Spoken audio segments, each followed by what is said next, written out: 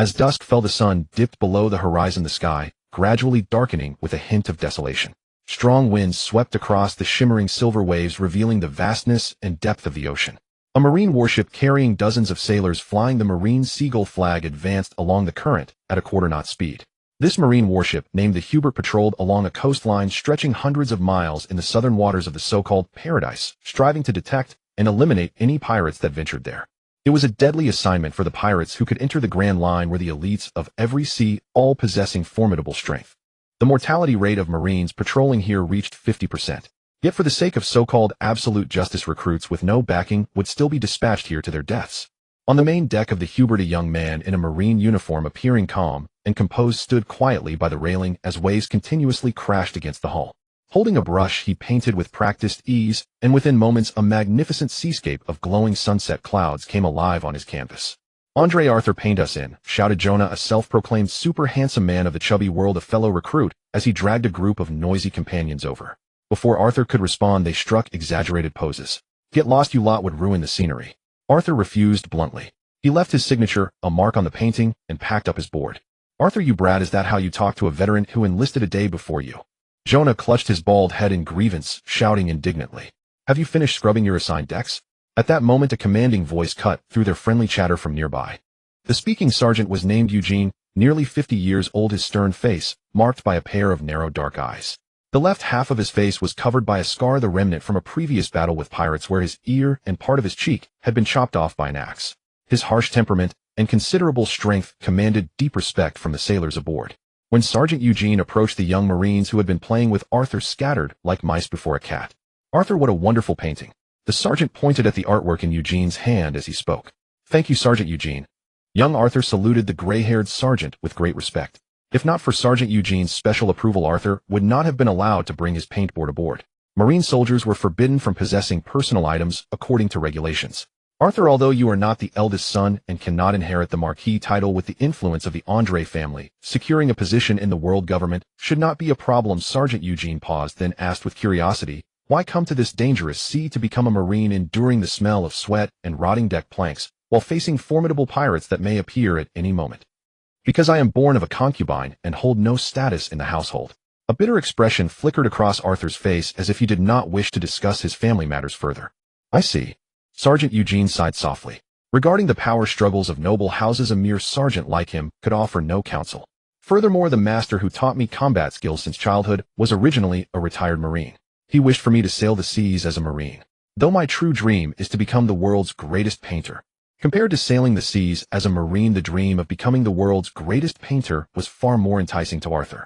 Yet, being a man of gratitude, he joined the Marines without hesitation to fulfill the old man's final wish. "Soldiers, brace yourselves. This is the Grand Line. Damn pirates could pop out at any moment." Suddenly, a thunderous roar pierced the air, blaring through loudspeakers from the captain's quarters. Whether the lieutenant captain was too jinxed or fate was toying with these Marines, a faint black appeared on the sea surface not far away. Experienced Marine veterans could immediately tell that it was a pirate ship that had just entered the Grand Line from the outer seas. War was imminent. The atmosphere across the entire warship froze instantly, as if the air itself was thick with the smell of gunpowder. "Boys, I have already reported to Major Sapo via Den Mushi. Reinforcements will arrive soon. No matter what, we must stop the pirates here. This is our mission." The lieutenant captain charged onto the deck, drew his saber, and delivered a passionate pre-battle speech to rally the Marines. However, judging from the pale faces and frightened eyes of most recruits seeing battle for the first time, the rally had little effect. The pirate ship advanced rapidly, showing no intention of evading the Marine warship, charging over arrogantly with utter contempt. In no time at all, a black skull flag fluttering in the sea breeze became clearly recognizable, although no one knew how strong the enemy was. When Major Sapo's reinforcements would arrive was equally uncertain, even in the lieutenant captain's heart. But as the frontline Marines blocking pirates from entering the Grand Line, they had no retreat and could only fight with everything they had. The moment they entered cannon range, Marine and pirate gunners opened fire almost simultaneously. With a thunderous roar, whistling black cannonballs shot forth. They crashed into the enemy ship, triggering violent explosions, sending thick black smoke billowing skyward. The shockwaves from the explosions were devastatingly powerful, hurling shattered debris into the air. Unfortunately, the Hubert's firepower was clearly far inferior to the pirate ship. Within moments of engagement, the Marine vessel was riddled with holes and lost power, floating helplessly on the sea. More fatally, the warship's starboard side was severely tilted and flooding with seawater. It would not be long before the entire ruined vessel sank beneath the waves. Normally, when a warship was about to sink, one must evacuate quickly. Otherwise, the whirlpool created by the sinking vessel would drag everything within range beneath the sea in an instant. These cornered Marines naturally understood this truth. But glancing at the sharks circling nearby waiting for their meal, no one dared to jump into the sea to escape. However, the victorious pirates clearly did not intend to spare these Marines who had dared to challenge them. The moment the pirate ship pulled alongside, the eager pirates leaped onto the Marine wreck to engage in close combat. Every moment pirates and Marines fell. Blood quickly soaked the deck and seeped into the seawater. The thick stench of blood filled the air. Floating corpses littered the water surface. Hysterical roars, pained grunts, and death screams continuously echoed. Arthur, paintboard on his back and blade in hand, remained remarkably calm and steady, showing no panic at the sudden pirate assault. He easily dodged a pirate's full-strength overhead slash, and in the same motion reversed his blade and drove it into the burly pirate's body. The pirate's eyes filled with unwillingness and despair as he let out a wretched groan. Blood spurted from his chest, his body crashing to the ground. Arthur pushed the corpse aside and immediately charged toward the next pirate. Although the Marines fought desperately, the pirate crew's combat strength was clearly far superior. Soon over a dozen wounded Marine soldiers were driven into the corner of the ship. When Arthur looked up toward the pirate ship anchored nearby, he was shocked to discover that most of the pirates attacking the Marine wreck were mere insignificant underlings. As for the truly powerful fighters, they lounged on the pirate ship, pointing at the Marines and making contemptuous remarks. Perhaps to them these Marines were too weak to be worth their personal effort. Just as the Marines on the Hubert were about to be completely annihilated, a Marine warship flying the Seagull flag appeared in the distance. The long-awaited reinforcements had come. The despondent Marines on the ruined ship reignited their hope and fighting spirit. It's Major Sapo's ship. Haha, those damn pirates are done for. Just as the surviving Marines' morale surged, the warship commanded by Major Sapo suddenly came to a halt. Standing at the bow, Major Sapo raised his binoculars and clearly saw the desperate eyes of the cornered Marines on the heavily listing ruined ship. Listen to my command, immediately evacuate this area. That Marine warship immediately turned around and without hesitation abandoned the Marines surrounded by pirates quickly sailing away from these waters. The abandoned naval soldiers stood frozen in disbelief, their fragile hope shattering in an instant as they watched Major Sapo's warship gradually fade from sight. In the hands of these bloodthirsty pirates who had stained their hands with countless killings awaited them a fate far grimmer than death. Despair spread like an ominous mist among the naval soldiers. Suddenly a rugged pirate covered in tattoos and sporting a thick scruffy beard strode forward. Tightly gripped in his hand was the still bleeding, wide-eyed, severed head of the late lieutenant commander. With a look of utter contempt, he glanced at the gathered naval soldiers and casually tossed the skull at their feet.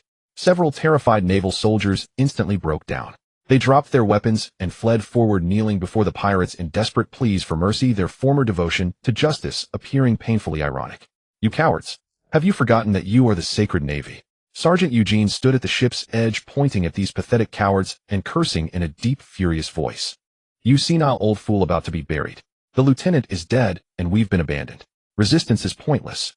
A naval soldier kneeling at the pirate's feet yelled nearly hysterically at Sergeant Eugene, perhaps hoping such submission would ensure his survival. At least that was his reasoning. Have you already forgotten the absolute justice you once swore to uphold, you bastard? Sergeant Eugene burned with rage, desperately wanting to charge forward and cleave that treacherous cur in two, but the watchful pirates kept him from making any rash moves. Go to hell with your pathetic justice, Sergeant Eugene. The rebel naval soldier, still kneeling and shouting, his face contorted into a grotesque mask, removed his navy cap and stomped it viciously, then gave them the middle finger with utter contempt. These deserting naval soldiers were fully aware that cowardice and defection would earn them the brutal rope. There was no turning back now. Some were even considering whether to kill 2 naval soldiers on the spot to prove their loyalty. Better to live as a wretch than die heroically. Who needed this nonsense about absolute justice over one's own life? A pirate bearing a scar across his face and possessing a towering muscular frame shoved aside the others blocking his path and stepped forward. His cold, shadowed eyes swept over the gathered naval soldiers. Without warning, he raised his arm and brought down a gleaming, razor-sharp battle axe. The soldier in front, still wearing an obsequious grin, was split cleanly in two. At that very moment, the surrounding pirates seemed to receive some unspoken command. With shrieks, they surged forward and butchered the groveling, defenseless deserters into minced meat. The captain said, "No prisoners. Those who can't even hold a weapon properly deserve to die." The hulking pirate licked the blood splattered at the corner of his mouth, a cold smile spreading across his face as he gazed at the pile of mangled flesh and bones scattered across the deck. There are plenty of vicious sharks in these waters. They've been waiting for you. Jump in. A short, lean pirate standing nearby announced eagerly. The previous battle had sent bodies and blood into the sea. These famished, bloodthirsty sharks followed the scent, immediately converging on the area.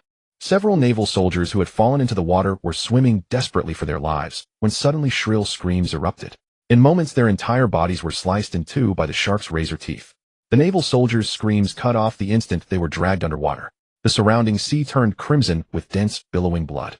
Those chilling fin-like shapes cut through the water like blades, and the faint outline of terrifying bodies glided beneath the surface, as if waiting hungrily for their next meal to drift into the ocean.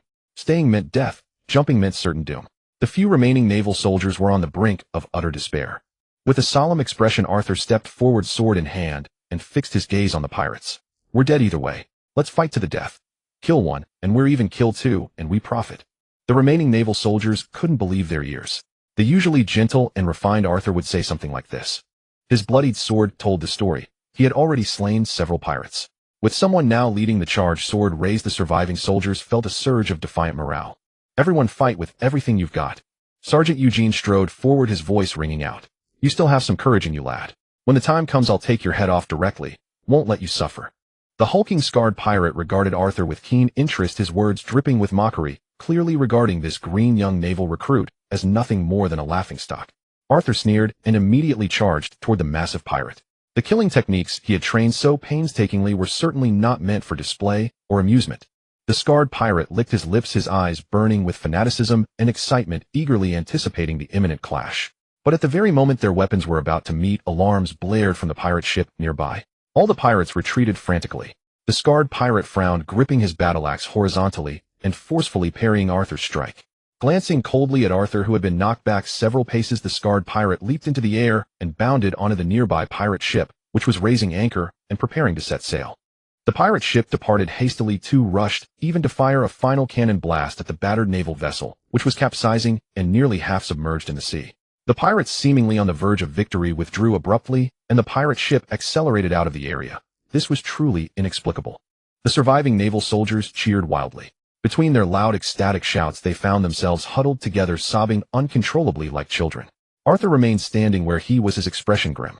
His right arm felt somewhat numb and trembled involuntarily. Blood continuously dripped from his palm and wrist down the blade's hilt. Only a single strike, that was all it had taken. And that was merely the scarred pirate's defensive parry. Had he attacked with full force instead of retreating, Arthur would likely already be lying dead on the ground, a cold corpse. And this hulking pirate was nothing more than a low-ranking thug aboard the enemy ship, far from being an officer or captain. Yet he possessed such astonishing and terrifying strength. What puzzled Arthur was this: since the enemy had already secured an overwhelming advantage, eliminating the remnants of the naval forces would have been trivial. Then why let them go? Why did they flee in such a panicked manner, as though they themselves were the ones being chased? "We're in deep trouble now." Clutched his right arm, where a deep, bone-visible wound bled steadily. Sergeant Eugene gazed at the distant horizon with a bitter expression, muttering to himself. Following Sergeant Eugene's gaze, Arthur's pupils instantly contracted. On the distant horizon, where sea met sky, the sun that had once illuminated the heavens had already sunk below. The once clear sky suddenly darkened. An invisible oppressive pressure weighed upon every heart, suffocating and heavy. The once turbulent sea had suddenly become eerily calm. Clouds in the sky appeared to be rapidly converging, as if something immense were brewing. Even more unsettling was that the numerous sharks that had been circling nearby, eagerly awaiting their meal, suddenly abandoned their prey and fled rapidly toward distant waters. All of this portended a violent typhoon rapidly coalescing on the sea. Soon this entire region would become a storm zone ruled by the Reaper himself. The weather in the Grand Line was always treacherous and unpredictable. This gathering storm had the power to obliterate everything afloat. Once the typhoon arrived, the naval vessel Hubert, which was already listing severely and flooding, would likely sink to the ocean floor before the storm even made landfall. "We must leave immediately, or the sinking warship will drag us all into the sea," Sergeant Eugene shouted desperately. Though all the naval soldiers agreed with the sergeant, abandoning the floating deck might prove even more fatal in the impending storm. Moreover, some of them couldn't swim at all. At that moment, Arthur suddenly sprinted to the side and forcefully chopped off a wide plank from the ship's railing. He hurled it into the sea and leaped upon it, allowing his entire body to float freely on the water's surface. Arthur understood clearly that mere words of encouragement were meaningless now. He needed to lead by example. Sure enough, Arthur's actions lit a spark of hope in the other's eyes. Following Sergeant Eugene's lead, they grabbed wooden planks and jumped into the icy, bone-chilling water, swimming as far from the wreckage as possible. Hardly had they distanced themselves from the ruined deck when a powerful vortex suddenly formed on the sea's surface. The warship began sinking rapidly. The surrounding seawater surged violently inward, and within mere seconds the once intact vessel was dragged to the ocean floor. The naval soldiers floating on the surface breathed sighs of relief. If they hadn't evacuated the ship in time, they would already be drowning in the deep. But the danger was far from over. The long-fermenting storm was beginning to unleash its fury. In an instant the sea and sky transformed. Towering waves dozens of meters high accompanied by furious lightning tearing across the horizon seemed to rend the very heavens asunder. Through the pitch-black night, thick clouds hung low as pea-sized raindrops poured down in sheets. Far ahead the seawater began to spiral upward, forming a tens of meters high spiral column that pierced the clouds. A breathtaking, terrifying spectacle. When the water tornado brimming with violent power roared past Arthur and the others, powerless as leaves on the ocean, disappeared without a trace amidst their futile cries. After an indeterminate amount of time, Arthur slowly regained consciousness. The warm sunlight beaming directly down upon him was so intense that he could scarcely keep his eyes open. After a moment, Arthur climbed to his feet. Upon the beach, a hermit crab perched atop his head, with its claws waving furiously as he gazed blankly around in confusion. The island was not particularly large, spanning no more than a few kilometers in circumference. Beyond the central mound and accumulated sand, only over a dozen fruitless coconut trees dotted the landscape. When Arthur turned to survey the surrounding waters, his eyes widened in disbelief, and a startled cry escaped his lips. At that moment, the island's vicinity basked in serene weather with a refreshing sea breeze caressing his face. A scene that with a few bikini-clad women would have been a perfect vacation paradise. Yet just miles away upon the open sea, terrifying thunderstorms raged. Monstrous waves dozens of meters high surged and crashed repeatedly, and numerous waterspouts connecting sea and sky churned with shocking force.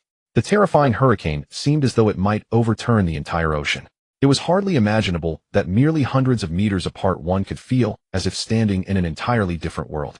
Around those waters which seemed to separate two worlds lay countless wrecked ships destroyed by the storms. Pirate vessels, naval warships, merchantmen, and fishing boats of all sizes and designs. Countless shipwrecks almost completely obscured the coastline surrounding the entire island. What puzzled him most was that no matter how violently the waves rose on the distant horizon, the surging seas and ominous stormy weather seemed to shrink back from this barren, desolate island, as if fearing divine intervention.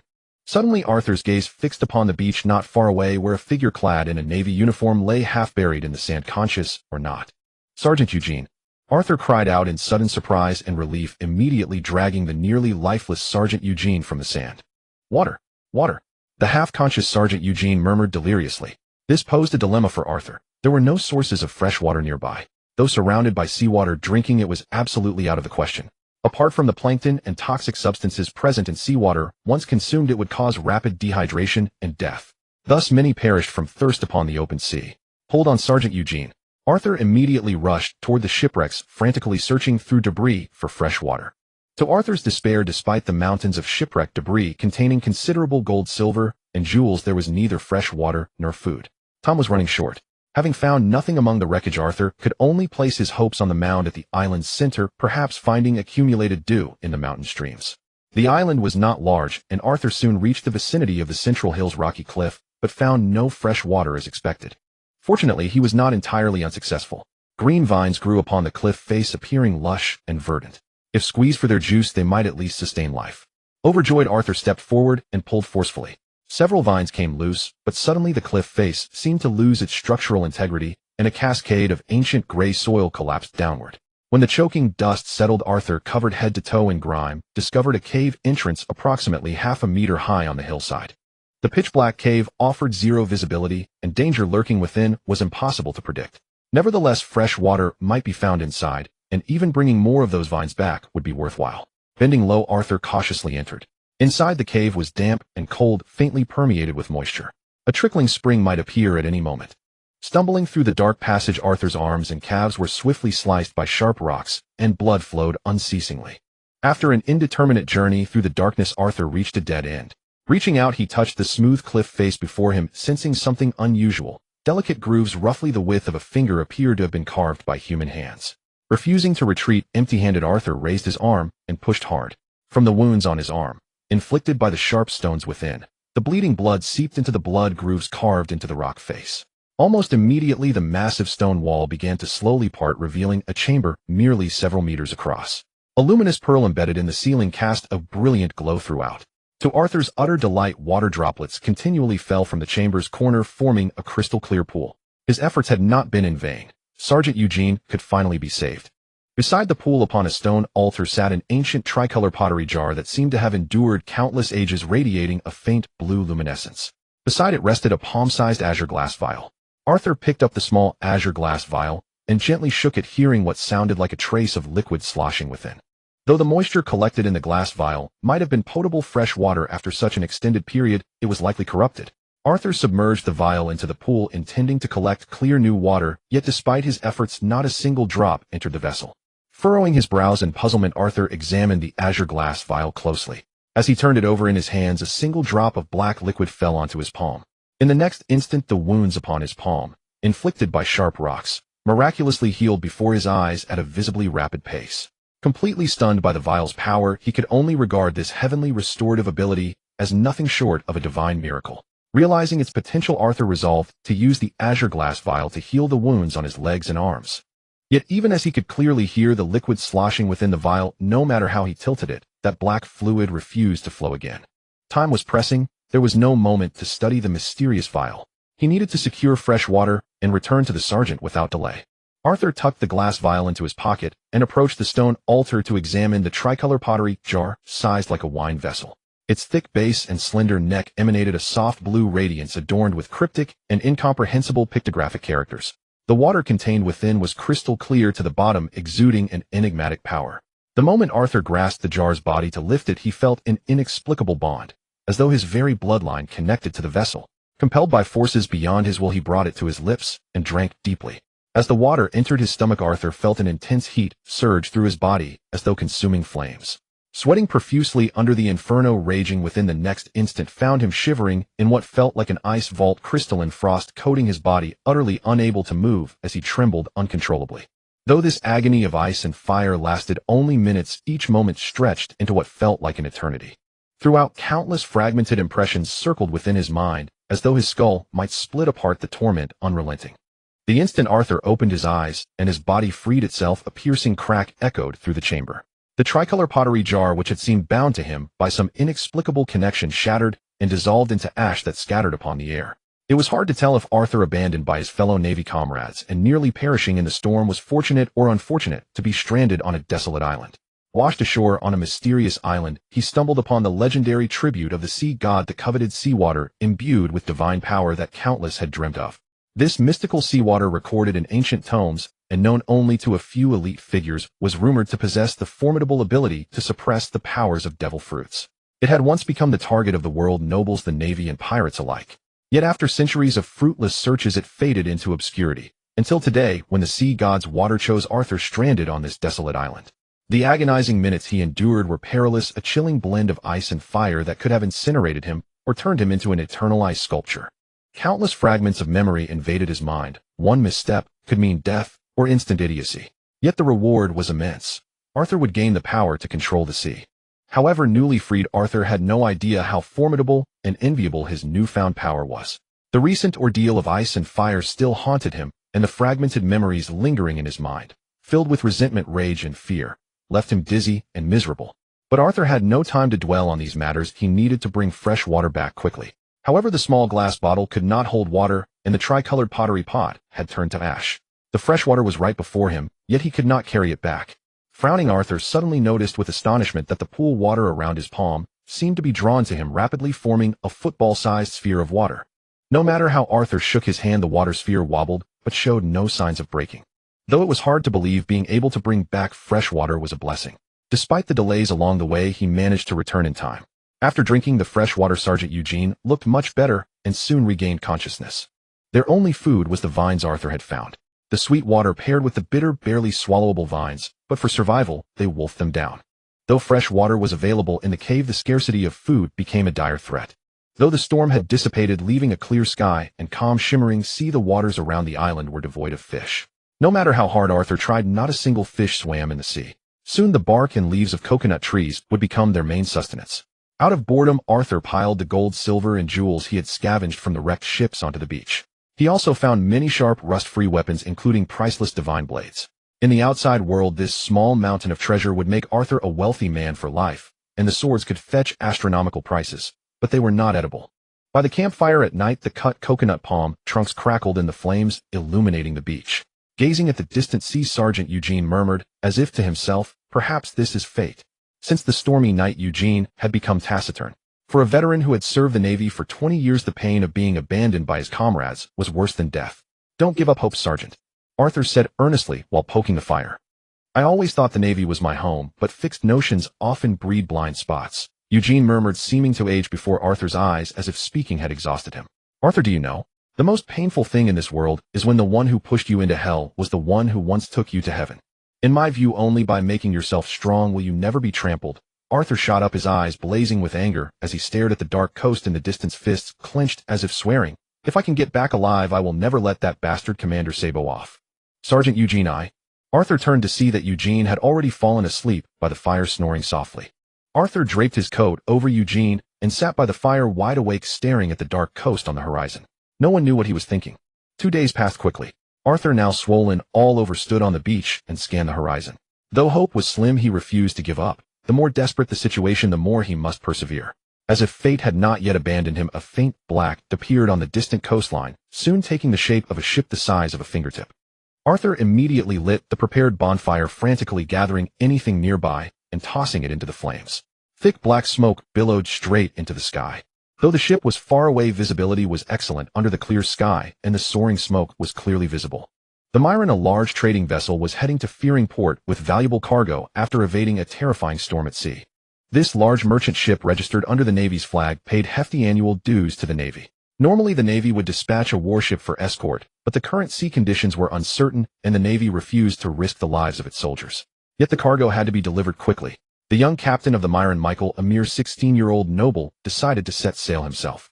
To avoid a week-long storm, he boldly chose this rarely traveled sea route. According to navigation records, they would reach White Harbor in 3 days. Suddenly 3 columns of thick smoke rose abruptly from the distant sea. The lookout immediately reported this to Captain Michael. At an emergency meeting, the management of the merchant ship was sharply divided on whether to rescue or not. Captain Michael, our ship carries extremely valuable cargo. We cannot risk rescuing unknown people. What if they are pirates? The consequences would be disastrous. Harold I, made, a man in his 50s with rich sailing experience and a grizzled beard, firmly opposed the rescue. That island is surrounded by countless shipwrecks, likely full of reefs. A ship of our tonnage could easily run aground. Jimmy, the young-looking chief engineer, leaned back in his chair, clasping his hands with a worried expression. We might fail to rescue them and end up trapped ourselves. Captain, please reconsider. Other crew members also voiced their objections. Rescuing people at sea might be a moral duty, but not an obligation.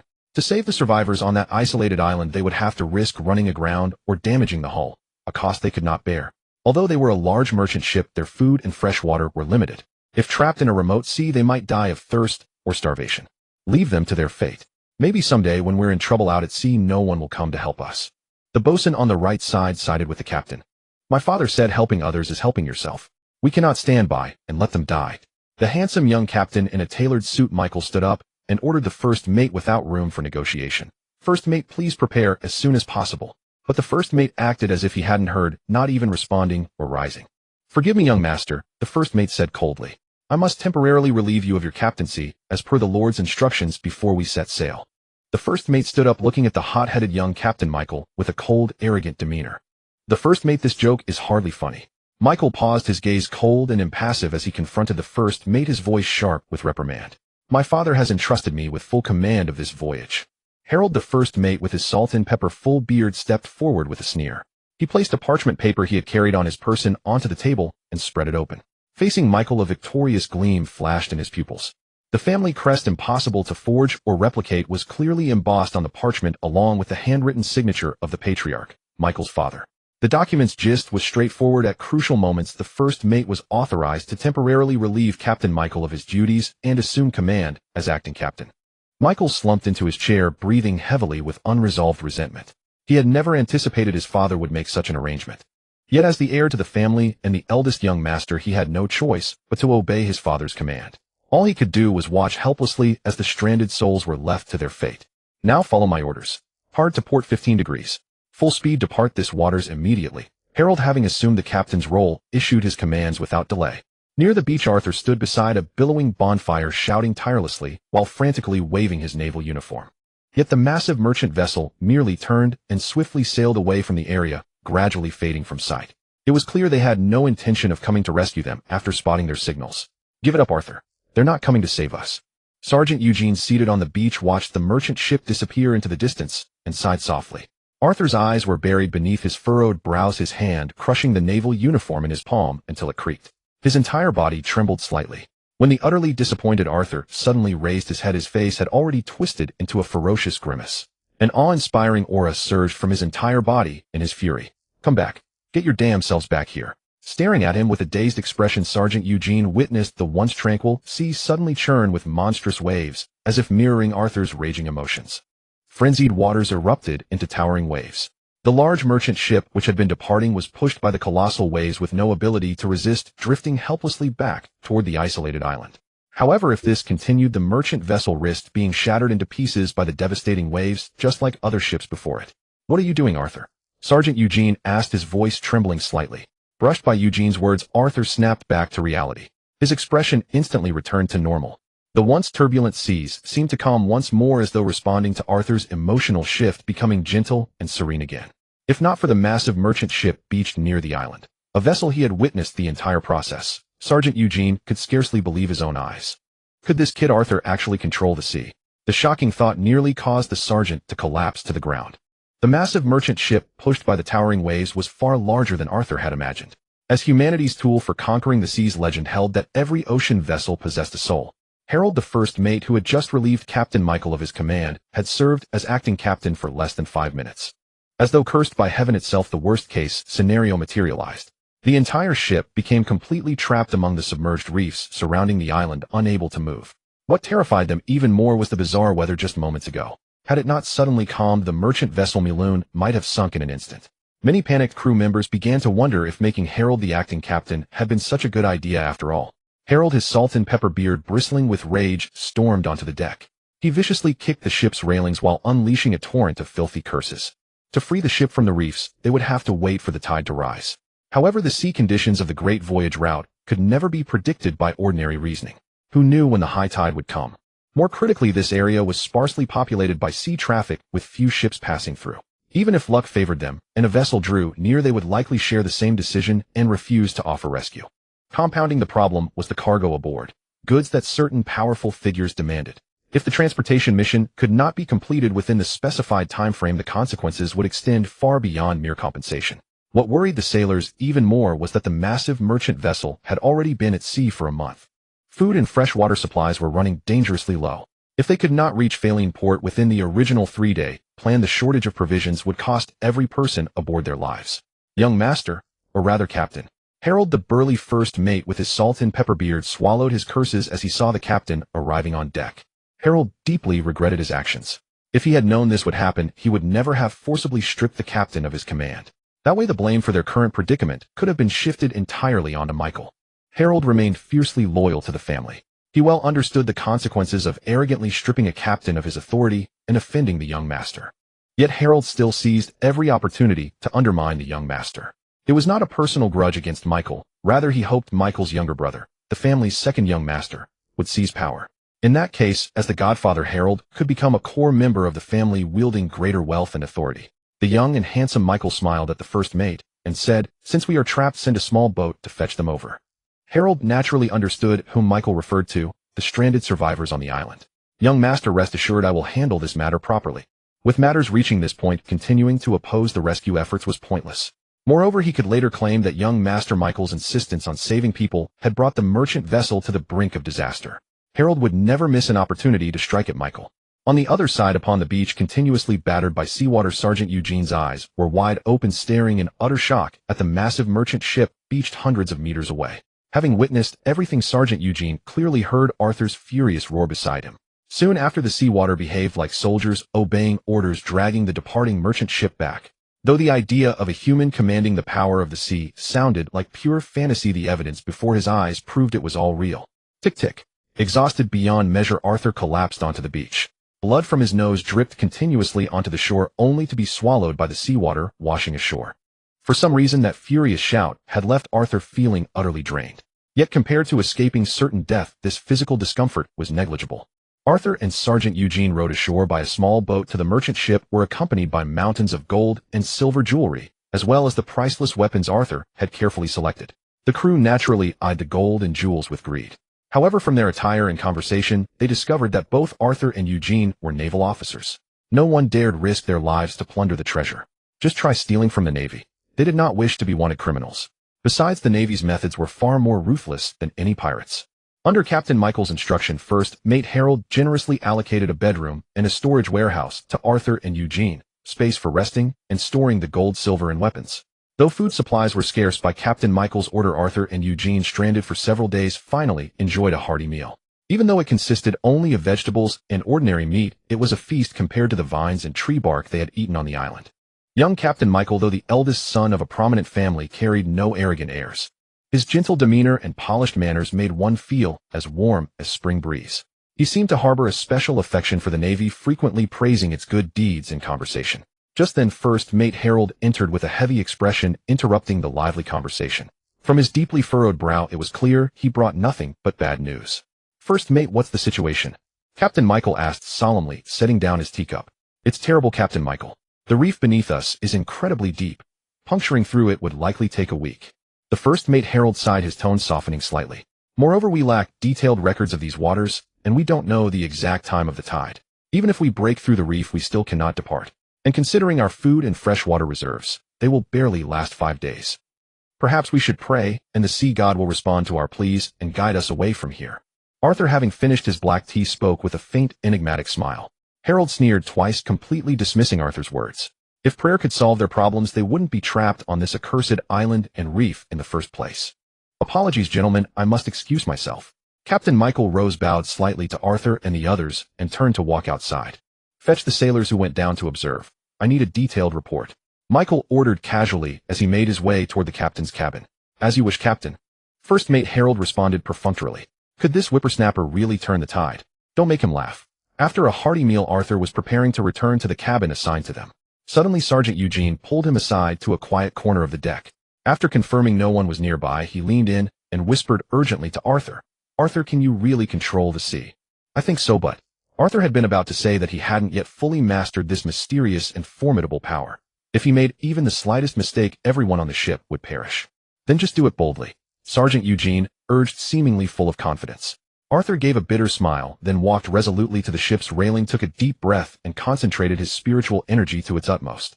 "Ocean, if I truly possess such power, please carry us away from here. I beg you." Suddenly, Arthur was enveloped in a tremendous wave of energy, and a violent aura erupted around him in all directions. Suddenly, the once calm sea seemed to resonate with Arthur's emotions. In an instant, the wind and clouds darkened, and towering waves surged. The large merchant vessel, wedged fast in the reef, rose like a leaf carried aloft by the surging massive waves, as if it were about to soar straight into the heavens in one bound. With a thunderous boom, water sprayed everywhere across the sea surface. The falling merchant ship settled steadily into the waters far from the reef, instantly breaking free from the grounding. Though they didn't understand what had happened, the sailors, having survived the crisis in safety, raised their beer-filled glasses and cheered wildly.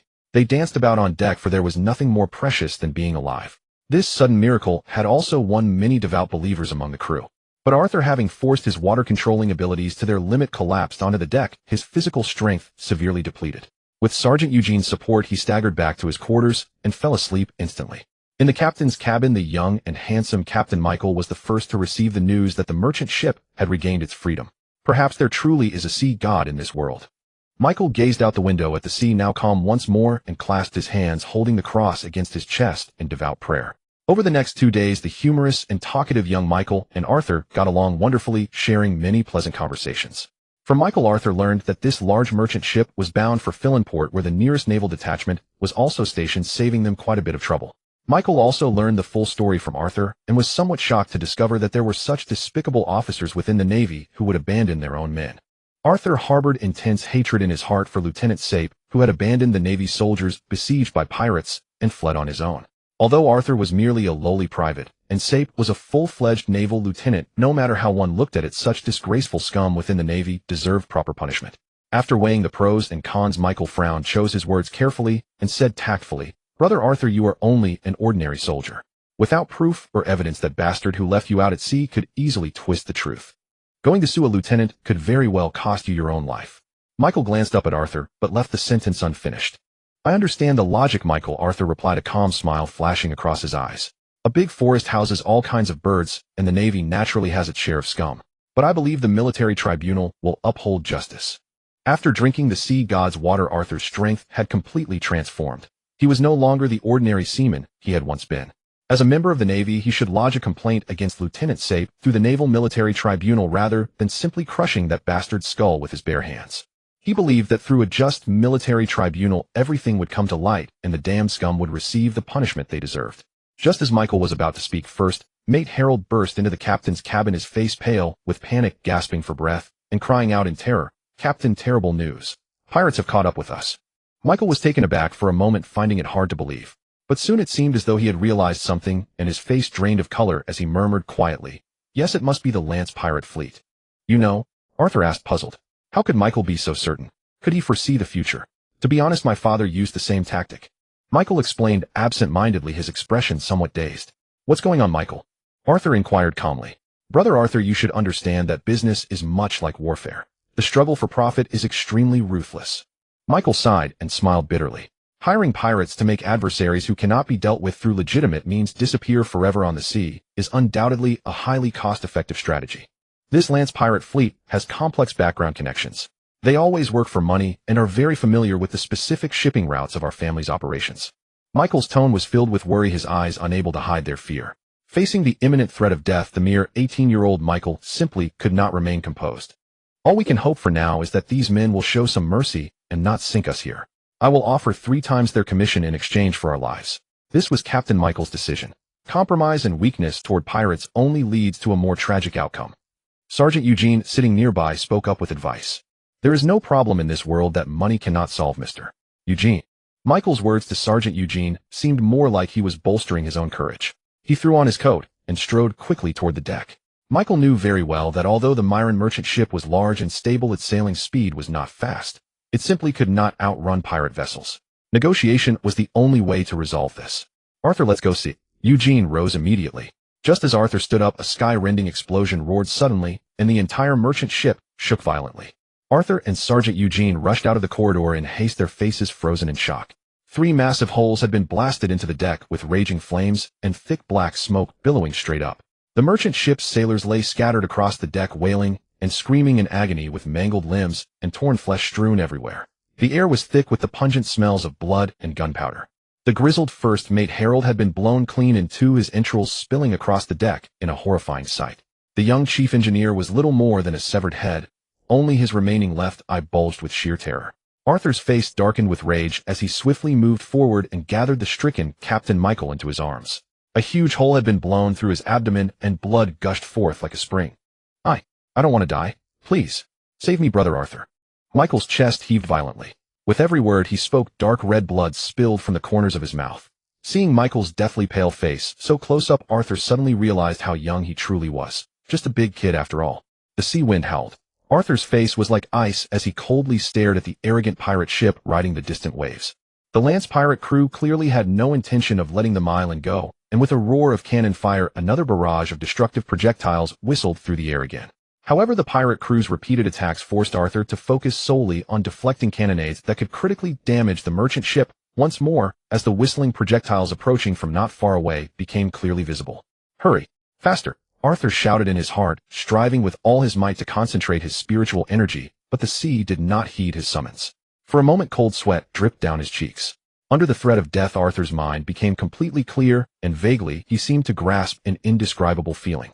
In an instant, a fierce aura gathered around his entire body. Some surviving sailors nearby hastily raised white flags, hoping these pirates would show mercy, but their hopes were instantly shattered as the rapidly approaching pirate ships fired their cannons once more. The incoming projectiles fell with a deafening boom, just as the sailors were on the verge of despair. Suddenly, several meters away from the merchant ship, a massive water wall, over 10 meters high, erupted, instantly swallowing the whistling projectiles.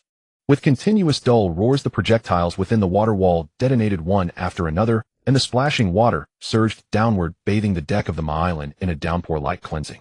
A group of sailors looked at the miracle before them in disbelief. Their previously anxious hearts soon calmed, and they fell to their knees on the deck, praying devoutly. Taking advantage of the pause in the pirate ship's attack, Arthur was about to take out the mysterious glaze to heal Michael. Suddenly several sailors rushed over from the direction of the nearby cabin led by the middle-aged ship's Dr. Barney, who wore a monocle. He quickly took the blood-loss-prone Captain Michael from them, performed urgent hemostatic bandaging with speed and skill, and without waiting for Arthur to speak, assisted by several sailors, carried Michael toward the medical bay. Arthur, who had intended to follow, suddenly stopped. At that moment, the pirate ships on the nearby sea not only opened fire again, but also set sail and charged toward them. It seemed that the Lance pirate crew who were hired for money were determined to sink the island and massacre everyone on the merchant ship. The fast-approaching slender pirate ship was now clearly distinguishable. The skull flag of the Lance pirate crew fluttered in the wind, and a crowd of pirates standing on deck sharpened their weapons, roaring wildly. They seemed eager to board the merchant ship to plunder and in addition to kill every living person aboard, as per the employer's orders. Arthur, standing at the ship's rail, had an indifferent expression.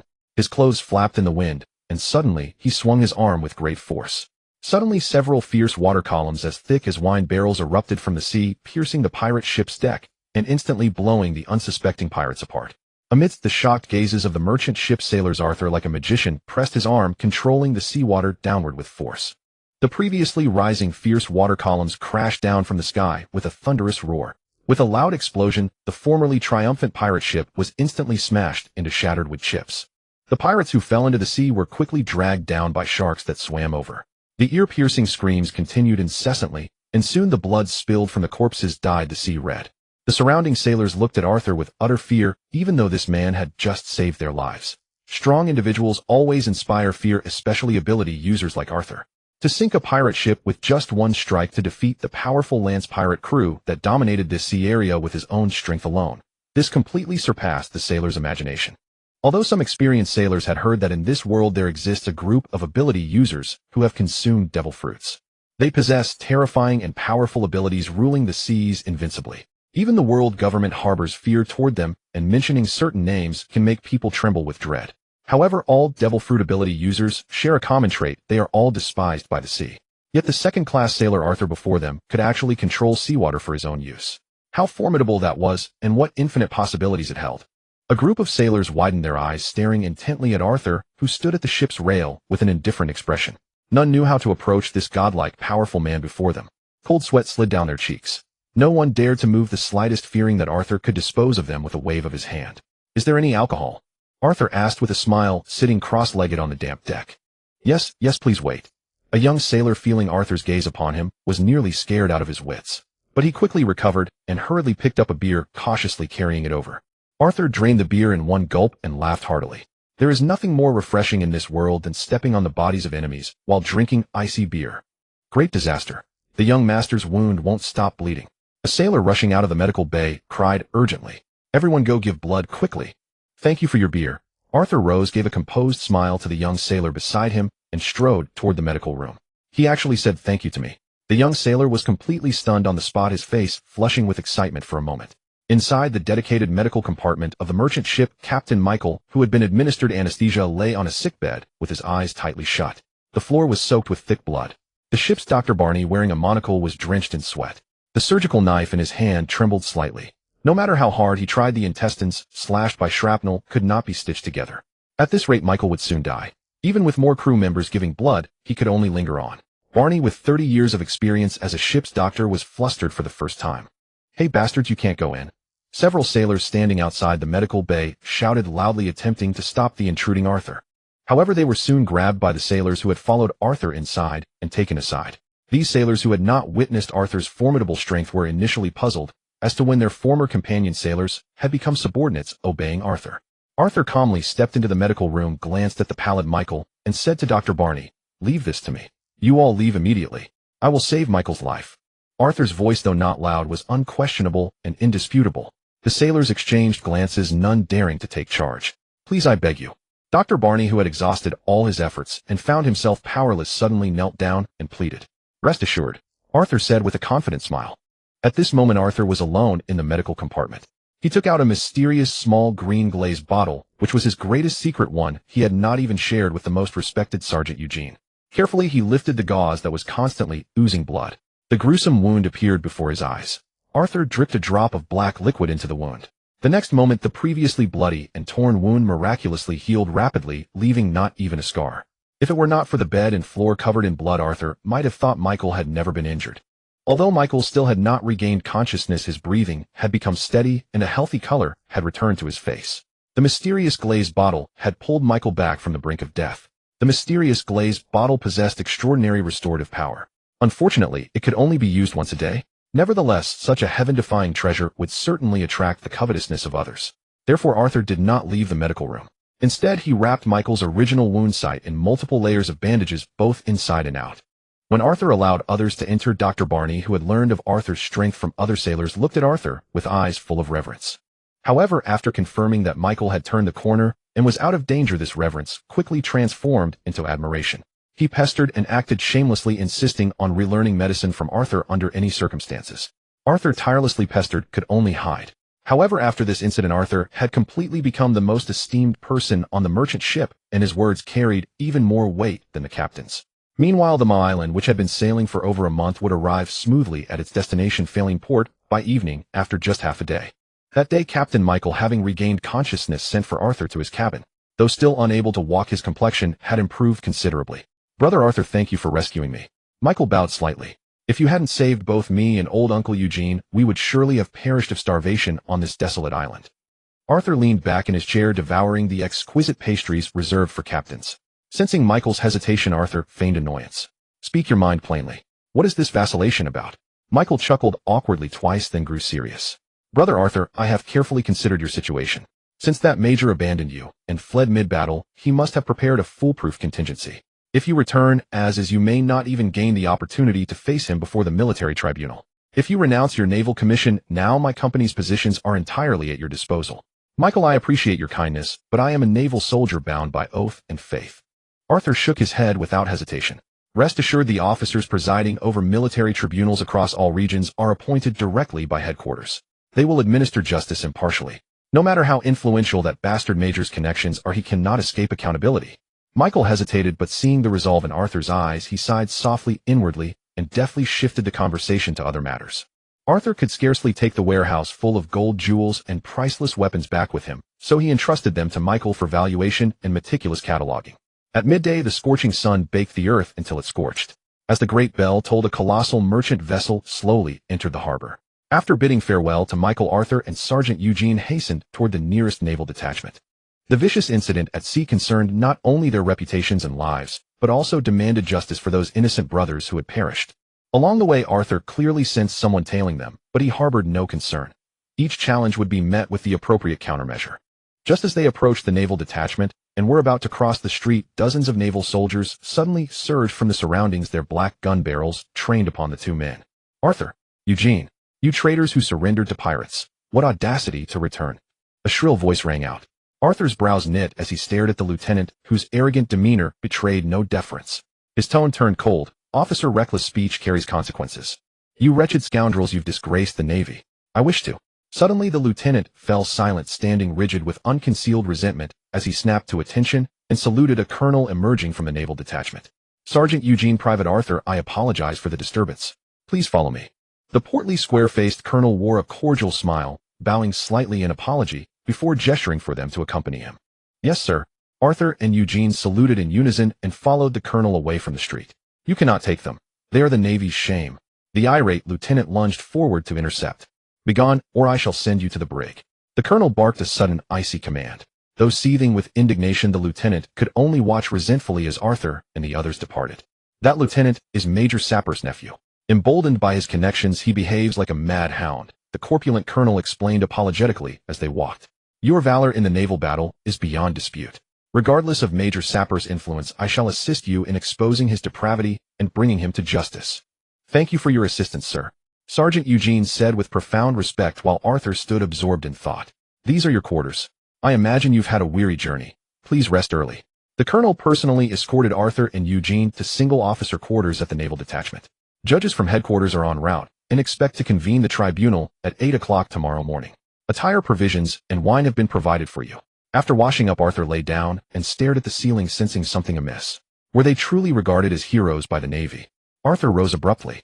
Hesitating for a moment as he lifted his wine glass, he suddenly recalled something. His expression darkened as he set the glass down and hurried to Sergeant Eugene's quarters across the hall. To Arthur's relief, Sergeant Eugene was sound asleep in his room. The air hung thick with the aroma of liquor indicating heavy consumption before bed. Fortunately, no crisis materialized as he had feared. Retreating to his own room, Arthur shook his head with a wry smile. He had been overthinking again. Days at sea had rendered him increasingly cautious and suspicious. This was a naval detachment. The only place safer than this was Marineford, the Navy's headquarters. Precautionary measures aside, though hunger gnawed at him, Arthur refrained from touching the food and wine in his quarters throughout the night. Early the next morning, armed soldiers entered the room. The sergeant in charge collected the shackles and manacles, offering Arthur a smile. Standard procedure, I'm afraid. Your cooperation is appreciated. Arthur frowned slightly, but offered no resistance. As a naval soldier, military tribunal regulations were to be obeyed. Escorted by armed soldiers, Arthur traversed the long corridor to reach the solemn hallowed hall of the military tribunal. The chamber was expansive with brilliant sunlight streaming through the windows, seemingly dispelling all darkness. Military judges from Marineford, the Navy's headquarters, had already arrived. The jury and naval defense attorneys were in position. Everything appeared utterly normal, almost unnervingly so. Just then Major Sapper, the man Arthur regarded as an archenemy, the man he wished to see dismantled bone by bone, entered from outside. Clad in a pristine uniform, Major Sapper looked down upon Arthur with supreme arrogance. A triumphant gleam flickered in those blue eyes, suggesting complete control. His savoring smile unsettled Arthur suddenly. Arthur's heart plummeted. He realized something was gravely wrong.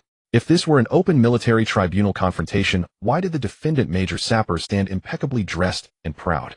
In stark contrast, Arthur the complainant resembled a prisoner awaiting trial, encumbered by shackles and leg irons. This did not resemble a public confrontation, but rather a trial directed at him. The lieutenant who had earlier obstructed them at the naval detachment entrance now served as the tribunal's bailiff, while the portly colonel had become the presiding judge with decisive authority. All of this indicated the earlier scene was merely an act designed to convince Arthur and Sergeant Eugene that the military tribunal would conduct a fair and open trial. Even more incredulous to Arthur was that Major Sapper occupied the plaintiff's bench, while Arthur, wearing handcuffs and leg irons, was forcibly thrust into the defendant's seat. Let the plaintiff state the events of that day. Concealment, fabrication, or defamation will not be tolerated. The judge, with a stern expression, signaled Major Sapper to rise and testify. Major Sapper rose and spoke composedly. Your Honor, on the evening of July 25th, this vessel received a distress signal from the naval warship Hubert. The captain's plea reported that most of the naval personnel aboard, led by Sergeant Eugene and Private Arthur, had mutinied and required urgent rescue. Upon our arrival, the captain of the naval warship Hubert was already slain, his head conspicuously displayed on the mainmast. Major Sapper's tone brimmed with righteous indignation. Simultaneously, pirate vessels concealed in the vicinity suddenly steered toward our warship. We deduced that Sergeant Eugene and Private Arthur had defected to the pirate faction. In accordance with naval war regulations, under such circumstances of being outnumbered, an ambushed withdrawal was justified. That concludes my testimony, Your Honor. Major Sapper resumed his seat with composure, as if every word were truth. Your Honor. Arthur rose in anger, fixing his gaze upon the elevated judge. Order. Disgust flickered in the judge's eyes. Private Arthur, I have not yet interrogated you. Respect the court's decorum and refrain from speaking out of turn. Call the witness, the judge proclaimed suddenly. A witness. Arthur paused, utterly incredulous. Logically, witnesses were supposed to be eyewitnesses to the day's events. Naval personnel aboard Major Sapper's ship, due to hierarchical subordination, possessed no right to testify. Thus could there possibly be survivors among the Hubert's naval crew who had disappeared at sea that day? Arthur felt a mixture of shock and hope, his gaze filled with anticipation as the massive doors slowly opened. The doors of the military court slowly creaked open, and a naval soldier was ushered in. This man was no stranger. He was Chow Na, the recruit who had joined the Navy one day earlier than Yusei, and had always boasted of being the handsomest among the chubby boys. Yusei had assumed Chow Na had perished in the treacherous seas like all other Navy soldiers during that terrifying storm, never expecting him to survive. A mixture of astonishment and joy flooded his heart. A week apart had visibly gaunt-faced Chow Na's cheeks hollowed by sorrow. As Chow Na passed by the defendant's bench, he deliberately slowed his pace and whispered swiftly to Yusei, Confess, Yusei, only then can you survive. Before Yusei could react, Chow Na had already ascended the witness stand, solemnly reciting the sacred court oath, vowing never to commit perjury. Please recount the events of that day. The judge's tone remained as impassive as ever. Esteemed judge. Chow Na gave a slight bow and continued his testimony. I witnessed Sergeant Eugene pierce the lieutenant captain's neck with a knife and fork. He promised every crew member substantial rewards for cooperating with the pirates. Some dissenters were pushed into the sea by Yusei to feed the sharks. So you accepted the terms? The judge's voice suddenly turned stern. Esteemed judge, I admit my guilt. Standing at the witness stand, Chow Na's eyes filled with remorse, his voice choking at times. Out of fear, I could only pretend to agree. I did not want to meet the same fate as those rebellious crewmen thrown alive into the sea to feed sharks. Standing at the defendant's bench shackled by heavy irons and leg irons, Yusei laughed in fury, his entire body trembling. How ironic the grandiose speech. It was a so-called righteous Navy man committing perjury in a military court with such blatant pretense. Yusei suddenly understood the Major's earlier enigmatic smile, which held an air of knowing control. This military trial was entirely a setup. If neither Yusei nor Sergeant Eugene had returned, the case would remain suspicious. Moreover, with prolonged delay, the Marine headquarters at Ma Lin Fan Duo would dispatch a special investigative team. Now, once put through a military tribunal, Yusei would be rendered voiceless, forever branded on the pillar of shame in history. Bring the principal culprit, Sergeant Eugene, into the courtroom. The judge's severe, ice-cold voice echoed through the hall. Yusei's face turned extremely pale and grim as he stared blankly at Sergeant Eugene, whose body was beaten to a pulp and dragged in by two soldiers roughly. A grotesque trail of blood marked the passage. The elevated judge took the blood-written testimony bearing a fingerprint and immediately rose to read with gravity. The evidence is conclusive. Witnesses and physical proof are present. Facts are clear. Now I pronounce sentence. Sergeant Eugene is sentenced to death. Private Yusei is sentenced to death, to be executed immediately. Enough. Yusei sneered, his cold gaze sweeping over those present, his thunderous shout interrupting the judge's pronouncement. What a ridiculous trial, a farcical performance, a premeditated trap. Yusei, having been deceived, erupted instantly, filled with despair towards so-called justice. With a deafening crash, Yusei wrenched open the heavy shackles and leg irons that had bound his body. Several surrounding soldiers were about to raise their rifles, but Yusei surged forward and kicked them flying, sending them crashing against distant walls, their fates unknown. Amidst the horrified gazes of all present, the raging Yusei sprinted toward the Major and delivered a vengeful punch straight into Major Sabo's face. There was a sickening thud. Major Sabo, unable to dodge in time, had his entire face smashed inward. His eyeballs burst, blood splattered everywhere. His lifeless corpse slumped across the seat, looking utterly bizarre. Do not come closer.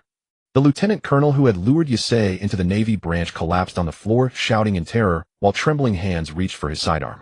Yet Yusei moved with blazing speed like a gust of wind. Die, scum! A crisp snap of shattering bones echoed as Yusei in his wrath mercilessly wrenched the lieutenant colonel's neck. Yusei seized the lieutenant colonel's pistol and fired several shots at the judge attempting to flee. With a final wail, the panicked judge fell hit. Don't kill me. We're comrades. Xiao Na slumped on the ground and, shivering incessantly, looked at the rampaging Yusei with utter terror. Yusei's eyes were cold as ice, as if he had not heard Xiao Na's words. In truth, what mattered most to Yusei now was to take the dying Sergeant Eugene and escape this cursed place. As for Xiao Na, such a wretched lowlife, killing him would only soil his hands. He casually tossed the pistol aside, tilted his head slightly, and gave a final indifferent glance at the Navy flag hanging in the center of the hall, symbolizing justice and fairness. Yusei knew he could no longer remain a Navy man. Even if the maritime incident cleared his name, the charge of murdering a superior officer warranted the death penalty absolutely. Moreover, Yusei suddenly felt that the once solemn and dignified Navy branch now exuded a chilling dread akin to a graveyard. Approaching the critically injured and unconscious Sergeant Eugene, he took out a cyan glass bottle from his possession. Yusei carefully dripped the precious medicinal liquid onto Eugene's gore-covered wounds. Soon the injuries healed at a visibly rapid pace, saving the sergeant's life. Planning to leave this quagmire as soon as possible, Yusei hoisted Eugene onto his shoulder and rushed outward, colliding head-on with Navy soldiers guarding the courthouse.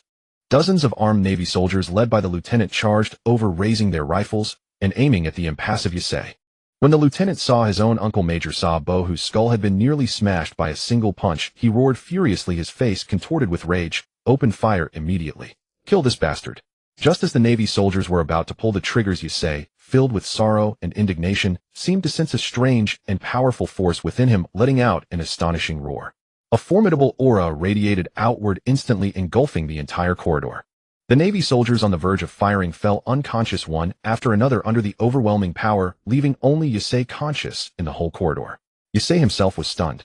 That oppressive, coercive power was truly astonishing, having incapacitated dozens of Navy soldiers in an instant.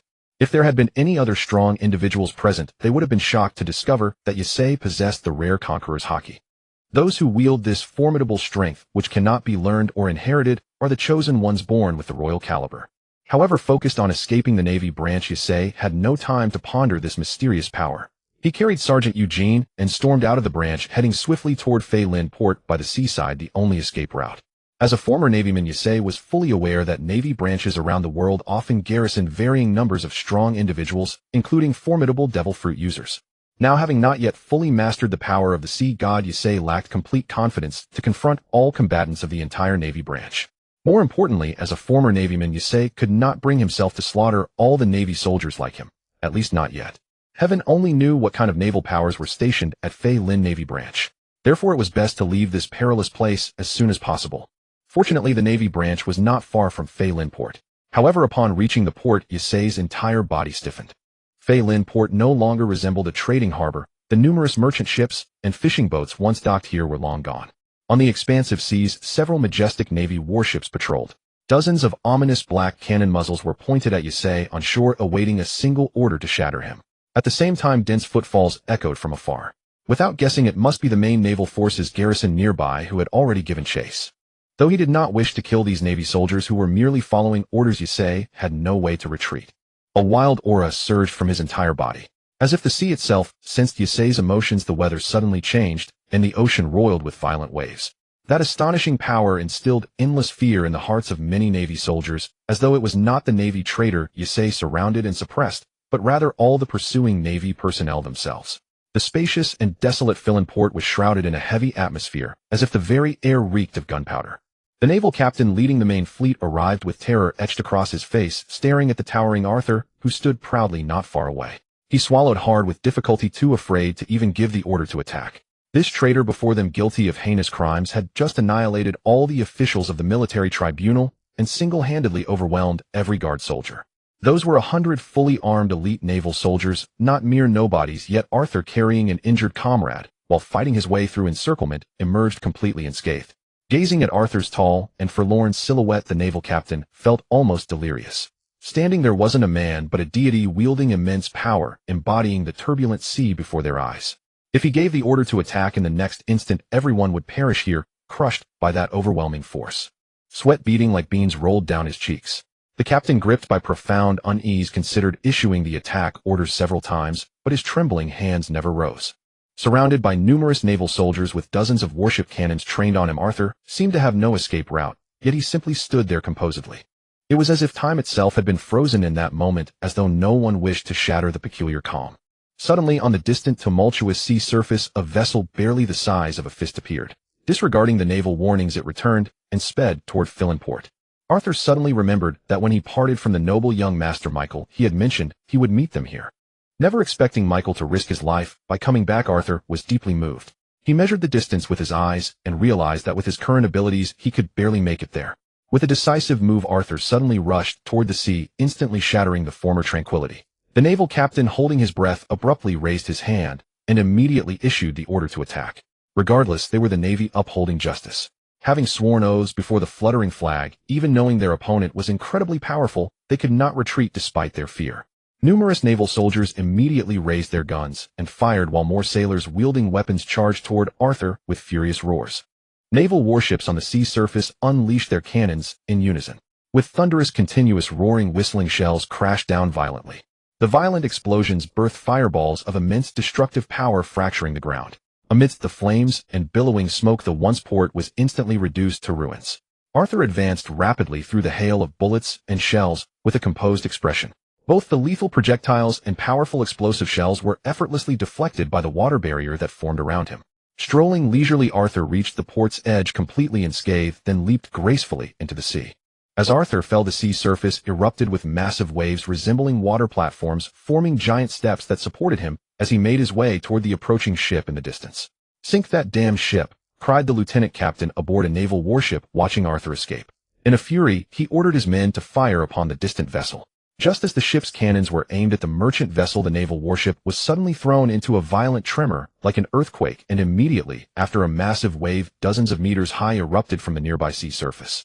"God help us, who will save us?" cried several naval soldiers standing at the railings in near despair. In endless terror, they watched helplessly as the colossal wave crashed down upon them. "It's all over," murmured the hot-tempered lieutenant captain, his eyes filled with bitterness. Collapsing onto the deck with a look of utter dejection, he watched the terrifying wave tens of meters high surging toward him, his face drained of all color from fear. With a thunderous crash, the naval warship struck by the massive wave shattered like paper, scattering in all directions. Instantly, the sea surface was littered with wreckage and struggling naval soldiers crying for help. Arthur, who had been relentlessly pursued and surrounded by the Philin Naval Division, successfully boarded the ship that had turned around and soon disappeared from view.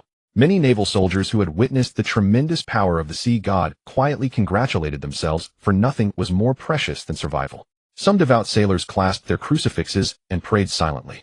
To most naval soldiers, this pursued traitor Arthur, despite possessing divine sea god powers, had shown no ruthlessness in wiping them out, nor had he deliberately killed anyone. Perhaps he wasn't as irredeemable as the rumors claimed. However, some naval officers were furious, for the Department of Justice would likely launch an investigation into him soon enough. The Department of Justice, known for fabricating charges, would demand thorough explanations of how a naval traitor carrying an injured man had so calmly escaped from encirclement. Moreover, regardless of the investigation's outcome, these officers' prospects for promotion were already ruined.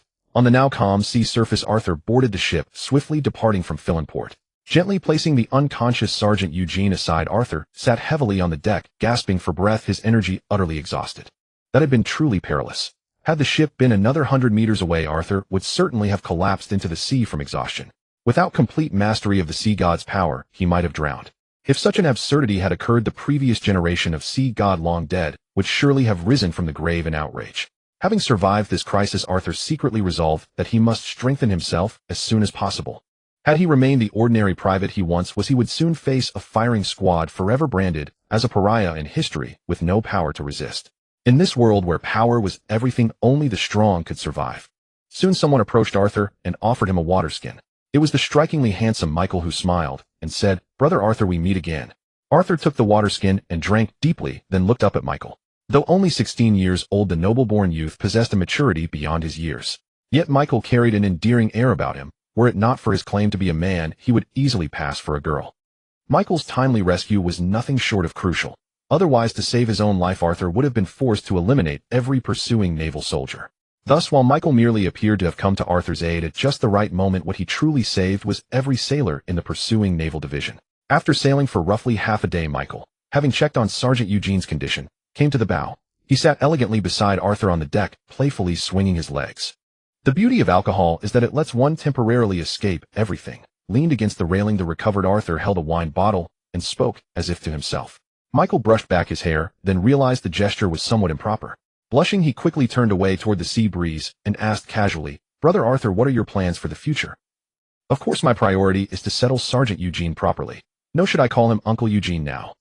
Arthur chuckled wryly, since from now on they would no longer be naval personnel, and thus could not address each other by military rank. "I'm afraid before long you'll be wanted by the Navy. In my opinion, it would be wiser to stay as far away from naval waters as possible." Michael offered his analysis with composure. "Do you have any suggestions, Michael?" He knew Michael already had something in mind. Arthur simply needed him to voice it. "There's a seaside estate on York Island to the southeast. If Brother Arthur is willing, you could take Uncle Eugene there to recuperate," Michael said eagerly. Before Arthur could respond, a whistling shell struck near the railing, sending up a massive geyser of water and causing the entire vessel to shake violently. Unable to stand steady, Michael cried out and stumbled into Arthur's arms, his face flushing red, clearly flustered. Arthur, his expression grave, didn't notice Michael's awkward demeanor in his arms. His gaze quickly locked onto 3 naval warships pursuing them across the sea. And on the lead flagship, the distinctive naval flag flying proudly was one Arthur would never mistake. The pursuer was none other than the Navy's famed beauty, Colonel Tina of the Naval Headquarters, known as the Black Prison. "Halt your vessel immediately for inspection. Noncompliance will result in being sunk." A cold ultimatum echoed from 3 naval warships that had closed in from a triangular formation. A woman clad in a rose-colored professional ensemble and the naval justice shawl gracefully removed her deep purple gloves. She flicked away her half-smoked cigarette with casual indifference. Then the haughty colonel stepped forward, standing at the prow of the flagship as the sea breeze whipped around her. Possessing exquisite beauty and an elegant figure, Naval Major Tina's every gesture radiated an extraordinary demeanor. Her gaze had already locked onto the swift vessel where Arthur sat several nautical miles away.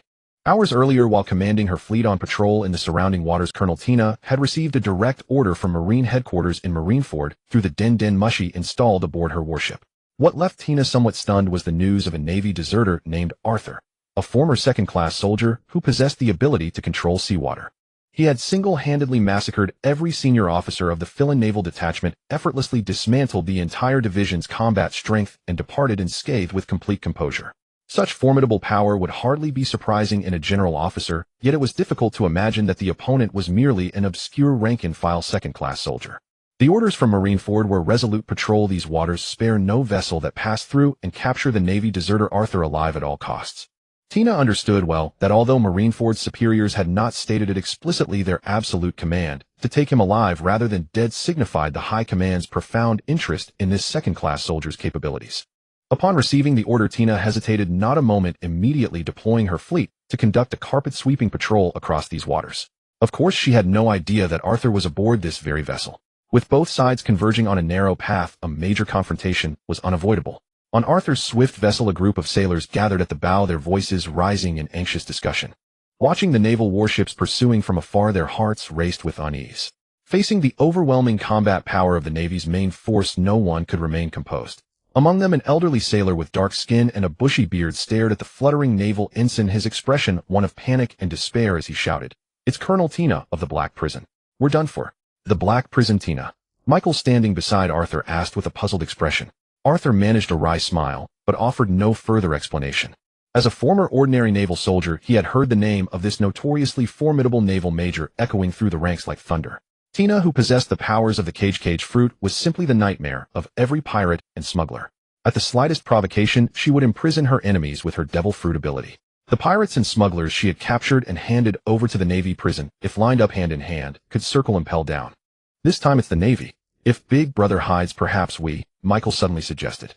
"Rest assured, leave this beautiful woman to me," Arthur declared with pride. Although he had no intention of slaughtering every pursuing naval vessel, he would never allow them to act with impunity. Moreover, having just endured an unjust trial half a day prior, where Uncle Eugene had nearly perished under torture, and now being hunted by the Navy, Arthur's belly was already boiling with fury. A beautiful woman. Michael turned to gaze at the heroic and elegant Major Tina on the naval flagship, his lips pursing in sudden annoyance. He shot Arthur a resentful glance at his praise of the enemy. On the naval warship, seeing no sign that the swift vessel intended to halt for inspection, Tina's expression darkened instantly. "These bastards must have something to hide." Tina is quite displeased. With a casual wave, she issued a cold command, "Sink it with the black gun formation." "Aye, sir." A group of naval soldiers who admired their captain, their faces alight with excitement, rushed to their positions with urgency, executing the black gun formation as ordered. Soon massive and heavy black iron bars were mounted along the gunnels, aimed at the swift vessel within range. In truth, this so-called black gun formation simply involved launching these heavy cylindrical black iron bars like projectiles to pierce and sink enemy vessels, a tactic that had proven highly effective in numerous naval engagements. "Run for your lives. Save us. We surrender." Watching the heavy cylindrical iron bars plummeting from the sky, like a torrential rain, the crew aboard the swift vessel completely broke down. Pallid-faced sailors scrambled in every direction, their screams and cries creating utter chaos across the deck. Only the young noble Michael, standing to one side, seemed to hold unwavering confidence in Arthur, showing no trace of unease. Facing the imminent destruction of his vessel and certain death, a relaxed smile played on Arthur's lips. He leaped onto the rail and stood against the wind, his garments fluttering wildly in the gale. A raging aura surged from Arthur's entire body. The sea around him churned violently, colossal waves crashing against the ocean's surface and sending sprays of frothing white foam into the air. With a casual wave of his hand, towering walls of water dozens of meters high rose from the surrounding sea. The incoming iron bars collided forcefully against this barrier, splashing countless droplets, yet their tremendous impact was effortlessly deflected by the pliant water wall. Leaping into the sea, Arthur stood atop the churning waves with a calm expression, his mind sharply focused. The aura emanating from his body continuously merged with the wild ocean waters. Seeing the black gun formation prove ineffective, the naval warship's massive cannons at the captain's command swung around to target Arthur, standing upon the splashing waves. A composed smile graced Arthur's face, as though he had not noticed the hostile naval warships looming in the distance. His glowing palm gently brushed across the sea surface.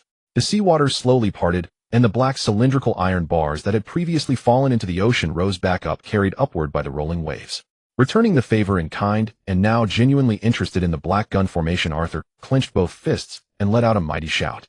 The seawater, with tremendous kinetic energy, was controlled by Arthur and launched the heavy iron bars forth like throwing spears. With a series of thunderous booms, the heavy iron bars easily pierced through the naval warships, transforming them into porcupines of steel within moments. Massive quantities of surging seawater flooded into the ship compartments through the gaping holes. The three naval warships, barely able to stay afloat, had completely lost their maneuverability. The disabled flagship, now a sitting duck, clearly showed no signs of yielding. Under Colonel Tina's orders, its massive cannons were turned toward the merchant vessel anchored not far away. Arthur's brows furrowed slightly, and he muttered coldly to himself, "Since you seek death, don't blame me." In his palms, surging with violent power, an unstable water sphere the size of an apple rapidly formed. With a powerful throw, he sent it hurtling toward the warship that attempted to bombard the merchant vessel. With a devastating, earth-shattering explosion, the immense power of the blast reduced the entire naval warship to tatters like paper, shattering it completely upon impact. Debris from the ruined warship floated everywhere across the sea surface. The heavily damaged naval soldiers suffered terrible casualties, their blood dyeing the sea crimson. The sailors aboard the swift vessel stared with wide eyes, witnessing Arthur's godlike power momentarily rendered speechless by shock. This seemingly ordinary young man had with a mere wave of his hand dismantled the fleet commanded by a naval major, reducing it to ashes in an instant. What manner of terrifying power was this? Most of the swift vessel's crew were merely reckless mercenaries hired by Michael at great expense. Having never encountered such a formidable powerhouse, their reverence for Arthur rose to new heights. Michael, leaning against the rail and watching the battle with tension, gazed blankly at the naval warships reduced to countless wreckage in the distance. Turning his gaze to Arthur's back, he suddenly felt a twinge of anxiety. To Michael, the more powerful Arthur became, the more difficult it would be for him to stand by his side. And around a powerful figure, there were never shortages of beautiful women. Making up his mind, Michael secretly vowed to resolve things with Arthur as soon as possible. The other two disabled naval warships immediately lowered rescue ropes, hauling the surviving sailors from the water before the hungry sharks could arrive. Gazing upon the gruesome scene, many pale-faced naval soldiers felt their scalps tingle with dread. The countless corpses and debris brought home to the naval soldiers the stark reality: this opponent was far too powerful, completely beyond their ability to resist. Stubborn defiance would only lead to death. No one knew how this terrifying figure would deal with them. Naval battles were often merciless, and the losing side always suffered grim fates. Upon the turbulent sea, the naval forces vanquished in an instant by Arthur waited anxiously for their impending fate. Suddenly, a stunning figure leapt onto the warship. It was Tina, the colonel of the Navy's Black Prison. The raging waters unleashed when Arthur destroyed the flagship had inflicted severe abdominal wounds upon Tina, leaving her bleeding profusely and dyeing her garments crimson. Yet Tina seemed indifferent to her injuries. Clenching her fists tightly, she fixed her cold, piercing gaze upon Arthur, who stood proudly above the waves. Surveying the demoralized naval troops surrounding her, Tina's brows furrowed deeply, and she intoned with gravity, "It is natural to fear a powerful enemy, but remember, without fear there can be no courage." Before the sailors could react, Tina leapt from the warship. Panic spread across their faces as they rushed to the railings, desperate to halt her reckless leap. It was well known that devil fruit users were forsaken by the sea, condemned to never swim again. Should they fall directly into the ocean, even the most formidable devil fruit users would meet their end by drowning, this being the most critical vulnerability of any powerful ability user. As the sailors watched in astonishment from the railings, Tina's graceful form moved fluidly across floating planks suspended by the current, swiftly closing the distance to Arthur. Enemy face to enemy, hatred sharpened. Having witnessed her subordinates slaughtered, Tina had long forgotten the Marines' order to capture Arthur alive. She intended to eliminate this detestable man despite his terrifying power. Ketsu Utsumi. With a sharp cry, iron bars extended from Tina's arms, encasing Arthur midair, who wore a mocking smile. Trapped within the iron cage with no escape, Tina channeled her killing intent, once more unleashing countless spike-like protrusions that pierced through the entire structure. Incredible. Truly befitting a colonel. That damn guy finally died. As the sailors observed the fatal interlocking spikes, cheers erupted from the naval vessel, certain no one could survive such an ordeal. On the ship, Michael staggered backward with a pale complexion, unable to comprehend how Arthur had vanished from the iron cage. The battle unfolded so rapidly that disbelief clouded his mind. The very Arthur who had devastated the naval fleet was now defeated, likely killed by the naval colonel. Michael's vision darkened as trembling seized his body and tears streamed down his cheeks. Meanwhile, the pirates aboard sensed an opportunity. In Arthur's defeat, they saw a chance to secure their own survival. Some rushed below deck to retrieve the unconscious Eugene, carrying him to the mast where they hoisted a white flag. Several marauding sailors, blades drawn, surrounded those who refused to comply and bound them together with Michael. Despite Michael's generous payment, they prioritized their own survival over loyalty, unanimously deciding to hand both Michael and Eugene over to the Navy. "You spineless cowards," Michael accused in a freezing tone. A sharp slap echoed as his right cheek swelled and blood trickled from his lip. "What's so great about a few measly coins, kid?" The gaunt, grotesque sailor, still enraged, delivered several more blows. "How about stripping him naked and tying him to the mast? I've heard the Navy enjoys doing that to pirates." The younger man on the periphery suggested, sycophantically willing to do anything to curry favor with the Navy and secure their lives. Do it. Strip him, the haggard brute commanded immediately. Several sailors surged forward, tearing at Michael's clothes as his frantic struggles only spurred them on. It's a woman. The sailors shrieked in shock, their eyes fixed on Michael's exposed figure in nothing but undergarments, her porcelain skin on full display. What are you waiting for? She's doomed anyway if the Navy catches her. Might as well let her experience some pleasure first. Upon learning that Michael, who had always presented as male, was actually a woman, the gaunt sailor hesitated briefly before issuing his next command with a sinister expression. Meanwhile, as the fight raged overhead, Tina's expression shifted unpredictably. She believed she had slain Arthur. When the iron cage dissolved, she landed gracefully on a massive piece of the warship's wreckage. Tina frowned slightly, certain she had trapped Arthur within those razor-sharp spikes that could pierce even solid rock. Yet Arthur, who had been confined within the cage, had inexplicably vanished without leaving a single trace of blood. What Tina failed to realize was that Arthur had indeed been trapped. He simply lacked combat experience against devil fruit users, having never faced such an opponent before.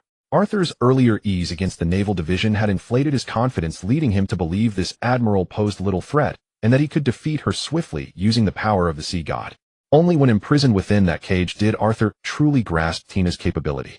The sudden assault of iron spikes nearly claimed his life, yet battles fought on the razor's edge of death have a way of unlocking hidden potential. At the precise moment those lethal spikes were about to pierce his body, Arthur experienced a sudden flash of insight into a fraction of the sea god's power.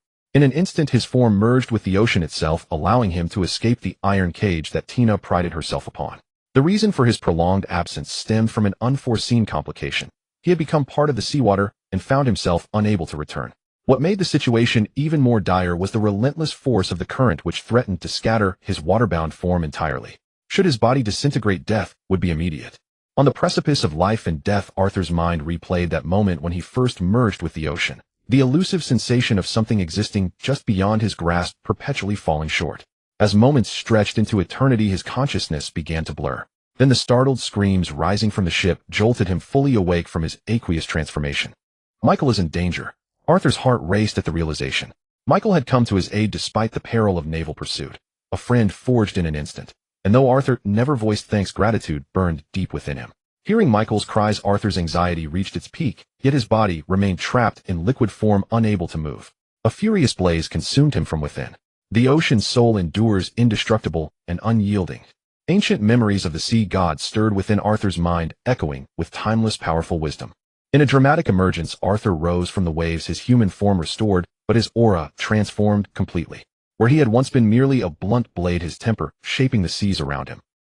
Now he was a sword drawn from its scabbard, radiating an overwhelming presence that inspired even the boundless ocean itself to tremble with fear. For the first time, Arthur truly comprehended the magnitude of the sea god's power. The thought of what he would become upon fully grasping its mysteries and recovering his lost memories was almost beyond imagination. Hovering above the waves with his transformed aura, Arthur slowly opened his deep-set eyes and regarded Colonel Tina, who stood amidst the wreckage with an expression of utter shock. He's alive, cried a sailor so terrified he nearly soiled himself watching Arthur's inexplicable reappearance. The lead gaunt sailor's face darkened as he stepped forward and backhanded the frightened man to the ground, his chilling gaze sweeping across the remaining crew. Only when the other sailors bowed their heads did the gaunt man speak in a threatening tone. Listen carefully. You won't survive if that lad catches us. But we hold his companion and the woman hostage. The only way out is to cooperate with the Navy and eliminate that monster together. Though fear gripped the sailors initially, the leader's words quickly bolstered their courage, and menacing glints appeared in their eyes. They had nearly taken Sergeant Eugene's head and assaulted his woman. There was no turning back now. Their only hope lay in praying Arthur would be slain by the Navy. At least they held hostages, giving them confidence that Arthur would never dare to strike. However, fearing Arthur might be provoked to desperation, the lead sailor ordered his men to keep their distance from Michael and produced a worn coat to cover her nearly bare figure. Arthur will kill you all. Michael's frosty expression brimmed with loathing, each moment aching to deliver their deaths with her own hands. My dear, with you in our hands, he won't dare act. The gaunt sailor sneered, then stepped to the rail and called down to Arthur hovering above, your people are ours. Surrender quietly, or I'll have their limbs severed first. Surprisingly, the shout served to rouse Arthur from his confrontation with Colonel Tina. His deep gaze turned icy as a silken vapor of water coalesced around him, materializing into countless raindrops that poured toward the vessel. Don't even think about it, declared Colonel Tina. Though she held no affection for these traitorous sailors, she cared little for the methods required to eliminate the troublesome Arthur. Shut up. Arthur gestured dismissively, and a colossal wave erupted from the sea, transforming into a primordial beast that swallowed the leaping Colonel Tina in a single gulp. Countless raindrops cascaded onto the ship, saturating the deck, appearing entirely ordinary at first glance. Thought I was dead for sure when I realized it was just. The Gaunt leader's triumphant cry cut short as excruciating pain struck him. He collapsed, blood erupting from countless pinpricks pierced through his body by the raining droplets. In a single instant, every sailor aligned with the Gaunt leader fell dead across the deck, their deaths gruesome and horrifying. Meanwhile, Michael and over a dozen bound sailors remained unscathed, their ropes shattered by the relentless rain. Michael hastily covered herself, terrified of Arthur witnessing her vulnerability. Yet when she looked up, she noticed with disappointment that his focus remained entirely fixed on Colonel Tina, imprisoned within the watery cage. Even though she understood Arthur was engaged in battle, the fact that he continued to gaze at another woman stirred unease within her. Colonel Tiana of the Marine headquarters was utterly stunned, never having imagined Arthur to be so overwhelmingly powerful, far more formidable than during their first encounter. He had not only effortlessly subdued all the mutinous sailors aboard the vessel and rescued Michael and the others, but had also disabled and confined her with a single strike, leaving her completely immobilized. No wonder this man could flee the Marine branch alone, while carrying the wounded, defeating every combatant stationed there. Worse still, the water prison drenching her entire body not only sapped her strength entirely, but also contained no breathable oxygen. If she remained imprisoned much longer, she would surely suffocate. Yet more than her own life, Tiana worried about her subordinates. She had ordered the ambush as the commanding naval colonel, and if this terrifying man lost control and went on a murderous rampage, not a single soul would survive to return today. Arthur hesitated for a moment. He had no intention of killing Tiana, but releasing her would be far too lenient. Moreover, once freed from the water prison, Tiana would regain her devil fruit abilities, making her control increasingly problematic. However, Arthur's eyes soon lit up as he spotted several meters of floating warship debris above, where chains resembling handcuffs were arranged. Having formerly been a Marine, Arthur immediately recognized these were not ordinary chains. They were crafted from sea stone, capable of temporarily stripping devil fruit users of their powers. The Navy likely carried sea stone aboard their vessels specifically to combat devil fruit-wielding pirate warlords, yet now it served Arthur's purposes instead. With a casual gesture, waves surged upward, carrying several sea stone chains to his position. One chain submerged into the water prison and secured around Tiana's wrists. As the water prison dissolved, Arthur caught Tiana in his arms as she was propelled by the wave, her body completely drenched. A subtle, refreshing fragrance drifted from her, stirring something within Arthur. Her pale, luminous skin beneath the wet fabric made his pulse quicken, while her unyielding, clear gaze ignited his desire to conquer. Arthur strolled leisurely toward the fast vessel, but propelled by the waves beneath him, he reached it swiftly and landed steadily on its deck. Witnessing Arthur capture Naval Colonel Tiana, and recalling how he had slain all the mutinous sailors in a single blow, the crew stood transfixed with fear. Some of the sailors who had sided with Michael stood frozen in terror, paralyzed by the overwhelming intimidation that dared not let them shift even slightly. Michael, now dressed in a new set of men's clothes, approached with visible displeasure as he saw Arthur still holding the naval colonel. "Brother Arthur, you must find it quite comfortable holding her." Michael turned his head and muttered under his breath, "You've never held me like that." Arthur paused, startled. "This is a prisoner, Michael." "What did you say?" Michael seemed surprised by Arthur's reaction to capturing the colonel, likely fearful of naval retaliation. As for that muttered remark, Arthur hadn't caught it clearly. "Nothing at all, really," Michael explained flusteredly, his face flushed with embarrassment. Tiana realized the impropriety and immediately shouted, "You bastard, let me go." Arthur smiled calmly and simply released his grip, causing the surprised Tiana to fall awkwardly onto the deck. Tiana's eyes blazed with fury as she glared at Arthur, convinced she had never encountered such an audacious man without a shred of gentlemanly conduct. "Listen well. From this moment forth you are my slave. Obey my commands until I am in a better mood," Arthur decreed without hesitation. "By what right, you traitor to the Navy?" Tiana retorted coldly. "So you're unwilling to cooperate? TSK, TSK. Arthur stepped forward to the ship's rail and casually formed an apple-sized water sphere in his palm. Tiana's expression tightened as the sea stone chains bound her wrists. She knew all too well this seemingly modest water sphere had once shattered her naval flagship with a single strike. Rushing to peer over the edge at the ocean below, she urgently called out to Arthur, "Stop. I'll obey whatever you say. I beg you." The water sphere Arthur held was aimed directly at the naval soldiers in small boats heading toward them to rescue the colonel. Should that devastating water hand strike them head on, the consequences would be unimaginable. Tiana, who had always been so proud she never considered men worthy of her attention, was forced to lower her noble head and submit to Arthur's commands. Arthur suddenly swung his arm, and with a thunderous explosion, a nearly 100-meter impact zone spread across the sea surface. The churning waves nearly capsized the rescue boats, carrying the naval soldiers who floated like leaves on the water. Some veteran sailors hastily pulled their fallen comrades from the sea. Terrified and pale-faced, the naval soldiers gazed fearfully at the hundreds of meters of destruction left by the water sphere, daring not even to dip their oars. Had that water sphere struck them directly, not a single body would remain. This man was simply too powerful for them to oppose. Their fiery determination to rescue Colonel Tiana was instantly extinguished. "Stop it!" Tiana glared at Arthur with hatred. "This is merely a warning." Arthur replied in his usual calm manner. "By the way, I don't appreciate the way you're looking at me," Tiana made. Gritting her teeth in fury, Tiana wished to tear this detestable man apart, but to save her soldiers' lives, she reluctantly lowered her head and murmured, "Yes, master." "Oh, by the way," Arthur said with a faint smile, "I heard some of the sailors have collected bunny outfits. You should wear one," Tiana made. "You're bullying me." "Absolutely not." Tiana shot to her feet. Being made into a maid already crossed the line, and she couldn't believe this disgusting man would escalate things further. "Exactly, I am bullying you," Arthur laughed heartily. "Or perhaps I should sell you to a slave dealer. I'm sure a noble naval captain would have customers flooding a brothel." "Despicable." Tiana's heart trembled, and she stared at Arthur with utter dread. Though Tiana was exceptionally strong, she was still a woman. Now imprisoned by the seastone chains, she couldn't tap into her power at all. If she fell into the hands of a slave dealer, she would face a suffocating fate. As a naval captain who had spent years hunting pirates and smugglers, including many slave traders, she had witnessed firsthand the miserable fate of kidnapped women. Tiana was driven nearly mad by Arthur's actions. For the first time since joining the Navy, she regretted following orders, recklessly attempting to intercept someone with such overwhelming power. Despicable. Arthur's expression turned cold as his formidable presence filled the air. "We bled fighting pirates only to be abandoned by our superiors. A ridiculous military trial branded us traitors." The word despicable fits the Navy perfectly. "Yes, master." Tiana dared not argue further. Though she loathed him, she found herself believing everything Arthur had said. Because for someone with such overwhelming strength, owning one's actions and living passionately was the only way to live fully. Lying was beneath him a disgraceful act. Tiana even felt a pang of regret. How wonderful it would be if Arthur were still in the Navy. If his words were true, the Navy had destroyed its own greatest asset and driven him into the ranks of pirates.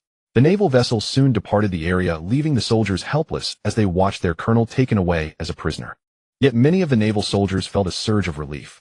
This demon-like warrior had not slaughtered them all. Surviving against such odds erased the humiliation of defeat. The naval ship sped forward like a cannonball, and before long several days had passed. This remarkable speed was no feat of the remaining quarter crew aboard. The true power lay with Arthur reclining on deck, basking in the sun. The towering waves posed no obstacle to the ship's progress. Had the vessel not been limited by its structure and the passengers' tolerance, Arthur could have gone even faster. Arthur stretched lazily from his sunchair and extended his hand for the wine glass. Tiana, standing nearby in her bunny outfit, her face flushed red with anger, poured him a drink, while bound by the seastone chains that left her utterly powerless to resist. Over these past few days together, Tiana had come to realize that despite his despicable tactics, this man wasn't as irredeemable as the intelligence reports suggested. Though he frequently made inappropriate advances and leered at her, he had never crossed the line into anything truly outrageous. Merely treating her as a servant, having her serve tea, pour water, do laundry, and prepare meals each day. For Arthur, having such a beautiful woman by his side was hardly something he could ignore, yet he disliked forcing himself on women. His actions were simply retribution against Tiana. These past few days of hardship had been worse than a lifetime of suffering for this stunning beauty, and Arthur was now ready to let her go. What puzzled Arthur was that over these past few days Michael had seemed perpetually simmering with anger, leaving Arthur completely baffled. At dusk, the swift vessel passed a passenger liner head-on, and Arthur effortlessly brought the massive ship to a standstill upon the sea. Now restored to freedom, Tiana wore a simple white dress aboard the ship, standing by the rail as she awaited the gangway lowered from the liner. It must be admitted that Tiana was strikingly beautiful. Having grown accustomed to her dashing appearance in naval officer's uniform, she now resembled a pure and innocent girl next door. Soon the gangway was lowered. Tiana turned to look at Arthur with a complicated expression, and after a moment she murmured, "Tiana is leaving." Arthur suddenly stepped forward and boldly seized Tiana in an embrace. She gasped, her face flushing crimson, as her breathing grew ragged and unnatural. Having presumed he intended something more, Tiana was instead startled to discover that Arthur merely reached out and unfastened the necklace from around her neck. With a haughty demeanor, Arthur declared, "When your strength is sufficient one day, come back and claim it." Tiana's expression grew complicated, as though desirous of speaking, yet hesitating. The necklace meant much to her. It had been left by her mother, though intended as a betrothal token for her future partner. Arthur's reckless gesture sent Tina's heart racing, leaving her torn between amusement and exasperation, yet reluctant to explain directly. Could this be fate? She murmured inwardly, then swiftly ascended the gangway cast down from the liner. Standing at the rail of the passenger ship, she called out to Arthur on deck. I will not forget you, Arthur. Arthur failed to perceive the double entendre in Tina's words, interpreting them merely as provocation. He responded with a light laugh. It is my honor to be remembered by a beauty such as yourself. The liner soon departed, vanishing into the boundless sea. Standing on deck, Arthur secretly felt relieved that such a troublesome woman had finally departed. Yet the one thing Arthur could not fathom was that Michael, having witnessed everything, seemed even more enraged. That evening, after conversing briefly with Uncle Eugene, Arthur emerged from his cabin and let out a faint sigh. Contemplating the mental state of this veteran of 20 years' service, Arthur felt momentarily concerned. Since waking from his ordeal, Uncle Eugene had grown suddenly taciturn, each day gazing blankly at the sea beyond the window, his eyes heavy with weariness and bewilderment. Yet it was understandable. A Navy veteran who had served faithfully and fought bravely was first abandoned by his superiors, then nearly beaten to death by torture on the eve of his trial. Had Arthur not rescued him from that dire predicament, he would have been executed and forever branded upon the Navy's pillar of shame as a traitor. Such blows were devastating, particularly for someone like Eugene, whose rigid convictions had been so thoroughly shattered. And heaven knew how the Navy would treat Eugene's family now that he was labeled a traitor. Arthur, entirely inept at offering comfort, could only muster a few jokes that failed to amuse even himself. In low spirits, Arthur's darkened gaze instantly terrified the sailors he encountered. Along the way, they stood rigidly at attention, not daring to shift a muscle, heads bowed in reverence as they avoided his eyes. When Arthur entered Michael's private bath alone, the two sailors stationed at the door found themselves overcome with bitter frustration, unable to move a jot. They had been ordered by Michael to guard the entrance and bar anyone from approaching, yet they dared not even glance at Arthur, let alone disclose what was truly transpiring. Boss, Arthur has gone inside, and Miss Michael explicitly warned us not to let anyone approach. What shall we do? The sailor on the right wailed with a crestfallen expression. Perhaps the miss herself would welcome it. The other sailor waved his hand, attempting self-consolation. Try stopping him if you dare. Both sailors sensibly retreated to a distance to avoid overhearing anything improper and proactively closed the corridor bulkhead door to prevent accidental intruders. Within the steam-shrouded bathing chamber, Arthur promptly plunged into the warm pool, every pore of his body seeming to open in bliss. Who was there? Suddenly, a panicked outcry brimming with anger echoed from the depths of the pool. Arthur paused momentarily at a loss. Perhaps from sheer exhaustion, he had failed to notice another person concealed within the misty waters. Yet that cry had carried a distinctly feminine liveliness. Could there truly be a woman in the bathing chamber? But upon reflection, that seemed unlikely. Since Tina had departed, the entire vessel had been populated solely by men. Otherwise, Arthur certainly would not have entered so unrestrainedly. Are you one of the crew? This is Arthur, he called tentatively through the steam. Arthur, big brother. What are you doing here today, I mean? Discovering that big brother Arthur was the one sharing the bath with her, the flustered Michael became utterly incoherent, yet inwardly felt a sliver of relief that it was him. As Michael gradually composed herself, a faint sense of delight surfaced within. She did not entirely dislike such an unexpected encounter. Oh dear, what am I thinking?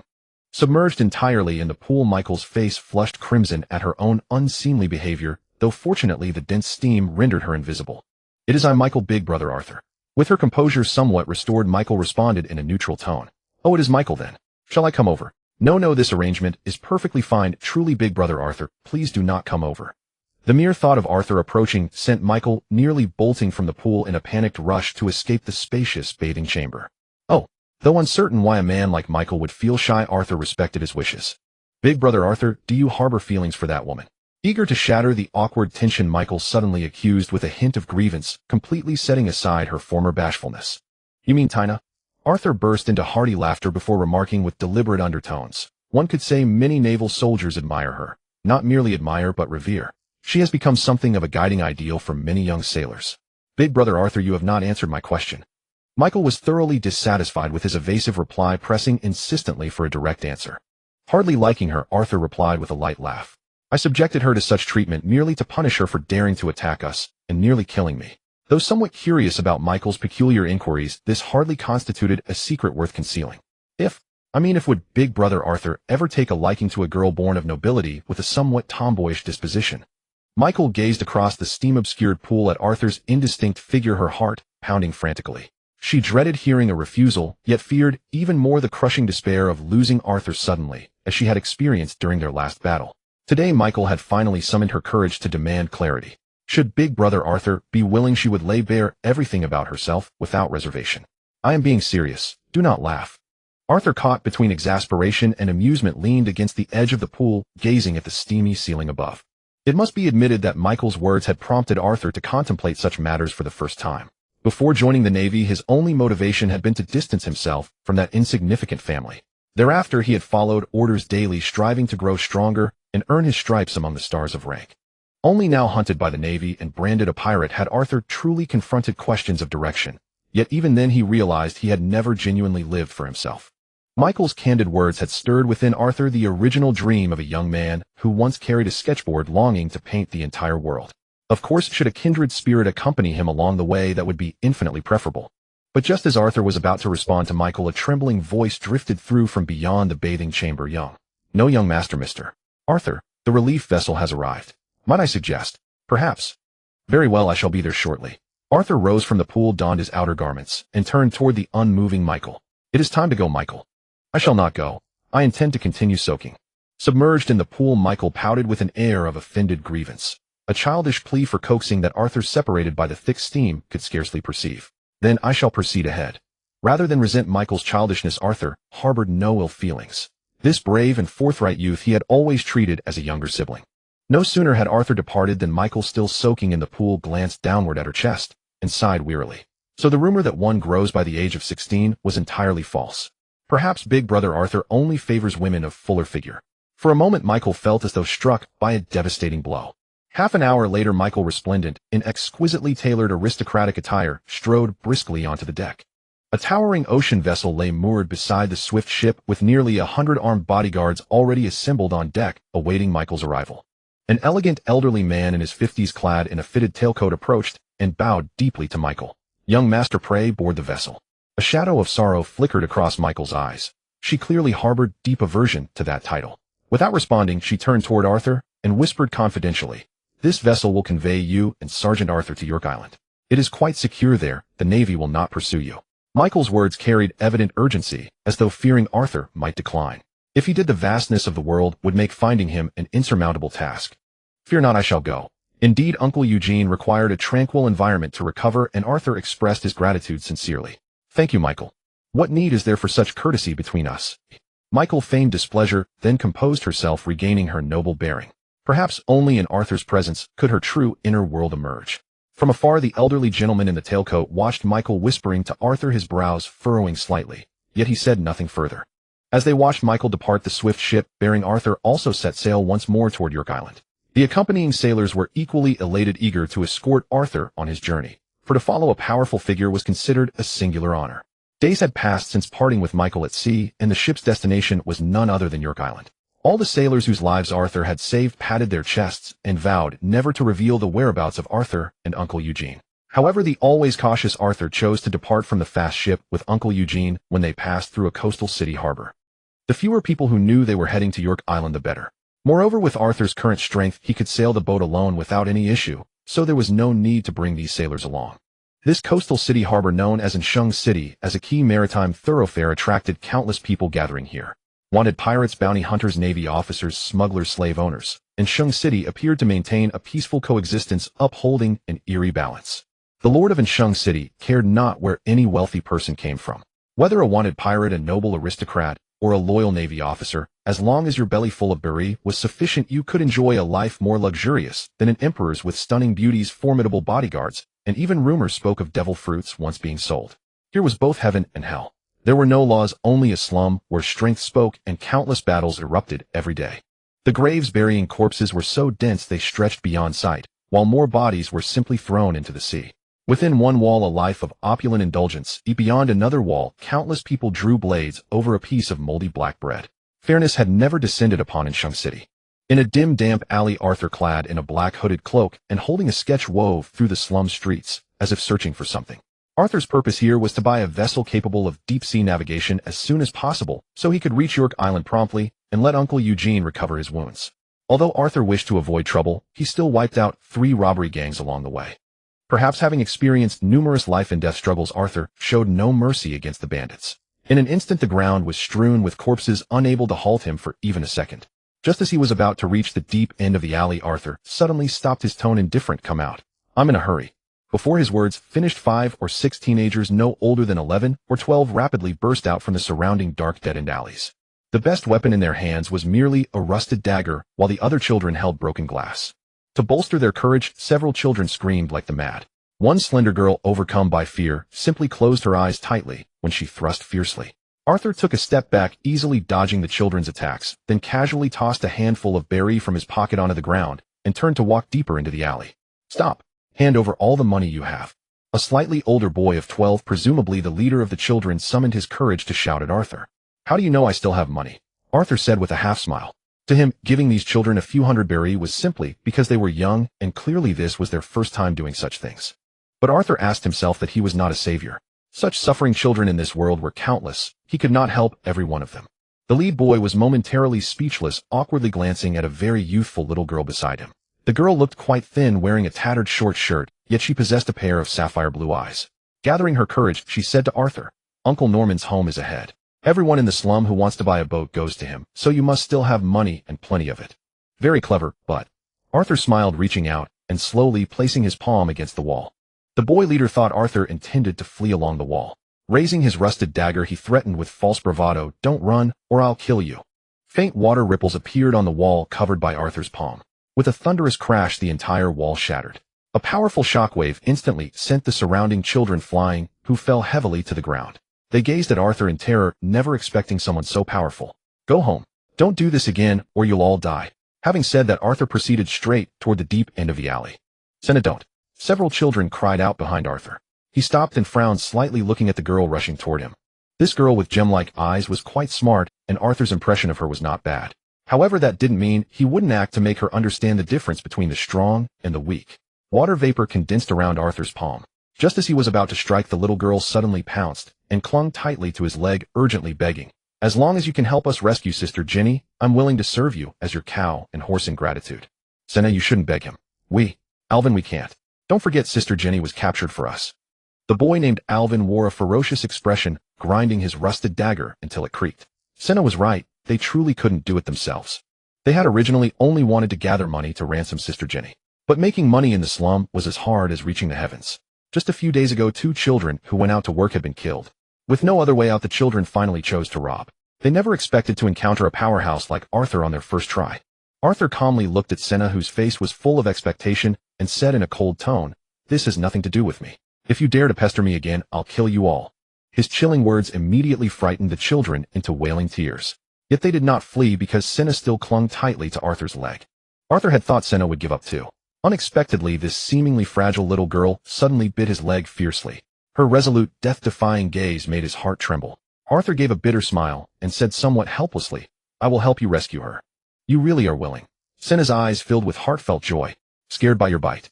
Arthur teased. Senna blushed and quickly released him.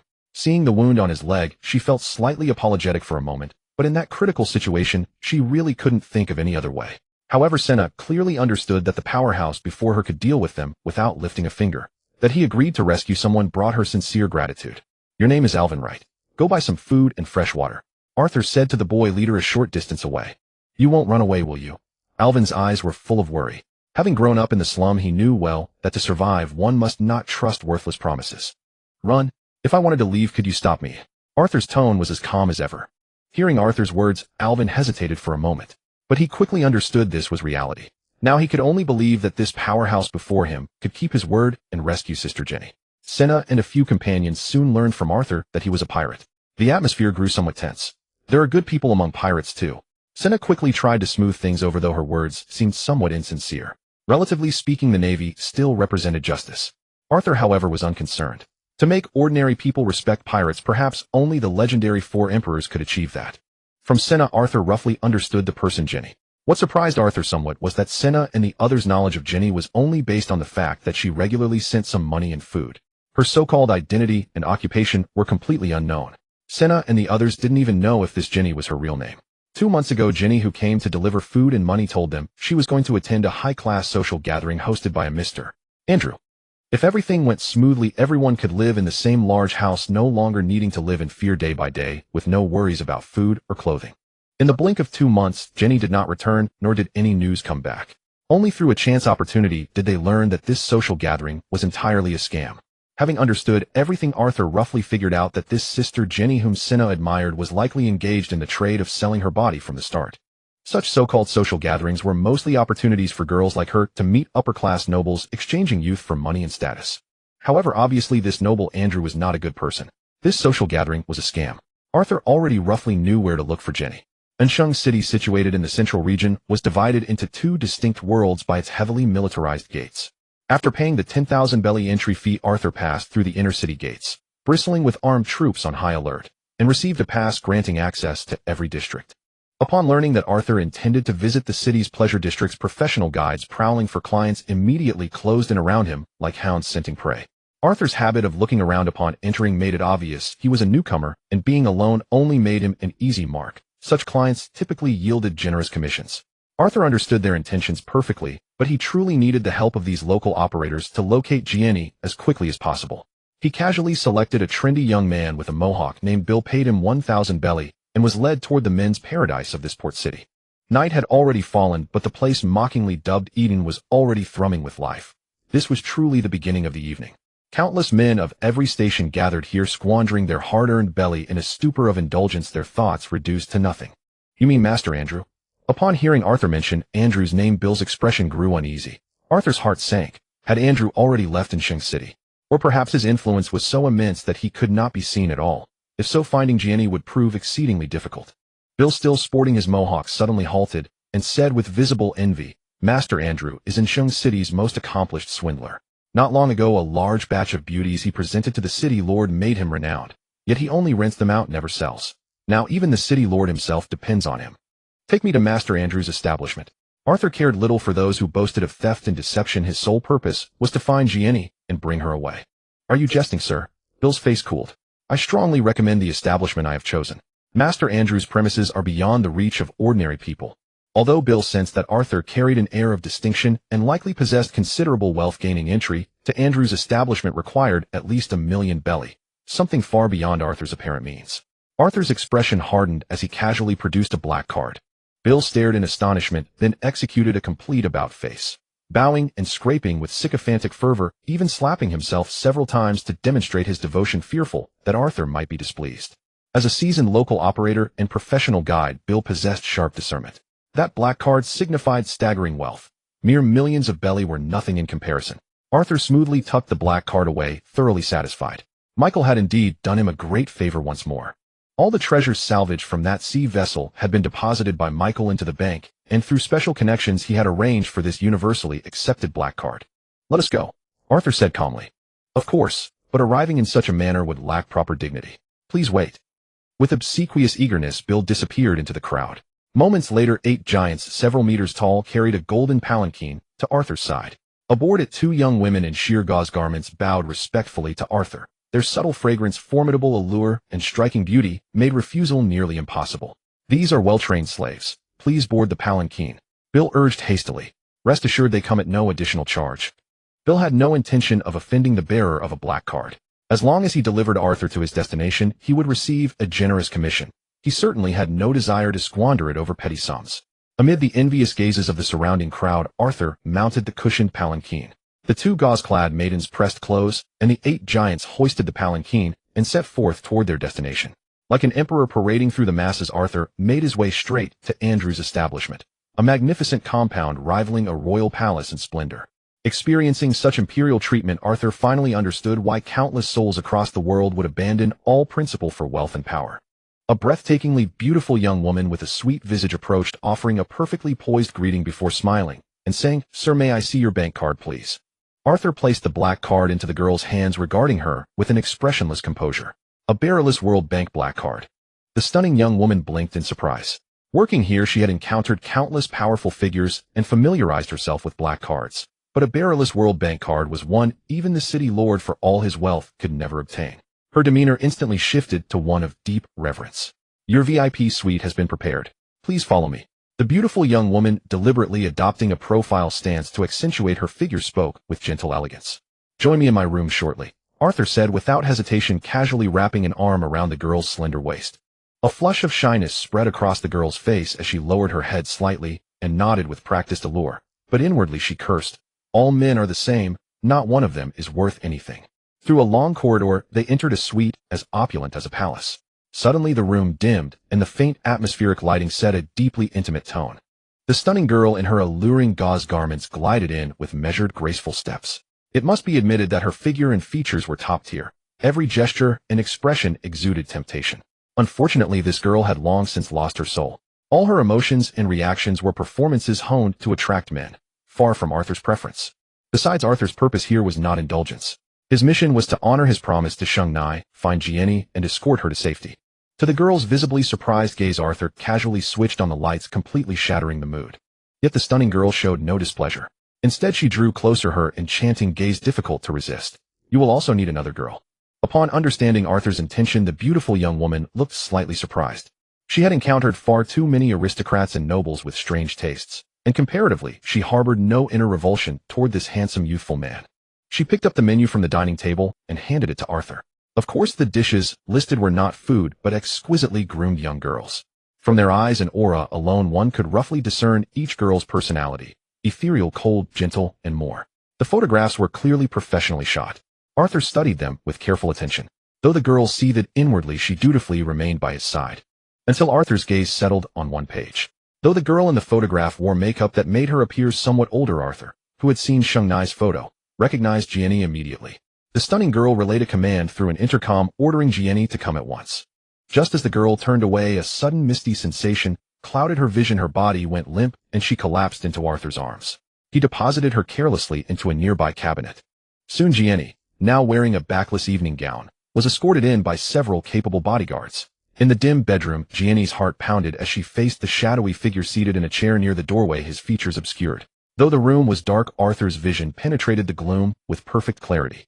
Jianni was undeniably beautiful, her tasteful, slightly mature makeup complemented by the evening gown that accentuated her figure. Such a woman would draw every eye wherever she went. "Are you Jianni?" "Yes, sir," Jianni replied obediently. "Do you know Sheng Nai and Aluan?" Arthur pressed. "Who are you?" Panic seized Jianni and a scream tore from her throat, but before it could escape, Arthur pinned her against the sofa, silencing her completely. "Please don't kill me." Sheng Nai trembled violently, terror etched across her face, tears already pooling in her eyes. "I am here to take you away. Sheng Nai and Aluan asked me to do this." As he spoke, Arthur produced the wristband Sheng Nai had entrusted to him before departing. Jianni recognized it instantly. It was Sheng Nai's. Overwhelmed by all she had endured, she broke down into sobbing. Arthur conversely found himself in an awkward position, as though he were the one who had wronged her. "Are they doing well?" Jianni asked, and immediately regretted it. She knew the grim conditions of the slums all too well. Thinking of Sheng Nai and the others, her tears refused to stop. Watching her, Arthur couldn't help but sigh. Women truly are made of water. "There's no time to waste. We're leaving now." Jianni gave a slight nod. Having seen the wristband that Sheng Nai always kept closed, she trusted Arthur completely. Just as the two rose to their feet, the door was kicked open with a thunderous bang. A portly man in his 40s, so overweight his neck was invisible, stormed in with a group of subordinates. "This woman belongs to me. Get lost while you still can, or I'll chop you into pieces and feed you to the dogs," the man bellowed, radiating arrogance. Arthur rose to his feet and replied with a cold sneer, "Feed you to the dogs? Indeed, with a fat pig like you, that would be an excellent choice." The fat pig who had barged into Arthur's chamber was named Angeluo, cousin to City Lord Bagiluo, a man who bullied and intimidated others throughout the city by virtue of his connection.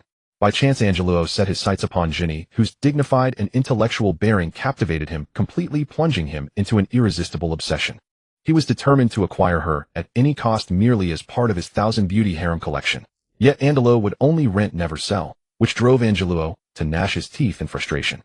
Those bold enough to summon Jianni for their entertainment either possessed some status and could only suffer a severe beating, or were miserable nobodies with no connections at all, whom they dispatched outright to be torn apart and fed to the hunting hounds.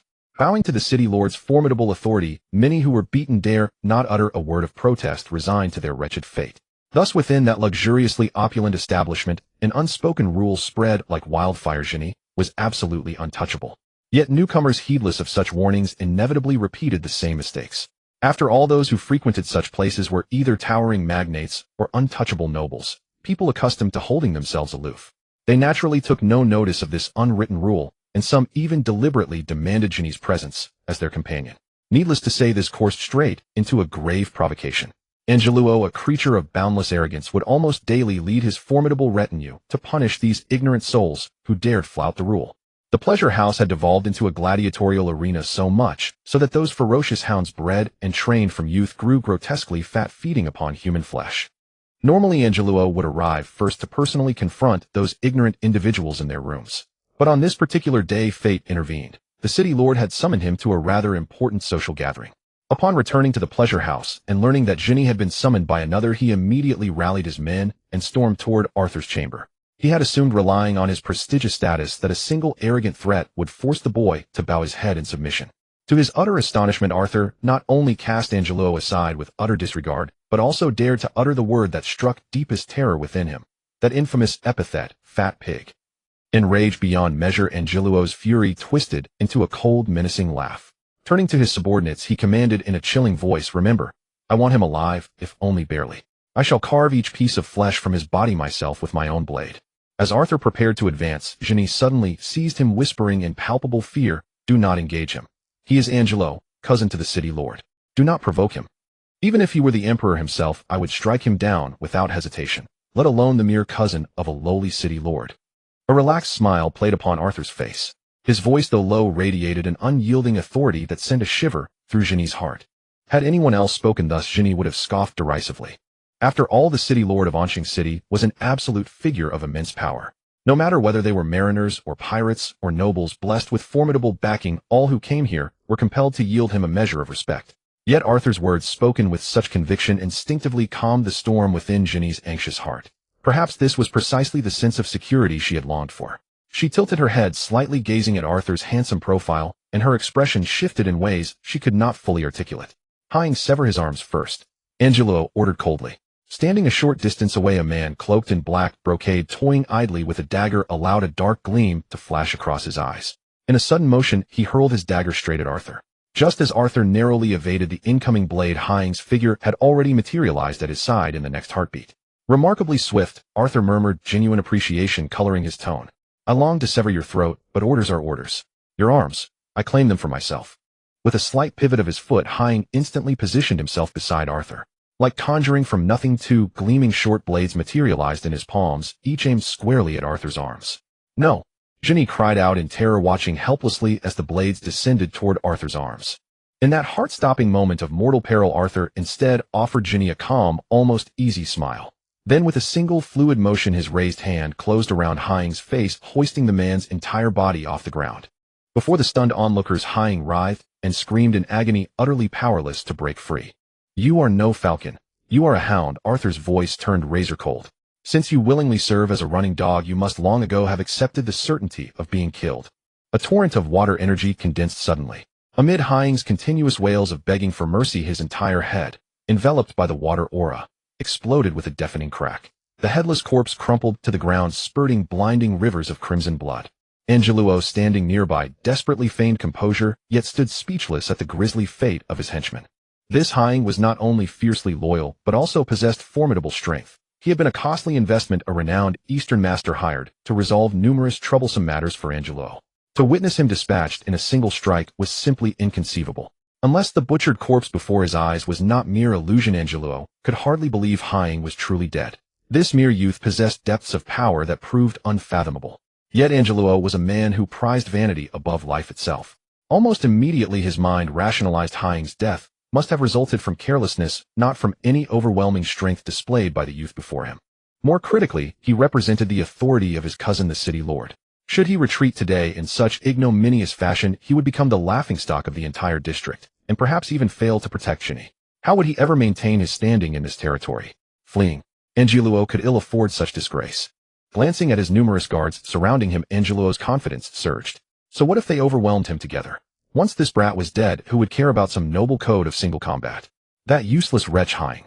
A man donning a tall top hat and a grinning mask clad in a sharply tailored white suit stepped forward. With an air of supreme confidence, he bowed deeply to Angeluo. "My lord, take heart. Leave this milk-faced whelp to me. I shall handle him swiftly." Ghost hand magician Galbois. Upon seeing this man volunteer so willingly, a wave of elation swept through Angeluo's heart. "I place this matter entirely in your capable hands."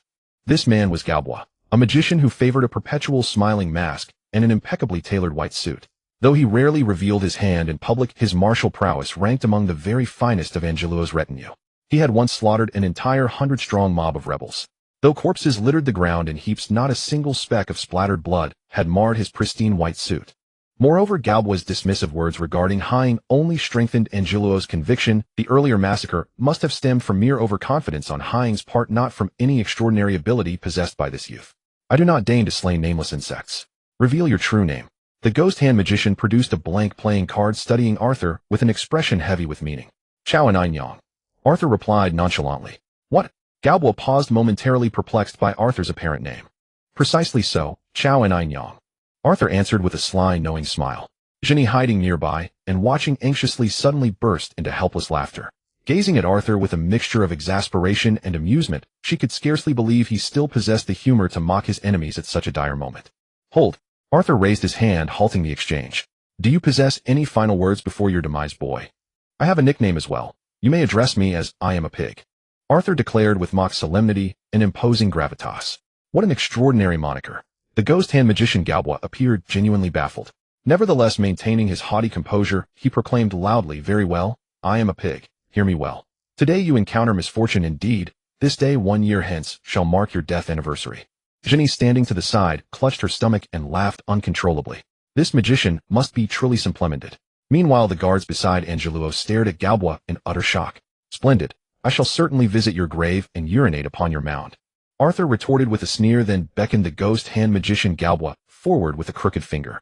Prepare yourself. Galboa flicked his wrist, and dozens of playing cards shot forth like projectiles, their fierce whistling sounds rending the very air, generating piercing sonic cracks. Arthur's expression grew grave. Though this ghost hand magician might lack brilliance, he undeniably possessed considerable skill. These cards appearing deceptively simple concealed razor-sharp edges capable of extraordinary devastation. With a casual sweep of his hand, a translucent curtain of water shimmered into existence around him. Most of the incoming cards lost their momentum and fell harmlessly to the ground. Meanwhile, the lavish bedroom suffered complete ruin. Beds, sofas, and all furniture were instantaneously shredded into splinters by the flying cards, leaving nothing but utter desolation in their wake. You are nothing more than a mediocre trickster. Arthur sneered. You genuinely believe that concludes our encounter? The ghost hand magician erupted into maniacal laughter. In an instant of palm manipulation, the cards scattered upon the floor began to swell ominously. Trouble. Arthur's brows furrowed. In a split second, he lunged toward Ginny and pulled her securely into his embrace. A colossal detonation followed. The puffed cards erupted simultaneously, sending furious flames skyward. Within moments, the entire chamber was engulfed in thick, choking smoke. The security forces of the pleasure house were already on standby. The violent explosion clearly indicated a critical situation. However, upon learning that the troublemaker was Angelo, the city lord's cousin, the captain immediately ordered his men to stand down. He was the city lord's cousin, a man of high rank and prominent status. If they rushed in and were killed on the spot, there would be no one to reason with. The best course was to pretend they hadn't heard anything. After all, the city lord would fully compensate for all the damage caused by Angelo. The explosion had just subsided, and the air was filled with scorching heat. The powerful blast had swept through the entire room, leaving thick, choking smoke everywhere. Standing at the entrance, Angelo was ecstatic, gazing at Galboa with great satisfaction. No wonder he was called the ghost hand magician. His strength was truly formidable. Under such an explosion, he believed that insolent brat must have been shattered into pieces. Angelo finally felt a sense of relief, having preserved his reputation as the top bully of Anqing City. Just as Angelo, beaming with joy, was promising all sorts of rewards to the magician Galboa, the thick smoke in the room finally began to clear. Arthur stood proudly, holding a blushing Ginny in his arms. A water-like undulating defensive layer surrounded his entire body, and he looked at Angelo and his men completely unharmed. In the entire lavish room, only a wardrobe containing the unconscious, breathtakingly beautiful girl remained intact. How is that possible? The ghost hand magician Galboa was full of disbelief, but he immediately assumed a combat stance, staring intently at the unscathed Arthur. Quick, kill him. Angelo stepped back several paces and shouted at the other guards, a bunch of useless bastards. What are you all standing there for? Attack him together. Though being ordered around like lowly slaves irritated these high-paid experts, they dared not defy Angelo's command.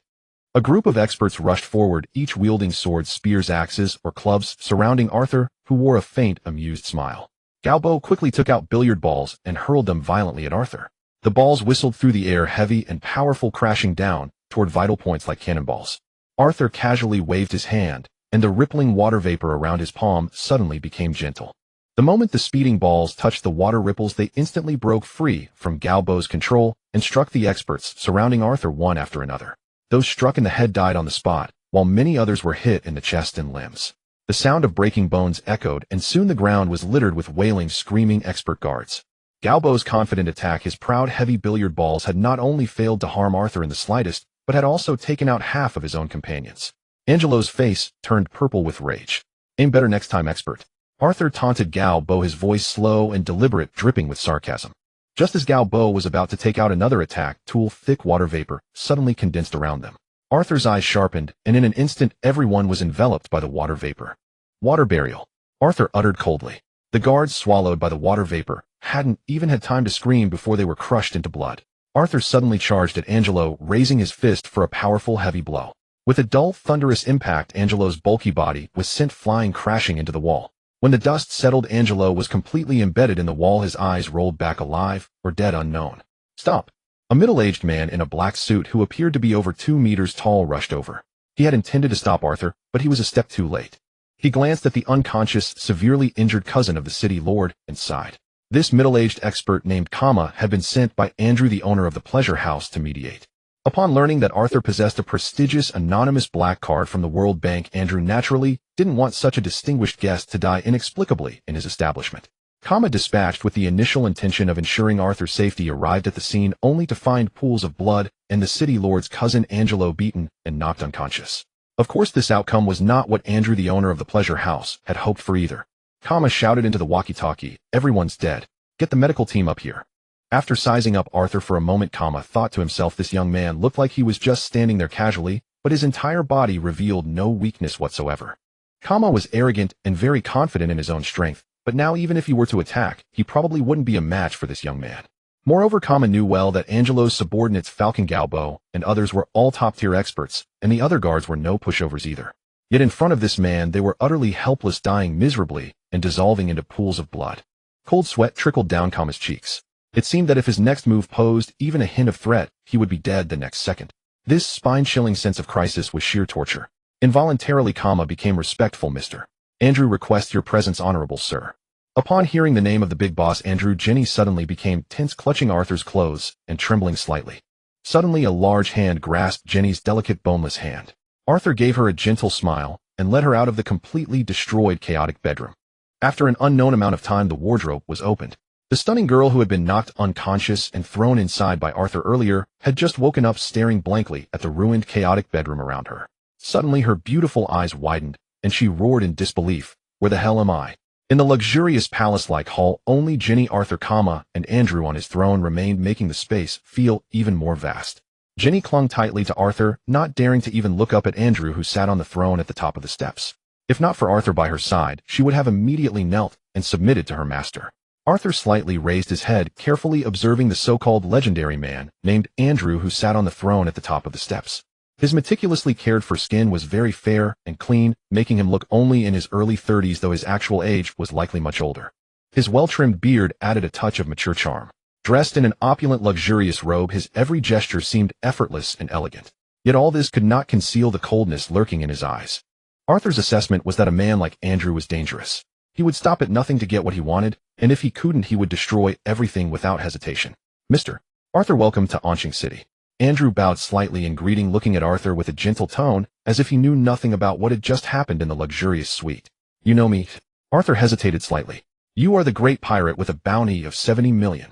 I'm afraid not only I know of your fame, but many bounty hunters are also lying in wait. My purpose is simple: take her away." Arthur had no time to chat with Andrew and got straight to the point. Knowing that Angelo was the city lord's cousin, Arthur decided to avoid trouble and leave Anqing City as soon as possible, heading to York Island. However, Arthur never relaxed his vigilance while speaking. It would be best if Andrew was sensible and resolved things peacefully, but if a bloody path was necessary, Arthur wouldn't mind. "Of course, honored Mr. Arthur," Andrew said impassively, showing no displeasure at Arthur's forceful taking. "It is this slave girl's honor to follow you." However, Andrew paused slightly. "Mr. Arthur, Anqing City has its rules. You are very powerful, but I hope you don't intend to oppose the entire city. Is that a threat?" Arthur's tone turned cold. "No, Mr. Arthur, just a piece of advice from a friend. Please make yourself at home." Andrew bowed again and gestured for Arthur to leave whenever he wished. Arthur quickly pondered. He doubted Andrew could pull any tricks. In the face of absolute power, all schemes were worthless. "Master, are you really going to let this brat go?" Kama, standing beside him, said urgently. "He just severely injured the city lord's cousin Angelo and took away a priceless slave girl, and—" "Fool!" Andrew angrily interrupted Kama, then coldly scolded. "Even if we summoned both sides of the Blood Alliance guards, we would be no match for him." "How is that possible?" Kama was shocked, clearly unable to believe it. Although Arthur had killed all of Angelo's subordinates, Kama admitted he himself was no match for the young man. But Andrew's palace hid a group of powerful Blood Alliance guards born for slaughter and devoid of emotion. So far no one had ever walked out of this hall alive, if Andrew forbade it. Yet Andrew had remained genial and allowed Arthur to take the priceless slave girl. The only possibility was that Arthur's strength far surpassed that of all the Blood Alliance guards combined. Kama found it hard to believe. How astonishing. Had this brat been training since he was in the womb? Andrew's face suddenly turned cold. He casually picked up a glass of cocktail red as blood, which seemed to hide a significant secret, a required drink for the slave girls every day, known as the Bloody Mary. "Don't worry, Kama. Someone will take care of Arthur. As for my beautiful goods, no one has ever left Onshing Island alive." At the pinnacle of Onshing City, within the Lord's manor, Angeluo's cousin, the current Lord Baji Luo, seethed with fury. The atmosphere within the manor was incredibly heavy. Those surrounding the Lord bowed their heads in terrified silence, for when the Lord was angered, heaven only knew how many would die, and they did not wish to be swept up in the collateral destruction. A capricious face with shadowed eyes brimming with murderous intent stared coldly at the guardsman kneeling before him to deliver his report. "Say that again." Upon learning that his most dearly loved cousin Angeluo had been grievously beaten by a mysterious expert within a brothel belonging to Adariulu's enterprise, Lord Baji Luo's heart was consumed with hatred, his desire to dismember his enemy tenfold. However, Lord Baji Luo soon regained his composure and did not immediately rush off in a blind rage to seek revenge. Instead, he carefully questioned his men about the adversary's strength and background. Though his cousin Angeluo had always been reckless, the guards who accompanied him had been painstakingly selected and warmly invited with generous remuneration, all top experts. To have obliterated his entire retinue without a hint of restraint, knowing full well Angeluo's identity, and left him grievously wounded. This person was either a madman or possessed astonishing connections and formidable strength. Yet when Lord Baji Luo inquired as to who this mysterious expert might be, the guardsman kneeling on the ground broke into a cold sweat. He stammered and hesitated, unable to answer at once, for he only knew that Angeluo had been beaten to near death. He possessed no intelligence regarding the enigmatic figure. "In other words, you know nothing at all. How excellent." Lord Baji Luo, similarly corpulent, saw the gloom that had darkened his face lift entirely. Supported by an awaiting maid, he rose slowly and descended from his throne, clutching the long scepter that symbolized his authority, until he stood beside the trembling guardsman, still kneeling upon the ground. "My lord, I beg you." The guard's face had drained of all color from sheer terror. Baji Luo patted the guardsman's shoulder with a kindly expression and spoke in a remarkably gentle tone. "Next time you must investigate thoroughly before returning to report. Is that understood? This is your duty." As he spoke, Baji Luo took a glass of fruit juice from one of his attendants and, in a gesture that appeared almost affectionate, offered it directly to the guardsman. The guard, however, holding the glass with his hands trembling, wore an expression of desperate supplication, convinced the drink might be poisoned. Baji Luo, who still gripped his long scepter, seemed suddenly struck by inspiration. He took the glass, drank from it, and immediately pressed it back into the guardsman's waiting hands. With his lingering fears dispelled, the guard gratefully lifted the glass to his lips. But just as he began to drink, Baji Luo's expression darkened instantly. Swinging his scepter with brutal force, its razor-sharp tip shattered the glass and pierced straight through the man's throat in one merciless stroke. "Let useless trash perish. That is all they are fit for. Not worthy of the title of lord, truly decisive in execution." A man dressed in ornate brocade strode into the hall from beyond its entrance. It was Adariulu the slaver, who had previously crossed paths with Yasi. "It is you, Adariulu. I will settle accounts with you alone." Lord Baji Luo, seething with indignation, fixed his icy gaze upon Adariulu, who wore an expression of utter composure. The atmosphere suddenly thickened as though gunpowder itself permeated the very air. Both the lords and Adariulu's men tightened their grips on their weapons, awaiting but a single command to annihilate their opponents entirely. "Honorable lord, I sincerely mourn your cousin's grievous injury." Adariulu stepped forward and offered a respectful bow, his expression turning grave as he continued. "Yet this young man, named Yasi, possesses extraordinary strength. Even my sworn guards could not hope to restrain him." "Then what is your purpose here? To gloat over my misfortune?" Lord Baji Luo sneered coldly. "My lord Yasi is our common enemy. I implore you to compose yourself." Adariulu's eyes narrowed, clearly displeased with the lord's demeanor. Baji Luo recognized that Adariulu was no pushover, and admitting it would require temporary cooperation to avenge his cousin. As for afterward, there would be ample opportunity to deal with the arrogant slaver. Yasi, formerly a Navy private second class, now a notorious pirate with a bounty of 70 million. Aderiolu explained to Lord Baji Luo. According to reliable intelligence, he commands the terrifying ability to manipulate seawater. He has previously vanquished the entire combat strength of the failing Navy division and captured a Navy colonel, a record most splendid. It seems you have already made plans. Lord Baji Luo said with a nonchalant tone, clearly disapproving of Aderiolu acting without consulting him. Yes, honorable lord. The slaver Aderiolu explained respectfully. Just so happens that Commodore Laos, who bears some grudge against me, is currently docked at Anqing City's harbor with his fleet. I have already transmitted the intelligence to him. I trust Commodore Laos will be most diligent in apprehending both the pirate and the naval traitor. By the way, I have positioned all of Anqing City's fighting forces around the harbor perimeter, ensuring we can capture Yasi and Commodore Laos in a single stroke. Aderiolu's serene demeanor suggested complete control over the situation. How did you manage to relocate the city's defensive forces? Lord Baji Luo sprang to his feet in fury, his gaze simultaneously falling upon Ma Ka Ai, say the commander of the city defense forces, who stood beside him, wearing an expression of utter bewilderment. Hear me well, you despicable slaver. Baji Luo's face hardened with resolve as he pointed his scepter at Aderiolu. This lord will never make an enemy of the Navy and you. Today you must die here. Honorable lord, I come bearing a gift for you. I pray you will show mercy and let me live. Aderiolu, appearing somewhat contrite, accepted a silk-wrapped box from Kama, standing nearby. Before Lord Baji Luo's very eyes, he casually opened the lid to reveal a severed human head lying within. Angiluo, my cousin. Witnessing the head of the cousin who should have been recuperating from his injuries, decapitated by Aderiolu himself, Lord Baji Luo nearly fainted on the spot. Seize them. Kill them all. Desperate for vengeance, Lord Baji Luo's face twisted into a gruesome snarl as he bellowed furiously at the guards surrounding him. Yet the guards around him merely remained where they stood. Not a single one stirred, as though Baji Luo's command had never reached their ears. Suddenly Ma Ka Ai, say the commander of the city defense forces who stood beside the lord, drew a gleaming dagger and with ruthless precision drove it straight through Baji Luo's chest from behind. You? How could you? Baji Luo's eyes bulged in disbelief, never dreaming that Ma Ka Ai, say the man he had always held in such high regard, would betray him. Honorable lord, you must understand that everyone has their price, Aderiolu said with a faint smile, gazing down at the dying Baji Luo with composed assurance. If someone refuses to obey you, it simply means you have not offered enough. Welcome, new lord. Ma Ka Ai, say knelt upon one knee, pledging his loyalty. No, you shall take the position of lord. As for those who oppose you, I have already dealt with them. Aderiolu showed no interest in the lordship itself. Upon hearing he was to become the lord of Anqing City, Ma Ka Ai, say was initially overjoyed, but soon a cold sweat broke across his brow. For Baji Luo had maintained a circle of fiercely loyal followers, many of whom were formidable in strength. Yet Aderiolu had managed to eliminate them all without a sound with such effortless ease. In other words, Aderiolu could elevate him, Ma Ka Ai, say, to the position of lord, and could equally cast him into hell at any moment. In that instant, Ma Ka Ai, say felt both reverence and terror toward the ruthlessly capable slaver Aderiolu. Very well, let us go witness the spectacle, my lord, Aderiolu said with gracious courtesy. After you, my lord. Ma Ka Ai, say, daring not presume otherwise, hastily and respectfully followed behind Aderiolu as they made their way toward the harbor where a net of entrapment had been meticulously laid.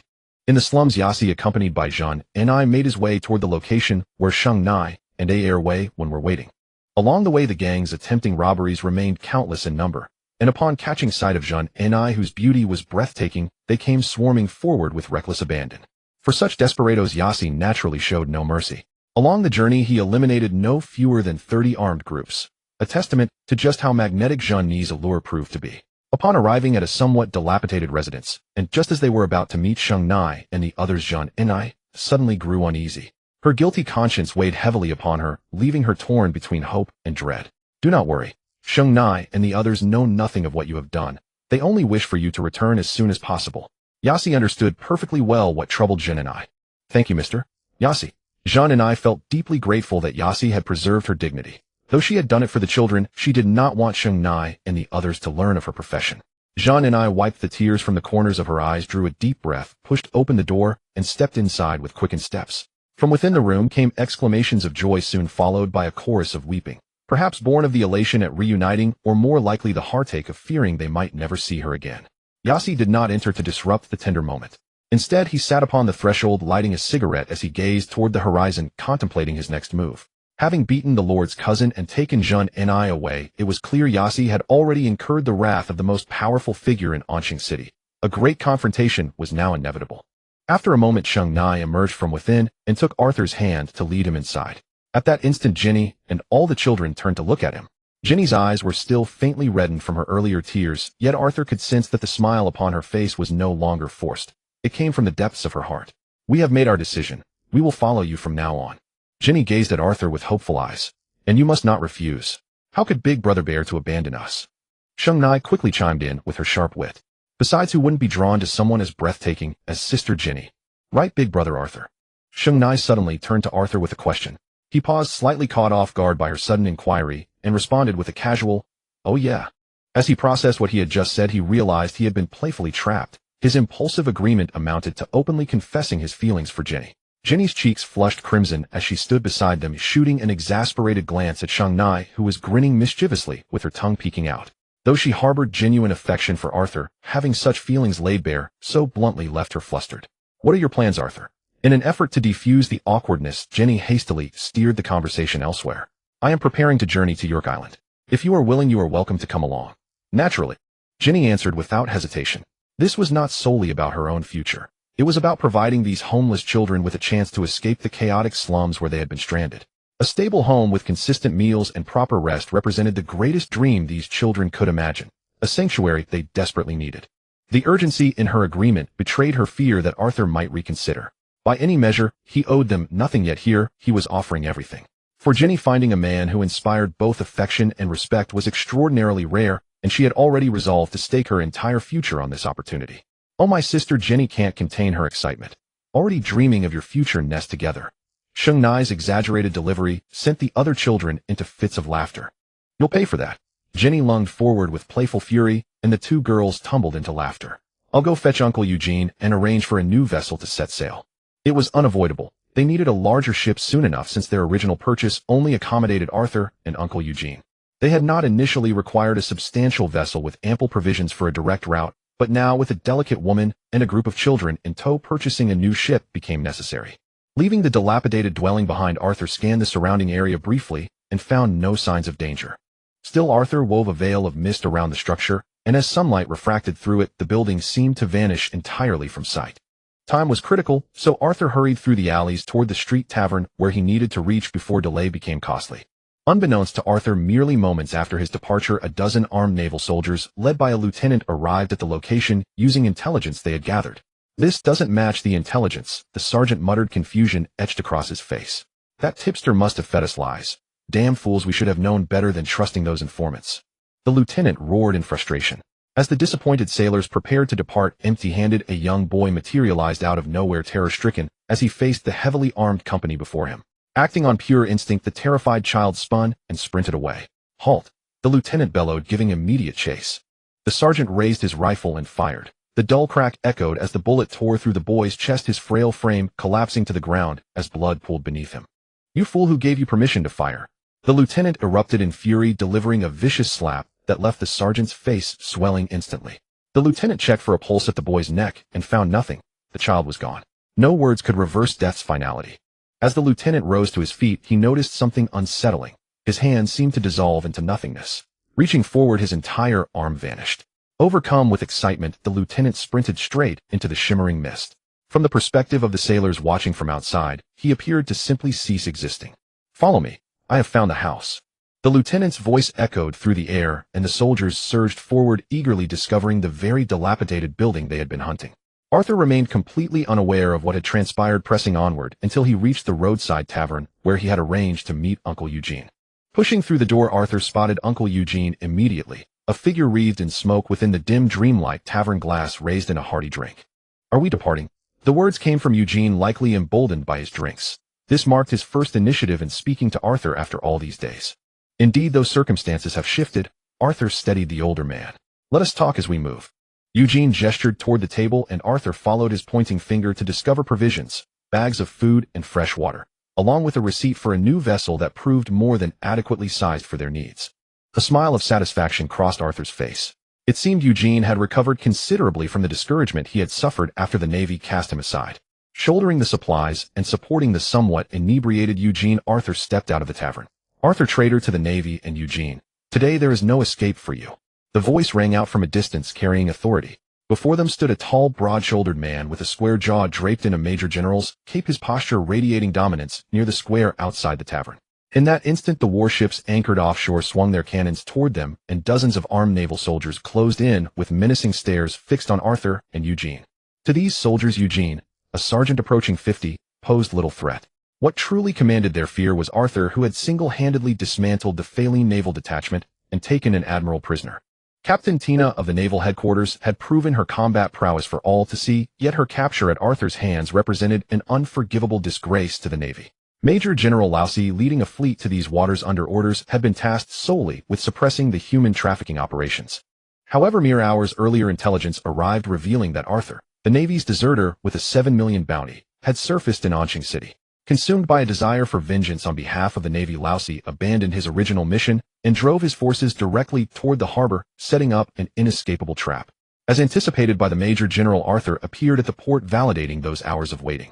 "Leave now," came the cold proclamation, "though I shall not hesitate to eliminate every last one of you if you fail to recognize when to withdraw." Though Arthur's voice carried no particular volume, it reached every sailor's ears with unmistakable authority, sending shivers through the ranks of naval soldiers. "You possess considerable strength, yet I still advise you to surrender without resistance." The response came laced with mockery. "Honored Naval Major General, did you neglect your medication before leaving home, or perhaps take an excessive dose?" Arthur's sneer carried sharp indignation. The concept of surrender simply did not exist in his vocabulary. His retort cut cold. "I trust your bravado is not your only weapon." Major General Lousy showed no offense at the biting sarcasm, responding with unwavering confidence. "I demand your surrender merely because Malinfando commands it. Personally, I would much prefer to sever your head myself." "Certainly." Lousy shifted tactics with a smug assurance, painting himself as one who had already won. "Should you refuse to yield, it hardly matters. My men will bring your woman and those precious children shortly. Consider what awaits when a woman falls into the hands of soldiers who have not seen one in ages. Tell me, have you made up your mind to surrender?" Despicable. Is this the so-called righteous Navy? Arthur's icy stare locked onto Major General Lousy. Arthur did not doubt this was a genuine threat. So few knew Jenny and the children were together, making it nearly certain they had been captured and were being brought here. For the first time, he found himself in an utterly desperate position. Despicable. Against wanted pirates and Navy traitors, I have been far too merciful. Major General Lousy boasted triumphantly. By all rational measure, Arthur should have abandoned Jenny and the others and used his formidable command over the sea to escape the harbor. Yet the Arthur who honored every promise simply could not do it. Even if today demanded a bloody battle at the harbor, he would never abandon them. That was his word and his duty. Suddenly, a soldier rushed forward in haste, whispering urgently into Major General Lousy's ear. His expression darkened with fury, and he immediately barked orders for his men to attack. Witnessing Lousy's reaction, Arthur finally exhaled in relief. The weight that had pressed upon him lifted at last. It was clear if they truly had Jenny and Shungnai, Lousy would have used them as leverage. The sudden attack meant they had not been captured, they were still free. Still, Arthur could not fathom how a fragile woman and several children could possibly withstand a force of heavily armed naval soldiers. But there was no time for such thoughts now. His cold, piercing gaze swept over the assembled naval soldiers and Major General Lousy like shards of frozen ice. "Anyone who dares lay a hand on my people will be sent to hell." With Major Rose's command, a thunderous roar erupted from the naval vessels as countless black projectiles rained down upon Arthur. Arthur sneered coldly, resolving to show no mercy to those who had dared to touch his forbidden scale. With a casual flick of his wrist, a shimmering mist unfurled. The descending shells never reached the ground. Instead, the ethereal veil caught them and redirected them into the ranks of Navy soldiers charging toward Arthur. Devastating explosions lit up the battlefield with fierce flames. Shockwaves sent scores of Navy soldiers flying, and amidst their anguished screams, blood and carnage painted the ground. A wall of water materialized around Arthur. As his finger pointed toward an approaching Navy soldier, countless droplets erupted like bullets. Many Navy soldiers felt only a refreshing coolness. These rain-like droplets seemed to offer nothing more than relief from the summer heat. But in the next instant, horror struck. Where the water droplets had struck their bodies, flesh and blood had mysteriously vanished. Without even feeling pain, Navy soldiers fell one after another. In a single strike, Arthur had slaughtered hundreds. This was no battle. It was a one-sided massacre. Though Major Rose commanded a substantial force, including capable officers, they were utterly helpless against Arthur. Even though these soldiers had embraced death upon joining the Navy, no one could endure such relentless one-sided slaughter. Regardless of how officers urged them forward, terrified soldiers refused to advance. None wished to throw their lives away against a powerhouse like Arthur. Such strength was beyond their comprehension. At that moment, the naval warships on the sea suddenly trained their cannons on Uncle Eugene, who stood not far from Arthur. Sensing the threat, Arthur's expression hardened. He condensed a trembling sphere of water in his palm and hurled it toward the distant warships. Water strike! Arthur's fierce shout was followed by an earth-shattering explosion. The immensely powerful water sphere slammed into the warship nearest to the harbor. The majestic naval vessel crumbled like paper, shattered by the water sphere's colossal force. Debris and dead soldiers littered the sea surface. Navy soldiers stared with wide eyes, their faces contorted in shock at the wrecked warship before them. His suffocating power and the devastating casualties sent chills through the Navy ranks. Morale plummeted instantly. Only strict military discipline prevented immediate rout. Their assessment of Arthur's strength had been based solely on reports from headquarters. Defeated Navy units always exaggerated enemy capabilities to evade accountability. They had never imagined Arthur's true power far exceeded the reports and surpassed even legend. Perhaps only Major Rose could challenge such an opponent. Major Rose was equally stunned. This youth was frightfully powerful, almost absurdly so. After learning the operation to capture Jenny and the children connected to Arthur had failed, he had confidently ordered a full assault, expecting to arrest this Navy deserter with ease. Instead, his elite forces crumbled instantly against Arthur. It was hard to believe a young man possessed such overwhelming power. But soon Major Rose clenched his fists, resolve hardening in his eyes.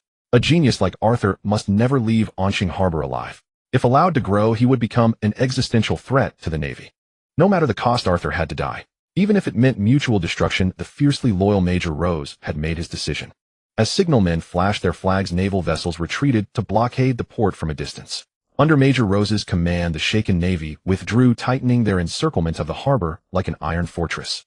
Young man, though I despise your despicable betrayal of the Navy, I acknowledge your strength. Major Rose stepped forward, wearing knuckle dusters adorned with razor-sharp spikes. His gaze was cold upon Arthur. I am Major Rose of the Navy, a user of the shadow fruit. I will face you in fair combat here. To die at my hands is your honor. Arthur sneered, feigning a yawn as he eyed the Navy major and his soldiers with a half-smile. I might permit them to return your body to Navy headquarters. But it's a pity, Uncle. You've wasted your years. How can you still be so blind to right and wrong? What arrogance! Major Rose sneered, his fists colliding with a deafening sonic boom. Though I'd rather not kill Navy men, you deserve to die. Thinking of Jenny and Xingnai, who waited for him desperately and might have suffered Navy attacks, Arthur's murderous intent surged. The air grew heavy and still as the two opponents faced each other in tense silence. Around the eerily silent harbor, waves crashed against the shore. Countless Navy soldiers watched with wide eyes. Suddenly both figures moved. Their shadows collided violently. The ground fractured and caved under the impact. A powerful shockwave erupted, sending shattered stones flying in every direction. The two figures rebounded and charged again, their speed reducing them to mere afterimages. Bang! Bang! Bang! Ear-splitting sonic booms tore through the air as the two combatants clashed like lightning, each strike carrying the force of thunder. Many soldiers clenched their fists. Though fear lingered in their eyes, nothing thrilled a man more than witnessing masters fight for their lives. Arthur stepped back 3 paces, regarding Major Rose, stabilized after 5 backward steps, with arrogant composure. The water waves condensing around his fists amplified his strikes, while dissipating much of his opponent's force. After the exchange, Arthur couldn't help but feel respect. Major Rose truly was a seasoned Navy veteran. His control over power, rhythm of attack, and combat experience all surpassed Arthur's. Yet in a contest of pure strength, Major Rose stood no chance against Arthur's Neptune's power. In a straightforward battle of attrition, Arthur would prevail within 50 rounds. Yet barely a month ago, Arthur had been nothing but an ordinary Navy private second class. Now he had defeated the entire armed garrison, captured a Navy lieutenant, and held the upper hand against a Navy major.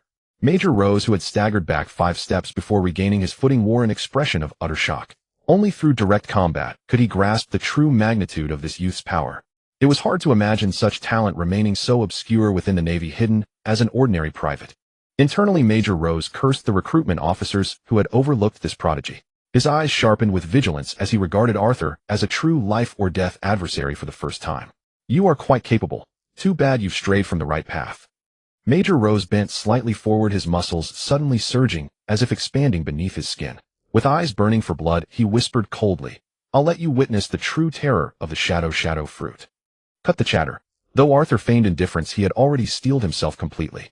Major Rose's figure suddenly fractured into countless shadows, which then vanished in the next instant as though they had never existed. Before Arthur could fathom the fruit's abilities, Major Rose appeared behind him with unnatural speed, delivering a brutal downward elbow strike straight to his neck.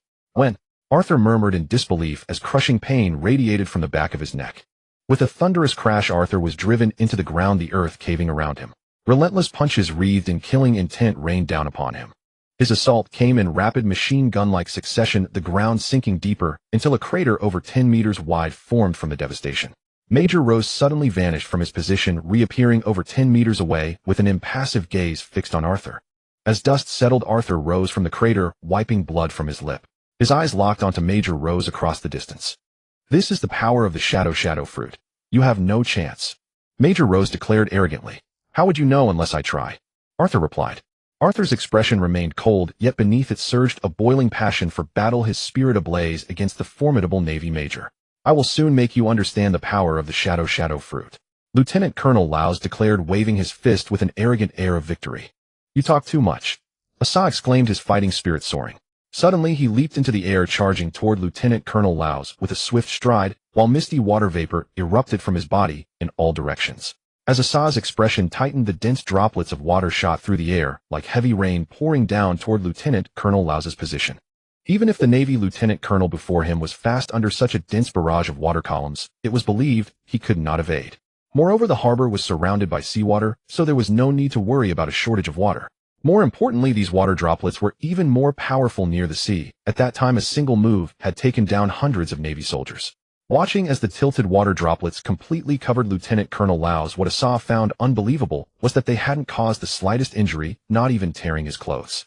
Asa knew the power of these water droplets well, but facing Lieutenant Colonel Laus, they seemed to be nothing more than a drizzle. Not right. Asa suddenly realized something was wrong. Even if Lieutenant Colonel Laus had incredible defense, these water droplets were completely ineffective. But not even a trace of dampness on his clothes seemed too bizarre, meaning that the water droplets Asa was certain to hit had not struck Lieutenant Colonel Laus at all. For a moment, Asa couldn't believe his eyes. Lieutenant Colonel Laus was clearly standing in place, yet he hadn't been hit. What exactly is the power of the shadow fruit? What should I do? For a moment, Asa felt cornered. Lieutenant Colonel Laus seemed intent on ending the battle quickly. The next moment, his figure vanished, instantly teleporting beside Asa, and a fierce kick struck his barely raised arms. Asa's entire body was sent flying backward like a broken kite, crashing into a stone statue nearby and shattering it, while blood spurting from his mouth. The force of this strike was great enough to injure internal organs. Laus was clearly planning to kill Asa here rather than following Marineford's orders to take him back to Navy headquarters. Asa panted heavily, continuously thinking about how to counter Lieutenant Colonel Laus's abilities. Rather than saying Laus's speed was extreme, it was more like he teleported directly. If Asa couldn't cope with a speed that couldn't even be reacted to, defeat and death were only a matter of time.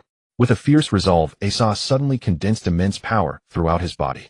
From the sea surface, a terrifying whirlpool rose, and he violently smashed it down from mid-air toward Laus.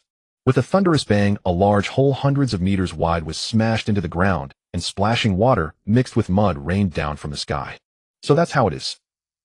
When he saw mud the size of soybeans on Lieutenant Colonel Laus's brand new cape, Asa suddenly realized he had made a huge mistake. Sometimes one truly cannot trust one's eyes. The lieutenant colonel standing opposite him might not be real. Those shadows that appeared and disappeared earlier must be the key to his easy evasion and rapid movement. Having roughly guessed the power of the shadow fruit, Asa's confidence surged.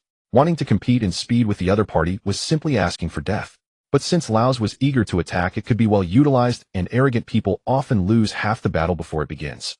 The water mist forming in his hands suddenly turned into countless water bullets, which he densely rained down on Lieutenant Colonel Laus, while his figure quickly darted to the other side. Thinking Asa wanted to flee, Laus pursued without hesitation, but suddenly he felt his body as if touching a soft thread, and immediately a water curtain rapidly appeared. Indeed, just as Asa had predicted, the real Lieutenant Colonel Laus had already teleported to a place not far from him, while that manifested true body remained dozens of meters away. Although it was only a fleeting moment through the water threads, Asa had roughly clarified Lieutenant Colonel Laus's movement trajectory, making the opponent's teleportation traceable. Asa, who had quickly predicted the attack route, suddenly changed direction and charged to one side, unleashing a powerful fist aimed at the air before him. A muffled groan of pain came from the air, with both front teeth being shattered directly. Lieutenant Colonel Laus spat a mouthful of blood, and his whole body flew backward. Lieutenant Colonel Laus actually lost. A Navy soldier with bulging eyes and a face full of disbelief loosened his grip, and the weapon originally held in his hand clattered to the ground. In normal times, daring to drop a weapon on the ground would surely lead to punishment, but now the officer, also fearing in his heart, had no time to reprimand this terrified, ordinary soldier. For a moment, the entire harbor became extremely quiet, and countless Navy soldiers watching the battle worried about how Asa would deal with them. Lieutenant Colonel Laos. Just when the Navy forces were on the verge of despair, Lieutenant Colonel Laos, spitting out a mouthful of blood, staggered to his feet, and at that moment the morale of all Navy forces surged greatly. "I never thought I'd be forced to this point by a kid like you. This lieutenant colonel is truly undeserving of the title," Laos muttered with a self-mocking expression. "You're not bad, either, managing to wound me." Holding absolute initiative, Asa sincerely praised the veteran lieutenant colonel before him, clearly sensing Lieutenant Colonel Laos's wholehearted devotion to the Navy. Meeting an equal opponent indeed fostered some mutual appreciation. If Asa were still a Navy soldier, they might become friends despite age difference, but now they were mortal enemies. "Although I'm not yet proficient in using this power, it's enough to handle you." Lieutenant Colonel Laos's face, covered in blood, suddenly had a ferocious look in his eyes. A mysterious, yet familiar power surged through his entire body, and for an instant, he seemed to be observed through and unable to move. This kind of power, Asa not only knew, but had also used it. Just back then, when the Phaline City Navy branch was on the verge of death, a suddenly erupted mysterious power knocked out all Navy soldiers. But Asa could clearly feel that the mysterious power Lieutenant Colonel Laos was using seemed to have obvious differences from the power he had used originally. This time, Asa did not retort to Lieutenant Colonel Laos's arrogant words. This dangerous power forced him to be cautious. The power of the Shadow Fruit activated again, and Lieutenant Colonel Laos's figure disappeared once more. The same attack method was not changed at all. Although Asa suspected that Lieutenant Colonel Laos was intentionally exposing a flaw, he still unleashed a furious punch. The same location, the same trajectory, Asa's punching speed and prediction were still perfect. But Lieutenant Colonel Laos actually easily evaded the punch's wind. Asa, unwilling to show weakness, leaped up and executed a fierce kick, while Lieutenant Colonel Laos, with a cold expression, raised his arm and forcibly blocked it. How is this possible? Asa, with a face full of shock, quickly condensed power in his hands, and a strong water impact erupted violently. It was just that Lieutenant Colonel Laos seemed to have known Asa's plan in advance. His body only moved slightly, and he actually dodged this incredibly powerful blow at such close range. Listen, well, this is observation hockey. Lieutenant Colonel Laos continuously evaded Asa's attacks, and then a thunderous punch smashed toward Asa, who had nowhere to dodge. The fierce fist pierced through the body, and Lieutenant Colonel Laos looked in disbelief at Asa, who had completely turned into water form. The next moment, Asa, who had avoided the fatal blow, suddenly returned to his original form.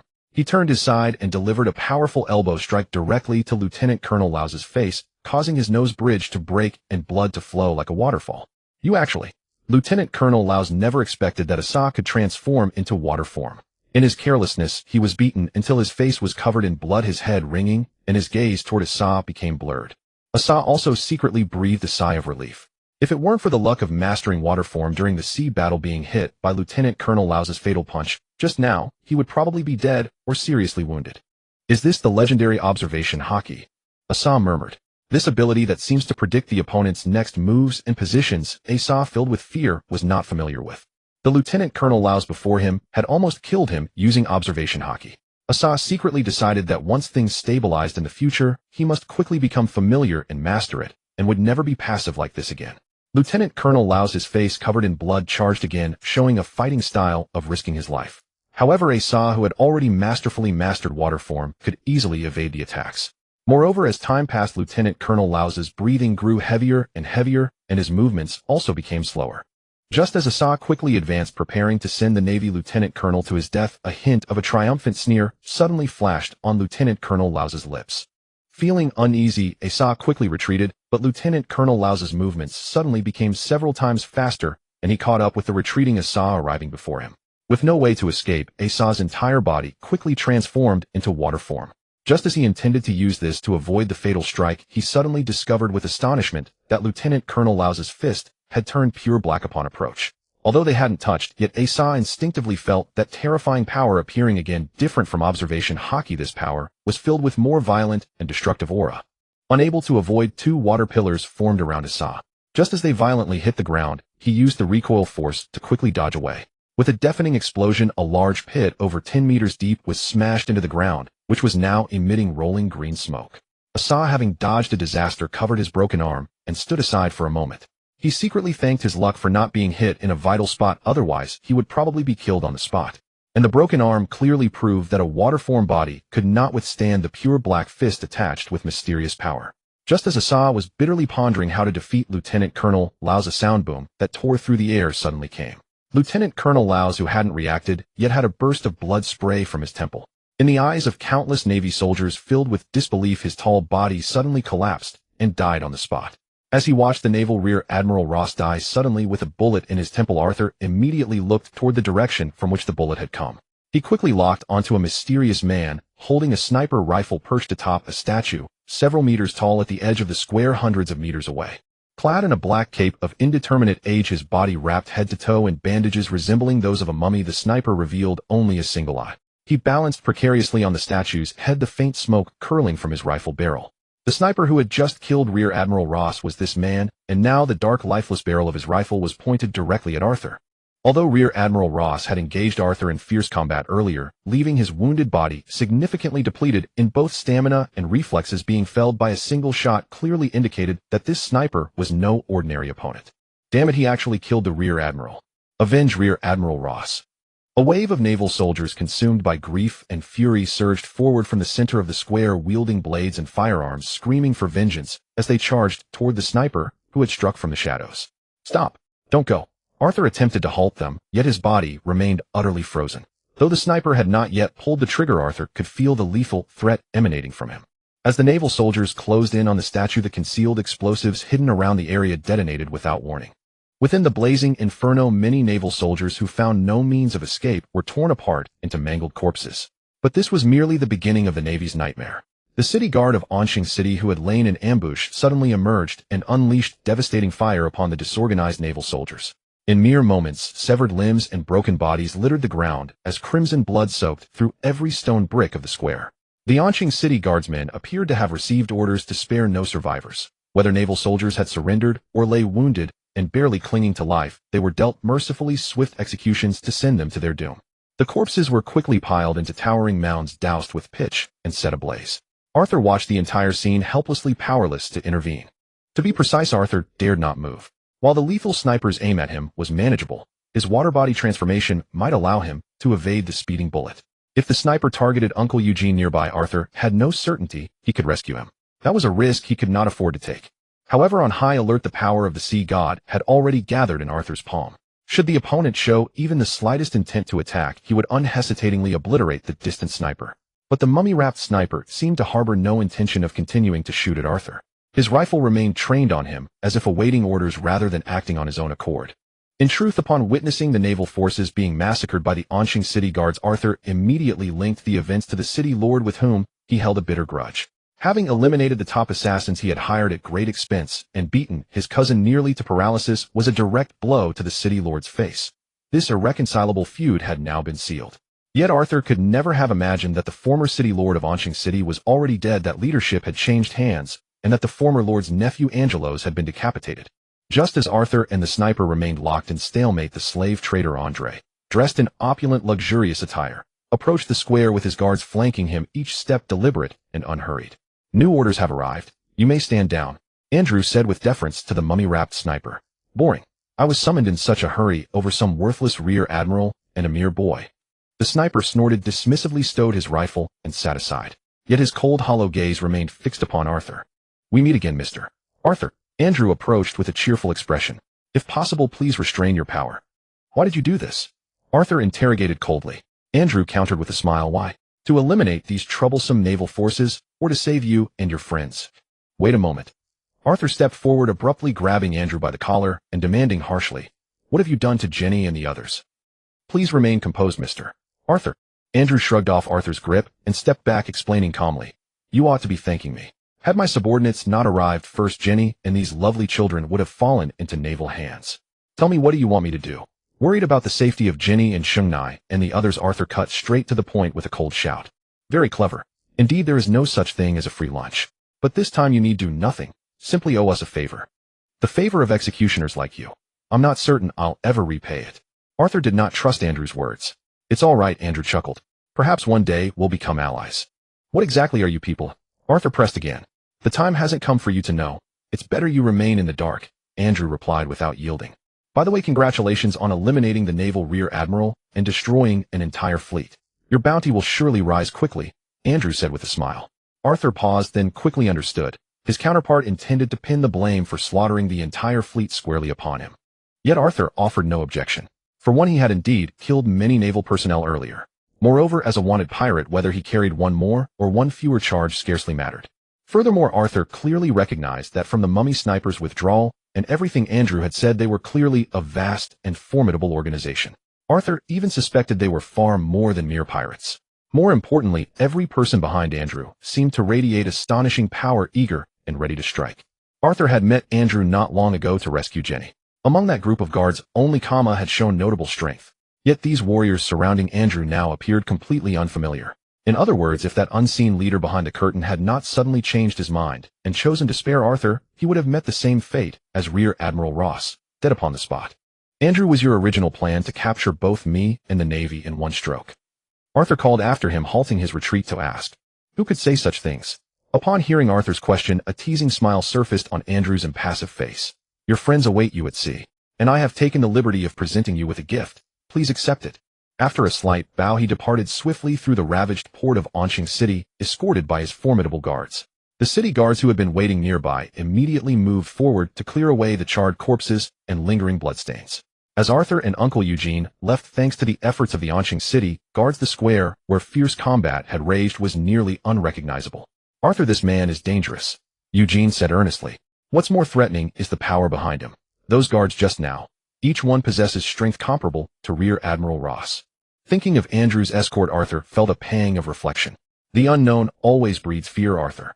You must investigate his background as soon as possible, Eugene advised solemnly. Don't worry, Uncle Eugene. I know exactly what to do. Arthur flashed a confident smile. Soon Arthur and Eugene arrived at the harbor. In the distance, a uniquely designed and splendidly luxurious sailing vessel rested quietly at anchor. Arthur was entirely certain this was Andrew's gift. The entire harbor contained only a single ship. As Arthur and Eugene approached, Xingnai, who had been hiding aboard, immediately rushed to the railing, waving and calling out with the exuberance of a tomboy. Arthur boarded quickly, but the appearance of one person made him immediately alert. She was the stunningly beautiful girl who had first received him at Andrew's establishment, and surprisingly, she was also on the ship. Does Andrew intend to keep watch over me? Arthur pondered silently, without showing his thoughts. But he soon dismissed the concern. If Andrew truly wished to investigate where Arthur intended to go, that would hardly be difficult. Accepting this luxurious sailing vessel along with the breathtaking beauty posed no particular issue. Moreover, she might provide clues about Andrew's background and the mysterious organization behind him. After brief deliberation, Arthur decided to bring along this seemingly troublesome beauty. Lilia introduced herself again. Let me reintroduce myself. I'm Arthur's little mistress. Her final words were clearly directed at Jenny, whose eyes radiated tenderness as she gazed at Arthur. Sanai, standing to one side, turned to Alvin with a puzzled expression and asked, What does little mistress mean? Alvin explained proudly, You don't even know that. It means a younger relative.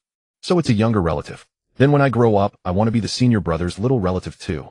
Sanai clenched her small fists, her face set with earnest determination. Who are you? Arthur feigned ignorance, showing absolutely no consideration for the breathtaking young woman. Boo-hoo, I'm so heartbroken. You once swore eternal vows to me, and that night we. Lilia's cunning gaze lingered steadily on the anxious Jenny. Lilia, you're on rowing duty. Arthur assigned the task casually. Why like this? Can you bear to make such a delicate, beautiful maiden row? A pair of captivating eyes gazed pitifully at Arthur. First, you are hardly a delicate beauty. Though you maintain yourself, while there are clear calluses on the web between your thumb and forefinger, proof you are a skilled assassin accustomed to wielding short blades. Second, I never invited you along. If you do not wish to be thrown into the sea to feed the fish, then obediently go row. Arthur issued the ultimatum with a cold expression. Since Andrew had presented Lilia as a gift, there was no reason for him to hold back. Moreover, Lilia was not a comrade, but a potential enemy requiring constant vigilance. Not a trace of gentlemanly manners. Lilia pouted, glaring at Arthur in indignation. Yet she could only obey. Before departing, Andrew had issued a strict decree. She must follow Arthur's every word without exception. Jenny stepped forward, linking her arm through Arthur's as they headed toward the cabin. She flashed a triumphant smile at Lilia's despondent expression, sending the latter stomping her foot in frustration. The sailing vessel set forth, speeding toward York Island. Shortly after departure, Arthur soon noticed debris from naval warships floating across the sea surface. As he had predicted, those naval warships leaving the harbor had not escaped disaster. All had been sunk at sea. No wonder Andrew had congratulated him so casually on eliminating the naval vice admiral and an entire fleet. It now appeared that every naval soldier had been killed to silence them. It was difficult to fathom the power of the forces behind Andrew. However, Arthur had more pressing matters at hand. He needed to grow stronger himself and ensure the safety of Eugene, Jenny, and the others. Though Andrew harbored intentions of winning him over, Arthur preferred to place his trust in his own family. By relying on the family's influence, he could deter the Navy from making any hostile moves. Although Arthur was born to a concubine and held no right of noble inheritance, the family had always safeguarded every one of its members, an unchanging tradition spanning hundreds of years. The children experiencing sea voyage for the first time since leaving Anqing City cheered with unrestrained excitement. In stark contrast was the stunning young Lilia, completely stripped of her former arrogance, spending the greater part of each day standing by the ship's railing, vomiting uncontrollably. Here, drink this, and you will feel somewhat better. Arthur stood nearby, casually handing her a glass of prepared beverage. You are not poisoning me, planning to take advantage of me tonight, are you? Though Lilia's face was pale, and she appeared profoundly weakened, her tongue remained sharp. A heroine like you who takes lives at will. I would not dare touch you. Arthur replied calmly, leaning against the railing. Don't men like you most love conquering wild women? Lilia chuckled softly, gathered her disheveled strands of hair, and drank the beverage Arthur had mixed. Since you intend to follow along, could you tell me, who exactly are you and Andrew? Uncle Andrew is a kind-hearted man of ideals and conviction. As for me, naturally, I am just a delicate young maiden. Lilia replied. Kind-hearted? I fail to see it. Arthur thought of Andrew's methods and found it impossible to associate them with kindness. You cannot judge anything by appearances, Arthur. Lilia turned and leaned against the ship's railing, speaking meaningfully. Consider yourself to Jenny and the others you are a good person. Yet to the Navy you are an unforgivable traitor. By the same logic, although Uncle Andrew appears ruthless in his actions, everything he does serves a purpose. To me, that makes him a good person. A good person would never have taken you to such a place. Listen carefully. I went there of my own free will. Lilia's expression suddenly grew solemn, her eyes gleaming with the light of conviction. You understand nothing, Arthur. This world is not inhabited solely by those who live for the Navy's faith. To faith. Arthur handed Lilia another cup of stomach-soothing drink and drained his own in one gulp. Arthur knew clearly that he would gain nothing by questioning Lilia, who lived entirely for her faith. Besides, threatening a woman held no meaningful purpose for him. However, one could conclude that Andrew's goodwill was genuine. Otherwise, to conceal the truth behind the destruction of the naval vice admiral and the entire fleet, he would never have permitted Arthur to leave Anqing City's harbor. What was worth pondering, however, was Andrew's true intention in sending the breathtaking beauty Lilia to accompany Arthur. Was it temptation, surveillance, or perhaps to establish a relationship of trust? Everything before him seemed somewhat opaque. According to the navigational chart, York Island in the lawless zone was still half a day's sail away. What he had not anticipated was that the two children were suffering from persistent high fever due to the changing climate. With York Island still some distance off, Arthur decided to alter their course in order to treat the two children. Soon, 50 nautical miles away, they located a small trading island serving as a transit station. Arthur believed that on this Crab Claw Island, he could find a physician and purchase fever-reducing medicine. However, out of caution, Arthur prepared to go alone. Though Lilia's loyalty remained uncertain, her presence would deter any pirates from attempting to board.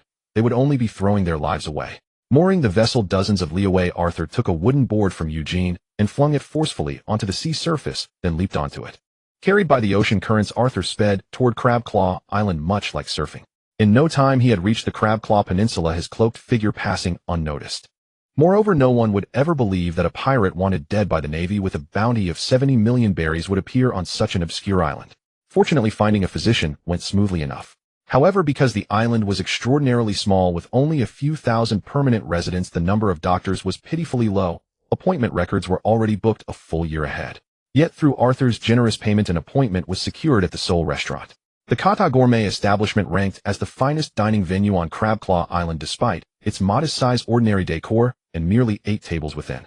Nevertheless, due to its oceanfront location, house-brewed wines, reasonable prices, and the innkeeper's beautiful and cheerful daughter, it had long enjoyed an excellent reputation, drawing many regular patrons. After a brief wait, a tall, thin physician wearing glasses entered. Taking a seat beside Arthur, he listened attentively to the description of the illness, asked a few careful questions, and then handed over the medications he carried. The physician, having received substantial remuneration, was about to depart, when a sharp crash of shattering glass echoed near the bar, causing him to return to his seat in sheer alarm. You old wretch, have you had enough of living? A blond thug with a brutish face grabbed the proprietor by the collar, roaring in fury. Do not look, Mr. Arthur. We cannot afford to cross thugs who have blood on their hands. The physician offered Arthur this warning in good faith. Hearing the advice, Arthur smiled and nodded gratefully. I am sorry, dear customer. Today's meal is complimentary. The proprietor's daughter Aya hurried over and bowed apologetically. Please spare my father, I beg you. Old man, I will let you go this time for your daughter's sake. The blonde thug shoved the proprietor aside, sending numerous wine bottles crashing to the floor. Thank you, Mr. Font. Aya hurriedly expressed her gratitude, but as she reached to help her father up, the thug suddenly grabbed her. But my shirt has been soiled by this old wretch. Tonight you will compensate me. Saying this, he attempted to forcibly drag the terrified Aya away. Someone please save me. Helpless to resist, Aya looked around with tears in her eyes, pleading with the surrounding patrons. Some diners, fearing retaliation from the thug, sat with their heads bowed, pretending not to notice. This instantly plunged Aya's heart into despair. Was she about to be violated this very day? At that moment, a man in his early 20s wearing a blue vest who had been sitting in the corner suddenly rose to his feet. Before the crowd could react, he lunged forward and delivered a flying kick that sent the bullying yellow-haired thug soaring through the air. A dull thud echoed as the yellow-haired man clutched his belly and wailed in agony. The man who acted was named Henry, who had long harbored feelings for Aya and was a regular patron of the restaurant. However, the owner had always refused to allow his daughter to date him due to his lack of stable employment. For Henry, although this yellow-haired thug was no pushover, he simply could not stand by and watch Aya be taken away. The surrounding patrons, seeing the usually domineering thug writhing on the ground in pain, immediately cheered loudly for Henry. Several customers who had romantic interest in Aya rushed forward and pummeled the helpless yellow-haired thug, showing no mercy as they beat him mercilessly. After Henry's bold intervention, the once indifferent and passive patrons seemed to find their backbone, transforming completely from their previous submissive demeanor. As if deliberately trying to show Aya, the restaurant owner's daughter, that they had not refused to help, but had simply been too slow. Witnessing a classic hero rescuing a beauty, Arthur joined in the cheering, enjoying the spectacle, though he would never stoop to beating a defenseless opponent. Just as Arthur rose to leave, eager to return the medicine to the ship, over a dozen thugs wielding clubs and machetes suddenly burst into the restaurant. Third brother who had the gall. Boss Blackett's. It's him. The yellow-haired thug, missing all his teeth and covered in blood, raised a trembling finger pointing at Henry. The scar-faced middle-aged man rose to his feet and charged at Henry with his machete raised, while the other thugs converged simultaneously. Henry backed Aya into a corner and grabbed a stool, bracing himself for a desperate last stand. Yet the very patrons who had been cheering for Henry and calling for the thug to be beaten now sat frozen at their tables, as though everything happening in the restaurant had nothing to do with them. Henry's heart sank. These cowards were utterly unreliable. Swinging the stool with all his strength, he struck at the scar-faced man leading the charge. Although Henry possessed some combat skill, he couldn't overcome overwhelming numbers. The scar-faced man, known as Boss Black, proved to be a formidable opponent, and soon Henry was drenched in blood from head to toe. Do not look that way, sir, the doctor whispered urgently. These thugs have blood on their hands. We cannot afford to cross them. Hearing the doctor's warning, Arthur offered a grateful smile, but said nothing more. I will go with you. Please let him go. Trembling all over, Aya stepped forward to shield Henry's dying form, begging desperately. You whore, it's too late. The scar-faced man kicked Aya down and ordered his thugs coldly, cut this bastard's throat. Avenge third brother. Hearing the command, the thug immediately raised his blade and charged forward. But suddenly a scream erupted. He had been struck in the head by a wine glass thrown through the air and collapsed unconscious. My apologies, my hand slipped. Arthur, still yawning not far away, watched the menacing gang with a smile. What's going on today? Even fools are running around playing heroes.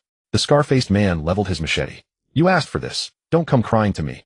Seeking to intimidate everyone present and earn his men's reverence, the scar-faced leader charged forward with his blade raised. Suddenly a shriek like a slaughtered pig echoed through the restaurant. Arthur casually but devastatingly kicked the black boss directly in the groin. The force was so immense that the scar-faced boss truly understood unimaginable agony, rolling on the ground in a pitiful state. The lanky doctor seated nearby watched Arthur, standing proudly with utter shock, secretly regretting having overcharged him initially. The scar-faced brute writhing and screaming on the ground was the black boss who dominated Crab Claw Island. Everyone bowed before him. And yet Arthur had reduced him to a broken man with a single kick. This was absolutely no coincidence. This composed young man was clearly far from ordinary. When the doctor looked up, his eyes accidentally fell upon the latest wanted poster on the wall. He widened his eyes in shock, trembling all over and speechless. The doctor realized he had made a grave mistake, one that could reduce Crab Claw Island to ashes. Greed for this money was nothing short of suicidal. The berries in his bag suddenly felt impossibly heavy. Boss. The thugs stood paralyzed, staring in disbelief at the screaming, writhing, scar-faced man. Their fearsome black boss facing Arthur was as weak as an infant. A gaunt thug standing at the far left retreated a step in terror and accidentally tripped over a chair. As the thug tried to rise, his eyes suddenly bulged wide. Staring fixedly at the latest wanted poster on the wall, and then comparing it to Arthur's face, he soiled himself in sheer fright. 100 million. Correct, that was the Marine Corps' 100 million berry bounty poster. Provoking a pirate with a 100 million berry bounty was certain death. But who could explain to him why such a terrifying figure capable of destroying a city with a mere gesture would appear on this tiny Crabclaw Peninsula? No one told the thug, and he would never have another chance to think, for Arthur's devastating fist had already arrived. Bang bang bang. Arthur charged forward rapidly, his powerful fists carrying the force of splitting mountains. The thugs couldn't even scream before Arthur's fists sent them to their graves. The one-sided slaughter ended quickly, though Arthur felt somewhat disappointed that there were so few of them. As expected, nothing feels better than punching people. Arthur flexed his fists, standing in the center and speaking to himself. An eerie silence fell over the restaurant. Some patrons who had noticed the bounty poster and realized Arthur was a 100 million berry pirate trembled uncontrollably. Yet all the gazes directed at Arthur held no gratitude, only raw terror. Those thugs with blood on their hands were nothing compared to Arthur. They didn't even rank as common pests. Feeling somewhat unsettled, Arthur drained the fine wine from the table in one gulp and turned to leave. A.R.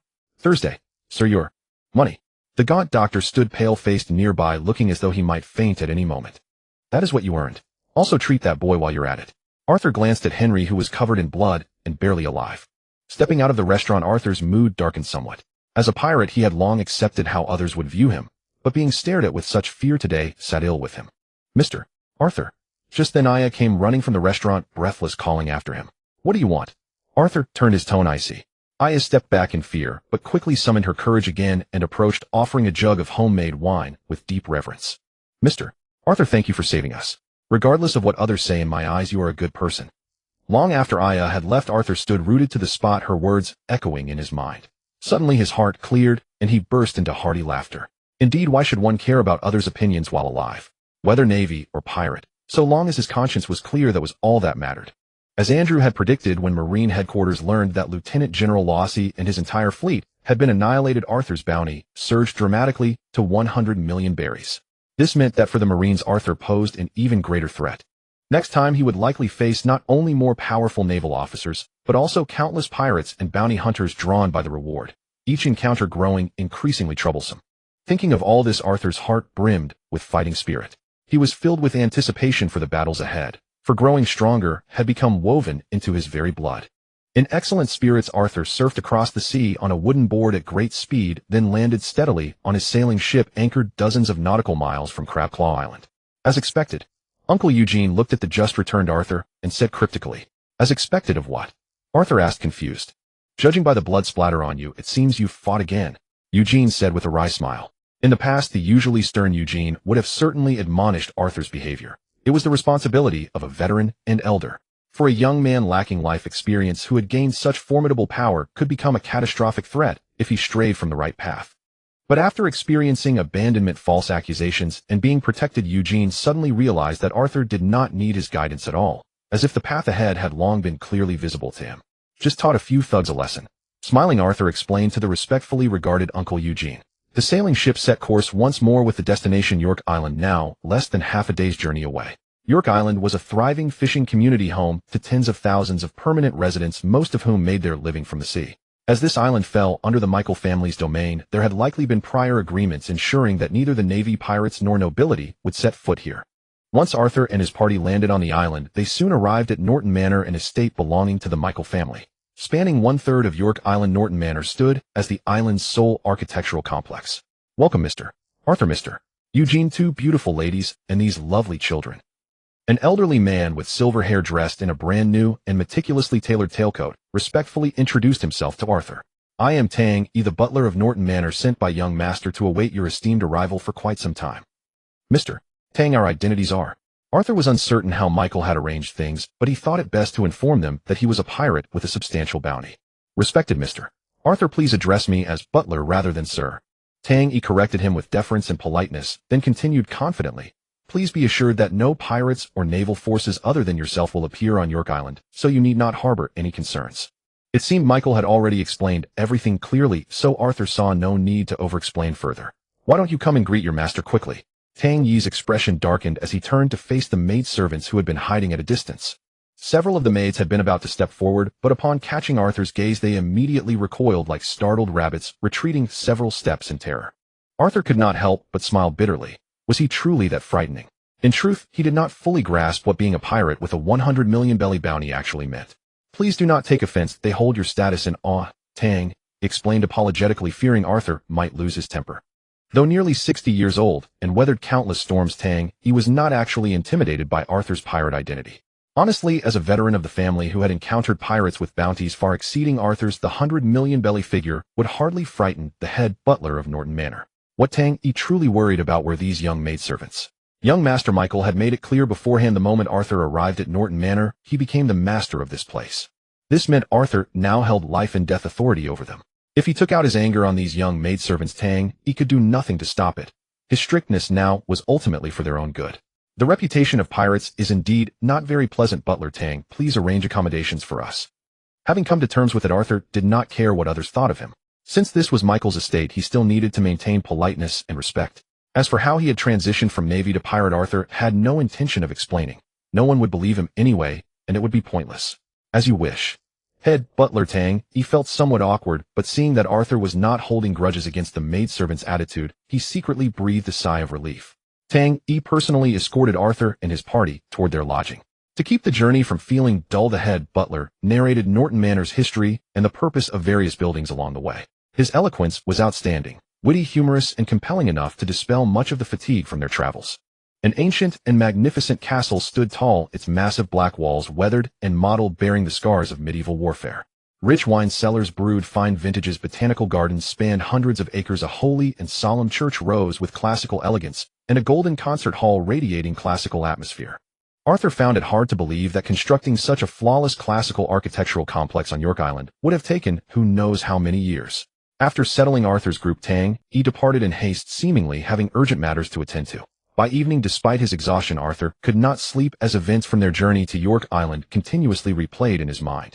Glancing sideways at the easel Michael had carefully prepared for him, Arthur rose and stepped onto the platform, extending outward, gazing at the distant sea as the sea breeze swept over him. Master, please bathe and change.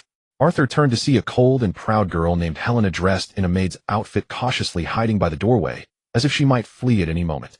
Suddenly, Arthur walked over quickly and extended his hand toward Helena. Please don't. Helena panted, her whole body trembling.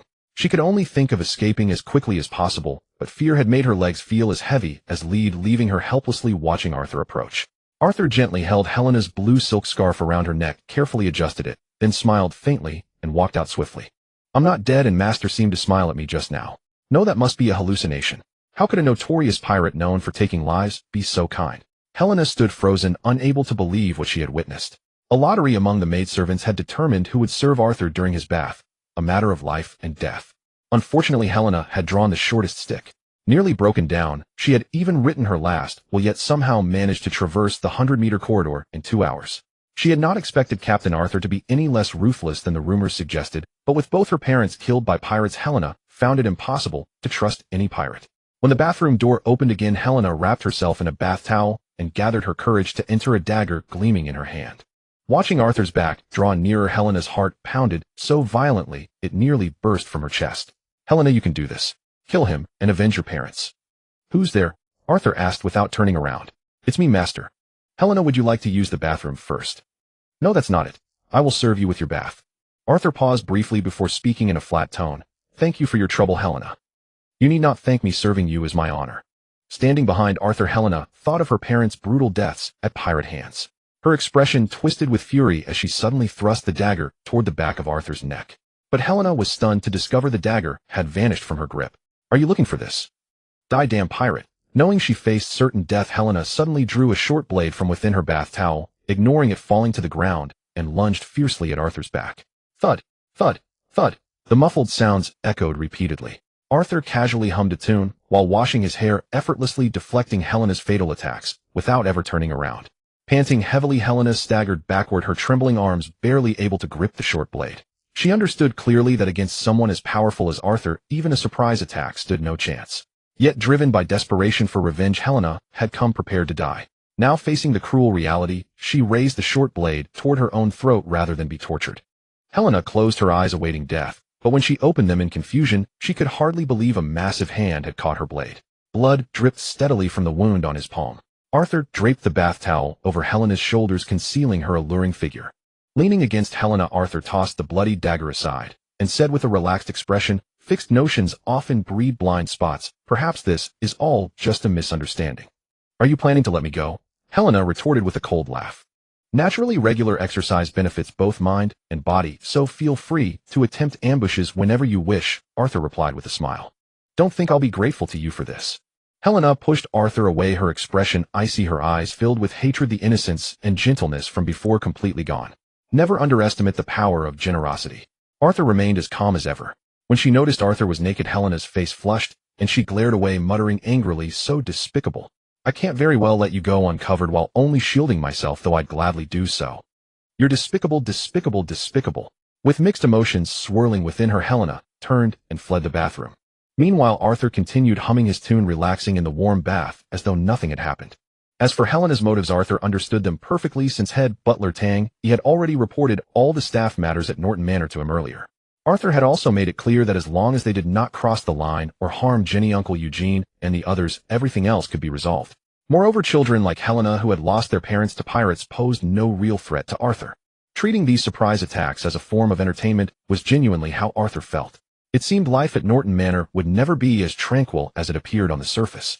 Having arrived at Norton Manor about a week ago, Arthur, eager to grow stronger, spent each day alternating between punishing physical training and painting. His life was simple and regular. Lilia, a breathtaking beauty dispatched by Andrew, lounged around the Manor's premier kitchen all day, tirelessly sampling every delicacy on offer. Nothing seemed particularly unusual. Of course, Arthur made no further inquiries regarding the identity of the slave owner Andrew and the forces behind him. Jenny and Shungnai and the others attended church each day for devout prayers, while the rest of Uncle Eugene took to hunting, spending every day armed with a rifle through the back hills in pursuit of wild turkeys. Life appeared tranquil and monotonous, yet enjoying such blessed peace often demands an unimaginable price. Helena's surprise attacks on Arthur had not ceased 3 times daily without fail. Moreover, female servants who had lost relatives to pirates joined in. From solo sneak attacks to coordinated team assaults, they increasingly employed tactics of seduction, deception, and traps. But no matter how numerous they were or how unexpected their tactics, it was always the female servants who ended up covered in soot and disheveled. They would go all out during their surprise attacks, then remain dutifully respectful toward Arthur as their master in daily life. Gradually, this became an unspoken routine. As time passed, the maids of Norton Manor came to realize that Arthur was different from other pirates. The refined and courteous Master Arthur would take time to read from the library's collection and mostly spent his days painting and training. It was hard to imagine he was a pirate with a 100 million bounty from the Navy. Through their time together, the maids gradually understood why young Master Michael would allow a notoriously infamous pirate to reside in Norton Manor, which was his private property. One evening, Arthur stepped onto the 3rd-floor balcony of the castle, having just finished a seascape painting. Taking a glass of wine from Eugene, he gazed at the vast azure ocean and murmured, "Uncle Eugene, I want to return home." "Yes," Eugene asked. "Indeed. I hope my family can intervene to protect your safety," Arthur said solemnly. Arthur, who possessed the power of the sea god, harbored no fear of the Navy. Rather, he worried they might directly attack York Island and strike against Jenny Shingnai and the others who had finally found peace. "True enough. You have been away from home, serving in the Navy for several years now, wandering all 4 seas as your home," Eugene said, draining his wine and gazing at Arthur with a slightly flushed face. "A man can only act this way for 2 reasons. Either he is running from something, or he is searching for something." Eugene was right. As a bastard son of the family, Arthur was ineligible to inherit the noble title under imperial law. Feeling the injustice of fate, Arthur resolutely joined the Navy, hoping to earn a general's star and one day become a pivotal figure within his family, returning home in glory. But things had gone contrary to his wishes. Arthur, who never even rose to the rank of non-commissioned officer, was now a heavily bountied pirate. Fremont Arthur, as a member of his family, still intended to return despite his current status as a pirate. For the Fremont family motto was "Blood is family," and for centuries they had devoted all their strength to protecting every kin who shared their bloodline. Arthur simply hoped his family would intervene to deter the Navy and protect ordinary people like Jenny and S.H. He believed the family patriarch, Arthur's father Dwelluin, would not refuse. "Yes, Uncle Eugene, I have made up my mind," Arthur said with utmost seriousness. There was also something Arthur did not voice. This was Michael's private estate, and selfishly leaving it to become a target of Navy and bounty hunter attacks was unthinkable. If he left for a while and drew as much attention as possible from the Navy, York Island would be comparatively safer. Then go. Leave no regrets. Eugene sighed. Eugene knew perfectly well why Arthur was so eager to leave York Island. It was clearly to divert the Navy's attention and ensure their safety. Yet Eugene did not attempt to stop him, for one who had already made up their mind would only dig in deeper if opposed. Preparing to depart York Island early the next morning, Arthur informed the head steward Tang, explaining his situation. Out of courtesy, he felt it improper to simply slip away unannounced. Under the hazy night, brilliant moonlight streamed straight through the windowsill and Arthur's bedroom door was slowly pushed open. Clad in adorable cartoon pajamas, Xingnai tiptoed in with a pillow in her arms. Gazing at the rising Arthur with a deeply aggrieved expression, she pleaded, "I'm a little scared sleeping alone." "What happened?" Arthur said, half amused and half exasperated, looking at Xingnai, who was now already lying beside him with a bright roguish grin, showing absolutely no sign of fear. Almost clinging to Arthur's entire body, Xingnai murmured softly, reluctant to let go, "Brother Arthur, you really are leaving tomorrow. Why must you go? When will you come back? Will you bring me a gift? There are certain matters I must attend to. I will return very soon." Arthur's tone was as gentle as possible. "You're lying. Back when the bandits broke into our home, father and mother told me to hide in the cellar and said they'd be back soon. Only they." As she spoke, Xingnai began to sob through stifled sobs. Arthur held Xingnai and softly soothed her until she fell asleep. Outside Arthur's bedroom door, Ginny, dressed in her sleepwear, heard Xingnai recount those events. Her eyes reddened. Upon learning that Arthur would depart York Island alone the following dawn, Ginny set aside her reserve and summoned every ounce of courage to confess her feelings that night. Yet she had not expected Xingnai to get there first. Just as she was about to leave, someone suddenly appeared behind her, causing her to nearly cry out in fright. "Shush!" Lilia signaled for Ginny to stay quiet, took a step back, and fixed Ginny with a mischievous grin. Then in an all too familiar tone she remarked, "Oh my, your heart is fluttering with springtime longing. Seems you were hoping something would happen with Arthur tonight. How shy of you. Why, you nonsense. I was just going the wrong way." Ginny shouted, her face flushed with both shame and anger, trying in vain to cover her embarrassment. "All wearing such scandalous sleepwear, and don't tell me you went the wrong way too." Ginny suddenly noticed Lilia's attire. That alluring nightgown made even Ginny's face flush. "That's right. I've come to spark some romance with Arthur. What are you going to do about it?" Lilia admitted it completely unashamedly. "Thoroughly shameless." Huffing indignantly, Ginny spat the words and glared at Lilia with pure hostility, as if Lilia were about to seize her most treasured possession. "Then what are you here for?" Lilia raised her hand and traced it teasingly along Ginny's skin with a playful giggle. "Who goes there?" Lilia's expression suddenly turned cold as she stared down the corridor and called out sharply, "Miss Ginny, Miss Lilia, good evening." Helena emerged from the corridor, forcing composure, though her demeanor appeared somewhat strained. "Oh, it's Helena." Lilia feigned sudden realization. "Surely you too wish to see Arthur off, to let the master's embrace warm both your body and your heart." Lilia performed an exaggerated and clumsy reenactment of a tender embrace, watching Helena with a knowing half-smile. "No, it's not you. You misunderstand. There's nothing. I must take my leave." Helena, like a startled rabbit, became completely incoherent, all traces of her former icy composure and efficiency gone. She bowed respectfully to the two and fled the corridor as though her life depended on it. "Another rival. How interesting." Lilia laughed triumphantly. "Play by yourself. I'm going back." Ginny, unwilling to engage with Lilia any longer, turned and departed the corridor. The next morning, Arthur bid farewell to the crowd that had gathered to see him off at the harbor. He boarded a modestly sized skiff and sailed away, soon disappearing from sight. Not long after Arthur's departure, a luxurious giant vessel suddenly appeared at the harbor, its massive hull resembling a floating mountain. Tang, the head steward of Norton Manor, paused in surprise before greeting the arrival with a broad, welcoming smile. Amid the curious gazes of Ginny, Lilia, and the others, hundreds of well-trained armed guards in black surged ahead to the docks, systematically scanning for any potential threats. Soon, beneath the escort of countless people, Michael stepped down from the great vessel, wearing a princess gown, her face brimming with anticipation. Upon learning that Arthur's party had already reached York Island, a joyful Michael promptly concluded her family affairs. With her father's approval, she rushed from the family estate to York Island. Now fully restored to her true self as a woman, Michael had imagined countless times aboard the ship what it would be like to reunite with Arthur, eager to share everything with him. "Uncle Tang, where is Mr. Arthur?" Michael murmured urgently. "Quite unfortunate, young master. Mr. Arthur has just departed." The head steward Tang, he said with a hint of helplessness. "This cannot be true." Michael suddenly became utterly despondent, as though the entire world had turned gray around her. "Hello, I am Arthur's fiancée. Nice to meet you." Never one to let calm pass undisturbed, Lilia stepped forward and introduced herself with feigned solemnity. "Guards, throw her into the sea to feed the sharks." Michael's face darkened and she pointed at Lilia, issuing the order offhandedly. "Help! Help!" Lilia froze, only to be dragged toward the sea by more than a dozen burly men. She immediately began screaming for help until the exasperated head steward Tang intervened and stopped them. "This is not true." Tang followed close behind Michael, listening to her disjointed muttering. Seizing the moment, Ginny quietly asked the head steward Tang, "Why is she called young master when she is clearly the young miss?" Because the old master highly values her abilities but disapproves of her gender, the head steward Tang Yi sighed, lowering his voice. She has always been raised as a male heir in all respects.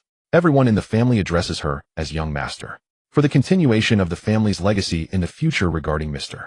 Arthur. I hope Mr. Arthur returns as soon as possible. Tang Yi sighed and hurried after her. I hope Arthur is safe. Jenny prayed silently.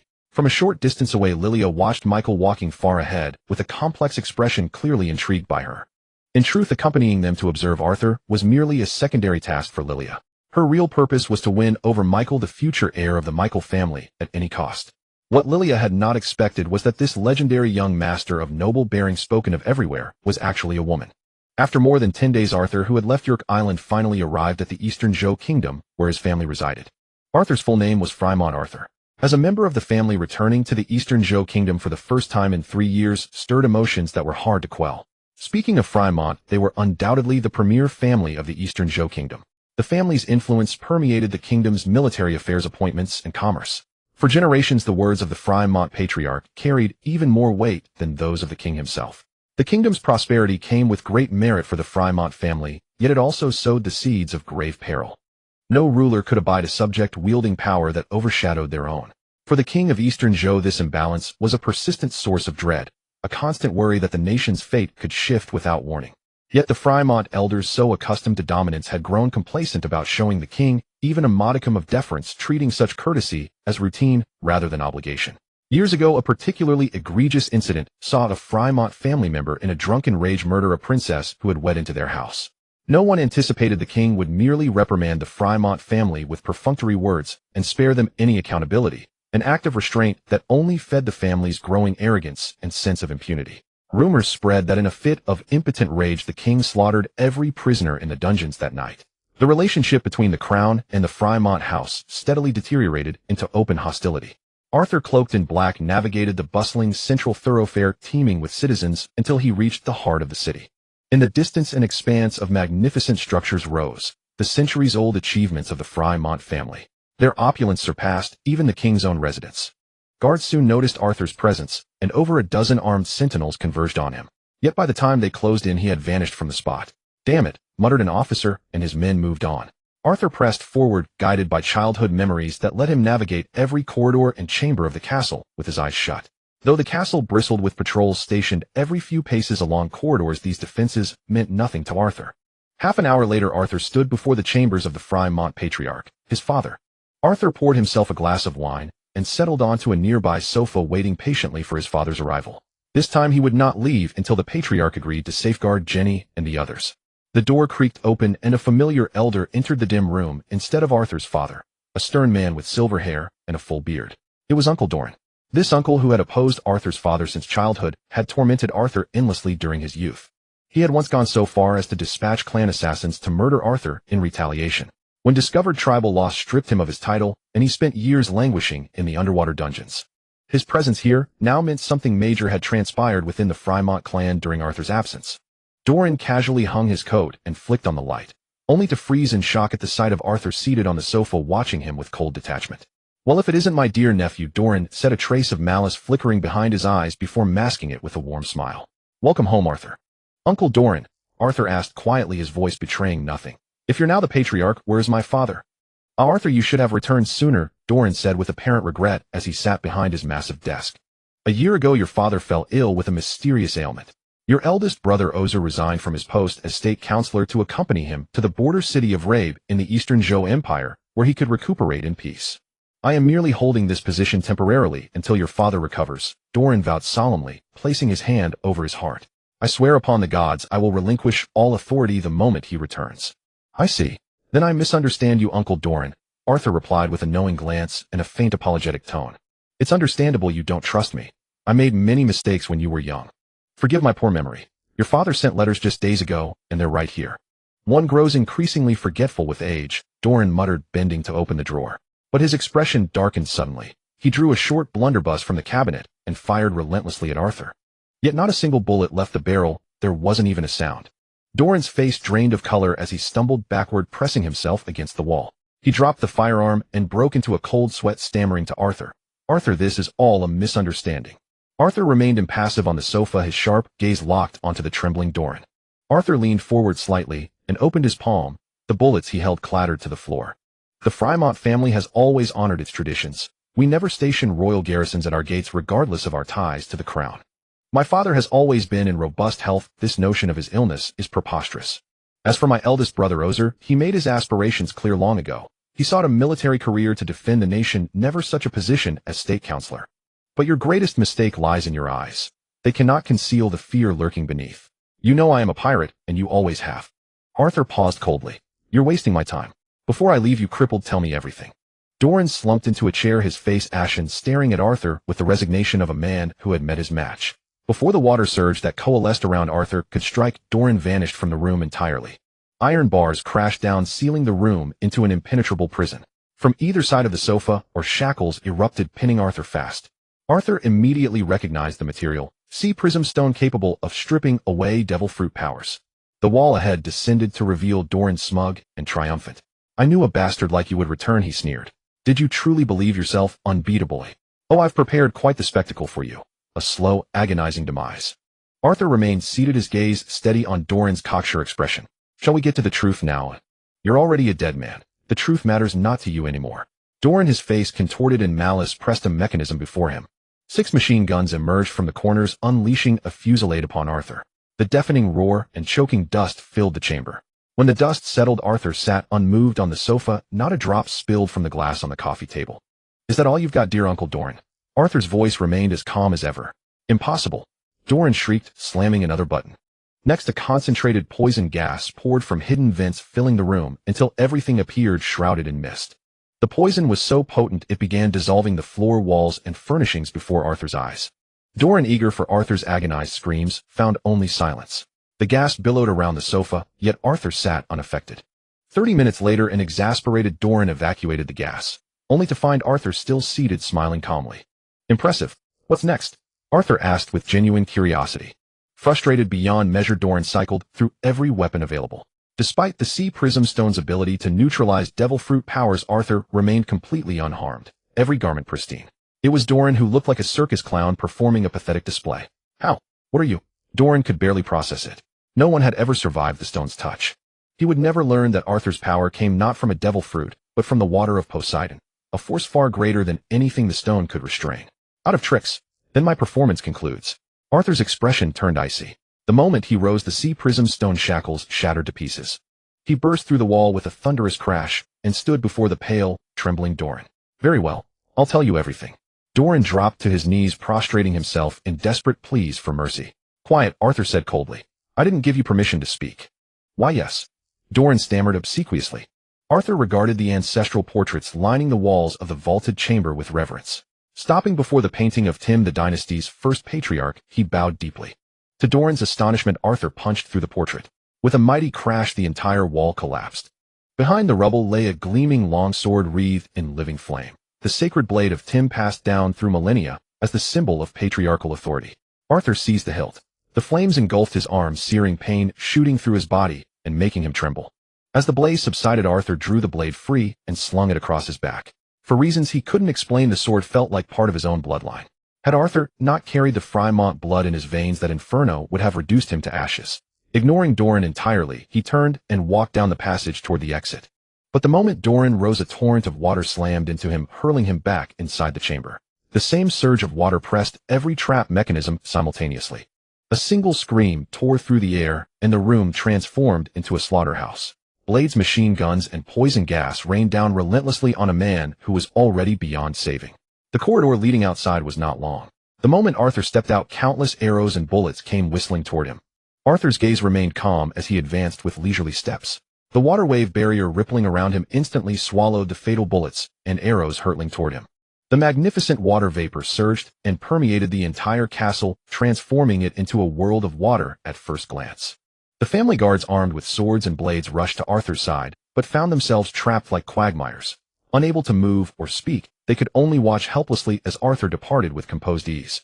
As Arthur left the castle, he suddenly halted and looked coldly ahead. There were thousands upon thousands of private guards surrounding the square, so densely there was no room to breathe. At a single command, dozens of cannons and countless muskets locked onto Arthur immediately. The leader, radiating arrogance, stared at him as though victory were already secured. Arthur knew this person intimately. He was Ned, son of Doran. The rough young man had no idea his father had met a brutal death at the hands of Arthur's own trap. Poor Arthur, I anticipated your return. Ned jeered, locking eyes with him. I've prepared a welcoming gift just for you. With a casual gesture, Ned signaled forward a contingent of armed private guards escorting a group of over 50 men, women, and elderly. Their eyes had been gouged out, noses sliced away, limbs severed, their scarred bodies pierced through with iron wire and strung together in a circle, having endured untold suffering. Arthur's body trembled slightly. Though these emaciated figures resembled walking skeletons, he still recognized several among them. Among them were his attendants who had cared for him since childhood along with their families. He could scarcely believe they had endured such inhuman torment after years apart.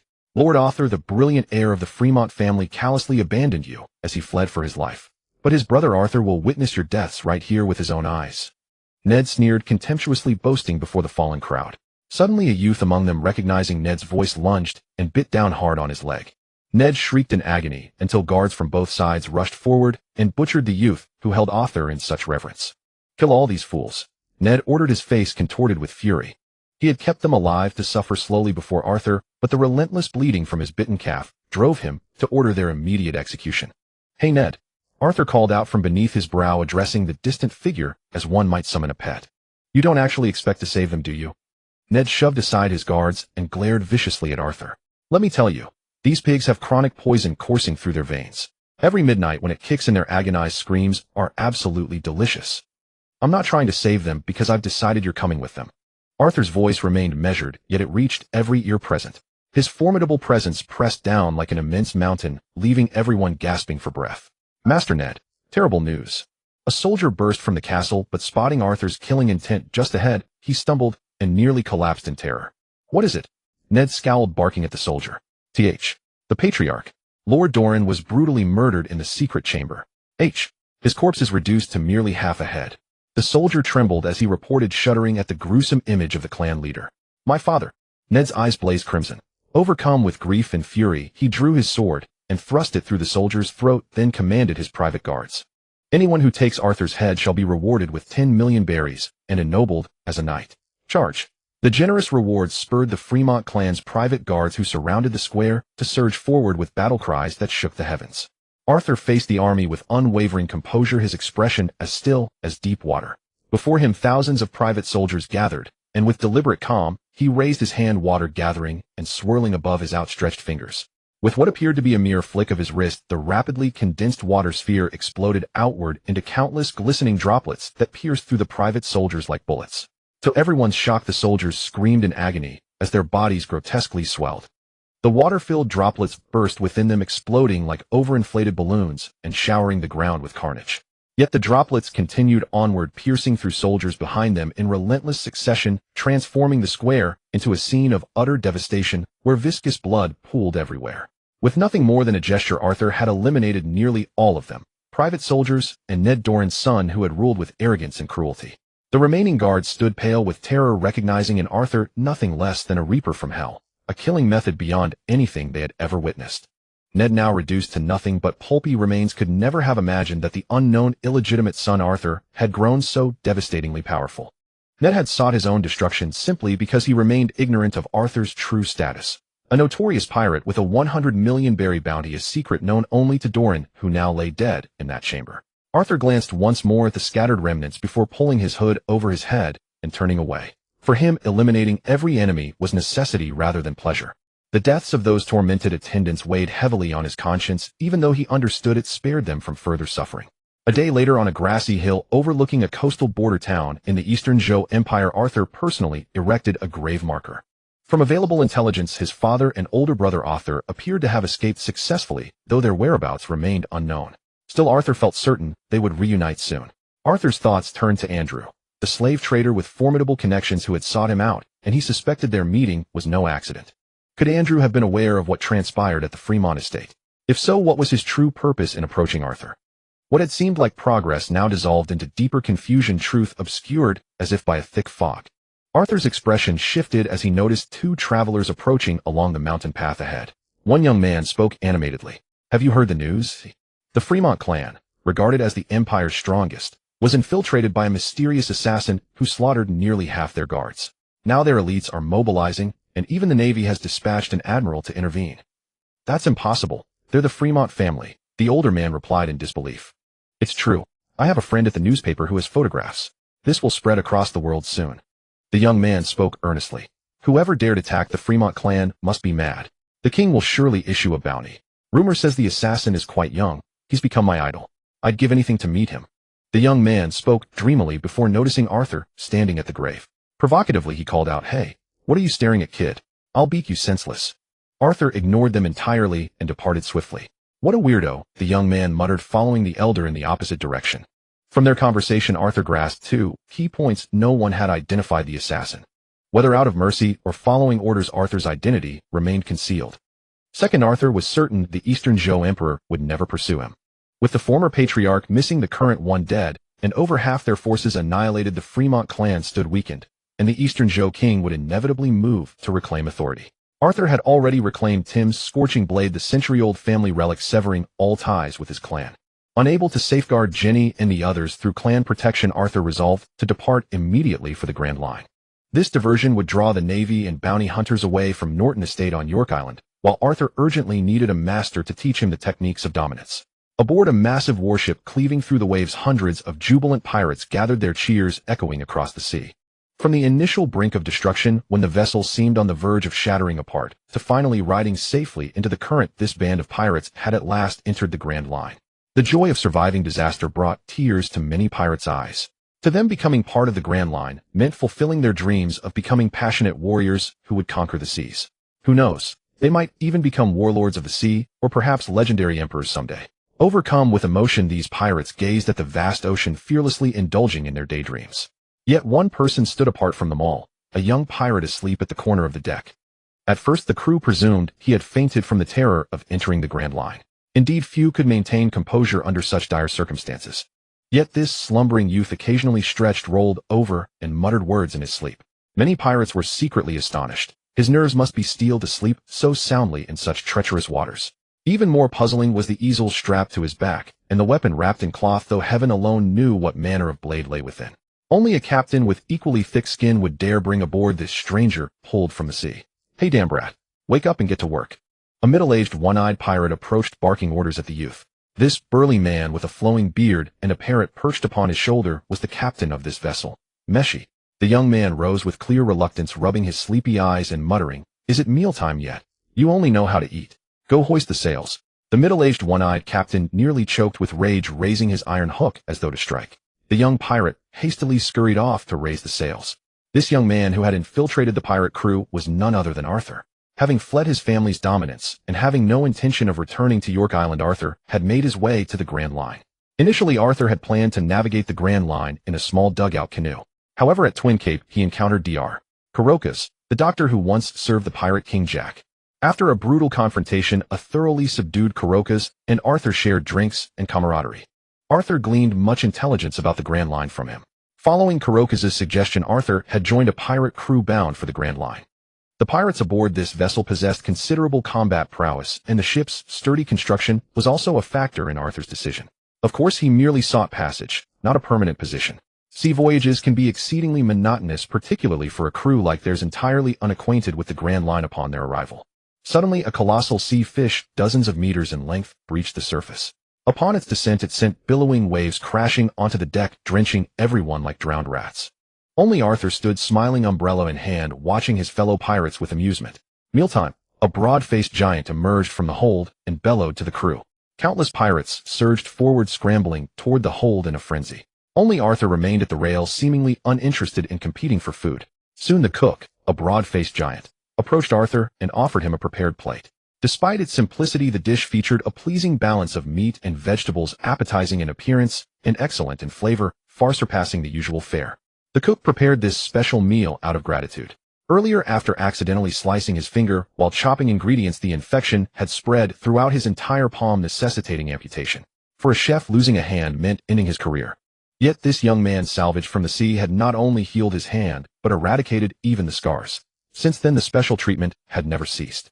"With medical skills like yours, it's a waste to be a pirate," remarked the broad-faced cook, lighting his pipe with a hint of regret. And with your culinary mastery, isn't it wasteful to be a pirate? Arthur replied, finishing his meal with gusto before turning to ask. Captain Meshi saved my life. Though I don't consider myself a pirate, I have killed 3 Marines with a kitchen knife, the broad-faced man said with a self-deprecating chuckle. It's all about survival, Arthur said meaningfully. Indeed, whether pirate or Marine, many fought simply to live and protect those dear to them. Neither side could be strictly judged as right or wrong. They say ahead lies Dan Island teeming with prehistoric monsters. Legend speaks of cannibals dwelling there as well, the broad-faced man said, his eyes gleaming with yearning. Uncle Trouble approaches. Arthur suddenly interrupted, pointing toward the southern horizon. What trouble? The broad-faced man paused following Arthur's gesture. The sea appeared calm. Nothing threatening was visible. Suddenly the ocean churned violently.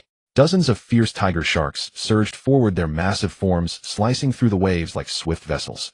Perched atop these monstrous sharks armed with spears were numerous men and women daubed with camouflage paint resembling primitives from an ancient tribe. The sudden crisis left the broad-faced man frozen in shock. Hurry! Fetch the captain, Arthur commanded urgently. The cook nodded blankly and sprinted toward the hold. The enemy's timing was unfortunate, arriving precisely when the pirates were most distracted during their meal. Standing at the rail, Arthur watched the riders atop tiger sharks. Suddenly, massive water spouts thick as barrels erupted from the sea, crashing into the advancing sharks.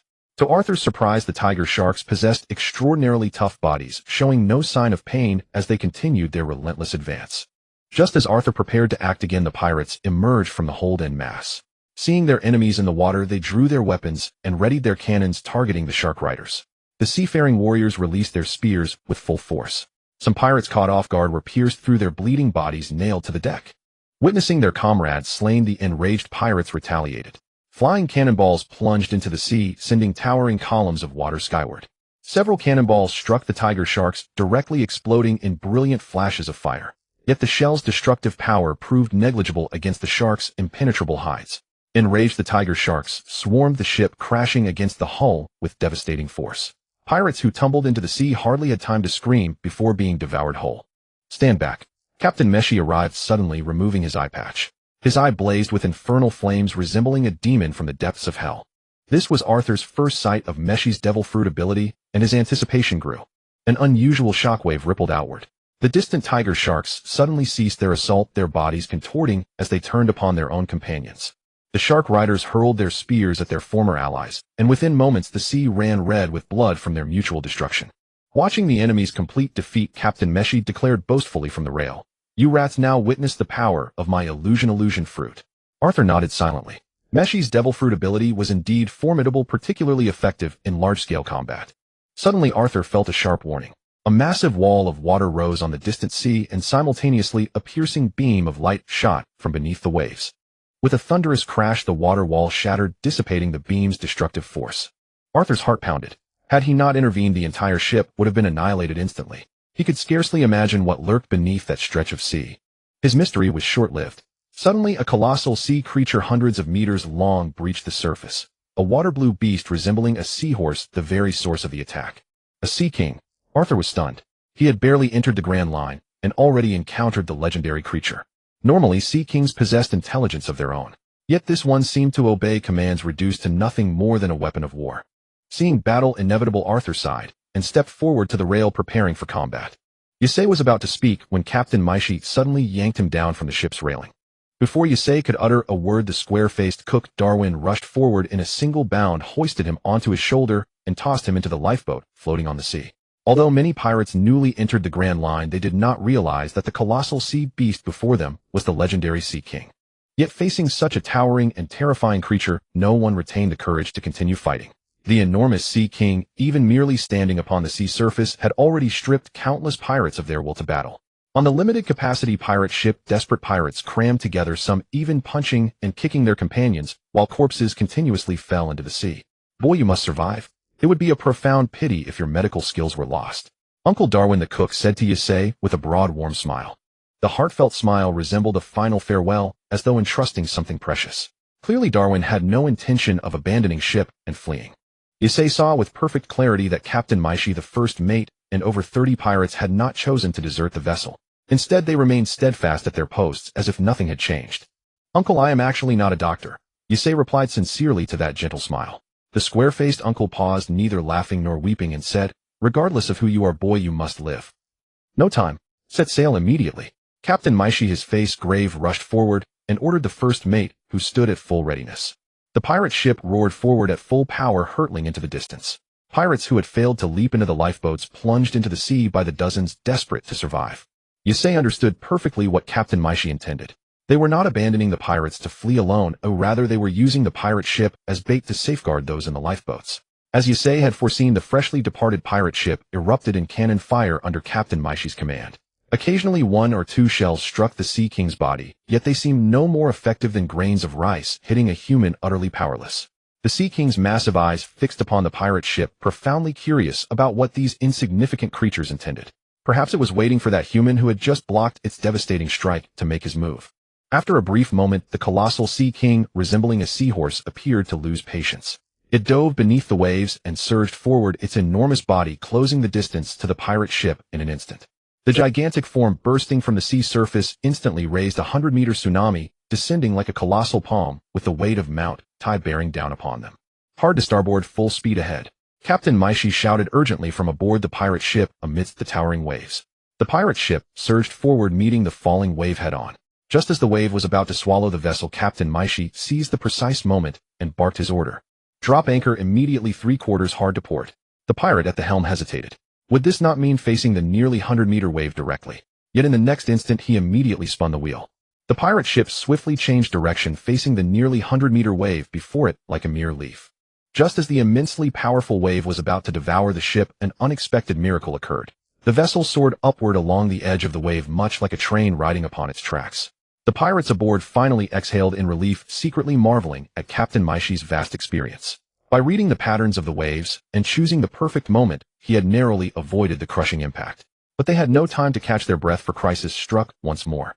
The Sea King unleashed a roar that shattered the heavens. The surrounding seawater churned violently, and the sea beasts in nearby waters fled in sheer terror. A tail nearly 100 meters long rose high and slammed down toward the pirate ship. Captain Maishi directed his crew to dodge with all their might, but the mainmast was still swept away. Clearly the Sea King had no intention of sparing them. Its enormous tail struck down once more. "We are finished." Cook Darwin muttered, his face drained of color. The other pirates wore expressions of utter despondency, while the first mate collapsed to the ground, clutching his head and screaming in terror. "Do not give up." Captain Maishi, his face twisted with grim ferocity, steered the ship himself while shouting encouragement. However, no matter how Captain Maishi maneuvered the pirate ship, unable to move swiftly with the waves, could only watch helplessly as the 100-meter tail descended from the sky. With a deafening explosion, the Sea King's nearly 100-meter tail failed to strike the pirate ship and did not even hit the sea surface. To the astonishment of Captain Maishi and the others, a hazy curtain of water stretching several kilometers appeared and actually blocked the Sea King's tail. Captain Maishi turned his head and gazed in disbelief at Yusei, who stood calmly upon the waves, facing the wind with effortless composure. This young man, casually rescued from the sea and seemingly unremarkable, actually possessed the strength to confront a Sea King. Maishi quickly recalled how that powerful light wave which had nearly destroyed their ship had suddenly dissipated. Could that rising water curtain have been controlled by this very young man? For Devil Fruit users, seawater posed a tremendous threat. The mere thought of a powerful figure capable of controlling the sea sent shivers down one's spine. The Sea King seemed to have finally waited long enough for Yusei to act. It let out an earth-shattering roar and suddenly fired another ray of light directly at the ship. Yusei smiled coldly and waved his hand casually. Captain Maishi's pirate ship was instantly swept hundreds of meters away by a wave, easily evading the fatal strike. Carried by the seawater, Yusei took a single small step and in the next instant was already standing aboard the pirate ship. Under the reverent gaze of Maishi and the others, Yusei spoke calmly. "Retrieve the pirates from the sea and steer as far away from this island as possible. Leave this Sea King to me." "Who exactly are you?" Maishi asked cautiously. In Maishi's view, a young man with such formidable strength could never remain unknown. Moreover, the ability to control seawater was truly inconceivable. Recalling how he had earlier treated the young man like a subordinate, Captain Maishi felt a faint tremor of regret. Yusei, former Navy second-class soldier. He introduced himself with casual nonchalance. Suddenly, Yusei waved his hand, and a powerful waterspout rising from the sea surface instantly scattered the light wave fired by the Sea King. "You are Yusei, good heavens." Captain Maishi gazed at him with utter admiration. No one would have imagined that a pirate with a 100 million barrel bounty would be so young. "Boss, who is he?" The first mate, standing to the side, examined Yusei with visible curiosity. The first mate had never seen his captain so thoroughly shaken. This young man clearly possessed immense power, yet he was far too young. Could he have achieved some extraordinary feat? Captain Maishi stared at Yusei as though he had been living his life in vain, then composed himself, and explained, "He is the legendary sea god Yusei, an absolute powerhouse, who commands the seas. He single-handedly crushed the entire combat force of the failing Navy branch, captured the female Navy colonel. Though the Navy claimed it was a draw not long ago, he eliminated Navy Vice Admiral Laosi, who possessed Haki along with his entire fleet. He destroyed the mayor and nobles of Anqing City, and has been placed a 100 million barrel bounty." Maishi finished speaking in one breath, then looked at Yusei with deep reverence. He knew they had been saved. "So you are the sea god Yusei," the first mate muttered in utter shock. 100 million barrel. For pirates with zero bounties, this was an astronomical sum beyond comprehension. Darwin, the square-faced cook, paused briefly before quickly understanding. Indeed, he had sensed from the beginning that this young man was extraordinary, but he never imagined his power would reach such staggering heights. A surge of waves lifted the entire ship hundreds of meters away, setting it down steadily beside the lifeboats. Yusei nodded to Maishi and the others, then leaped into the air, riding the waves toward the Sea King. "Captain, the Grand Line is so perilous. Why don't we?" Almost killed by the Sea King, the first mate was already considering retreating. Another pirate immediately suggested, "Captain Maishi, let us return to the South Sea. Our standing there is far greater." "Cowards!" Maishi angrily interrupted the first mate and the others, declaring with unwavering confidence, "This is the Grand Line where only the strong survive. No one remains weak forever. Someday I too will become as powerful as him." He turned and pointed toward Yusei, who was already engaged in fierce combat with the Sea King. Maishi stepped forward, suddenly raising his fist toward Yusei in a gesture of both aspiration and promise. Cook Darwin approached, and like Captain Maishi, raised his fist high in Yusei's direction. The pirates under the captain's command quickly followed suit, standing in a row with their fists raised. Watching Yusei clash fiercely with the Sea King, each pirate felt a surge of strength within. That burning passion almost instantly dispelled their fear of the Grand Line. That chance encounter at sea completely altered Maishi's destiny. Years later, he would even aid Yusei at a critical moment, but that is a story for another time. Arthur advanced rapidly across the waves, a misty aura of water continuously gathering around him as his formidable powers surged and churned. The ocean, responding to the summons of the sea god's power, relentlessly formed violent water spouts. Accompanied by fierce and biting sea winds, violent water spouts rose simultaneously from all directions, continuously striking the massive body of the giant seahorse Sea King. The Sea King, writhing in pain, let out an earth-shattering roar, its eyes turning crimson as it locked onto the human who dared to wound it. The Sea King swung its enormous body, sending a colossal wave crashing toward Arthur with such overwhelming force that even his current power could barely contain it. Although the Sea King's water wave attack was devastating, it covered too wide an area, causing the power to disperse and significantly reducing its accuracy. In contrast to the Sea King's enormous size, Arthur's relatively smaller frame allowed him to effortlessly evade by harnessing the ocean's power, launching himself into the air and hovering above the water's surface as he prepared to strike again. Massive water curtains continuously rose around Arthur, intercepting and blocking the Sea King's lethal rays one after another. Just as Arthur gathered his strength to deliver a devastating blow to the Sea King, the massive seahorse unleashed another towering wave. "That trick won't work on me, big seahorse," Arthur sneered as he watched the hundreds of meters high waves surging toward him. Arthur well understood that Sea Kings possessed intelligence, with larger and older specimens demonstrating remarkable wisdom. Yet this particular Sea King, despite understanding that waves couldn't hit their target, continued relying on the same attack. A clear reminder that animals fight purely on instinct.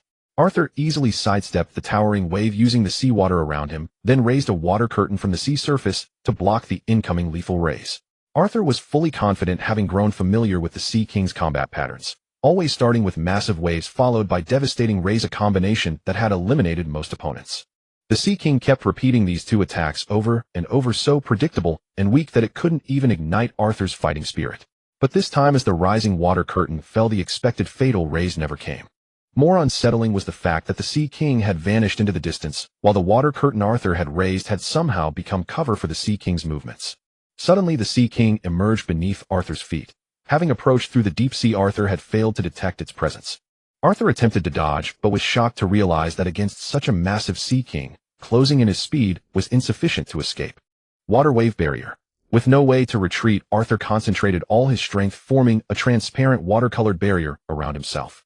The Sea King's enormous head slammed into the water barrier, sending a tremendous shock through Arthur's body as the barrier shattered.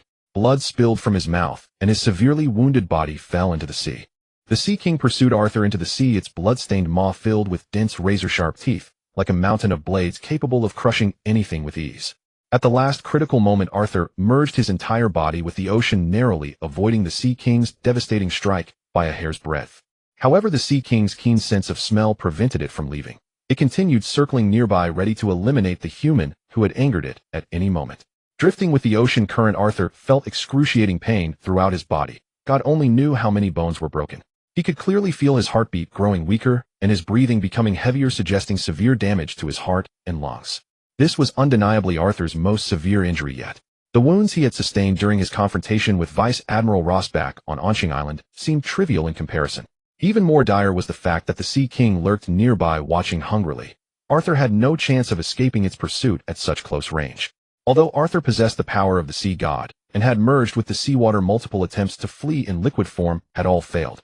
Against an ocean creature of such massive size, speed in water offered no advantage. The moment he reverted to his original form, the circling Sea King would kill him instantly. Arthur had no opportunity to escape. Trapped in crisis, Arthur forced himself to stay calm, continuously contemplating how to confront this powerful and intelligent Sea King. Arthur now clearly realized he had severely underestimated his opponent. This Sea King possessed intelligence on par with humans. Its earlier tactics of repeatedly slamming its body against the sea surface to create useless waves were merely designed to make Arthur complacent before suddenly shifting strategy through habitual thinking patterns. If not for Arthur's ability to transform into water and narrowly avoid that fatal strike, he would already be inside the Sea King's stomach. Facing life and death, Arthur decided to take a gamble. Taking a deep breath, Arthur formed a water pillar hundreds of meters away, pushing his seawater control to its current limit. As expected, the Sea King's keen sense of smell detected the disturbance immediately. With just a slight body movement, it had already closed in on the water pillar's location. Its blood-stained maw tore downward, those blade-like teeth slicing through the sea surface. Arthur watched in terror, knowing a direct bite would surely kill him. Seizing this brief opening, Arthur's form instantly materialized, and he grabbed the small green glass vial. Though Arthur knew the liquid from the tiny glass vial, healing all external wounds with just one drop daily, he was uncertain whether it could be consumed directly. However, heavily wounded as he was, Arthur had nowhere left to run, and he had resolved to stop fleeing. On the Grand Line, experts were plentiful. If he couldn't even handle a single Sea King, how would he face the swarming bounty hunters and powerful Marines in the future? He still needed to find his father and eldest brother, and must return to York Island one day. How could he die here? A single drop of black liquid fell into his mouth, instantly flowing down to his stomach, and Arthur suddenly burst into tears. Arthur had once thought the expired, moldy canned food from his Navy days was the hardest thing to swallow. Now he understood those spoiled rations had been practically gourmet. He could not help but lament how such awful things existed in this world. Just as Arthur felt he was about to die from the discomfort, a wave of heat surged through his entire body. What delighted Arthur even more was that the fragmented memories of the sea god's power, long buried in his mind, began to loosen and unfold once again. A sudden enlightenment caused Arthur's strength to undergo a qualitative leap once again. If previously Arthur could only summon and guide seawater through brute force, now the ocean was gradually becoming part of himself. The range of his power control expanded dramatically, allowing him to clearly perceive even the Sea King lurking in the deep sea, something previously impossible to detect. In the truest sense, Arthur had finally begun to grasp the sea god's power.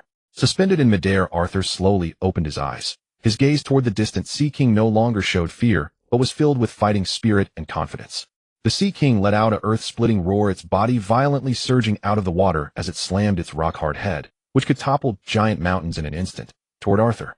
With a calm expression, Arthur advanced rather than retreated, meeting the attack head-on. Seas surged around his raised fist before he unleashed a thunderous punch into the air.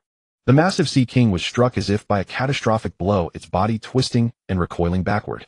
As it crashed into the ocean, it raised monstrous waves. Wailing in agony, the Sea King curled its enormous body, clearly severely wounded. With just a single strike, Arthur, who had once been unable to face this creature, crushed the Sea King with one punch. That mysterious black liquid from the green glass vial had not only fully healed his injuries, but also triggered an enlightenment that propelled his strength forward. Arthur was even confident that if he were to face Vice Admiral Ross from back then now, without considering hockey, he believed a single punch would suffice to defeat him. The massive seahorse surged from the sea once more, its blood-stained maw wide open. Betting on the Sea King's pride, it charged toward Arthur. Though it had experienced Arthur's power and knew this human was not to be trifled with, as an apex predator of the ocean, the Sea King would never accept a humiliating defeat. Arthur's brows furrowed, his eyes focusing as he crossed his arms. Spear of the Sea God. With a mighty shout, a spear over 10 meters long rapidly condensed in his hands before he hurled it directly at the charging Sea King. A flash of cold light streaked across the water, and the massive water spear vanished as if it had never existed. At the exact center of the giant seahorse Sea King's head, a distinct, bloody hole appeared. The bloody hole was so tiny it could almost be disregarded, yet it had completely pierced through the Sea King's fortified skin, instantly penetrating its toughest skull. With a deafening crash, the Sea King's enormous body plummeted onto the sea surface, sending waves surging skyward. What a waste! Stepping on the Sea King's head, Arthur lamented over the massive creature. If the pirate ship were still here, Chef Darwin might have prepared him a hearty roast dinner, but they should have already left this waters. You actually killed Wawa. A voice trembling with fear echoed from nearby. What's Wawa? And who's talking? Arthur suddenly paused and looked closely.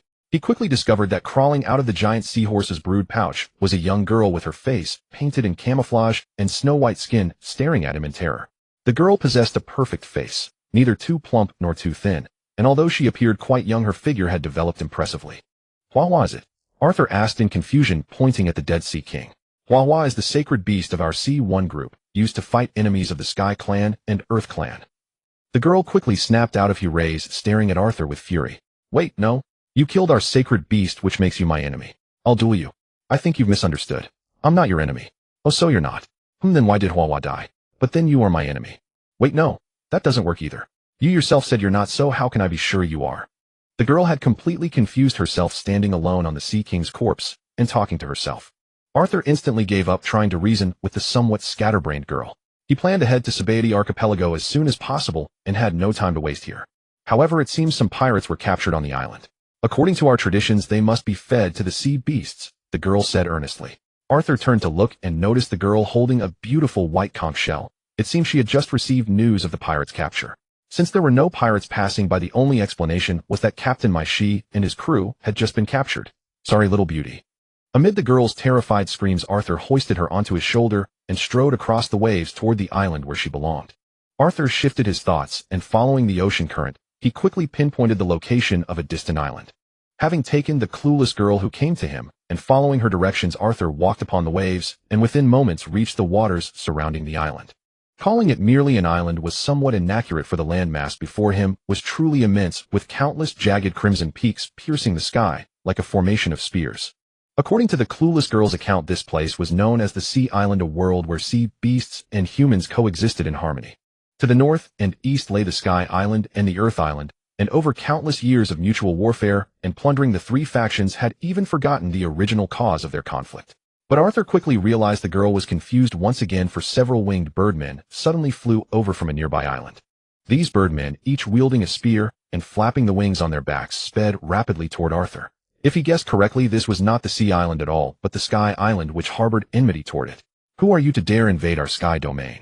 The fierce woman at their forefront leveled her spear, questioning Arthur in a cold tone. Though astonished that Arthur could stand upon the ocean waves, these birdmen reasoned that in the great navigation route such extraordinary abilities were not entirely uncommon. What are you doing here? Arthur asked with a smile. You may all leave if you have nothing to attend to. The birdmen paused, exchanging bewildered glances, for indeed they could not quite recall why they had gathered. Suddenly they realized something was amiss. This youth had burst in uninvited, yet his single retort had left them speechless. How could this not be little Princess Nanshi of the Sea Island? Cried a burly birdman on the far left, pointing at the dazed girl perched on Arthur's shoulder. Indeed, it is Nanshi. Hurry and inform the king. The fierce leader immediately issued orders, and two birdmen swiftly departed for the Sky Island.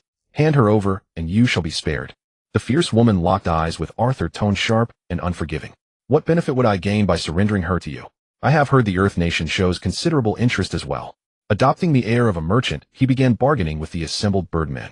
You will earn the honor of being a distinguished guest of the Sky Island, along with the friendship of the Sky Clan, a bond sufficient to ensure your safety throughout the great navigation route. The lead fierce woman declared with arrogant pride. In other words, I could invoke the Sky Clan's name even in the New World during the latter half of the great navigation route. Excellent. Then I shall challenge the four emperors in due time and publicly declare my affiliation with the Sky Clan, Arthur said with a playful grin. The fierce woman froze her face, flushing red with embarrassment. She had been boasting entirely. Though the Sky Clan held some deterrence in the first half of the great navigation route dubbed the Paradise Sea by pirates, they could hardly guarantee Arthur's safety. As for the four emperors, those supreme overlord-level powerhouses, no mere Sky Island could possibly rival them. Her earlier arrogant bluster had been merely to seize Princess Nanshi, but she had not anticipated Arthur would see through it so clearly, leaving the lead bird woman thoroughly embarrassed. Are you really going to hand me over to the Sky Clan? Princess Nanshi, her eyes brimming with tears, looked at Arthur pleadingly. Seeing Arthur unmoved, Nanshi began to sob pitifully. If I fall into the Sky Clan's hands, they will surely skin me alive, tear my sinews, rip my body apart, cast me into a snake's den, plunge me into boiling oil, make me walk the Blade Mountain. Overwhelmed, the girl perched on his shoulder broke into loud, distressed wails. At a loss between laughter and exasperation, Arthur glanced at the birdmen and said with a wry smile, "We are merely passing through. We have brought Nanshi to pay a visit. Farewell." Nowhere to run. Spotting Arthur's attempt to leave, the birdmen surged forward in attack. Yet, fearing injury to Princess Nanshi of the Sea Clan, they refrained from hurling their spears, instead rushing forward to capture Arthur on the spot. What, planning to seize her by force? Arthur sneered coldly and waved his hand, casually summoning several water bullets that struck the approaching birdmen with lightning speed. Arthur had long intended to trade Princess Nanshi for Captain Meishi and others captured earlier. Under no circumstances would he hand her over to these mysterious birdmen. Which way? Arthur asked Nanshi. It was best to clarify matters now. Arthur had no desire to make another detour to the Earth Island. Little Princess Nanshi furrowed her brows as though grappling with an enormous dilemma before finally raising her chubby left hand and pointing leftward while declaring firmly to Arthur, "The right side." Arthur could only grin helplessly and replied, "The left side is fine, the right side is not." "Which one is the left?" asked Princess Nanshi with complete bewilderment. Hearing Nanshi's confused response, Arthur nearly tumbled off the waves into the sea. After all this time, it turned out Princess Nanshi was utterly directionless. With no alternative, Arthur chose a direction at random and rode the waves forward swiftly. Barely had he departed when a handsome man clad in full armor and wielding a long sword resembling an ancient Roman warrior appeared upon the sea surface. 6 wings fluttered gently as his keen gaze swept back and forth, though no kinsman reported the presence of Nanshi. After a moment, a member of the Heavenly Clan who had finally arrived hurried forward and paid respectful salutations to the handsome man. "Your Majesty, our people were all injured in a single strike. The opponent clearly has no intention of handing over Princess Nanshi to us. Does he intend to surrender her to the Earth Clan?" The handsome man frowned deeply, then issued a cold command. "Immediately dispatch elite forces to intercept the airspace around the Earth Island. Retrieve Nanshi at any cost. If capture fails, kill." The Heavenly Clan warrior's heart trembled. Slaying Princess Nanshi of the Water Island would inevitably provoke an all-out war. Then again, the bewitching Princess Nanshi possessed extraordinary power. If she fell into the hands of any one faction, she could potentially annihilate the other 2 clans and unify all 3 islands. Although the Queen of the Sea Island had no intention of wielding Nanshi as a weapon, the Sky Island and Earth Island had already engaged in fierce contention, united only by the conviction that she must never fall into the other's grasp. Upon the sea surface, Arthur suddenly halted and gazed calmly toward the distant horizon. "Since you have come, reveal yourselves." The ocean surface churned violently, and soon more than a dozen colossal sea beasts, each over 10 meters in length, emerged from beneath the waves. Members of the Sea Clan armed with spears and standing atop the sea beasts fixed their gazes intently upon Arthur, who hovered above the water's surface. A noble woman adorned in luxurious garments and holding a scepter stood with proud dignity. Appearing to be in her early 20s with a beautiful face and an austere expression, she clearly bore the aura of one accustomed to authority, every gesture radiating an otherworldly grace. Her short-sleeved round-neck shirt striped in red and white revealed elegant collarbones, while her fair shapely legs were truly captivating. On her left wrist adorned a series of delicate red bangles that gleamed brilliantly in sunlight. Her hair was gathered in a voluminous updo, her curled lashes fluttering delicately, and her dark red eyes exuded an enigmatic allure. "I have been waiting for you for quite some time. As expected, you are heading to the Earth Island." The austere woman's gaze locked onto Arthur, though she dared not strike given Nanshi's safety. Arthur shook his head in resignation, realizing today simply was not his day to venture out. No matter which direction he had chosen, they still ended up at the Earth Island. "Sister Lena, save me quickly. This person intends to sell me." The clueless little princess implored the stern woman with urgent desperation. "Release her immediately, or do not blame me for being uncourteous." The stern woman's heart pounded with anxiety, her grip tightening on the scepter in her hand as worry etched across her features. "I hear you have captured a pirate vessel. Why not strike a deal?" "You mean that pirate ship?" Those notoriously wicked pirates were by the rules already devoured by sea beasts. The stern woman paused in astonishment. She had not expected this man to be allied with those pirates. Yet with Nanshi in his hands, Lena felt she had no choice but to be forthcoming. Recalling that Uncle Darwin and Captain Meishi had perished, Arthur's expression darkened. "Then according to my rules, no captives shall survive." Arthur responded coldly. A barrier of water condensed around Arthur, instantly enveloping Nanshi within it. Trapped in an airless sphere, she would soon suffocate. "Stop!" Lena pleaded urgently, declaring resolutely to Arthur. I am willing to trade my life for hers. Your Majesty, you must not do this, the Sea Clan members hastily protested in alarm. First and foremost, I am Nanshi's elder sister. Only then am I the queen of the Sea Clan. Lena raised her hand to silence them, all her expression resolute. My decision is final. No further discussion needed. How brave, Arthur began, but before he could finish a powerful jet of water shot forth. Lena made no attempt to dodge, meeting it head-on. With a muffled groan of pain, blood trickled from Lena's lips, her trembling body clearly bearing severe injuries. That strike was for Captain Meishi. Next comes Uncle Darwin. Arthur, hovering above the waves, looked down without mercy and struck again. Screaming in agony from her grievous wounds, Lena collapsed to her knees upon the sea beast. Her ashen face lifted slightly, her gaze filled with utter resolve as she looked at Arthur. A fine look in your eyes, but unfortunately you must die here today. Arthur cared little for Lena's status. Since he had slain Captain Meishi, and Uncle Darwin, repayment in blood was only fitting. He had even decided to bury the entire Sea Clan alongside them. Suddenly, several members of the Sea Clan were pierced through the body by razor-sharp javelins. Amid piercing cries, their corpses tumbled into the sea one after another. Aboard several naval vessels, various beastman warriors armed with weapons relentlessly hurled spears at the Sea Clan. Most particularly, the enormous crossbow bolts fired from those ships proved capable of piercing through sea beast bodies, and those too massive to evade were struck down in succession, their blood staining the ocean red. The Earth Clan.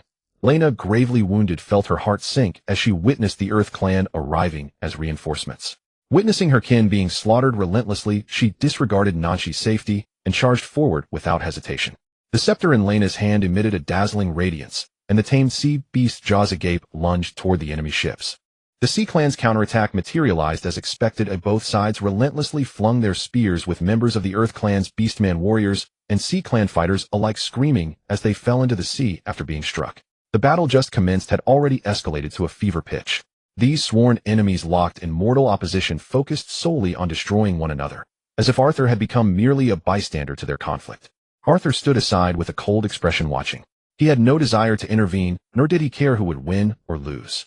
Under Lena's control, wielding the scepter, the sea beasts with crimson eyes charged toward the ships in a frenzy, and within moments 2 vessels were smashed to splinters. Many beastmen from the Earth Clan who had fallen into the sea hadn't even time to react before being devoured by the approaching sea beasts. Several beastmen unaccustomed to water struggled frantically in the sea, only to be pierced by spears hurled by the Sea Clan warriors. The sea surface was dyed red as their bodies slowly sank. Just as the battle raged fiercely, several black fast ships suddenly sped out from one side, their catapult nets launching in rapid succession. Over a dozen heavily built Minotaur warriors launched from the nets, wielding massive battle axes, and leapt toward the sea beasts, striking down at their heads. Heart-wrenching cries followed as several sea beasts near the ships were killed on the spot, and the Sea Clan was thrown into disarray by the relentless onslaught. Well-prepared and commanding ships numbering several times that of the Sea Clan, the Earth Clan had completely seized the strategic advantage. As time passed, more and more sea beasts fell. Soon the gravely wounded Lena grew too exhausted to sustain control over them for long. The uncontrolled sea beasts fled the waters, compounding the already unfavorable situation. Within moments, the Sea Clan, decimated and wounded, was reduced to merely 7 or 8 survivors, all injured. They resolutely clustered around the queen, gripping their spears tightly, facing death without fear. Everyone, we are sorry. Queen Lena, gravely wounded, looked at her clansmen, her eyes filled with deep remorse. If she had not spoiled Nancy and allowed her to wander off alone only to be captured, they would not have had to venture into such peril. Clearly this was a premeditated ambush. But defeat was defeat. There was no one else to blame but herself for being too weak. Yet as the final moment approached, Lena decided to do one last thing for her people. Your Majesty, it has been our honor to fight alongside you. Several Sea Clan warriors said with resolute eyes, bowing reverently to Queen Lena. You are all great warriors. Return and strengthen the island's defenses with all your might. Never let the Sky Island or the Earth Clan find an opening. Lena's parting words and solemn expression. What are you saying, Your Majesty? We will follow your leadership until the end. I will lead the charge to buy you time. Please evacuate immediately. A Sea Clan warrior, having lost an arm, wiped the blood from his eyes and volunteered with defiance and pride. Touched, and seeing the Earth Clan fleet charging forward, Lena suddenly smiled. She placed her hand firmly upon the head of her final sea beast. A radiant glow rippled outward. Lena's bound sea beast, a colossal sea seal, dozens of meters long, suddenly shed tears from its eyes. Your Majesty, what are you doing? You've unilaterally broken the contract.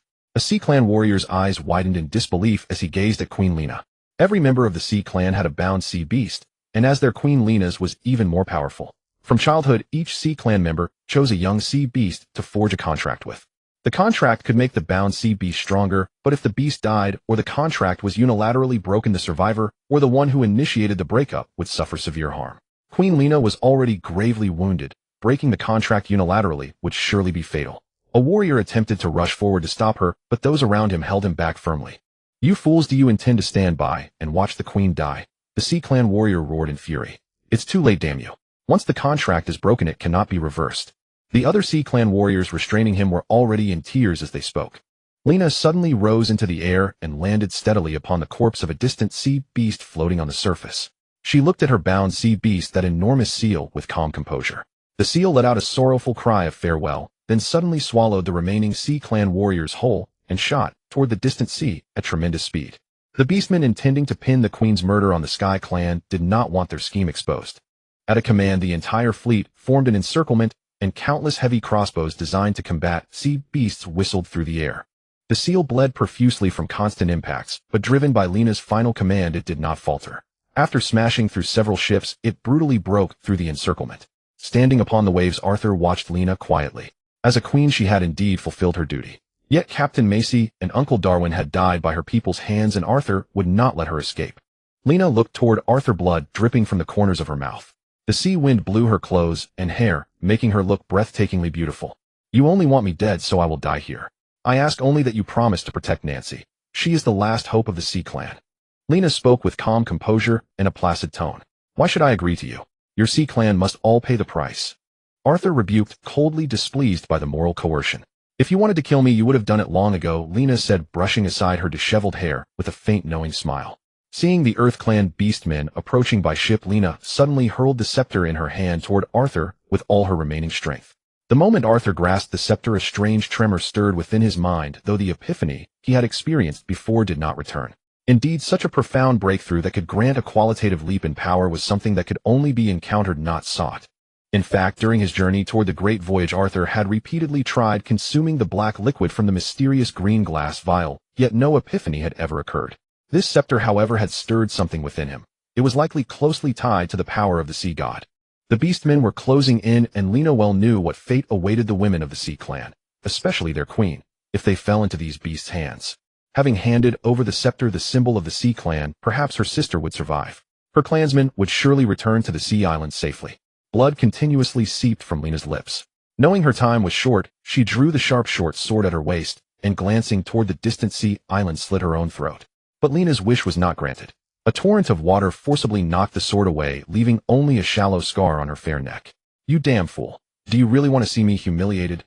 Panic flashed across Lena's face. She was not afraid of death, but the consequences of a woman falling into beastmen's hands were unthinkable. The shaman doctors of the Earth Clan excelled at healing and mind control. Many captured Sea Clan and Sky Clan members found they could not even die if they wished to.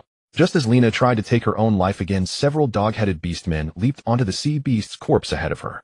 Though gravely wounded, Lena fought desperately, but soon she was overwhelmed and captured by the horde of beastmen.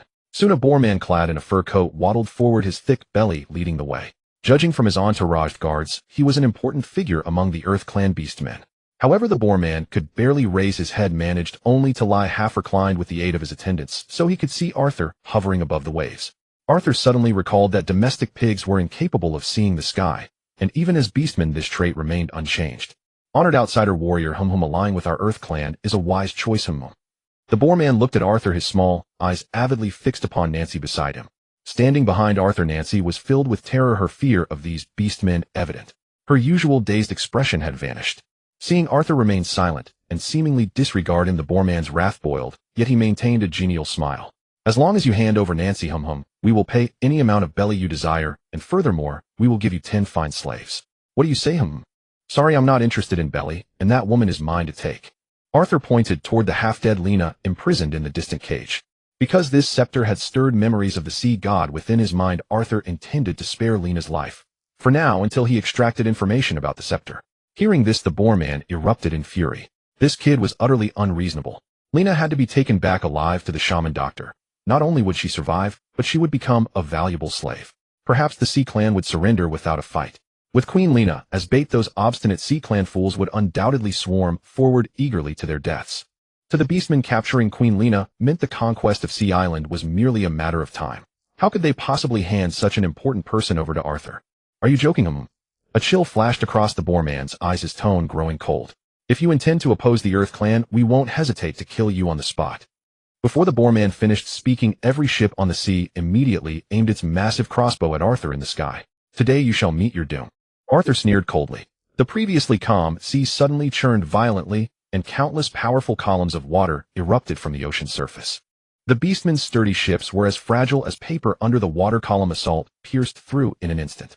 Countless beastmen were killed where they stood by the water strikes. Corpses littered the sea surface. In a single move, the Earth Clan's proud fleet was annihilated. The Boarman tumbled from his chair, lying on the ground in utter shock as he stared at the vanished fleet. This had been one of the Earth Clan's main naval forces. Not only had they just captured Queen Lena of the Sea Clan, but an entire mighty fleet had been wiped out in one blow by this mysterious powerhouse. The Boarman regretted bitterly, wishing he had never offended such a terrifying demon, but it was too late. Spare my life. Spare my ass. A sphere of condensed water from Arthur's fist descended from the sky, sending the Boarman and several surviving beastmen to their deaths in an instant. A wave slowly drifted toward Arthur. Lena, barely conscious, floated in a half-unconscious state. Arthur glanced at the dazed Princess Nancy, then casually produced the mysterious glass vial. He dripped the black liquid into Lena's mouth.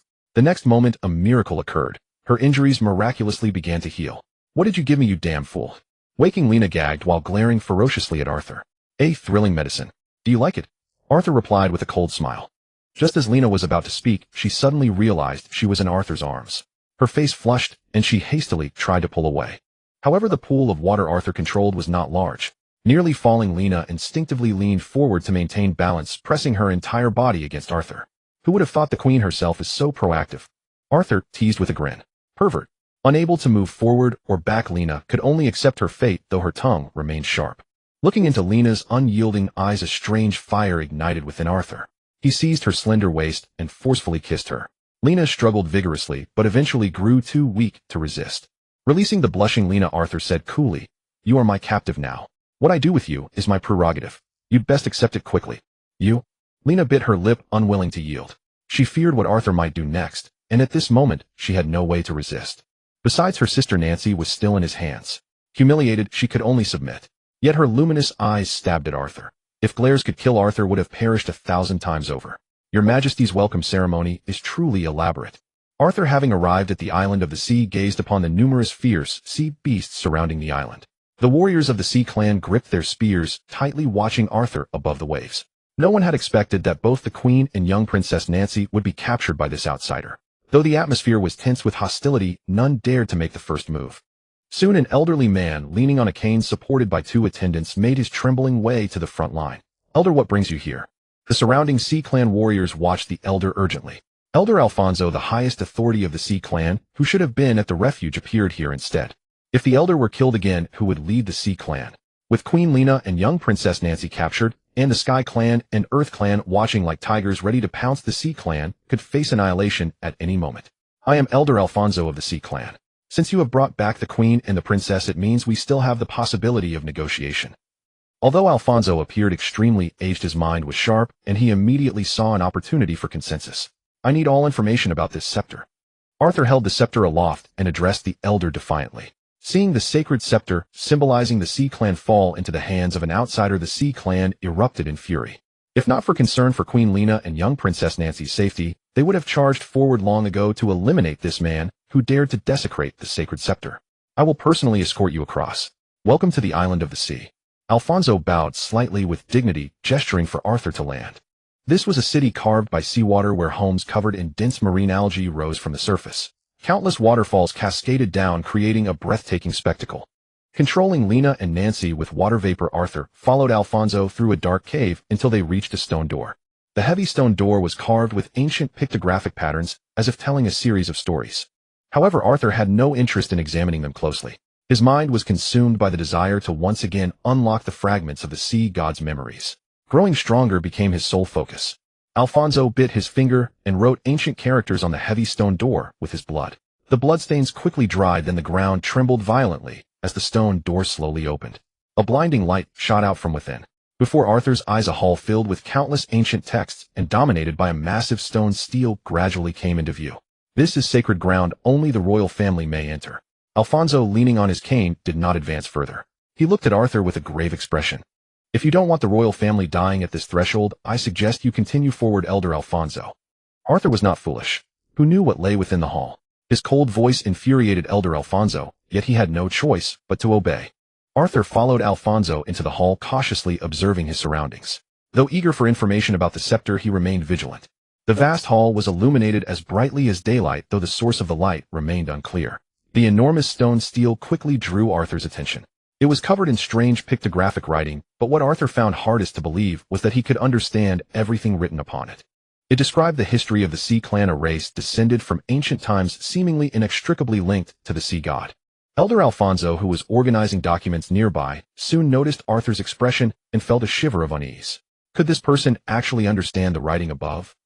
A staggering thought emerged in Alfonso's mind. This is absolutely impossible. This stone stele had stood in the hall for countless years. Alfonso had spent nearly his entire life studying those ancient pictographic texts, yet he could comprehend no more than 10 characters.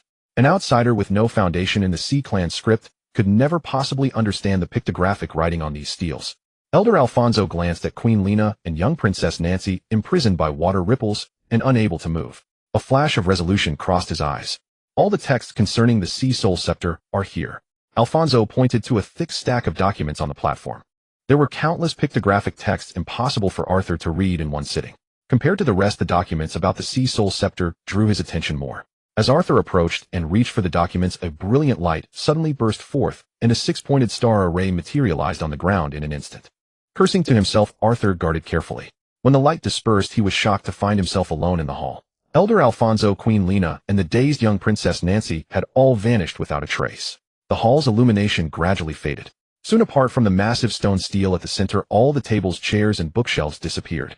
Soon, countless skeletons appeared on the ground. Giants several meters tall and dwarfs no more than half a meter. Clearly, they had all perished trapped within. Arthur fumed inwardly. Despite his careful calculations, he had been outmaneuvered. Elder Alfonso proved to be deeply cunning, his earlier performance having completely deceived Arthur. Suddenly, a distant and chilling voice echoed through the hall. Listen well, foreign intruder. This sacred hall is not merely a repository for precious texts, but also a prison guarded by the strongest barrier on the island of the sea. No matter how powerful you are, you cannot escape. I want to see how long you can survive without food or water. Arthur's heart skipped a beat. They intended to trap him here to die. Refusing to accept this fate, Arthur summoned his power, and a misty vapor rapidly expanded, penetrating every corner of the space in an instant. Despair began to overwhelm him as he discovered there was no exit from this cage, making him question whether he was even in the same space. Gathering his chi, water pillars continuously formed and slammed against the walls with tremendous force. Water flow strike break through. The hall shook violently, but apart from some dust falling, Arthur's powerful water attacks failed to crack even a single wall. It's futile. I suggest you conserve your strength. It might help you survive a little longer. Alfonso's triumphant voice rang out again, as though he had foreseen everything. Arthur sat cross-legged on the ground, forcing himself to remain calm. Even in moments like these, composure was essential.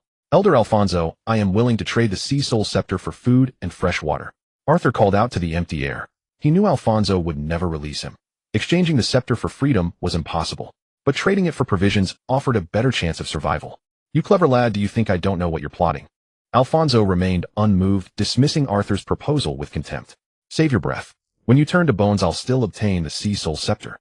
Arthur's heart sank. This Alfonso was truly a cunning old fox. His request for food and water was merely an excuse. He primarily wanted to discover how provisions were being delivered. He believed the direction from which food arrived would reveal an escape route, but Alfonso saw through his scheme immediately. Aren't you afraid I'll destroy the Sea Soul Scepter? Arthur threatened coldly. If you can destroy it, then you have the ability. Alfonso burst into hearty laughter, completely unfazed by the threat. In truth, Arthur had already attempted to destroy the scepter to test its connection with the sea god's power. However, the Sea Soul Scepter was exceptionally hard, and even he could not scratch it. In the vast empty hall, aside from the dust-covered stele, the ground was littered with skeletal remains. Unable to break free, Arthur approached the stele to examine its inscriptions. Time was now his greatest resource. The pictographic writings on the stele chronicled the history of the Sea Clan, documenting in meticulous detail the succession of the sea god's power from the beginning of creation. Just as the account of the sea god's deeds concluded, the text below mentioned a crucial passage about a black liquid capable of restoring all injuries. Arthur immediately recalled the azure glass vial. Though the black liquid possessed miraculous properties, it could only yield 1 drop per day. Even 1 additional drop would be the equivalent of gaining another life. However, just as Arthur was about to study the inscription more closely, the text on the steel ended, leaving behind only a fist-sized black hole. Cursing the carver who had inscribed the stele, Arthur suddenly noticed that the black hole seemed perfectly sized to accommodate the scepter. After a moment's consideration, Arthur casually placed the sea soul scepter into the black hole. Yet after waiting, nothing happened. Just as he was losing patience and preparing to retrieve the scepter, the steel suddenly trembled violently. With a deafening crash, it shattered into pieces. At the same moment, the barrier that had trapped Arthur vanished, and he found himself once again in the original hall. Overjoyed, Arthur realized that this steel was the key to breaking the barrier. Fortunately, he had failed to destroy the Sea Soul Scepter earlier, otherwise he would have been trapped inside forever. Extracting the Sea Soul Scepter from the ruins of the shattered stele, Arthur was stunned to discover that the scepter had noticeably diminished by 1/3. Since the Sea Soul Scepter retained 2/3 of its original form, this meant there were 2 additional steels with identical functions. The pictographic inscriptions carved upon them filled Arthur with anticipation. Given that the first stele was located on the island of the sea, it was highly likely that the remaining 2 steles could be found on the islands of earth and air. Arthur grew perplexed. If the key to this stele was the Sea Soul Scepter, then the one who carved it was most likely a member of the Sea Clan. But why divide the stele into 3 parts and place them on 3 separate islands? What was the relationship between these 3 clans? Arthur quickly realized that the more he learned, the more new questions arose. For now, his most urgent priority was to find the inscriptions detailing the sea god's succession and simultaneously seek retribution against the Sea Soul clan who had imprisoned him in the sacred hall. Arthur's immediate goal was clear: locate the stele inscriptions about the sea god's legacy and hold the Sea Soul clan accountable for his imprisonment. When Arthur stepped out of the cave humming a tune and swinging the Sea Soul staff, the Sea Tribe warriors guarding the entrance were stunned into silence. No one had ever emerged alive from the sacred hall, yet this man appeared before them, flashed a smile, and walked past as though they were invisible. Die, you damned intruder. Reacting swiftly, the Sea Tribe warriors hurled multiple spears at Arthur with all their strength. The spears suddenly hovered in midair.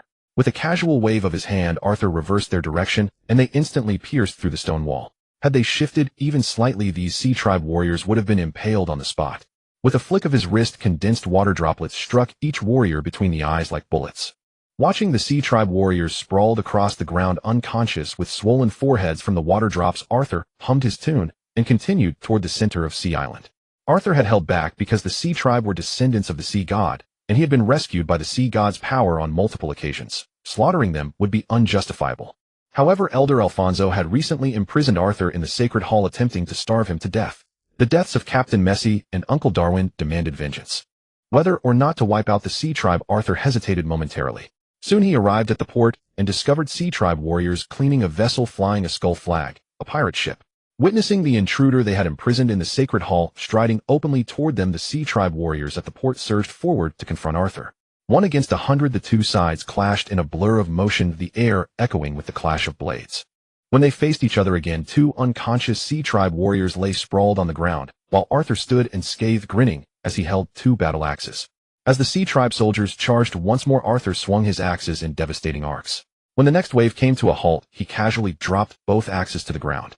The moment the axes struck earth, every blade in the warriors' hands shattered, and simultaneously their belt sashes were severed.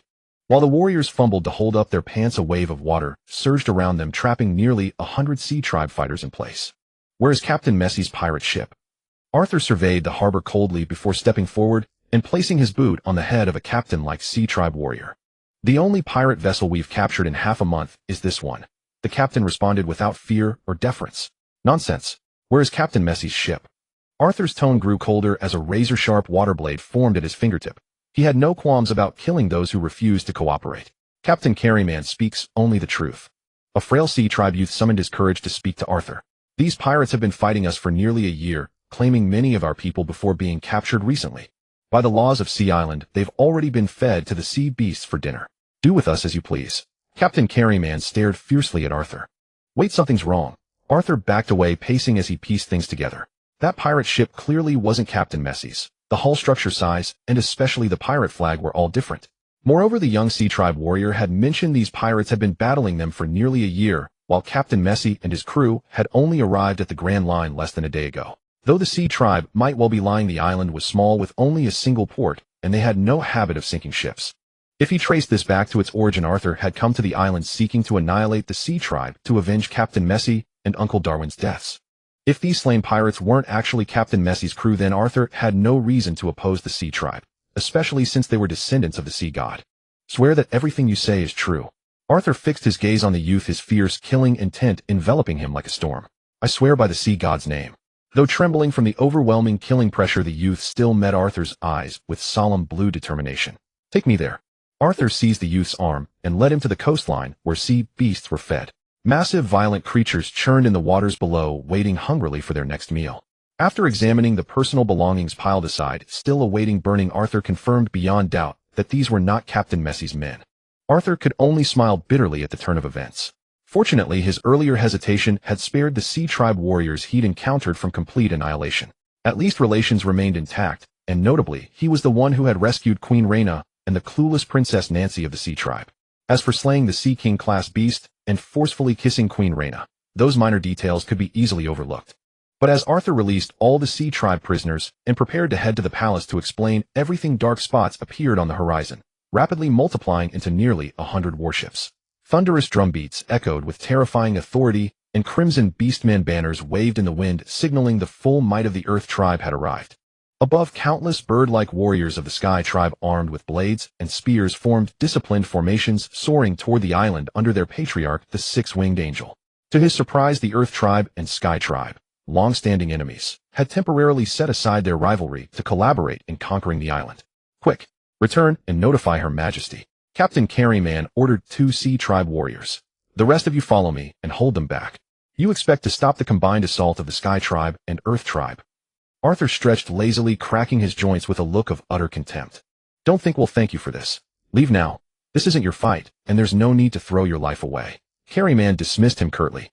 Listen, well, I genuinely didn't wish to meddle, but circumstances compel me to act, Arthur said with a wry smile before continuing. Of course, as payment for protecting this island, once this is over, I expect your queen and princess to serve me wine and food as my attendants. You despicable wretch, still harboring thoughts of defiling our queen. Captain Carryman's veins bulged with rage. Had he not known he stood no chance against Arthur, he would have struck down the boy right then. Go on, leave this to me, Arthur declared with unshakable confidence, his gaze fixed on the allied forces preparing to land. Stop speaking nonsense. Even if you defeat us, you cannot possibly stand against the combined armies of both tribes. Carryman never imagined the youth before him possessed such audacity, boldly attempting to single-handedly confront the combined might of the Sky Tribe and Earth Tribe's main forces. Remember, I am the deity you worship. His formidable presence spreading outward left Captain Carryman speechless. Besides, I'm still expecting Queen Lena to pour my wine and serve my meals. Meanwhile, at the heart of Sea Island, where the expansive white wave lake met the shore, lay the Kingdom Palace. Within the resplendent golden halls, Sea Tribe generals and elders engaged in fierce debate. The core dispute centered on whether to fight or withdraw, though some elders advocated ceding territory and paying tribute for peace, inclined even toward offering the queen herself as a concession. Such humiliating terms sparked immediate opposition from the generals, and the solemn hall descended into chaos as tempers flared and weapons were drawn. Above the commotion, Queen Reyna sat upon her throne, quietly conversing with young Princess Nancy in her arms, seemingly detached from the uproar below. Just then the heavy doors swung open, and the Sea Tribe warriors who had defended the coast surged into the hall under Captain Carryman's leadership. Captain Carryman knelt before the throne and reported to Queen Reyna. Your Majesty, the combined forces of the Sky and Earth Tribes have already landed near the harbor. We urgently need your decision. Before Reyna could respond, the white-haired elder Alfonso stepped forward, slamming his staff to the ground in fury. Coward! You abandoned your post and fled the harbor. Have you lost all honor as a Sea Tribe warrior? Did the sea beasts devour your pride? Overcome with shame, Carryman failed to mention that Arthur was currently holding off the allied army single-handedly. Respected Queen, honored elders, distinguished generals. With steady composure, the youth spoke up. Captain Carryman is undeniably brave, but it is the foreign intruder, once imprisoned in the sacred hall, who now stands against the combined forces of both tribes. The assembly erupted in shock. For thousands of years, not a single soul had survived the sacred hall. The notion that one man could hold back the combined might of both tribes seemed utterly impossible. While the claim strained credulity, everyone understood this was no time for jest. Yet perhaps despite its improbability, it could be true. Impossible. He could never have escaped the sacred hall. Elder Alfonso protested vehemently, unable to accept that Arthur had survived. Elder Alfonso, our immediate concern is the allied forces of the Sky and Earth tribes, not this so-called invader. Queen Reyna spoke in a measured tone. A jolt ran through Alfonso. He quickly realized his breach of decorum. Speaking commands to the sovereign herself was a grave transgression. "Forgive me, your majesty." Alfonso bowed hastily and retreated, resentment still evident in his posture. "Regardless of whether this intruder chooses to aid us, we must immediately evacuate the women and children. This falls to you, Elder Alfonso." "Yes, your majesty." Alfonso acknowledged and escorted the dazed Princess Nancy from the hall. Rising from her throne, Reyna took her sword from an attendant and addressed the assembled court. "All warriors assemble immediately at the main plaza. Follow me to meet the enemy." "There's no need, your majesty. Save your strength. The matter has already been resolved." Before she could finish, Arthur pushed through the great doors, his body drenched in blood. The overwhelming killing intent radiating from him froze the blood of all present. Within the Wong Palace on Sea Island above Baibo Lake, every officer, elder, and warrior present stared in shock at Arthur, drenched in blood. There was no need to guess. The intruder before them had just endured a brutal battle. If Captain Calaman's account was true, could this young man have really faced the combined armies of the Sky Clan and the Earth Clan single-handedly? It sounded utterly inconceivable, yet if all of this were true, what terrifying power must this young man possess? Regardless of how one looked at it, Arthur had once kidnapped the princess and the queen, an invader driven by hatred seeking vengeance for his companions. He would likely be glad to see Sea Island crushed rather than help them through their crisis. More importantly, since Arthur had appeared here covered in blood, the battle had already begun. Only this lone intruder had come to Baibo Lake, not the combined forces of the Sky Clan and the Earth Clan. Had their joint army been utterly defeated? "How did you?" Watching Arthur stride into the Golden Hall, Lena rose from her throne, her words catching in her throat. With a composed gaze, Arthur walked forward calmly. A deathly silence filled the resplendent hall, and the sound of his footsteps echoed through the palace. All eyes were fixed upon him. No one knew what this intruder intended, and even the royal guards surrounding the king had forgotten their duties. For the Sea Clan, if Arthur truly possessed the strength to defeat both clans alone, resisting him would be nothing short of suicide. Arthur followed the crimson carpet reserved for kings all the way to the throne. Facing Queen Lena, whose beauty stole one's breath, he suddenly smiled faintly. "It is time you honored your promise." "What promise?" Lena blinked, staring at Arthur in confusion. Surely the queen does not intend to break her word. Arthur's tone carried a hint of displeasure. He had fought desperately, slaying the six-swamming angel of the Sky Clan and the behemoth king of the Earth Clan. Yet Lena would not even honor such a small pledge. He suddenly recalled the conditions Arthur had proposed. Queen Lena and young Princess Nancy would pour wine and serve food as payment for repelling the combined army. Captain Calaman had assumed those were merely Arthur's idle boasts. Even if this young man was formidable, he could never hope to truly halt the combined army's advance. Moreover, such disrespectful words toward the queen would never have come from Calaman's mouth, and even if he had wanted to say them, he would never have had the chance. Arthur stood in the hall drenched in blood, while the combined forces of the Sky Clan and the Earth Clan had not arrived. In other words, he had truly wrought a miracle. "I do not understand what you are saying," Lena replied, hesitantly, uncertain of Arthur's intentions, though on the surface, he seemed to have helped the Sea Clan. "So you haven't told her yet?" Arthur turned to look at Captain Calaman in the hall. "Never mind." Arthur gazed at Lena, his tone brooking no argument. "To honor my contributions, Queen Lena, you and Princess Nancy must pour wine and serve food as rewards." "What nonsense are you spouting? Seize this insolent man who dares disrespect the queen." "You arrogant fool, this is the Sea King's palace."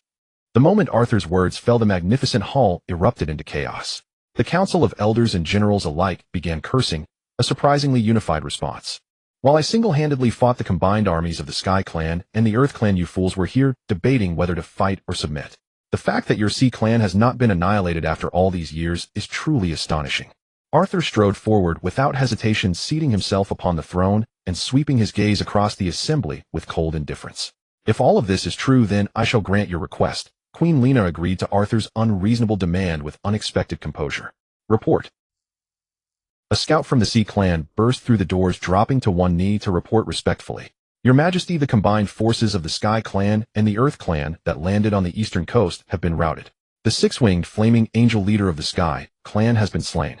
The behemoth king of the Earth Clan had his skull shattered. The battlefield is strewn with enemy corpses." The scout's voice echoed through the hall. Everyone present stood frozen, too shocked to speak. It was clear that all of this was true.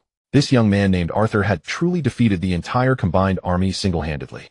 Such an epic battle could only belong to the legendary sea god. The generals regarded Arthur with deep reverence, while the elders trembled with fear. Those who had advocated surrender always felt guilty. Many Sea Clan warriors wept with relief. They had feared that with the sacred beast Neptune slain today would mark the fall of Sea Island. Facing the combined assault of two clans, the Sea Clan's current forces were no match. Many had already steeled themselves to die defending their homeland. Yet this invader had transformed into the war god of Sea Island, devastating the main forces of both clans. Reverence surged within them all at once. "You truly did it," Lena exclaimed, overwhelmed with shock and joy at a loss for words. Her gaze toward Arthur felt slightly unnatural. Women are drawn to heroes. Though Lena was a queen in the prime of youth, she was no different. Initially, Lena had wished to kill this wretch with her own hands. But as time passed, Arthur, who could have handed her and young Princess Nancy over to the Sky and Earth clans, had instead brought them safely back to Sea Island. Though confined in the sacred hall, he had managed to repel both clans without holding grudges. His courage and strength had stirred something within Lena, especially that initial forceful kiss which had shifted her heart in ways she had not expected. Compared to saving the entire Sea Clan, pouring wine and serving food was nothing. That was precisely why Lena had dismissed all objections and agreed.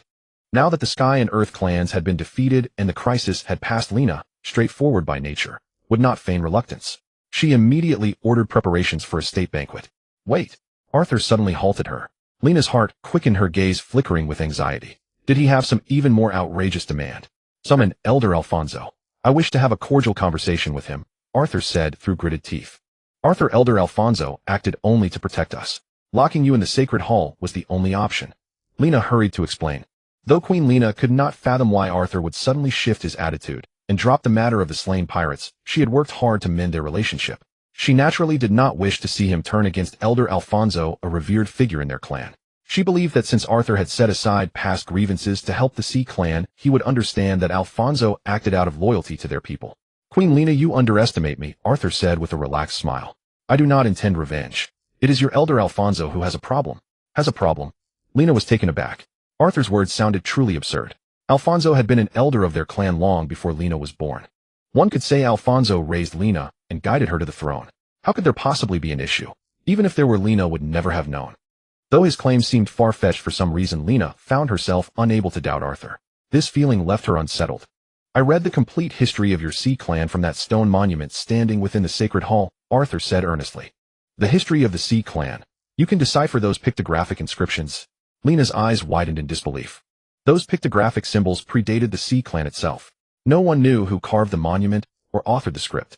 For nearly 1,000 years, countless archaeologists had come seeking answers only to return empty-handed. Even within the clans, several had devoted their entire lives to studying the characters without comprehension. Even Elder Alfonso, the most revered among them, could only decipher a dozen or so characters over the years. That stone tablet was undoubtedly the greatest secret of Sea Island. And yet Arthur claimed to have read its contents entirely, a revelation even more staggering than his emergence from the sacred hall. Arthur furrowed his brow and spoke aloud, addressing the assembly. In ancient times, the Sea Clan, Sky Clan, and Earth Clan were founded by three mighty heroes who stood together. They vanquished countless powerful pirates and naval commanders. But as the years passed, certain schemers sowed discord among the three clans, gradually turning them into bitter enemies. Through several devastating wars, they were bound by blood feud. So that schemer or some hidden faction is the true mastermind behind it all. Having listened carefully to Arthur's account, Lena immediately grasped the crucial significance of what the stone monument recorded. Arthur regarded Lena with approval. As the queen of the Sea Clan, she possessed keen insight beyond the ordinary. Precisely. It is the Mist Callers, worshippers of the totem's power. The moment Arthur finished speaking, the gathered Sea Clan members erupted into murmurs of shock. Some were astonished to learn the three clans had once stood united, others were intrigued by the mysterious Mist Callers, while a few dismissed Arthur's words entirely as nonsense.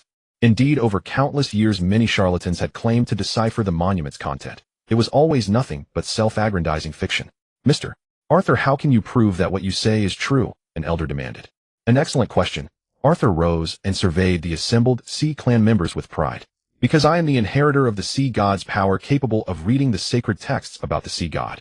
This is why I intervened to protect your clan. More importantly, I have no reason to lie. These Mist Callers have long plotted the destruction of all three islands, and young Princess Nancy is the key. The Sea God's power, the Sea God's legacy." A deathly silence fell over the palace hall. The assembled crowd stood speechless with shock. Could it be that the Sea God truly existed, and that the faith of the Sea Clan was being passed down alive? Arthur's arrival among the Sea Clan and his ability to decipher the pictographic inscriptions on the stone monument seemed to foretell something profound. The veil of mystery that had shrouded these truths was finally beginning to lift. The deity worshipped by the clan of the sea stood before them, which sounded utterly absurd. However, upon careful recollection, Arthur could indeed control the seawater. Such formidable power was truly the authority of the sea god, having even slain the Sea King beasts revered as sacred. And as Arthur had stated, the dim-witted Princess Nancy had indeed remained the target of both the Sky Clan and the Earth Clan. As the crowd hesitated, Arthur suddenly produced the Sea Soul Scepter. How can it be broken by a third? Queen Lena exclaimed in shock. The Sea Soul Scepter was their clan's most precious treasure, for whoever wielded it to command the sea beasts would rightfully claim the throne of the Sea Clan. Moreover, forged from an unknown material, the scepter's durability defied comprehension. Despite being seized 5 times over nearly a millennium, it had never sustained the slightest damage. Yet now the scepter in Arthur's grip was unquestionably the Sea Soul Scepter, shattered by a third. The sight left everyone present utterly stunned. The stone tablet in your so-called holy sanctuary has collapsed, Arthur stated calmly. What he omitted was that when the age-old stone tablet crumbled, and the scepter fractured by a third, one of its 3 dim, triangular gems suddenly blazed to life, radiating an enchanting azure luminescence. This reinforced Arthur's conviction that 2 identical stone tablets must still stand atop the Sky Island and the Earth Path. What secrets did the hieroglyphs inscribed upon them conceal? What would transpire when all 3 triangular gems ignited simultaneously? The thought filled Arthur with keen anticipation. That is the king's scepter. You are merely an outsider intruder. I will never permit you to run rampant. A Sea Clan general clad in armor lunged forward to seize the Sea Soul Scepter, but the moment his hand brushed the artifact, one of the triangular gems erupted with searing radiance. The general was launched backward, reducing to ash midair as onlookers watched in horror. Could this be the legendary moment the scepter recognizes its true master? Lena murmured, her gaze toward the Sea Soul Scepter, clouded with uncertainty. As queen of the Sea Clan, Lena possessed knowledge others lacked. She understood that the Sea Soul Scepter harbored far greater power than she had ever unleashed. Legend spoke of it commanding legions of Sea Kings. Though she could only tap into a fraction of its potential, she remained the clan's mightiest warrior, a testament to how far the Sea Clan had declined. Now the scepter in Arthur's grasp appeared genuinely awakened, its lethal strike against the treasonous general serving as irrefutable proof. Suddenly a nearby Sea Clan guard, whether shaken by what he'd witnessed or not, dropped to his knees before Arthur. That single gesture rippled through the hall, compelling nearly everyone to follow suit. Though many harbored resentment toward the outsider, they knelt nonetheless. It had been the scepter itself that delivered the killing blow, not Arthur's personal power, meaning the artifact had chosen its own sovereign for the Sea Clan. Arthur shared their confusion. He had merely intended to repel the charging general with water, never anticipating the scepter would slay him outright. A wry smile touched Arthur's lips. He hadn't sought to usurp Lena's throne, yet the scepter had claimed him as its master regardless. Though the title held no appeal for him, he could hardly return the artifact now. Then summon Elder Alfonso, Arthur said casually. I have questions for him. The hieroglyphs on that ancient tablet had raised serious suspicions about the Elder. Consumed by his obsession with deciphering the stone inscriptions, Alfonso had repeatedly slain thieves who attempted to steal the Sea Soul Scepter. Yet their methods of infiltrating the palace remained a mystery. Thus Arthur concluded that even if Alfonso weren't a mist caller himself, his ties to that faction were undeniable. All eyes in the assembly turned to Queen Lena, whose expression shifted uncertainly as she stood apart from them. Though these nobles held little regard for their queen, they still trusted a clansman over an outsider. If Mr. Arthur insists, then bring forth Elder Alfonso. Lena relented, though the scepter's choice of another as king rankled her. Yet Lena cared far more for her sister Nancy's safety than for a hollow crown, and secretly hoped Arthur was lying, that Elder Alfonso harbored no connection to the Sea Clan's ancient enemy, the Mist Callers. Great disaster has struck. A Sea Clan soldier burst into the hall in panic. My queen, Elder Alfonso, has slain the gate guards and forcibly taken Princess Nancy away from White Wave Lake. What did you say? Queen Lena's face drained of color as she staggered, nearly collapsing. Stand ready for ambushes. I'll handle Princess Nancy. Arthur, I beg you. Lena whispered, her voice trembling with desperation. Learning that Nancy had been taken by Alfonso, the revered elder, who was likely a mist caller devoted to totemic power, left her heart in turmoil. In that moment, Lena was no queen upon a throne, but simply a sister praying for her younger sibling's safe return. Fear not. I keep every promise I make, Arthur replied with a calm smile, his form vanishing in the next instant. Following the footprints, Arthur soon reached the island's edge, where 7 or 8 Sea Clan warriors lay scattered across the sand, dead. The precision of those lethal strikes revealed Alfonso's concealed power. Rescuing young Nancy would require confronting a formidable foe. Fire kindled in Arthur's chest as he rode the waves forward, scanning the waters below. Soon he pinpointed his target, a crab-like creature spanning dozens of meters racing toward the island. Riding the ocean currents at breathtaking speed, Arthur closed the distance. a feat made possible by the profound mastery of the sea god's power he had gained since that earlier battle with the Sea King beast. In moments he arrived at the designated zone where a colossal crab, its massive carapace breaking the surface, glided swiftly across the water. Upon the beast's back stood Elder Alfonso of the Sea Clan, his expression grim, carrying the unconscious Princess Nancy over his shoulder. Seeing Arthur close and so swiftly, Alfonso furrowed his brow and drew forth a conch shell. Its ethereal, far-reaching call echoed across the sea. Reacting instantly, Arthur swung the scepter, unleashing a blinding radiance that engulfed the entire expanse of water. The great crab stumbled, spinning wildly as though intoxicated, defying Alfonso's commands to press onward. Just as Alfonso prepared to make his final stand while holding Nancy hostage, an intoxicating floral fragrance flooded the air. Under Arthur's influence, the massive crab veered sharply and thundered toward the distant path leading to the Earth continent. Hovering midair, Arthur regarded the barefoot woman before him, perhaps in her 30s, radiating an alluring presence, with cold eyes as she smiled at him. "You wield the Sea Soul Scepter. Truly the Sea Clan has produced a legitimate ruler at last." She chuckled delicately, as though the entire clan were nothing but a jest to her. "I've no patience for your games." Arthur vanished in a flash, pursuing the crab, but 9 hovering totem golems materialized before him, blocking his path. These monstrous constructs, towering figures wreathed in perpetual flame, radiated an overwhelming, oppressive presence. "Elder Alfonso is quite occupied," the woman said with a smile. "Now that we have Princess Nancy, we must unlock the divine armament as swiftly as possible." Divine armament? Arthur paused. Those hieroglyphs on the previous tablet held no mention of such a thing. For all he knew, this woman might be bluffing. "We should thank you, really. Had you not destroyed that stone tablet, we never would have pinpointed the divine armament's exact location," she continued, smiling. She spoke as though Arthur were an old confidant rather than an adversary, her words so gentle and persuasive that they seemed capable of dissolving even the deepest resentment. "Begone." With no intention of wasting words on her, Arthur swept his palm outward. Countless pillars of pressurized water surged from the sea, coalescing into a storm of razor-sharp spears. "Waterlance strike." His roar echoed as the spears struck the totem golems. But when the waters cleared, Arthur discovered to his shock that the flying totem idols remained unscathed. Quick to analyze the situation, Arthur noticed a tawny yellow barrier shimmering around each golem, neutralizing every water-based assault before it could make contact. It was clear the barrier was specifically designed to counter aquatic attacks, and Arthur realized with growing alarm that every move he made was being observed by these mist callers. Arthur made repeated attempts to bypass the golems and chase down Alfonso, who was already pulling away, but each effort was thwarted by their relentless interference. These massive flying totem golems moved with surprising agility, forming an impenetrable defensive array. Crafted from materials unknown, their bodies were extraordinarily resilient. Arthur's concentrated seawater assaults, though devastating in power, proved useless against defenses specifically engineered to counter him.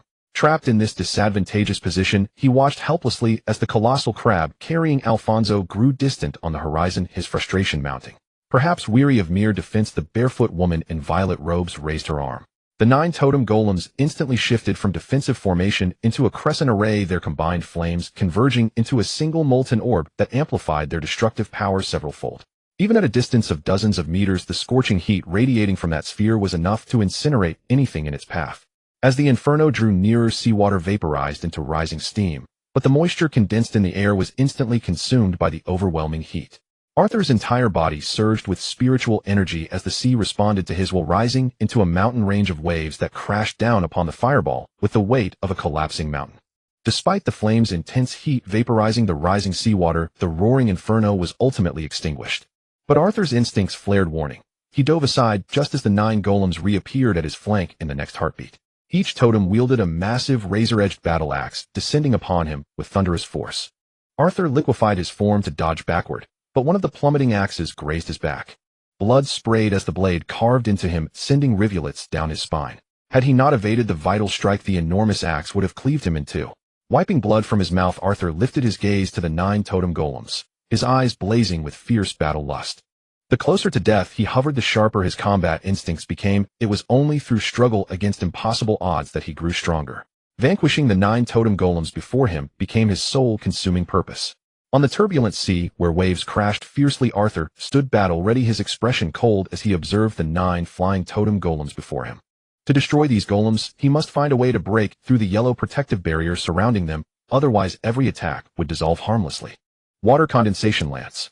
Arthur roared, and a raging water pillar over 10 meters wide and spinning rapidly materialized before his eyes. As the power continued to surge, the water pillar rotated at an unimaginable speed, resembling a colossal knight's spear stretching across the sky. In the next instant, the water lance crashed down toward the 9 flying golems, as if intent on overwhelming them with inexhaustible force.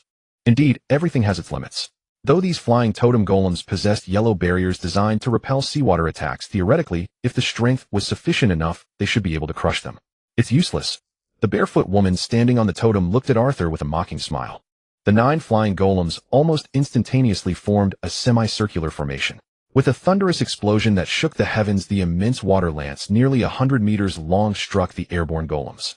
As the churning water spray settled, despite the tremendous power of this strike, the earth-yellow barrier surrounding the golems still blocked it, dissolving the attack into nothingness. I told you it was useless. The barefoot woman perched atop the golem giggled contemptuously at Arthur. Who said it's useless? Arthur retorted sharply. The barefoot woman paused, glancing at the flying totem golem. It was completely unharmed. Something's wrong. She suddenly realized that although the water attack had been blocked and dispersed, countless splashing droplets had somehow adhered to the earth-yellow barrier and seeped inside. Meanwhile, those water droplets that had penetrated the barrier acted like strong acid, instantly corroding away the protective glow that shielded them from outside. If we can't destroy it from the outside, then we'll attack from within. A deafening roar erupted before Arthur could finish speaking. The next wave of attacks had already arrived. Stop! Help! In the terrified gaze of the barefoot woman, a powerful water strike descended, suddenly shattering the 9 flying totem golems midair. Arthur had intended to capture the barefoot woman for interrogation, but she was blown to pieces by a single strike. Quickly identifying the direction Elder Alfonso had fled, Arthur immediately gave chase. Isle of Earth, situated to the southeast of the 3 isles, surprised Arthur upon landing. He found this island surprisingly desolate. The island was engulfed in scorching sandstorms littered with bones and withered grass, with no trace of green for dozens of miles. Perhaps for the Isle of Earth, external expansion was the only path to survival. Though the water trail along the coast had faded considerably, Arthur was certain this was the mark left behind by the giant crab Alfonso had ridden. Arthur headed toward the island's center and soon entered a vast valley flanked on both sides by towering, jagged rock walls. Despite the persistent sandstorms, Arthur detected an unusual metallic scent in the air, and as he traveled through the valley with the wind carrying sand, the sounds of battle and screams echoed around him. If his guess was right, this had once been an ancient battlefield. Only heaven knew how many lives had been lost here for this undying stench of blood to linger. Welcome to Vale Valley, Mr. Arthur of the Sea Clan. A raspy, low voice suddenly emerged from the sandstorm, sounding as if it came from hell itself. What, you're also here to die? Arthur sneered. Mr. Arthur, while your elimination of Maria surprises me, the Mist Caller is engaged in a great cause. I ask that you, an outsider, stay out of it. A great cause, is it? Eradicating the Sea Clan. Arthur raised his finger and pointed at the phantom in the sandstorm, demanding answers. This might have been the most absurd joke Arthur had ever heard. Someone in this world actually considered killing to be a noble cause, standing there with righteous indignation, as if justified. The power of such delusional conviction was genuinely terrifying. No, you misunderstand, Mr. Arthur. Our objective is to eliminate all 3 clans, the phantom replied calmly and seriously, as though discussing something entirely mundane. The Sky Clan, Earth Clan, and Sea Clan have been devouring each other endlessly. Given time, they would have perished on their own. But your arrival may bring them back together in peace, so we have no choice but to rely on the divine armament. The phantom lifted its head, fixing Arthur with a single blood-red eye that seemed to pierce straight through to his soul. Despite the urgency of finding Alfonso, the phantom ahead answered every question without hesitation. Even though Arthur understood the stranger was buying time, he steadied himself and pressed forward. Tell me, what exactly is the divine armament? I can only tell you this. It was originally designed as a last resort ultimate weapon meant to be deployed only when the 3 clans face an enemy they cannot defeat. The phantom suddenly shifted position and swept its arm aside to deflect Arthur's probing water attack, then added with a smirk. And the key to activating this weapon is Princess Nancy's blood. Impossible. Arthur could barely believe what he had just heard. Though the strike had been merely a test, the force behind it could have shattered a small hill in an instant. Yet this phantom that had been hiding in the sandstorm had deflected it with a single wave of its arm. Arthur clearly understood now. It wasn't that the opponent had grown stronger, but rather that he himself had weakened, likely due to their position in this ancient battlefield. The sandstorm intensified suddenly, and the phantom stepped forward several paces, bowing slightly to Arthur. Allow me to reintroduce myself. I am Malmu of the Mist Callers, the Sandstorm. At last Arthur could see clearly this member of the Mist Callers who called himself Malmu. His tall but emaciated frame was wrapped in dense white bandages resembling a living mummy. His right arm was grotesquely enlarged, far exceeding the size of his entire body, the putrid crimson flesh reeking of decay, with a massive eye embedded in it. Most unsettling to Arthur was Malmu's single left eye radiating an oppressive crimson glow, as if it could pierce straight through the human soul. To be honest, I don't wish to kill you. I prefer living specimens to corpses. Malmu's eerie laugh rang out as he fixed his gaze on Arthur. Ugliness isn't a crime, but going out to frighten people certainly is. Having grasped the situation, Arthur's aura surged around him. So the hieroglyphs on that ancient stele had been telling the truth. The Mist Callers were the true enemies of all three clans, lurking in shadows and waiting for the perfect moment to eliminate them all. The silver lining was that if the Mist Callers relied on the three clans infighting and resorted to such desperate measures as wielding the divine armament, their numbers must be limited. They couldn't possibly face the united might of all three clans. That legendary sacred armament was apparently the most formidable defensive weapon among the three Owls, though it required the blood of a bloodline inheritor to activate. As the moments passed, the mysteries once shrouded in fog grew increasingly clear. Water vapor condensed rapidly around Arthur, forming countless razor-sharp water blades that rained down upon Malmu like a torrential storm.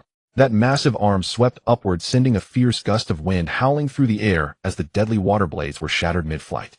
Just as Malmu lowered his arm, Arthur surged forward, his fist wreathed in powerful vortex energy, crashing into Malmu's face with devastating force. A mighty shockwave radiated outward, sending sand and debris flying everywhere. Arthur staggered backward several steps before regaining his footing, blood suddenly streaming from the corner of his mouth.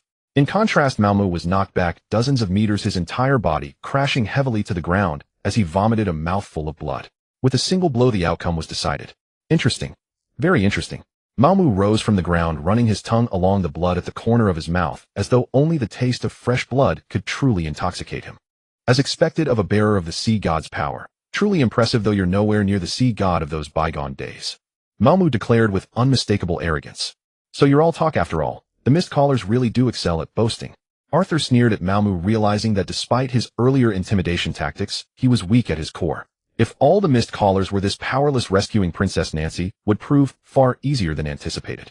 The crimson radiance from Malmu's left eye spread rapidly across his entire body, and within that glow Malmu let out a piercing shriek.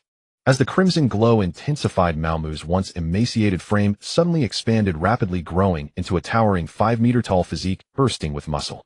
Blasphemer, die. Before the words even left his mouth, the transformed Malmu had already closed the distance behind Arthur. When did he? So fast.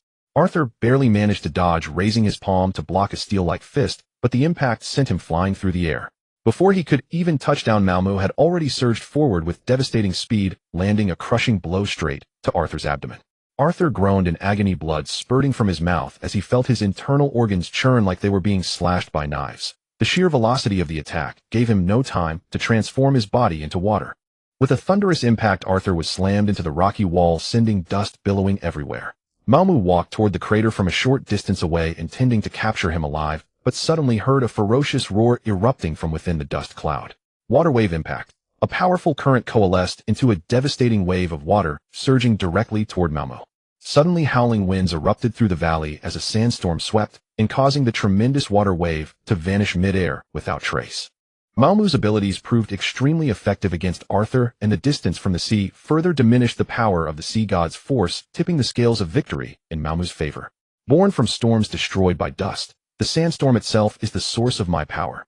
Malmu charged forward with a cold laugh, his monstrous arm swelling to multiple times its former size as he descended upon Arthur with the weight of a collapsing mountain crashing down from above. As the dust settled and cleared, Arthur and Malmu stood facing each other. Malmu's steel fist, capable of devastating destruction, hovered mere inches from Arthur's face, but simultaneously a blazing sword had pierced clean through Malmu's chest. The place, shunned by the Kong clan, the High clan, and even the local D clan, was known as the Roaring Valley.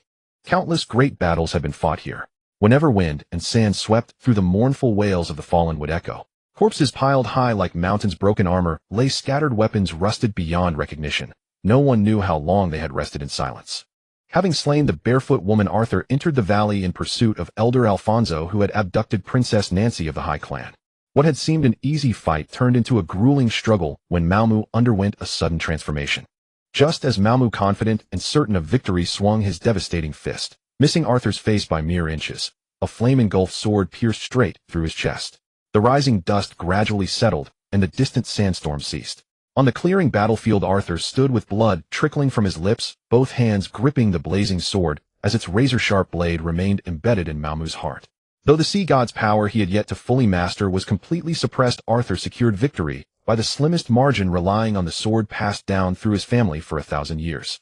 Had he hesitated even slightly, or been a second slower drawing the sword, with no dust cloud to conceal his movements, it would have been Arthur pinned against the wall, and helpless, who would have died there and then. Arthur shook his head in a bitter smile, his entire body racked with pain. How he wished he had kept that black liquid from the blue glass vial. All this suffering could have been avoided. After all he had done for the High Clan, he would demand generous recompense from Leona upon his return, even if it meant claiming her favor. Malmu, standing before Arthur, stared in disbelief at the blazing sword piercing through his chest, unable to accept what his eyes witnessed.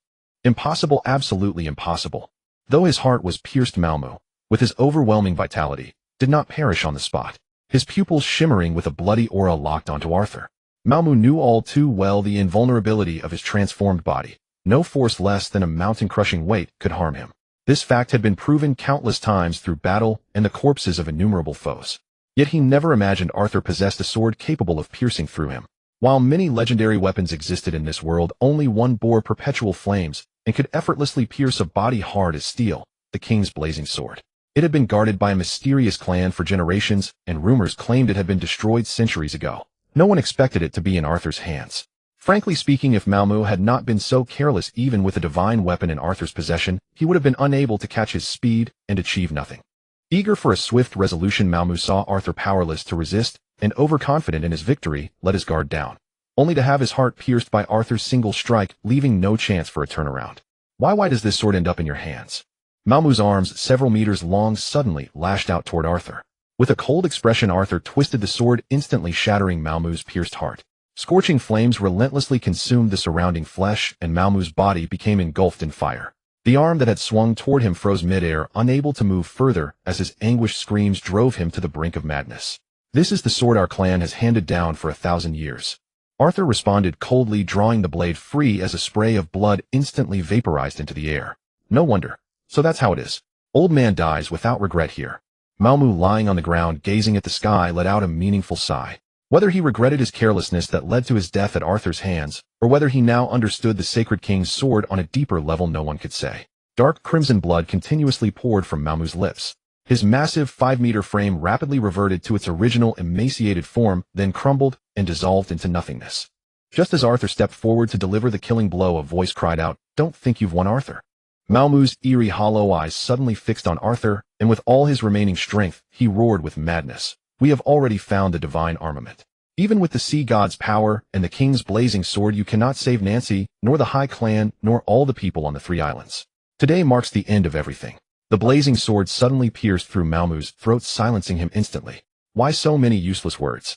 Malmu's body soon dissipated entirely, leaving behind a pool of highly corrosive black water on the ground. The vegetation within dozens of meters quickly withered, and the earth began to slowly sink beneath. But just as Arthur was about to continue his pursuit of Alfonso, his brows furrowed.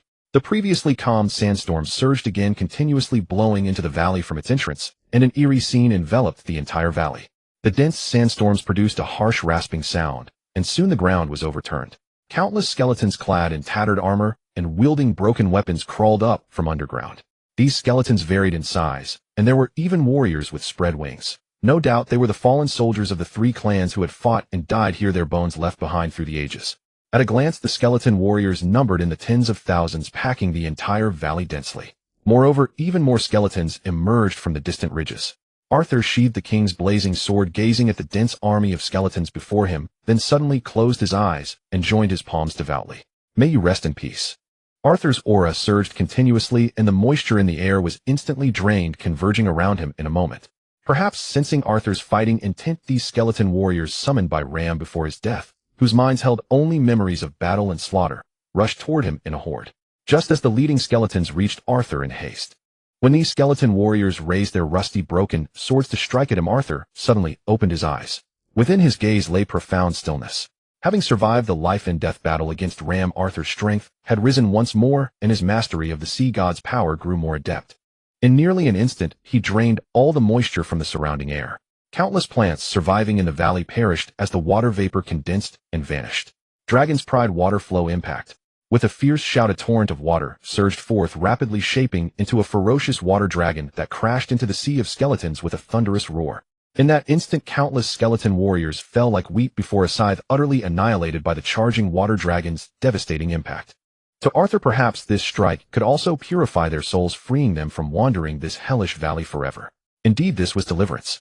The roaring water dragon dissolved in midair, revealing shattered fragments of bone everywhere. A single strike had annihilated the entire army of tens of thousands of skeletons filling the valley.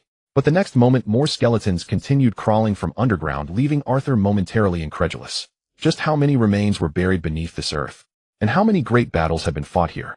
How many lives had been lost? Arthur, who had cared nothing for the fate of the three clans, felt his heartstrings seemingly touched. In this moment, he resolved to eliminate the Mist Caller, who was stirring up trouble, from the roots as soon as possible, restoring peace to the three islands. Though the number of skeletons emerging from underground was far fewer than before, still amounting to only a few thousand. However, having just endured two great battles, Arthur's injuries and exhaustion left him unable to use the dragon's pride water flow impact again. There was no way to eliminate these skeletons in one strike. If he used the king's blazing sword, despite its sharpness, heaven knew how long it would take. By then, the traitor Alfonso might have already activated the divine armament and destroyed the three islands countless times over. As Arthur desperately sought a solution, a distant war horn suddenly echoed from the sandstorm-filled valley entrance behind him. The clear sound of conch shells and heart-piercing war drums followed in succession, much like a declaration before a great battle. Immediately following came countless orc wolf riders of the D clan, riding fierce wolves as the vanguard. Then the Kodo thunder lizards arrived, and the Tauren and countless other members of the D clan followed in their wake. Following close behind were the sea warriors of the High clan. These warriors, whose power was greatly diminished on land, charged past Arthur with weapons in hand, swinging their massive axes at the skeletons before them. A piercing shriek came from the air as countless avians of the Kong clan wings spread, charged into battle with spears. After a volley, the defenseless skeletons fell in droves, speared through and shattering into fragments upon the ground. Under the combined attacks of the three clan soldiers, although the number of skeletons continued to increase, a path to the end of the valley had been opened. "Go quickly, Arthur. Our allied army will buy you time." Leona, clad in golden armor and wielding a long sword, rushed into battle and looked at Arthur with eager expectation. "What's going on?" Arthur paused. "Time is short, I'll make it brief. I found the leaders of the Kong clan and D clan who had been secretly imprisoned, and the three clans alliance is hereby formed." "Impressive." Arthur looked at Leona. "Of course I am the queen of the High clan," Leona said coquettishly, then suddenly realizing this might seem too intimate, her face flushed crimson. Arthur didn't notice Leona's girlish thoughts. Glancing at the three clan soldiers fighting desperately nearby, he flashed forward in an instant. He would find Alfonso no matter what, kill him before he could activate the divine armament and rescue Princess Nancy as quickly as possible. Skeleton warriors kept falling around them, and the three clan soldiers suffered continuous casualties as well. Yet no one took a step back. On this life-and-death battlefield, entrusting one's back to outsiders who had been enemies only moments before seemed unbelievable to many. But this is what battle is like. Bonds forged in blood only grow stronger over time. The united armies of the three races, joining forces for the first time in centuries, fought desperately against the skeletal warriors continuously emerging from the underground. Meanwhile, Arthur, who had quickly burst out of Roaring Valley under the cover of the three races' soldiers, soon arrived before a swamp filled with deadly toxic gas. From a distance, in the center of the swamp, a magnificent ancient castle abandoned for many years could be seen faintly. Alfonso, the traitor elder who had kidnapped Princess Nancy, must be within this ancient castle before them, meaning this was the hiding place of the epic weapon God's armament. The only comfort was that Alfonso appeared to have not yet activated God's armament, so everything seemed to still be within reach. Without delay, Arthur charged forward rapidly, while maintaining heightened vigilance, certain that Alfonso would never allow him to approach so brazenly without interference. Suddenly the swamp churned, and three emperor crocodiles, each several meters long, lunged at Arthur with gaping maws as he drew near. Arthur glided past with composure, his forward momentum unbroken, the condensed water vapor in his hands dissipating instantly. The three emperor crocodiles that had lain in ambush within the mud froze in place, their massive bodies suddenly exploding, the next moment flesh and blood scattering across the ground. Along the way, Arthur continuously dispatched the beasts that suddenly emerged. These mutated swamp overlords, with their thick hides and formidable attacking power, proved utterly worthless as cannon fodder against him, unable to hold him back even for a second. As the castle came into view, Arthur steeled himself with utmost vigilance, prepared to face their final enemy, Elder Alfonso, at any moment. Suddenly the swamp collapsed, and a massive maw 10 meters wide erupted from below, swallowing Arthur whole in an instant. Immediately after a nearly 100-meter-long spotted-scaled cyclops python burst from the mud, its colossal body striking the ground and sending tremors through the earth. The cyclops python shook its body and slithered back into the original hole, burrowing rapidly underground until its 100-meter length vanished completely. Hundreds of meters underground in a damp and cold cave, the cyclops python coiled its entire body around a massive boulder. Suddenly the python arched its entire body like a spring, writhing and thrashing as if suffering grievous wounds. The surrounding rocks were ravaged, shattering one after another as the python's body crashed against them. After what felt like an eternity, the spotted-scaled cyclops python finally stilled its massive form, lying rigid on the ground. Soon thick, white smoke billowed from the scales near the python's belly. A flaming sharp sword slashed through its abdomen, and Arthur kicked his way out through the torn flesh. From the outside, the cyclops python's interior was completely mangled, yet this mutant beast continued to struggle for so long, demonstrating its tenacious vitality. What the hell is this place?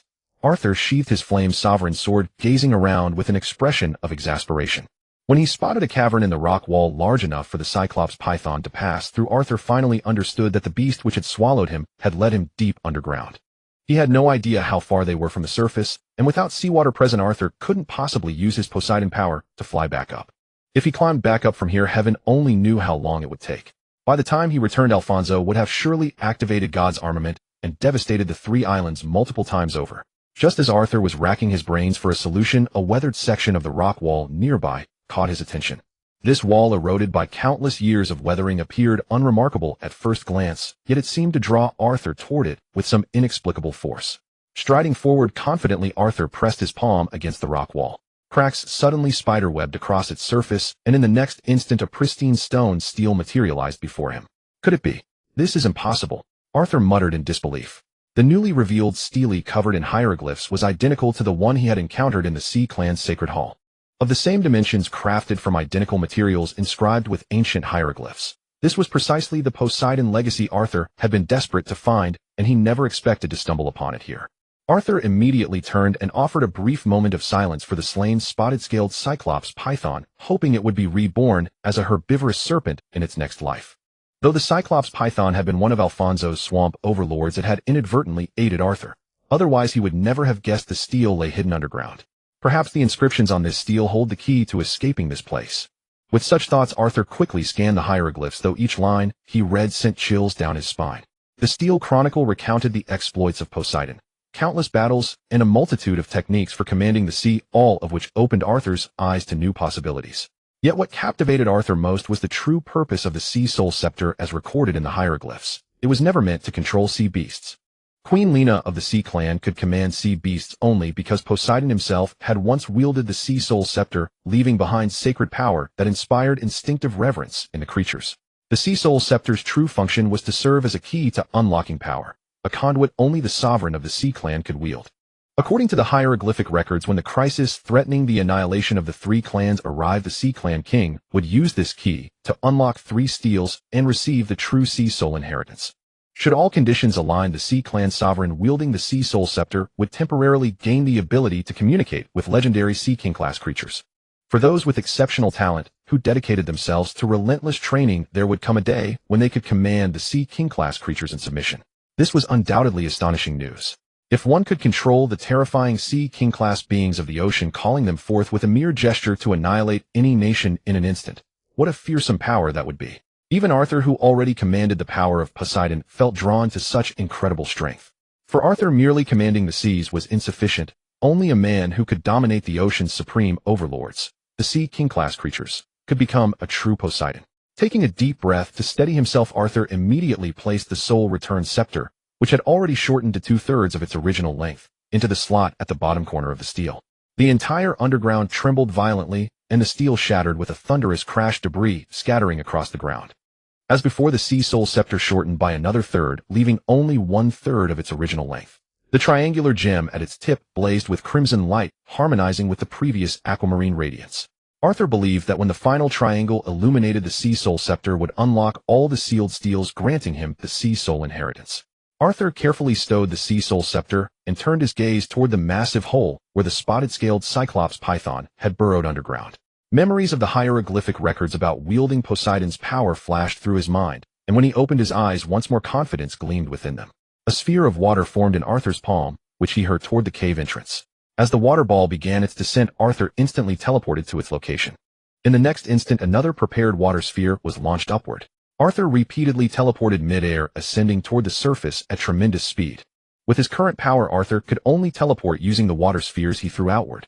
Yet as his mastery of Poseidon's power deepened, he believed one day he would be able to teleport to any location containing water. In the swamp shrouded in toxic gas, a water sphere suddenly shot upward from a crater over 10 meters wide on the surface.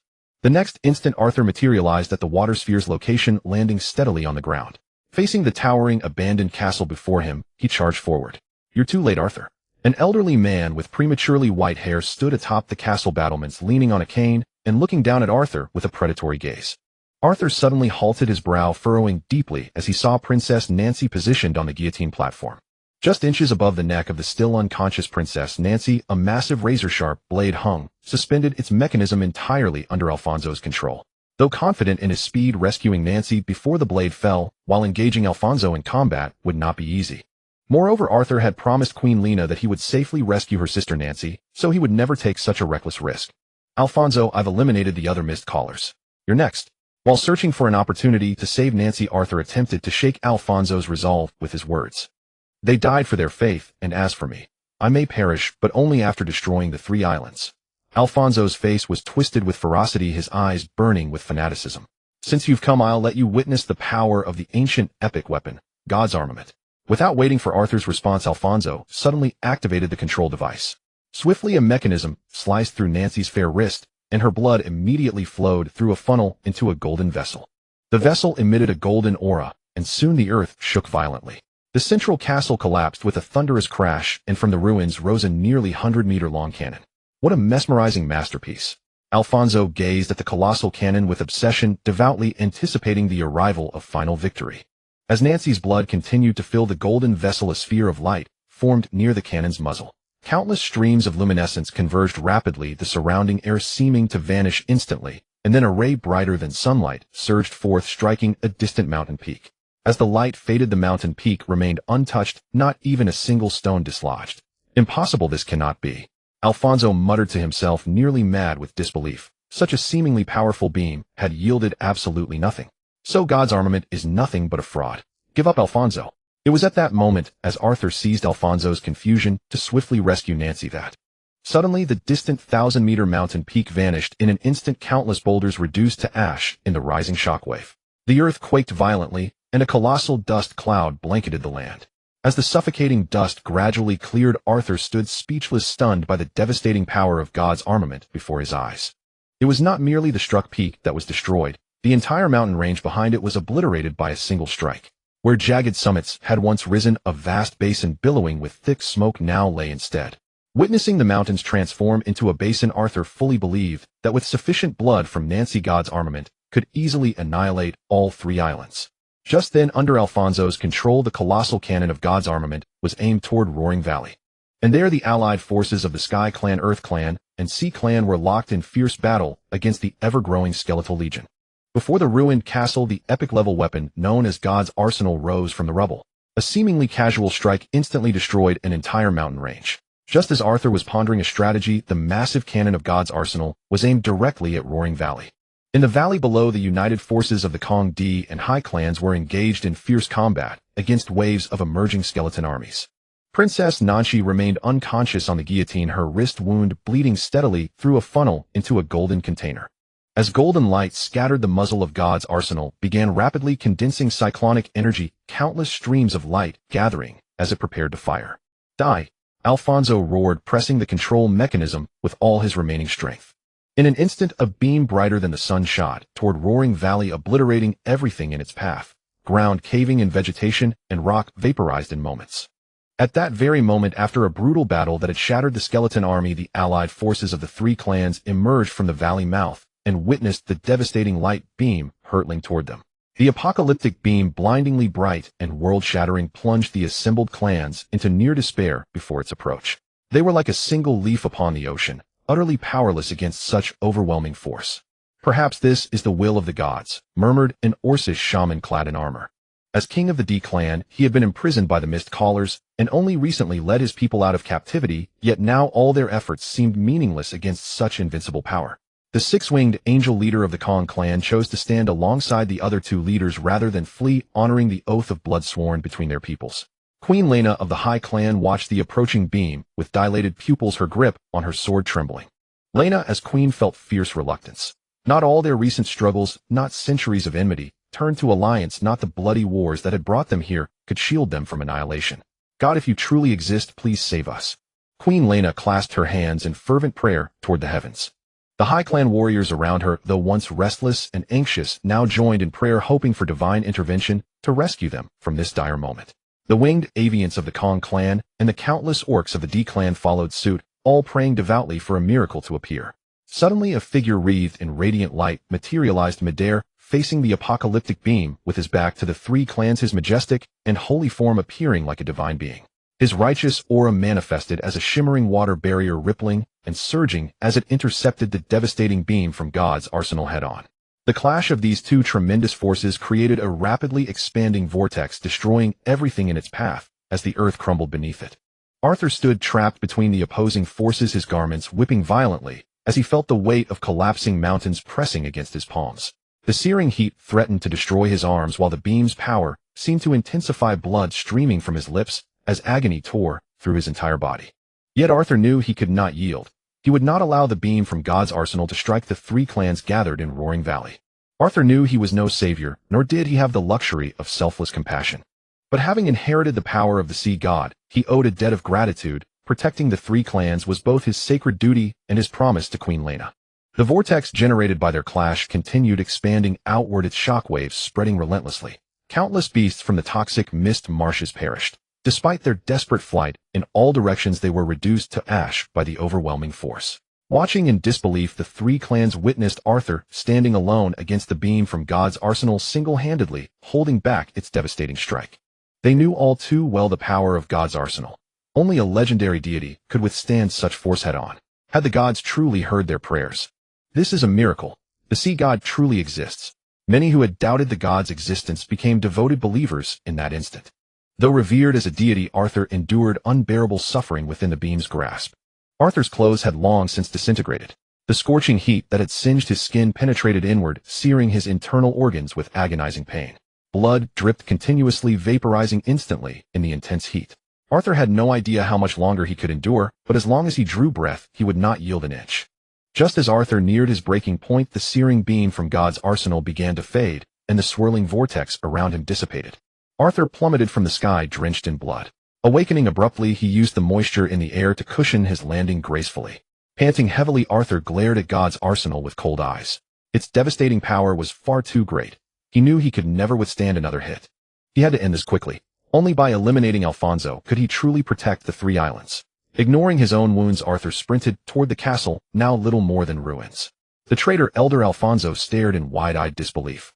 He could never have imagined that a mere mortal could withstand God's arsenal's deadly strike. As Arthur closed the distance to under 100 meters, the awakened Alfonso's eyes flashed with malicious intent. Without hesitation, he pressed the button controlling the guillotine. It was too late to reactivate God's arsenal. Alfonso made a desperate decision: to sacrifice young Princess Nanchi, using her blood to fuel one final maximum power strike. Nanchi slowly regained consciousness, her gaze darting around in confusion before she realized her body was bound and immobile. A chill touched the back of her neck, and from the corner of her eye she watched in stunned silence as the blade descended rapidly. "Someone please save me," Nanchi cried out in terror, squeezing her eyes shut as she faced the abyss between life and death. As Arthur charged forward, he condensed a water sphere in his palm and hurled it toward the distant guillotine. In the next instant, he teleported to where the sphere landed, mere steps from the execution platform. "Don't be naive, Arthur. You can't save anyone. This is already sealed," snarled Alfonso, his face twisted in fury as he lunged forward. His cane transformed into a short spear, thrusting straight toward Arthur's vital points. Despite his age, Alfonso moved with remarkable swiftness. Though Arthur was severely wounded and considerably slower, he still managed to evade each attack with ease. But Arthur couldn't afford to stop. Any delay would cost Princess Nanchi her head, forcing him to endure the strikes rather than counterattack. There wasn't even time to dispatch Alfonso. The sharp spear was upon him, and the guillotine's blade was inches from Nanchi's neck. In that critical moment, Arthur steadied himself and made his final decision.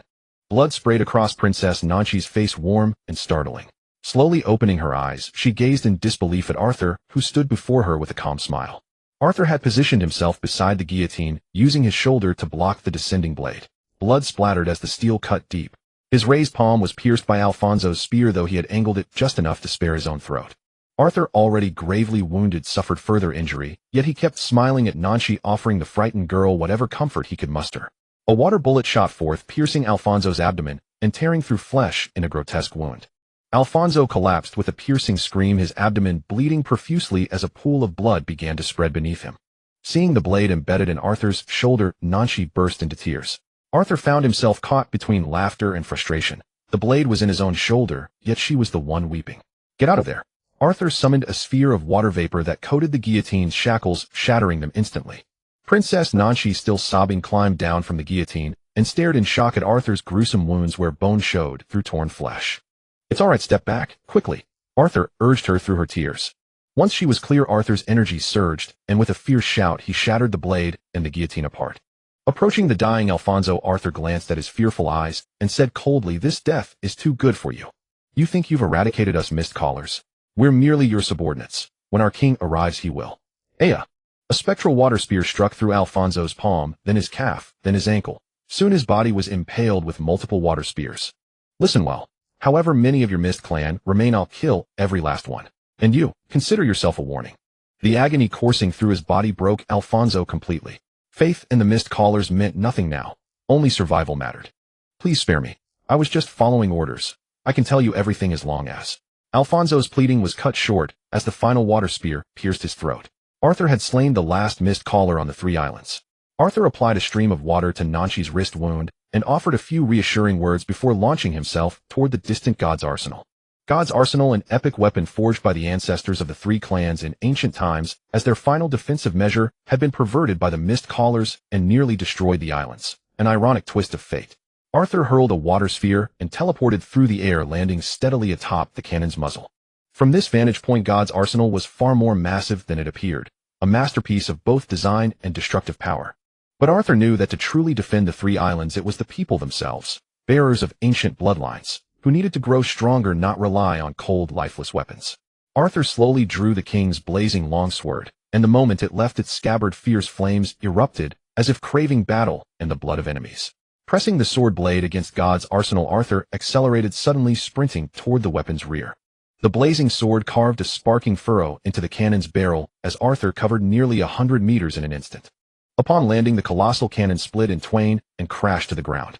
Arthur spun around and drove the flaming sword into the core of its mount. Arthur swiftly carried Princess Nancy away from the ruins, and moments later a thunderous explosion erupted.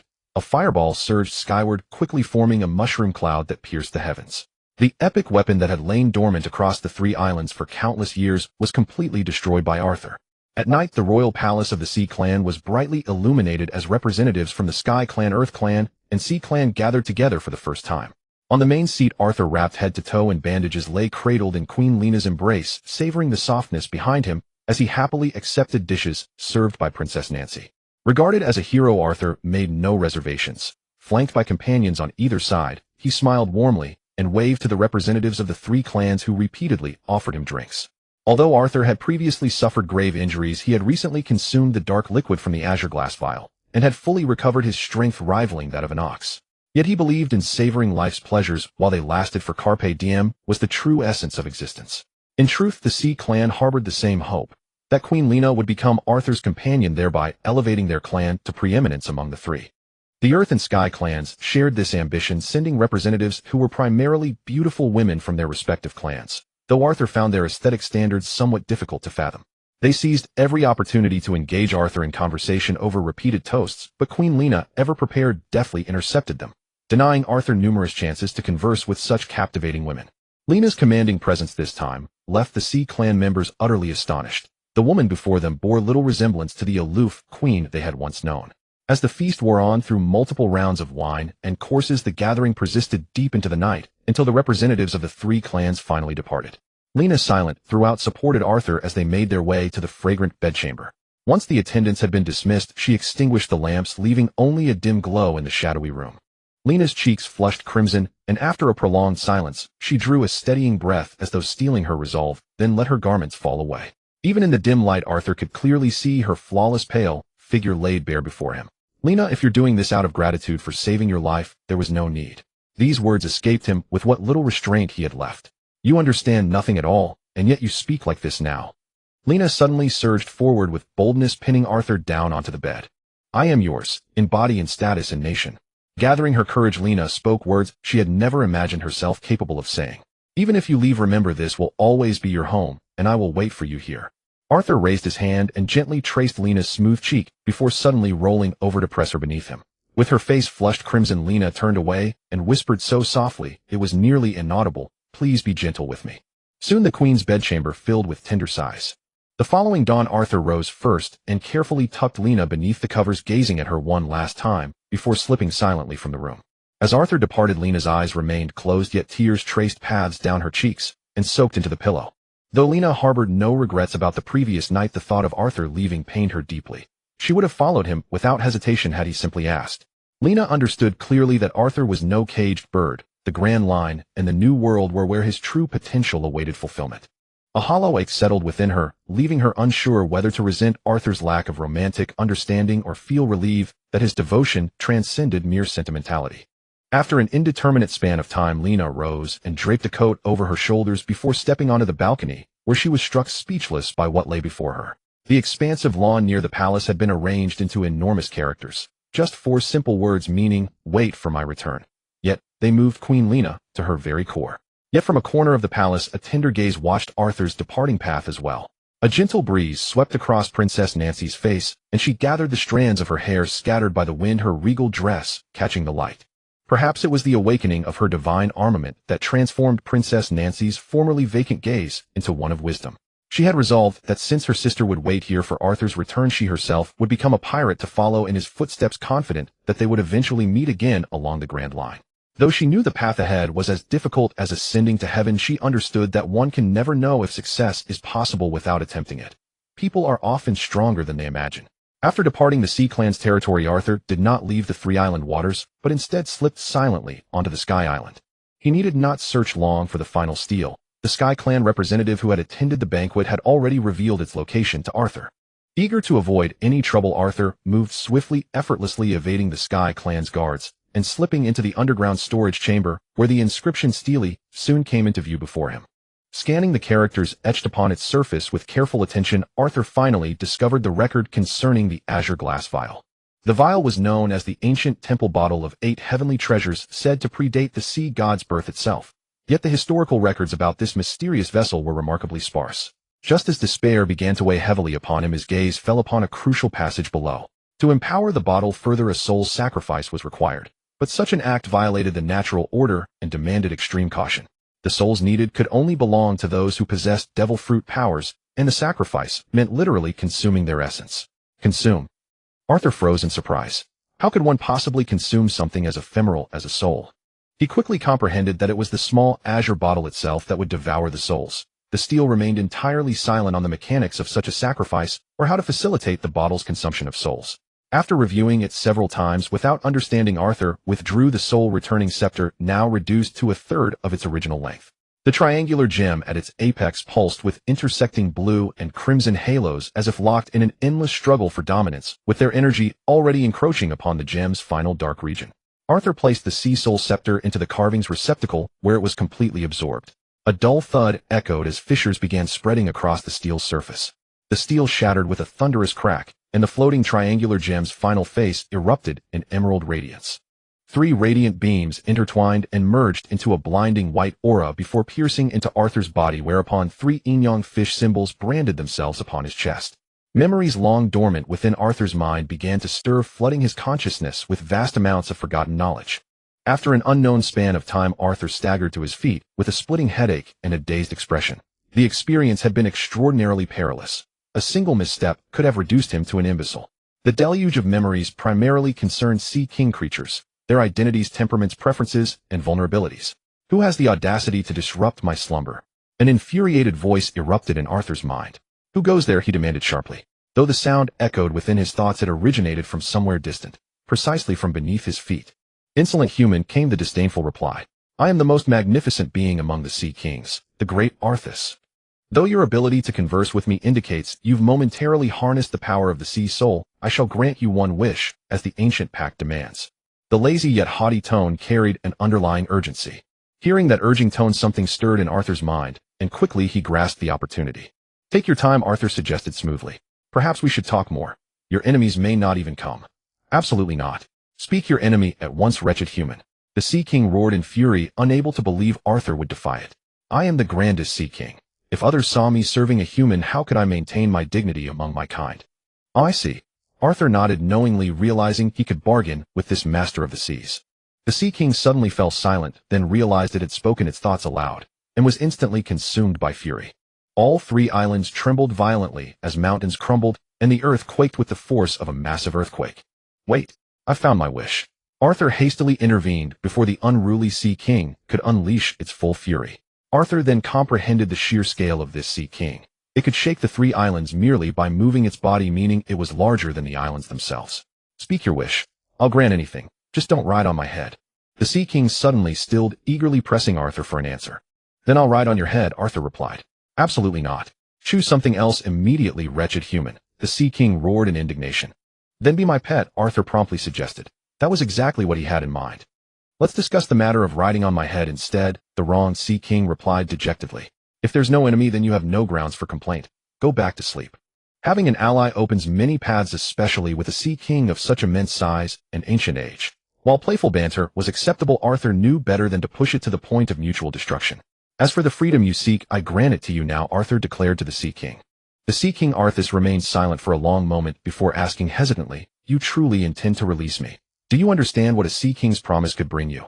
The inscriptions tell me you gambled with the sea god in ancient times, and after losing kept your vow to guard these three islands, Arthur recounted from the Steel's records.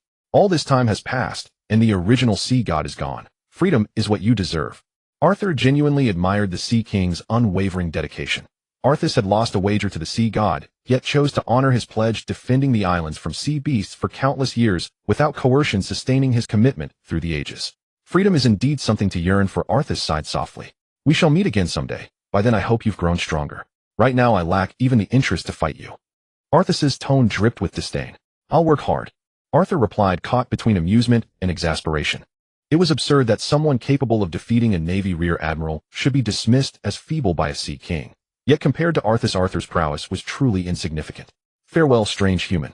A colossal wave erupted from the ocean's surface, and the ancient Sea King Arthas vanished beneath the depths. At that same moment Arthur departed the sky island and set course for the grand line drawn by some invisible force pulling him toward it. As the three stone tablets crumbled, three yin-yang fish emblems forged from the triangular gem appeared on his chest. Arthur could clearly feel that he seemed to be able to communicate with marine creatures. Perhaps one day, just as the hieroglyphs on the stone tablet recorded, he would truly be able to control the Sea Kings, the overlords of the ocean. However, at present Arthur, who had yet to grasp the essence of the sea soul power, could not even control a tuna several meters long. In order to hitch a ride, Arthur had no choice but to knock the tuna until it was battered all over, until it finally agreed to obediently become a stepping stone, carrying Arthur deeper into the grand line. Arthur, whose target was Sabeti Archipelago, did not choose the conventional route like other pirates, but went directly into the calm belt, where Sea Kings were plentiful.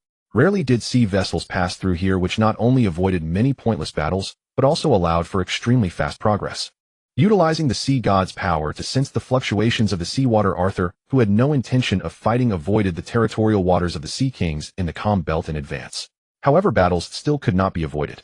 What saddened Arthur the most was that the tuna he had used as a stepping stone earlier was swallowed by an ambushed sea beast. Arthur was very angry, and the consequences were severe.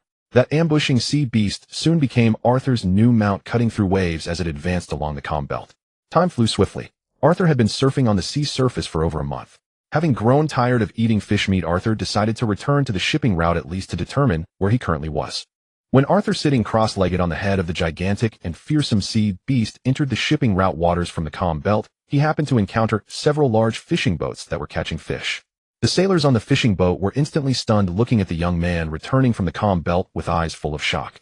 The calm belt was a nightmare land where monsters lurked.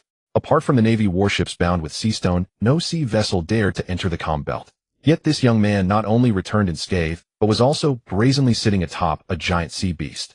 Arthur rose, leaped down, and landed gracefully. He waved to the sea beast and bowed slightly to show his gratitude. The sea beast seemed to have been beaten into submission by Arthur and dared not leave for a long time. Only when Arthur departed from the port did the sea beast let out a mournful cry and quickly dive into the sea to flee. This was a city with highly developed trade, bustling crowds, and various shops and restaurants lining the wide streets. Extra! Extra! A newspaper boy ran, while shouting loudly. All Navy combat forces have gathered at Marineford. Experts speculate that something major is about to happen. A large denomination Berry note fell into the newspaper boy's pocket. Arthur raised his hand to receive the newspaper offered to him, and quickly glanced through its contents. There were several slightly blurry pictures in the newspaper, but Arthur quickly recognized the figure of Admiral Kazuru among them. Even the other officers in the corners of the photo were by no means weak hands. Normally, having an admiral at Marineford was not strange. However, when Arthur was still a Navy soldier, he knew that Kazuru had been assigned to carry out a mission. According to reason, he should not have returned so quickly. That is to say, something major must have happened at Navy headquarters Marineford to summon Admiral Kazuru back. As for the experts saying that something big was about to happen, it was as good as saying nothing. What on earth was the Navy up to? Arthur furrowed his brows and speculated in his heart for a moment, but still had no clue.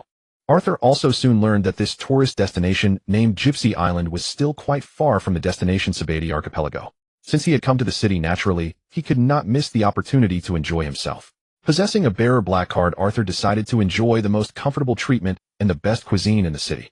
Arthur came to the Manhattan Hotel, the most beautiful in environment and the most luxurious in decoration on Gypsy Island. However, Arthur, who was in a great mood, was soon stopped by a doorman in a crisp suit. "I'm sorry, sir, but those who are improperly dressed are not allowed to enter," the doorman said with a look of contempt. Arthur looked down, and indeed a month-long sea battle journey had made his clothes tattered and even carried a faint smell of blood. "Please make an exception. I feel like I could eat a whole cow," Arthur said with a bitter smile, very politely. "I'm sorry, this is the Manhattan Royal Hotel, not a charity." The doorman was somewhat impatient and even deliberately omitted honorifics. "I've seen plenty of beggars like you who want to rummage through the kitchen trash cans. Scram quickly, or you'll disappear tonight." A tall, middle-aged man with a face full of fierce features walked over from a distance, playing with a ring on his finger and staring at Arthur with disgust. "Manager, this brat just won't leave," the doorman said, respectfully bowing and scraping to the approaching manager. "Get back to work. If you can't even handle a beggar, your entire salary is withheld next month," the manager with a fierce face said coldly. The doorman's face turned pale, then he gave Arthur a resentful look and slunk back into the hotel. Interestingly, this doorman did not resent the manager who exploited him, but instead blamed Arthur, an outsider who had nothing to do with him. It could only be said that a man who was used to being a servant and had lost his backbone could never stand up again. "Oh, make me disappear. I wonder where you got the courage." Arthur's expression gradually turned cold, and his good mood upon arriving at Gypsy Island was instantly gone. "It seems you won't believe it until you see the coffin," the manager with a fierce face sneered, raising his broad palm slightly. "Someone drag this kid out and bury him. Be clean about it, so those meddlesome Navy guys don't find out." Before he finished speaking, 7 or 8 bodyguards in suits rushed over and surrounded Arthur. "You said there's a Navy on this island?" Arthur asked casually. "We'll want to report us." "Too bad you won't get the chance. Get him." With the manager's command, the group of bodyguards charged forward. However, with a burst of shrill screams, several bodyguards fell to the ground in a heap, wailing in pain, their arms broken directly by Arthur. "How is this possible?" The manager with a fierce face was already frightened, pale, his body going limp as he collapsed to the ground. He had not even seen how Arthur struck. In his heart, he regretted immensely. He really should not have provoked this terrifying guy in front of him. Arthur stepped forward and crushed the manager's knee with his foot, then broke his jaw with a punch, making it impossible for him to make loud sounds, even if he was screaming in agony. These people were lucky.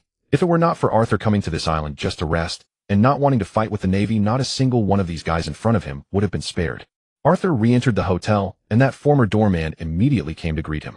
However, when he saw Arthur walking in, he was momentarily stunned. Just as the doorman was about to say something, suddenly several female attendants in uniform came over, led by a graceful woman who looked to be in her 20s. "Sir, welcome to the Manhattan Royal Hotel. I am the manager of this establishment. May I ask if there is anything I can do for you?" The woman's tone was gentle and pleasant, making one feel as if bathed in a spring breeze. She did not judge based on appearance and attire, which made Arthur's original displeasure dissipate considerably. "I just dealt with a few blind guys. If this is the hospitality etiquette of the Manhattan Hotel, it's really a bit disappointing," Arthur said in a calm tone. "Dealt with, you mean?" The woman showed slight astonishment. Suddenly, an attendant came quickly and whispered a few words in her ear. "Sir, I'm very sorry for making you feel displeased. This is my responsibility." The woman's smile did not fade, but she suddenly changed the subject and asked calmly, "But please explain why you injured our security personnel." Hearing that Arthur had already dealt with the manager and others, the doorman's heart trembled. He had just offended this kid, and he might seek revenge. Nothing ventured, nothing gained. The doorman immediately rushed to the manager's side and explained, "Madam Manager, this brat rushed into the lobby to steal." When the manager discovered it, he did not expect to suffer such a brutal fate. Hearing the doorman's twisted words, Arthur did not say much, but directly took out the bearer black card that represented wealth and status. Everyone present was stunned, especially the well-traveled, beautiful manager. From the special VIP line on the edge of the black card, she immediately recognized it as a higher authority bearer black card. This young man in front of them was by no means of ordinary status. He might even be a prince or noble of a certain country or the future heir of a certain power consortium. These were people they could not afford to offend. The doorman who had originally denounced Arthur's violent acts stopped abruptly upon seeing the black card and said seriously, "Madam Manager, what I just said was all what the manager told me to say." This gentleman entered the lobby elegantly. I was just about to lead him to the front desk when the drunk manager stopped us with his people. Being punished was entirely deserved. The doorman said with a righteous expression, deliberately emphasizing the word drunk. "Shut up." The beautiful manager who had reached her limit frowned slightly and rebuked the fence-sitting doorman coldly. Then she looked at Arthur and did not take the black card, but said without being humble or presumptuous, "Please explain the cause and effect. Even if it causes discomfort, it is my responsibility."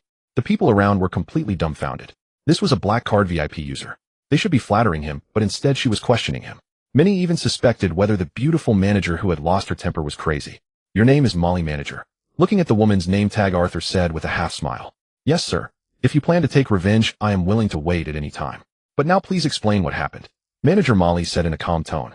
Arthur had originally thought that this beautiful manager was trying to attract his attention. For anyone, being able to connect with a noble who possessed a black card would be very beneficial. But Arthur quickly realized he had judged incorrectly. This manager named Molly had a calm gaze and was obviously a person of principles. In this materialistic world, such a person was worthy of respect. However, just as Arthur was making his explanation, suddenly a handsome man in his early 30s with a crew cut, smoking a cigar, walked out of a room on the side. His eyes quickly stopped on the black card in Arthur's hand. Seeing Manager Molly standing aside, a trace of coldness flashed in his eyes, as if he had roughly guessed what had happened. His expression quickly changed, and he walked up with a smile, respectfully shaking Arthur's hand. On one hand, he apologetically said, "Distinguished sir, welcome to the Manhattan Royal Hotel. I am one of the board members of this hotel, Gully. I deeply apologize for any inconvenience caused. Please follow me." Arthur glanced at Manager Molly, whose expression had slightly darkened, and followed the attendant into the hall on his own, heading towards the VIP room inside. "Mr. Gully, do not forget that I am the manager." Before Arthur even left, the erupted Molly questioned coldly.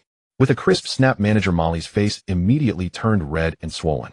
Gully said viciously, "I let you, a cheap woman, be the manager only because your father helped our family back then. However, because of your stupidity, you have offended quite a few nobles. The board has already decided to dismiss you from your position as manager. I believe the order will come soon. Remember, you are not qualified to talk back to me." Although Arthur looked down on men who hit women, he would not meddle in such matters. He quickly entered the luxurious room. As dusk fell, Arthur, having washed up and changed into clean clothes, came to the window to admire the beautiful scene of silver moonlight cascading into the seaside hotel. Habitually reaching for his brush to paint, he quickly recalled that the easel he had brought was already destroyed during the battle on the Three Islands, and couldn't help but feel a pang of regret. Just as Arthur was about to return to rest, he happened to notice an extraordinarily beautiful woman in a white dress standing on the beach nearby, gazing out at the sea in a trance. This was Molly, the stunning hotel manager he had met earlier that afternoon. Having been informed she would be removed from her position as manager and also slapped, she must be feeling quite distressed. Water vapor formed around Arthur and shot forward. In the next instant, Arthur disappeared from the balcony and had already arrived on the beach. Such a stunning beauty as you, if you were to end your life, it would truly be a great waste. Gazing at Molly's breathtaking figure from behind, Arthur spoke in a calm tone. "Mr. Arthur, are you planning to pretend to be a saint, come to persuade a desperate woman to regain hope in life, then thank you profusely and throw yourself into my arms, and then spend one night of passion together?" "If that were the case, I wouldn't mind," Arthur responded calmly while sitting on the beach. "I'm sorry, sir, but I'm not as weak as you think," Molly said coldly. "Moreover, you're so young. The money on the black card must be from inheritance rather than your own struggle. There's really nothing to be proud of." Arthur smiled bitterly. As Molly had said, the money on the black card all belonged to Michael, who otherwise he wouldn't even qualify to obtain such a card. "You're right," Arthur admitted generously, which instead made Molly, who had been preparing to give him a proper dressing down, feel somewhat disheartened and look at the strange man with slight astonishment. "By the way, Manager Molly, I don't have any intention of spending a romantic night with you." Arthur stepped forward and stood beside Molly. "I just came to see the scenery and happened to bring you a gift." "A gift?" Molly was slightly stunned, looking at the water sphere in Arthur's hands with full of curiosity. Apply it to the swollen area. I believe it will heal quickly, miss. Molly, did you see that? Molly looked up at Arthur. She had assumed that this young and wealthy man would have at least some mockery or pity in his eyes, but she never expected his gaze to be so calm and as deep as the sea, possessing an indescribable charm. Please believe me, it wasn't intentional. Arthur turned to face the sea, welcoming the refreshing sea breeze and letting his clothes flutter freely. Molly didn't say much and applied the water ball to her face where the swelling hadn't yet subsided. Soon a miracle occurred. Her skin became as smooth as new with no trace of any previous redness or swelling. Thank you. Molly whispered her gratitude. What did you say? Arthur asked. Nothing. Molly replied, somewhat displeased. You're welcome. Arthur suddenly burst into hearty laughter, clearly having heard what Molly said. I don't want to thank you now, Molly said irritably. I'm flattered, please don't mind. Arthur laughed heartily, sat on the beach watching the waves constantly crashing ashore, and his gaze became even gentler. The sea breeze grew stronger, quite chilly. Suddenly a coat was draped over Molly's shoulders. I'm merely fulfilling my duty as a gentleman. Molly was about to decline, but after thinking for a moment, she accepted this kindness. After a long silence, Molly gazed at the sea surface and suddenly muttered, if there were a girl who since childhood managed a hotel according to her father's wishes, and the hotel's senior management determined that this girl intended to claim the private property for herself, when in reality, she had simply grown up in this hotel, fallen in love with it, and had already sold off all her shares. How should that girl respond when facing these scheming executives now? It's getting late, go back. Arthur suddenly rose, speaking in a flat tone, showing no interest in listening to the story about the girl. Although Arthur's words were merely ordinary, they caused Molly, who had just begun to trust him and slightly opened her heart, to suddenly become guarded and seal herself off once more. You're right, I'm very sorry, Mr. Arthur. Molly stepped forward, took off her coat, placed it in Arthur's hands, turned around, and walked away quickly. Glancing at manager Molly's departing figure, water vapor suddenly formed around Arthur, and in the next moment, he had vanished from the spot. The next morning, Molly, just having woken up, hurriedly washed and dressed as usual, then emerged from her room in business attire. The board of directors, determined to sell the hotel, had repeatedly attempted to drive away this nominal heir precisely because they already held 100% of the shares. Having just walked into the lobby, she suddenly discovered that all the manager's attendants and guards had unexpectedly gathered there, with even the board members all present. Molly's heart grew cold, knowing that the moment to announce her departure had arrived, yet whatever must come would come, so she could only face it bravely. Approaching the assembled crowd, Molly surveyed them all before turning her gaze to the familiar hotel lobby and calmly stated, Gentlemen, just speak your minds. Please sign this document. A bespectacled man in a suit handed the paperwork to Molly. Molly signed it casually, but then all the board members rose to their feet simultaneously. The eldest among them, an old man with white hair and beard, addressed Molly. Congratulations. From now on, this hotel is yours. We hope to have the opportunity to cooperate with you again. My property. Wait, have you made a mistake? What's going on? Molly asked with a look of astonishment. Gully approached with a sheepish smile, speaking respectfully to Molly. It cannot be wrong. Head offices has already issued orders. This company now belongs to you. Previously, I was blind and failed to recognize greatness. Please don't hold it against me, Miss Molly. As Gully spoke, he cast a glance at the board members, then raised his hand and struck his own face fiercely. Within moments, his face swelled up. The legal documents will be sent to you shortly, Manager Molly. The board members bowed respectfully to Molly and departed the hotel one after another. Manager, congratulations to you. We will definitely work hard in the future and spare no effort to serve you, even if it means facing danger. The hotel staff began vowing their loyalty, especially those who had previously looked down on Molly. Now they eagerly accused others, hoping only to remain at this well-compensated hotel. However, Molly had no interest in listening to such words. Her mind kept replaying everything that had just occurred. Could it be? Gasping for breath, Molly rushed all the way to Arthur's room, threw open the door, and wanted to ask Arthur for answers. Molly didn't know any of the head office members who controlled the hotel, so naturally no one would help her. As for those board members of the hotel branch who tried various schemes to drive her away every day, they would certainly not suddenly conscience-stricken. The only possibility was that Arthur had helped her. But Molly couldn't figure out how Arthur had persuaded the headquarters, and in just one night. Could he possibly be a deity?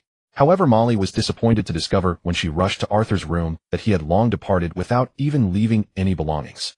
This bastard. Does he want me to owe him an unrepayable favor and remember him for the rest of my life? Molly leaned against the wall in annoyance and slumped weakly to the ground, burying her face between her legs. May I ask, what are you doing here? A familiar voice came from the corridor. Molly slightly lifted her head, her bright eyes red-rimmed, as she looked at Arthur, who was holding a newly purchased easel. Her expression was complex. Upon hearing his tactless question, she immediately retorted, This is my hotel. I can go wherever I want. None of your business. Yes. First, you're always right. Second, please refer to the first point. Arthur responded with a light laugh. Molly suddenly pounced on Arthur, hugging him tightly and murmuring, "Don't even think about running. You're not allowed to go anywhere." Waking the next morning, Arthur stood on the balcony painting. Within moments, a magnificent seascape emerged on the canvas. Whether it was due to the power of the sea god's strength, Arthur's paintings seemed to possess a soul. The moment the painting was completed, Molly, who had been quietly watching from the side in her sleepwear, immediately insisted that Arthur print her name on the artwork. Molly gave him a kiss, then changed into her business attire and continued her busy day as the hotel manager. However, Molly had no idea that Arthur had already learned from elsewhere that today was her birthday, and he was preparing to head to the Calm Ring to borrow a gift from a sea king. Shortly after Arthur departed from Japusai Island for the Calm Ring, a massive luxury cruise ship suddenly docked at the harbor with over 10 warships escorting it.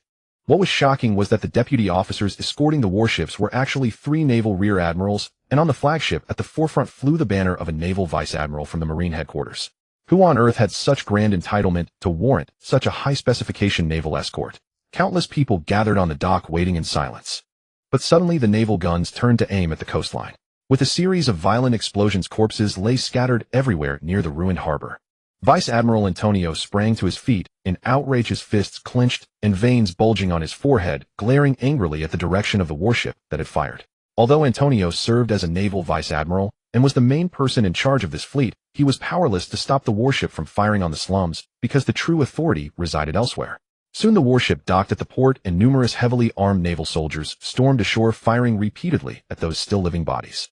Some family members who had rushed over from a distance before they even understood what was happening also fell into pools of blood. And soon the naval soldiers threw all the corpses into the sea and used quicklime to eliminate the bloodstains. When the massive gangway was lowered, a red carpet stretched all the way into the city. Heavily armed naval soldiers were everywhere along the route, and people were driven back into their homes, with anyone showing the slightest hesitation being shot on the spot. Soon a middle-aged man wearing a bubble helmet emerged from the warship, strutting arrogantly atop 2 slaves chained in iron shackles, surrounded by numerous bodyguards. He was a celestial dragon, the worldly noble descendant of the founders, possessing noble bloodline, yet despised by countless people. "Damn you lowly slaves, how dare you ruin the mood of this sage? Ants should die the way ants deserve." Wearing a bubble helmet, the world noble unbeatable Ferdinand Saint looked around with cold indifference, fiercely kicking the heads of the seated slaves. "Ferdinand Saint, there is no need for you to exterminate ordinary residents," Vice Admiral Nolan of the Marines said, expressionlessly looking up at the sky people as he disembarked from the warship. "These worthless scavengers breed with astonishing ferocity, just like weeds in spring, endless and impossible to exterminate." Ferdinand Saint sneered. "If you are willing to cooperate, I have no qualms about dragging every slave on this island from their homes to be slaughtered in the square." "You?" Vice Admiral Nolan's fist clenched, his angular jaw set cold with barely concealed anger. The Marines, clad in their justice capes and sworn to protect ordinary citizens, had become indiscriminate executioners. Though Nolan held the rank of vice admiral with considerable authority and standing, he was utterly powerless against the world nobles he was sworn to shield, unable to prevent their atrocities or hold them accountable. "Ferdinand Saint, by order of Marshal Sengoku, please board the vessel and depart for Sabeti Archipelago immediately," Vice Admiral Nolan urged sharply. "Don't invoke Sengoku's name with me. I am sick of this putrid food from the sea. And who in this world would dare cross me? I am a world noble." Ferdinand Saint kicked twice at the slave beneath him, then proceeded down the red carpet toward the heart of Gypsy Island. "Sir, please restrain your anger. We cannot afford to offend the Tenryubido." A young Marine brigadier general in a sharp suit and freshly pressed justice cape stepped forward. Another lean-faced Marine brigadier general concurred. "The blame for slaughtering civilians falls solely on the Tenryubido. This falls squarely on them, not us." "You fools! Have you forgotten the oath we swore beneath the Marine flag? It seems pushing blame comes more naturally to you than upholding justice." The final brigadier general to disembark from the warship offered this sharp rebuke at his colleague's deflection. "Justice easy for you to say from your comfortable position. Go try stopping the Tenryubido yourself and see what happens." His words silenced the assembled officers. These men had once been distinguished leaders, commanding respect and wielding authority within the military, yet now they were reduced to nothing more than attendants and bodyguards.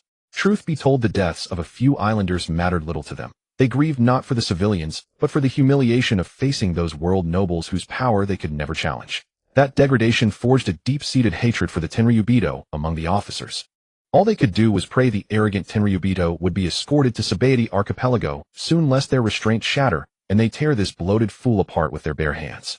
In the island's main administrative hall, officials knelt in rows on either side, as the world noble Ferdinand Saint rode upon a human slave, his half-lidded eyes sweeping over the assembled crowd prostrated before him. Who holds authority here? Ferdinand Saint inquired lazily.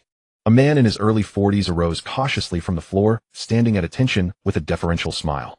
Your Excellency Ferdinand Saint, I serve as the highest-ranking garrison official on this island. At your command I shall obey, without hesitation. Facing a world noble who held the power of life and death over them, the Gypsy Island commander could not afford to be anything less than completely attentive. A gunshot cracked through the air, punching a bloody hole through the commander's face as his body collapsed onto the steps. Women shrieked in terror, some fainting outright, while everyone else turned ashen and remained frozen in their prostrate positions, afraid to move. Since when did I grant you permission to stand and speak? Ferdinand Saint sneered at the corpse, unloading several more rounds from his flintlock to satisfy his wrath. Henceforth I am the ruler of this island. You will obey every command I issue. Along with every soul upon these shores, all of you are my slaves now. With the garrison commander dead, Ferdinand Saint immediately declared his dominion. He casually ordered the nearby Marines to drag out the girls who had screamed at the sight of the corpse and execute them, their shrieks having disturbed his thoughts. In truth, no one would have dared defy a Tenryubito regardless. Killing was merely a pastime for them, ingrained as a habit. To any world noble, those of other bloodlines were mere insects, slaves to be dispatched without thought. As ruler of this island, I issue my first decree. Consider yourselves fortunate, for I am fond of celebration. Several clerks hurried forward on bended knees, quills and parchment in hand, ready to draft the island-wide proclamation. Effective immediately, all women under 35 shall go unclothed, and all men must wear veils to conceal their wretched faces from my sight. The scribe faltered, his quill nearly slipping from his grip. This was no decree. It was an edict of absolute enslavement. What's wrong? Disagree. Or perhaps you cannot form the characters. Ferdinand Saint leaned in with a cruel smile, watching the clerk break into a cold sweat. Why, yes, Your Excellency. The decree shall be completed shortly, the paper-white clerk stammered, bowing deeply. Whether it was the clerk's submission or the raw terror in his eyes that stayed Ferdinand Saint's hand remained unclear, though the most likely reason was simply the need to get the proclamations written before sunset. Before long, the proclamations were posted across the central square of Gypsy City, guarded by dozens of armed Marines, drawing curious onlookers from every corner. The contents sent shockwaves through the crowd. What kind of madness was this? Whoever issued such orders had lost their mind, demanding all women under 35 strip bare, while every man must disguise his face behind a mask. Even more unbearable was the clause granting Marines unrestricted access to any home, with death sentences awaiting those who dared resist or obstruct them. Though fury simmered beneath the surface, the sight of leveled muskets silenced most complaints. Still, the absurd decree drove many islanders toward flight. But when they reached the harbor, despair took hold. The Navy had scuttled every vessel, leaving no way off the island. Gypsy Island was now sealed, a prison that would become its own hell. Compliance meant survival, defiance meant execution. Beneath a dim pier near the docks, a handsome youth of 17 or 18 guided a girl in a white dress through the shadows, evading Marine sentries before hauling out a small sailing craft no longer than 3 meters.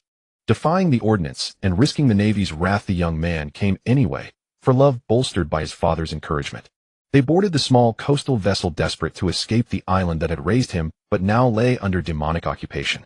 Following the dark river downstream, they circled back toward the original seaward passage and soon broke into open blue waters.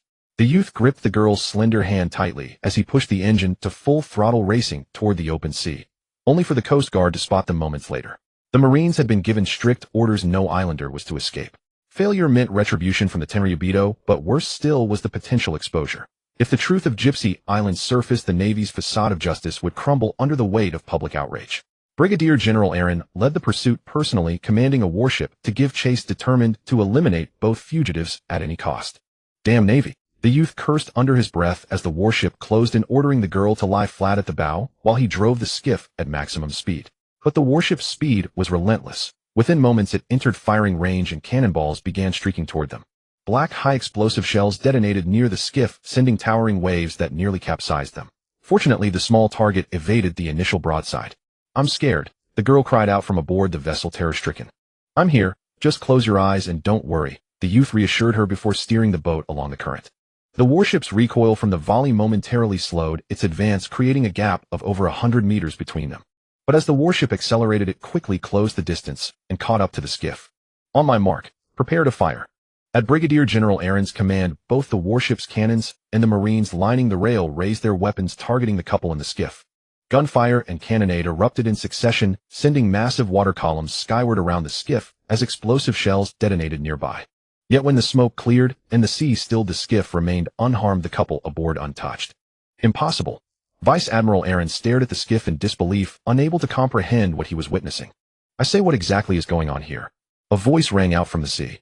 Soon Arthur rose from the water, cradling a pearl the size of a soccer ball, regarding the tense Marines and the cornered skiff with bewilderment. The couple watched uncertainly, wondering if this stranger had rescued them. The Marines stood stunned. As extraordinary as talking sea creatures might be in this world, this man bore none of the traits of a fishman, yet he stood upon the waves without vessel or device, a sight utterly unprecedented. Could you be Arthur, the pirate with a 17 million bounty, who once slain a brigadier general and annihilated an entire fleet, known as the fallen sea god? A perceptive Marine lieutenant studied Arthur for a moment, then declared in awestruck tones.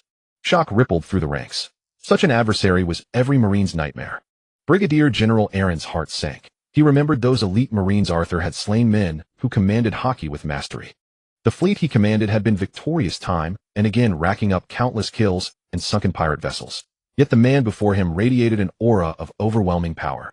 Despite previous attempts to assault Arthur, Aaron had always retreated, wary of certain death. These two could not be allowed to escape. Negotiation was his only option.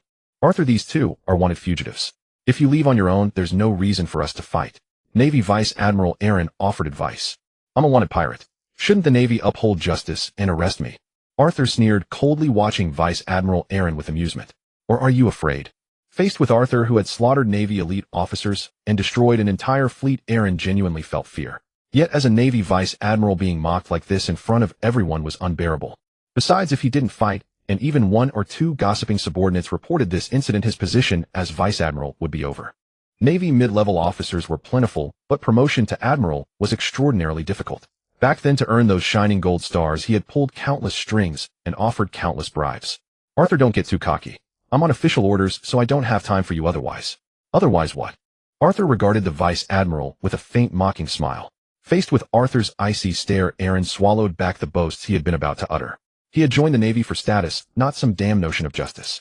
Facing someone clearly beyond his reach, Navy Vice Admiral Aaron considered retreating. But if he couldn't bring back the two fugitives who escaped from Cypress Island, and the Celestial Dragons found out, the consequences would be far more dire. Navy Vice Admiral Aaron forced composure. Don't push your luck, or we'll fight to the death. When have I bullied you? By the way, scram before I lose my temper. Arthur waved his hand in disgust. For a scum like this to become a Vice Admiral showed how hopeless the Navy had become.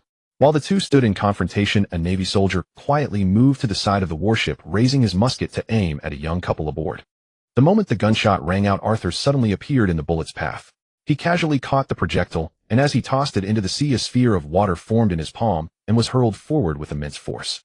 The Navy soldier who had just attempted the sneak attack hadn't even reacted when he was struck by the water sphere. A massive hole was smashed into the warship, and the soldier was already dead. Navy Vice Admiral Aaron's heart sank. He had been stalling Arthur to buy time for assassins to eliminate the two. This way he could return and report success. But this plan hadn't escaped Arthur's notice at all. It had been stopped immediately, and everything was ruined. Courting death, Arthur launched into the air and landed steadily on the warship deck. Attack! Navy Vice Admiral Aaron knew there was no turning back. He could only steel himself to fight Arthur. Perhaps this man known as the Fallen Sea God wasn't as powerful as imagined. Or perhaps the elite officers he had destroyed earlier had simply been caught off guard. Wielding a battle axe, Navy Vice Admiral Aaron stood behind the troops, comforting himself while ordering the sailors to charge forward. With a calm expression, Arthur walked forward as though he hadn't even noticed the horde of Navy soldiers rushing toward him. Just as the Navy reached him, a mist of water suddenly rose around Arthur. The next moment, countless sailors were sent flying by immense force, falling into the sea one after another. Don't underestimate me. Navy Vice Admiral Aaron looked in disbelief as hundreds of sailors were eliminated by Arthur in an instant. But between life and death, his survival instinct drove him to swing his battle axe with all his might toward Arthur. Arthur slightly raised his head, then lifted his palm and caught the axe mid-swing. With a single movement, the axe shattered. Navy Vice Admiral Aaron tried to turn and flee, but suddenly a figure appeared behind him. A powerful punch struck his face, spraying blood as his nose collapsed completely. His body flew through the air, but Arthur was faster. Before Aaron hit the ground, Arthur closed the distance, his fist transforming into a grasping hand that seized the unconscious Vice Admiral by his collar and lifted him into the air. Though Navy Vice Admiral Aaron wasn't particularly strong, he wasn't an ordinary person either. Yet in Arthur's hands, he hadn't lasted a single second. Today you're lucky. I'm not in the mood to kill. Someone like a waste like you becoming a Navy Vice Admiral proves the Navy has run out of people. Arthur tossed the unconscious Vice Admiral onto the warship deck and strode away. Several surviving sailors collapsed in terror, none daring to stop Arthur.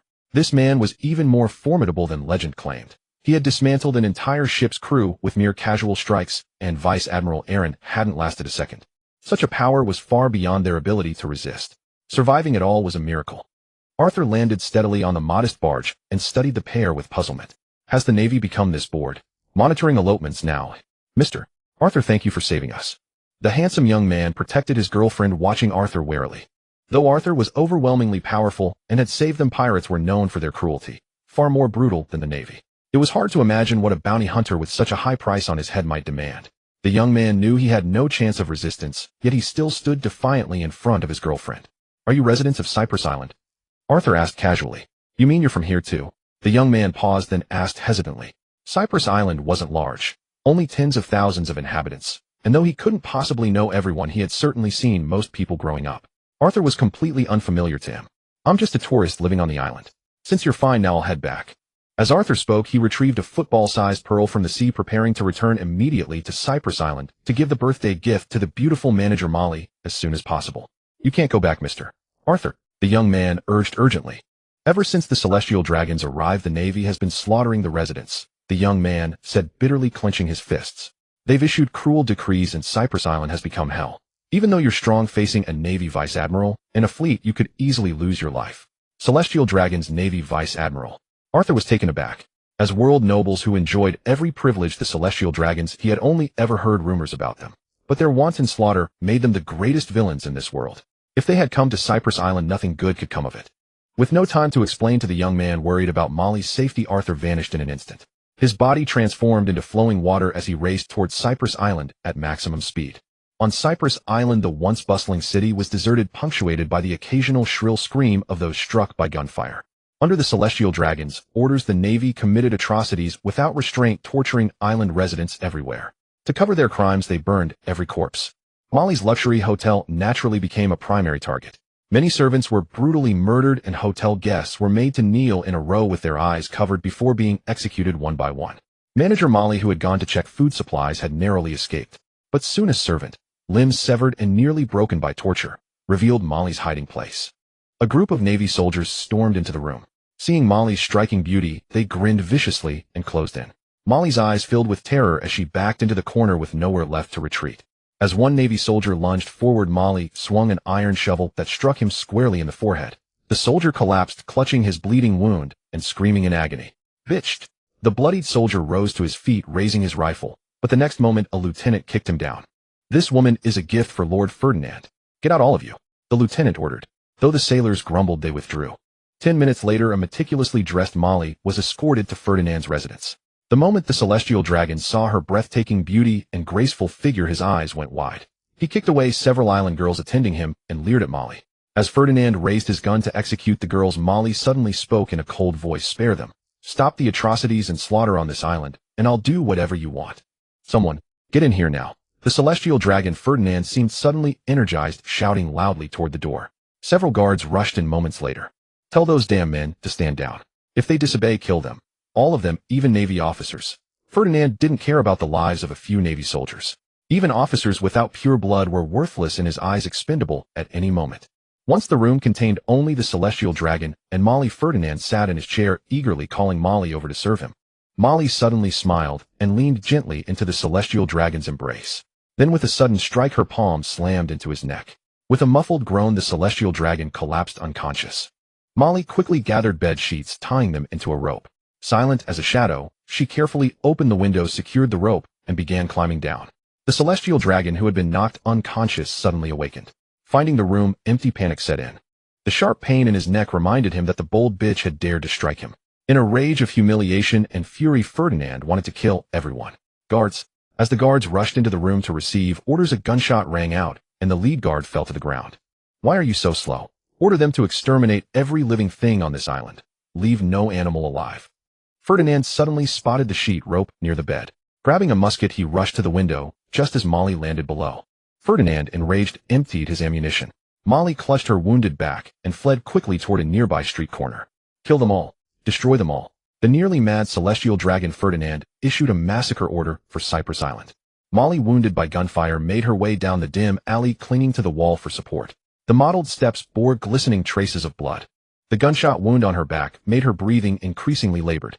Darkness swam before her eyes, and she stumbled and fell several times, yet the gunfire behind her drove her to rise again. After an indeterminate time, an utterly drained Molly leaned against the wall, gasping for breath.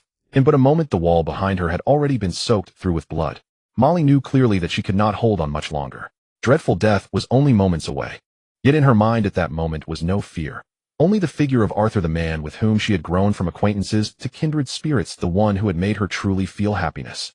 Before she died, Molly longed to see Arthur one last time, yet she also hoped he would stay as far from Gypsy Island as possible, so he wouldn't throw his life away in vain. Just as she hovered on the threshold of death, Molly's heavy-lidded eyes began to droop. Suddenly a voice from nearby startled her into opening them. "There's blood here. Follow me." Soon 7 or 8 naval soldiers armed to the teeth quickly tracked Molly's blood trail up the steps. "We've got an injured woman here." Several naval soldiers closing in fixed their predatory stares on the motionless Molly, erupting into eager shouts. Watching the naval soldiers charge at her, Molly tried to resist, but her body had none of its strength left. She could only watch helplessly. Suddenly a figure burst forward, gripping 2 soldiers' heads and slamming them into the wall. Before the others could react, that terrifyingly swift figure darted behind them. Within moments, 7 or 8 soldiers stood in a line, their heads smashed into the wall. Headless corpses swayed eerily, brain matter and blood spilling down the wall, the air thick with a nauseating metallic stench. "It's really you, Arthur." Gasping weakly, Molly strained her eyelids open, staring in disbelief at Arthur standing before her. "To see you one last time. It's truly wonderful. Don't speak." Arthur strode forward, gathering Molly into his arms. Seeing the relentless bleeding from the wound on her back, his eyes brimmed with murderous intent. "No, I must. Or I may never have the chance.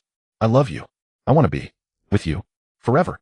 Molly gathered her remaining strength, her hands clutching Arthur's clothes desperately, as though letting go would make him vanish instantly. Arthur quickly produced a small celadone glass vial from his person and dripped black liquid into Molly's mouth. "You'll be fine." As a luminous aura swirled around them, Molly's pallid complexion visibly improved, and her wounds knit together at a speed almost imperceptible to the naked eye. "I'll get you out of here first." Arthur carried Molly and darted from the alley, finding naval corpses scattered across their path in tangled heaps. For these inhuman naval soldiers engaged in frenzied slaughter, Arthur spared no mercy. Corpses littered every ground they passed. They surged toward the sea, and with crashing waves beneath his feet, Arthur appeared instantaneously upon the ocean's surface miles from shore. A 3-meter barge approached swiftly, carrying a young couple Arthur had rescued earlier. The handsome youth quickly made room for Molly to sit. Astonished that Arthur had rescued his woman unscathed from Gypsy Island, so heavily guarded by naval forces, the young man fervently hoped Arthur would also save the island's inhabitants. Yet such a request seemed unreasonable. Admiral Nolan commanded the island with 2 vice-admirals in attendance. Even if Arthur were supremely powerful, he could hardly fight countless enemies alone, risking his life on the island. "I will rescue as many as I can, but how many survive depends on their fate. First, you must take her to nearby Samoa Island and ensure her safety." "But..." The young man hesitated. Though he had survived, his parents remained on the island, and he admitted he did not wish to leave. "If you refuse, the deal is off. I won't rescue a single soul from this island." Arthur stated coldly. "I agree." Knowing he had no choice, the young man replied resolutely. Arthur casually produced a thick wad of belly and pressed it into the youth's hands. "Find a decent hotel. I'll bring the remaining islanders to meet you on Samoa Island." Though the handsome youth wondered how Arthur intended to extract all survivors from an island guarded by a vice-admiral and swarming with naval forces. Yet upon seeing Arthur's composed gaze, his doubts immediately dissolved. Watching the barge depart, Arthur turned toward Gypsy Island. He had arranged matters this way because he understood fully the consequences of provoking the world-noble celestial dragons. But to Arthur, anyone who dared harm his woman deserved death, regardless of who they were. Moving swiftly, he rode the waves and launched himself onto the island, landing steadily as he made his way toward wherever the celestial dragon resided. On a mottled street, over 10 naval soldiers blocked the intersection, raising muskets to fire upon residents fleeing in every direction. More and more people fell screaming into pools of blood. The bloodthirsty naval soldiers who had merely been following the celestial dragon's orders to slaughter everyone on the island. As the massacre continued, long-suppressed bloodlust erupted within them, driving them to mercilessly butcher the unarmed islanders. "Please spare my child." A woman with a gunshot wound to her thigh lay on the ground, shielding an infant with her entire body, imploring the naval soldier who raised his musket. "What are you staring at? Kill them all, including the children." A cold-faced officer ordered several hesitant soldiers. "Fire or die yourselves." The officer leveled his musket at one of the naval soldiers. Just as the naval soldiers pulled their triggers and bullets flew from their barrels, a bizarre sight unfolded before everyone's eyes. The bullets, which should have shot forward at great speed, instead hovered eerily in midair, shrouded in misty water vapor. Suddenly, they reversed direction at multiple times their original speed, embedding themselves into the gun barrels and punching through to pierce the chests of the firing naval soldiers. With muffled groans, the soldiers who had just discharged their weapons fell dead one after another. The officer stared in disbelief at Arthur, who merely stood there, yet exuded an suffocating aura of menace. That bizarre phenomenon was undoubtedly connected to this man. He must be a demon from hell itself. The officer wanted to turn and flee, but his legs felt as though filled with lead. Trembling uncontrollably, he couldn't move an inch. Before he could even raise his musket in desperation, Arthur was already beside the woman, shielding her with his body from the naval officer. The naval officer's body suddenly swelled, then erupted with a dull thud, his flesh and blood splattering everywhere. "Hide in the warehouse near the harbor. I'll come get you shortly." Before the woman could speak, Arthur had vanished from sight.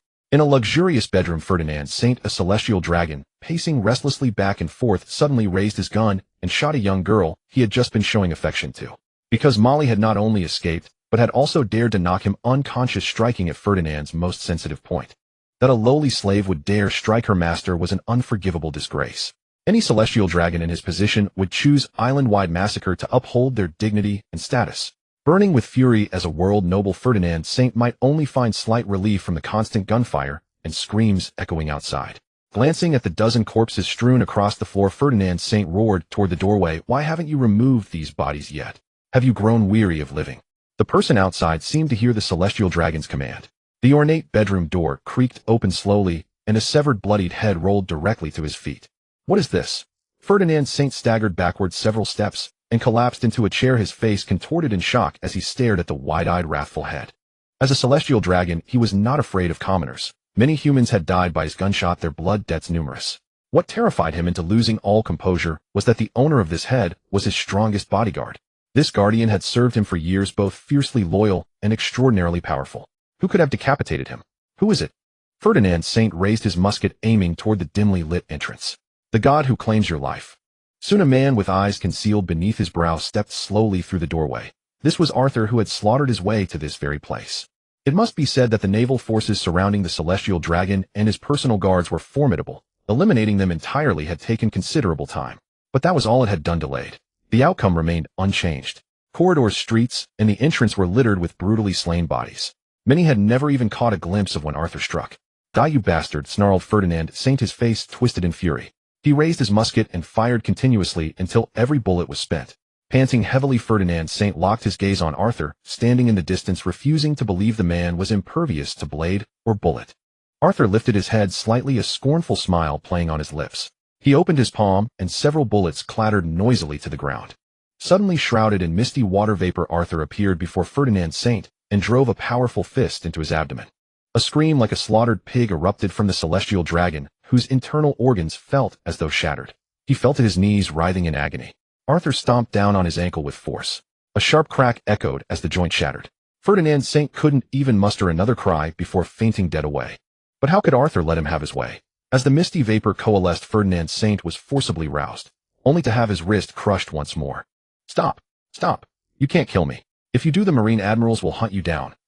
Let them come." Arthur's tone, icy cold, proceeded to crush Ferdinand Saint's shoulder blade. Scream. Unconscious. Revived by water mist. Repeat. After an indeterminate amount of time, Vice Admiral Nolan, alerted to the attack on the Celestial Dragon's residence, rushed to the scene with a contingent of naval forces. Upon seeing the corpses littered everywhere, Vice Admiral Nolan's heart sank. He immediately charged toward the bedroom and soon spotted a figure sitting with their back to them on the blood-soaked floor. "Who are you?" Vice Admiral Nolan demanded coldly. Arthur rose slowly from the ground, holding the still dripping head of the celestial dragon in his hand. With a ferocious expression, he replied, "I am the sea god Arthur." Vice Admiral Nolan's heart sank as he beheld the bloodied head of a world noble held in Arthur's grasp. The slain individual was a world noble, a Tenryubito endowed with unparalleled authority. Should word of this reach the outside world, it would send shockwaves rippling across the globe. For someone to dare lay hands upon a world noble, either madness or true strength lay behind such audacity. As the senior officer responsible for escorting the world noble, Vice Admiral Nolan's days in the Marines were likely numbered. Not only would he bear the blame, but he might also forfeit his life. No longer concerned with his uncertain future, Nolan could only pray that Marshal Sengoku, moved by his years of tireless service, would intervene to spare his life. Behind the world nobles stood the world government itself. As a mere Vice Admiral, Nolan risked becoming a sacrificial pawn to appease their wrath. He must capture the recklessly bold man before him alive and deliver him to Marine headquarters. If he succeeded, perhaps his own life could be preserved. Yet the Arthur before him was far from mediocre. Otherwise, he could never have single-handedly broken through the numerous guards protecting the world noble. All-out war was about to erupt. By my orders, evacuate this area immediately. This man is beyond your capability. Vice Admiral Nolan fixed his gaze upon Arthur with unyielding intensity, barking commands to the surrounding Marine soldiers. As the Marine soldiers stared at Arthur, someone among them realized. This man was none other than the fallen sea god Arthur, bearer of a 1/7 berry bounty. What stunned the Marines most was Arthur's youth. Had they crossed paths on the road, they would never have believed this young man was the legendary fearsome pirate. Rumors spoke of him slaughtering an elite Marine rear admiral and annihilating an entire fleet single-handedly. Such a powerhouse was truly beyond their capacity to face. Nevertheless, the Marine soldiers held great confidence in Vice Admiral Nolan. Through years of combat, he had seldom known defeat, and countless pirates had perished beneath his hands. Once the Marines withdrew from the building, Vice Admiral Nolan discarded his pristine justice coat. As his fists met in rhythmic succession, his cold gaze remained fixed upon the composed Arthur. Surrender now, and you may spare yourself considerable suffering. Otherwise, I will shatter every bone in your body and drag you to Marineford. Vice Admiral Nolan growled, his face darkened with menace. You deserve death as an accomplice to the world nobles. Arthur retorted coldly, casually tossing the motionless head of the world noble at Nolan's feet. Furious and resentful, Vice Admiral Nolan seethed at Arthur's words.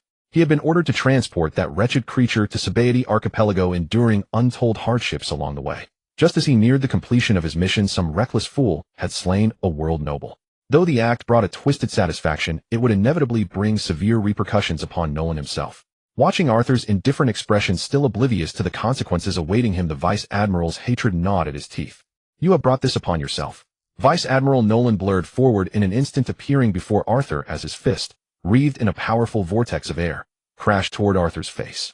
Fearing that delay would breed complication, Nolan held nothing in reserve, launching a full-force assault from the outset. His aura surged continuously, his fist rapidly enveloped in armament hockey, and a devastating blow thundered toward him.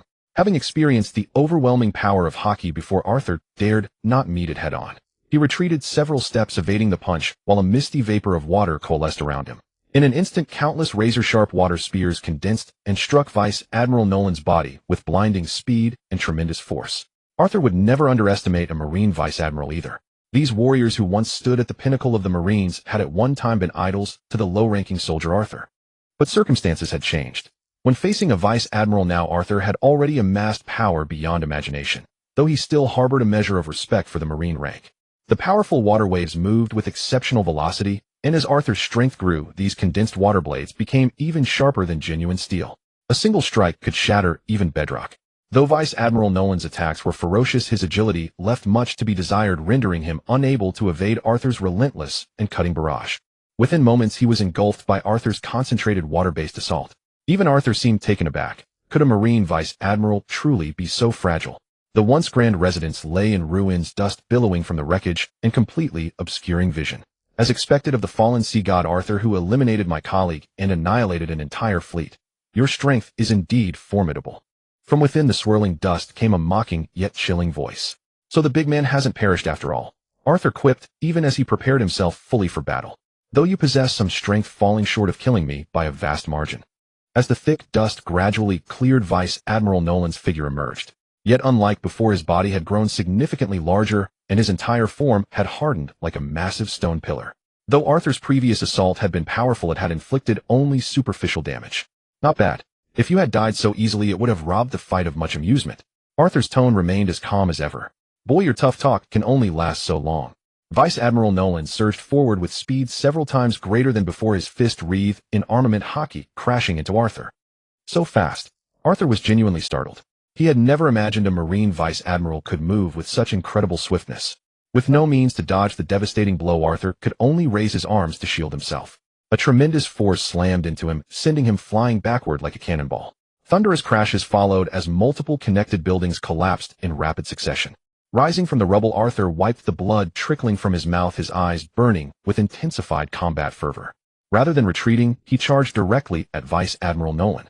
Continuous clashes of fists generated powerful shockwaves with every impact.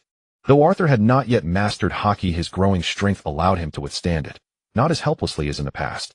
The formidable presence of the sea god when concentrated proved equally devastating. What Arthur did not realize was that hockey had always existed within him. He simply could not yet access it with ease. The more Vice Admiral Nolan fought, the more troubled he became.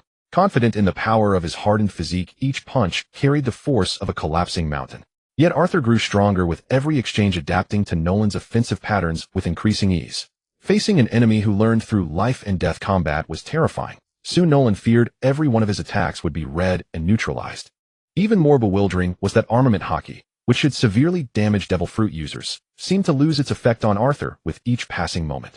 Accurate observation suggested the effect was minimal to begin with, entirely beyond Nolan's expectations. If the battle dragged on, defeat and death were merely a matter of time.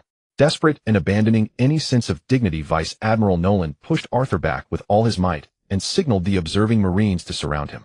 But Arthur denied him this opportunity. The moment Nolan drew near, his body dissolved into liquid form, and as the fist arrived, ripples of water spread outward. Arthur reappeared behind him. A torrent of water descended from above, completely encasing Vice Admiral Nolan. For the first time, fear flashed across his face.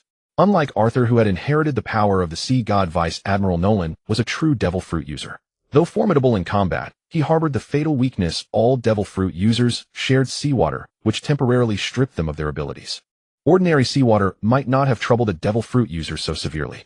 But Arthur's condensed water prison was different. It immersed Vice Admiral Nolan completely, as though he had plummeted into the ocean itself. After holding his breath, Vice Admiral Nolan's face flushed crimson. He furiously struck the water barrier with his arms, but his once formidable strength proved utterly useless beneath the water. His hardened physique quickly dissipated, reverting to its normal state. Vice Admiral Nolan, now exposed, desperately struggled to break free from the dense water prison, his eyes wide with terror. Vice Admiral Nolan's gaze shifted from defiance to fear to pleading, bowing repeatedly to Arthur in hopes of mercy. But Arthur's expression remained cold and unmoved as he watched silently until Nolan drowned. Suddenly, Vice Admiral Nolan's face turned deathly pale. Gasping desperately, he drew in large quantities of seawater and cast one final hopeless glance at Arthur, seemingly perishing within the water prison. Yet Arthur showed no haste to dissolve the water cage. Standing quietly, he observed the floating corpse of Vice Admiral Nolan, as though anticipating something. Moments later, Vice Admiral Nolan suddenly stirred to life, his body convulsing and thrashing wildly in futile attempts to escape the prison. Stripped of his power, he possessed no means of flight. A faint smile touched Arthur's lips. He had not dissolved the water prison precisely because he had anticipated Nolan's deception. True to Arthur's prediction, Vice Admiral Nolan had feigned death, intending to escape the moment the prison dissipated. What Vice Admiral Nolan failed to anticipate was Arthur's extraordinary composure. The man had seen through his ruse instantly and waited patiently for him to reveal himself. Vice Admiral Nolan's face contorted with fury, his glare burning with resentment. In a moment of carelessness, he had lost the initiative and would never again find an opportunity to strike back. Only when Vice Admiral Nolan's breathing completely ceased did Arthur dissolve the water prison. A flash of water vapor passed through his palm, and the Vice Admiral's head fell to the ground with a heavy thud. Carrying the still dripping head, Arthur walked toward the Marine soldiers who had been waiting at a distance. When they saw him emerge from the rubble, not Vice Admiral Nolan, they froze in stunned silence. That was Vice Admiral Nolan, a warrior of considerable reputation and strength, slain by this impossibly young man before their eyes. Had they not witnessed the severed head in his hand, no one would have believed it. And yet it was all real. Some Marines, their courage shattered by terror, turned and fled. Souls of Gypsy Island, let me collect their lives for you. Arthur extended his palm, and the moisture in the surrounding air descended slowly, settling upon the Marines' bodies. Suddenly, the Marines' bodies swelled grotesquely before shattering in rapid succession. Blood and viscera erupted everywhere, leaving not even a complete corpse behind. In the next instant, Arthur had vanished from the spot. His purpose was simple: make the Marines who had slaughtered the residents of Gypsy Island pay with their blood upon this very land. One could only say that karma is inevitable and retribution unfailing. Waiting for these Marines was nothing but inescapable death. Gypsy Island, renowned for its breathtaking scenery and simple, unspoiled way of life, was transformed into a living hell with the arrival of the world nobles. Following orders to slaughter the Marine soldiers, consumed by bloodlust, exterminated every islander they encountered. Corpses lay strewn about in every direction, and even those Marines who refused to carry out the massacre were executed on the spot as deserters. Over a dozen terrified islanders fled frantically along the streets toward a corner. A burly man with a thick, full beard stood grim-faced, gripping a flintlock rifle taken from a Marine, his eyes locked on the street intersection ahead. The bearded man was named Damon, a former Marine veteran who had settled on the island married and made his living as a fisherman. The Navy's sudden attack and merciless slaughter claimed the lives of Damon's wife and child right before his eyes. Fury driving him, Damon killed several Marines with a fishing fork from his home, snatched a rifle from one of the corpses, and fled toward a cellar for shelter. Along the way, he gathered survivors until a group of over a dozen formed around him. But the children and elderly moved far too slowly. Being caught was only a matter of time. Damon had briefly considered fleeing alone, but his conscience would not allow it, especially since some were his neighbors. Behind Damon, several women with children and two elderly people being supported by their arms hurried toward the street corner where a hidden cellar might offer them salvation. It was their last hope, though no one knew whether the Marines had already discovered it. "Go! Move quickly!" Damon shouted, waving the group forward even as he raised his rifle and pulled the trigger. A blood-curdling scream echoed as a Marine who had just rounded the corner fell into a pool of his own blood. But the next moment, more Marines poured through the street. A hail of bullets tore apart the truck Damon had been using for cover. Raising his rifle once more, he shot another Marine dead, then darted to another position, using a shop sign for cover as he fired back at the advancing troops. Knowing he needed to buy more time for the others to escape, Damon took aim again, only for a whistling bullet to strike his hand, severing his little finger. Blood dripped steadily onto the ground. "Charge!" Realizing their opponent was but one man, the enraged Marine officer waved his arm, and the surrounding soldiers charged forward with rifles at the ready. Damon pulled the trigger, killing another man, but before he could reload, the Marines had closed the distance. The leading soldier kicked the rifle from Damon's hands, yet Damon's fist proved faster, driving a crushing blow into the Marine's face, sending blood spraying everywhere. Though aging, Damon remained formidable. A veteran of the Navy with years of demanding work at sea, his fighting ability was far from mediocre. 3 or 5 Marines dared not approach. Then 2 sharp gunshots rang out, and Damon let out a grimace, dropping to one knee as bullets had pierced both legs, leaving him utterly immobilized. The surrounding Marines, finally given the chance to vent their frustration, swarmed him and rained blows from every direction. After we're done with him, cut him into pieces and throw him into the sea for the fish. The Marine officer holstered his rifle and kicked the near-death Damon. "If you're going to feed the fish anyway, you might as well do it properly. Consider this a favor. I'll help you out. Still got a stray one here." Arthur descended slowly from the rooftop, landing gracefully before the gathered Marines. A survivor slipped through the net. At the officer's wave, every Marine raised their rifle and took aim at Arthur. These soldiers had no idea that the Vice Admiral and the world nobles themselves had already had their heads cut off by the man before them. Had they known, they would have long since scattered in terror. "Honestly, spending so much time with you has almost turned me into a butcher." Arthur looked up with a half-smile, regarding the assembled Marines with amused curiosity. In an instant, he moved, surging toward the Marines like a flash. "Fire!" At the command, the soldiers pulled their triggers, and a storm of bullets screamed through the air, only to vanish mysteriously as they neared Arthur. Closing within range, Arthur calmly sidestepped the descending blades aimed at him, then delivered what appeared to be a casual palm strike. And every Marine around him seemed struck by a boulder, their bodies soaring through the air before crashing brutally into the walls on either side, dead on impact. Arthur walked forward with calm detachment as Marine after Marine fell dead on both sides. When he finally stopped, every soldier who had been pursuing the islanders lay slaughtered. It was an absolute one-sided massacre. The Marines resisted with no more strength than ants defeated with terrifying ease. "Take everyone to the beach. I will get you off this island." Arthur's tranquil words sent a shock through Damon, whose body was riddled with injuries. Looking up, Damon gazed in disbelief at the sea of corpses sprawled around him and froze on the spot. "To the beach, unless you want to die." With those words, Arthur's form vanished in a swirl of misty water vapor. Who exactly is he? Fear surged through Damon's heart. Fortunately, such a person was not their enemy. If he were, they would certainly have perished. If they told him that the world nobles and the Marine Vice Admiral had also been killed by Arthur, he might faint outright from terror. Pressing onward at great speed, Arthur continued to eliminate Marines with ruthless efficiency, showing no mercy. In truth, Arthur's slaughter of the Marines was not driven by a desire for vengeance on behalf of the dead islanders, but rather to silence all witnesses. The reason was simple. Arthur knew all too well the consequences of killing world nobles, and he had also eliminated a Marine Vice Admiral. Once the Marines learned of this, it would cause an uproar. They would never tolerate such a threat, especially with world nobles dead. The deployment of an admiral was inevitable. Though Arthur was confident in his own strength and found the slaughter of Marines on Gypsy Island straightforward, he harbored no great confidence when facing an admiral. Marine admirals represented the pinnacle of the Navy, once even Arthur's own dream. Once an admiral set out in pursuit, very few managed to escape with their lives. Throughout history, wherever admirals had gone, pirate bodies had littered the seas.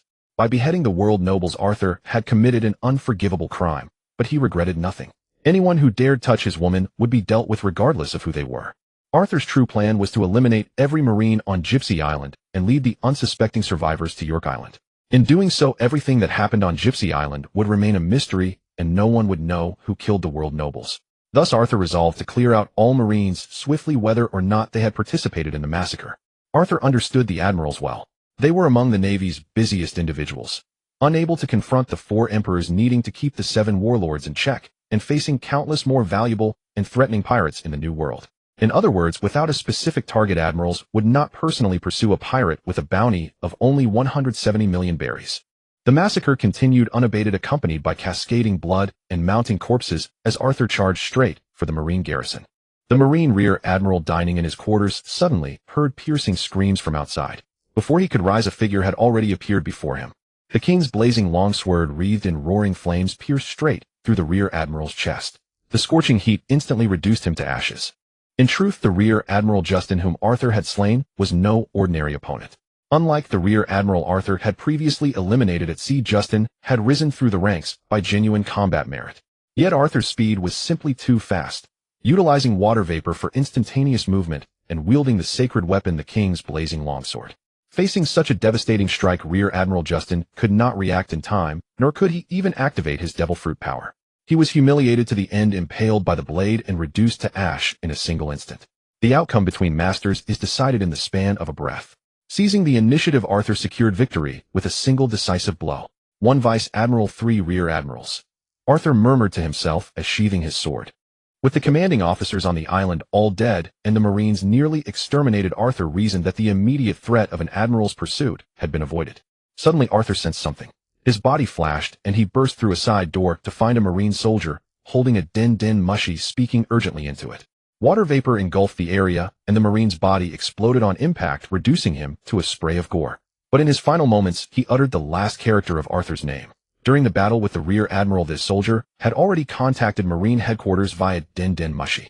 A momentary lapse had completely undone his plan. The din mushy on the ground roared with fury. "Fallen sea god Arthur, wherever you flee, your death draws near." Arthur sighed. If escape was impossible, then he would face it with composure. What if an admiral came? So long as they fought at sea, this was his domain. If they dared to come, he would fight them without hesitation. "I hope you send someone tougher next time. By the way, your entire fleet has already been slaughtered." A deafening roar of rage erupted from the other end of the din mushy, then fell silent as Arthur's device drooped lifelessly, the signal cut. Thinking of the furious, flustered expressions of the Marine High Command on the other end, Arthur could not help but smile. Who would have imagined that merely months ago he was but an ordinary seaman, and now his every move could provoke such rage and humiliation from the highest ranks of the Navy? No one would have believed how weak Arthur once was, nearly wiped out by a mere fleet that had just entered the Grand Line. Life indeed is unpredictable. As his status and strength grew, Arthur's mindset shifted accordingly. His feelings toward piracy transformed from loathing to pride. However, with his identity exposed, Arthur could no longer personally lead the island's survivors back to York Island. Doing so would only bring trouble for Michael. Ironically, Arthur had sought to grow stronger in order to protect those on York Island, yet now he could not return. The very strength he gained became the barrier. In simple terms, it still came down to insufficient power. If one day he became a maritime overlord like one of the 4 emperors, even living openly on York Island would invite no challenges. The Navy would likely be the ones praying he would not come knocking at their headquarters. With his plan fully formed, Arthur resolved to lure the admiral toward the Sabaody archipelago. If a Marine admiral sought battle, then battle in the open sea they would. It was pointless to evacuate the residents of Gypsy Island now, but Arthur still informed them of his plan to head to Sabaody archipelago to prevent the arriving admiral from slaughtering the island in a rage. Arthur brought the recovered Molly to a trading port tens of nautical miles from Gypsy Island. "Really? Are you truly asking me to your home?" Molly's cheeks were flushed red, her eyes darting away as she looked at Arthur, though her delight was unmistakable. Since Arthur had not clarified his circumstances, Molly assumed York Island was his home. Though she was normally forthright, the prospect of meeting his parents filled her with unease. Arthur offered no elaborate explanation, simply lifted her into his arms and leaped gracefully, landing steadily on the deck of a luxury passenger ship. "Sir, everything you requested has been prepared." A young female attendant approached, bowing respectfully to Arthur before speaking. Upon entering the opulent cabin, dozens of personal female guards swiftly closed in, forming a protective circle around Molly. A sumptuous banquet was then laid out on the table. "This ship is..." Molly looked at Arthur with confusion. Respected Miss Molly, this vessel was just purchased by Mr. Arthur to escort you to York Island. Please allow me to serve you throughout the journey. The female attendant spoke reverently to Molly. Molly was taken aback. Though she knew Arthur must have considerable background given his black card, purchasing such an expensive giant ship so casually was almost ostentatious. I still have matters to attend to. You go to York Island first, Arthur said gently. Molly hesitated, wanting to say something, but ultimately remaining silent. Though she was curious about where Arthur was going and wished he would take her along, she understood this was hardly possible. The lavish dinner concluded swiftly, followed by the thunderous blast of the ship's horn. Watching the great vessel depart, Arthur's gaze turned icy cold. He knew the admiral would arrive soon and a life-or-death battle was inevitable. With his growing strength came a shift in mindset. Arthur had long abandoned the notion of resolving matters through negotiation. In this world, the strong held sway and only the powerful had a voice. A lion would never concern itself with the thoughts of sheep, even when the sheep happened to be right. Arthur, hastening towards Sabati Archipelago, had no idea that word of the celestial dragon's death had reached Marine headquarters, where Marineford was in an uproar. Marshal Sengoku's brow furrowed deeply as he watched the officers bickering below. He suddenly rose, slamming his palm on the table, and scanned the room with a cold voice. This is a grave matter requiring an admiral's personal involvement.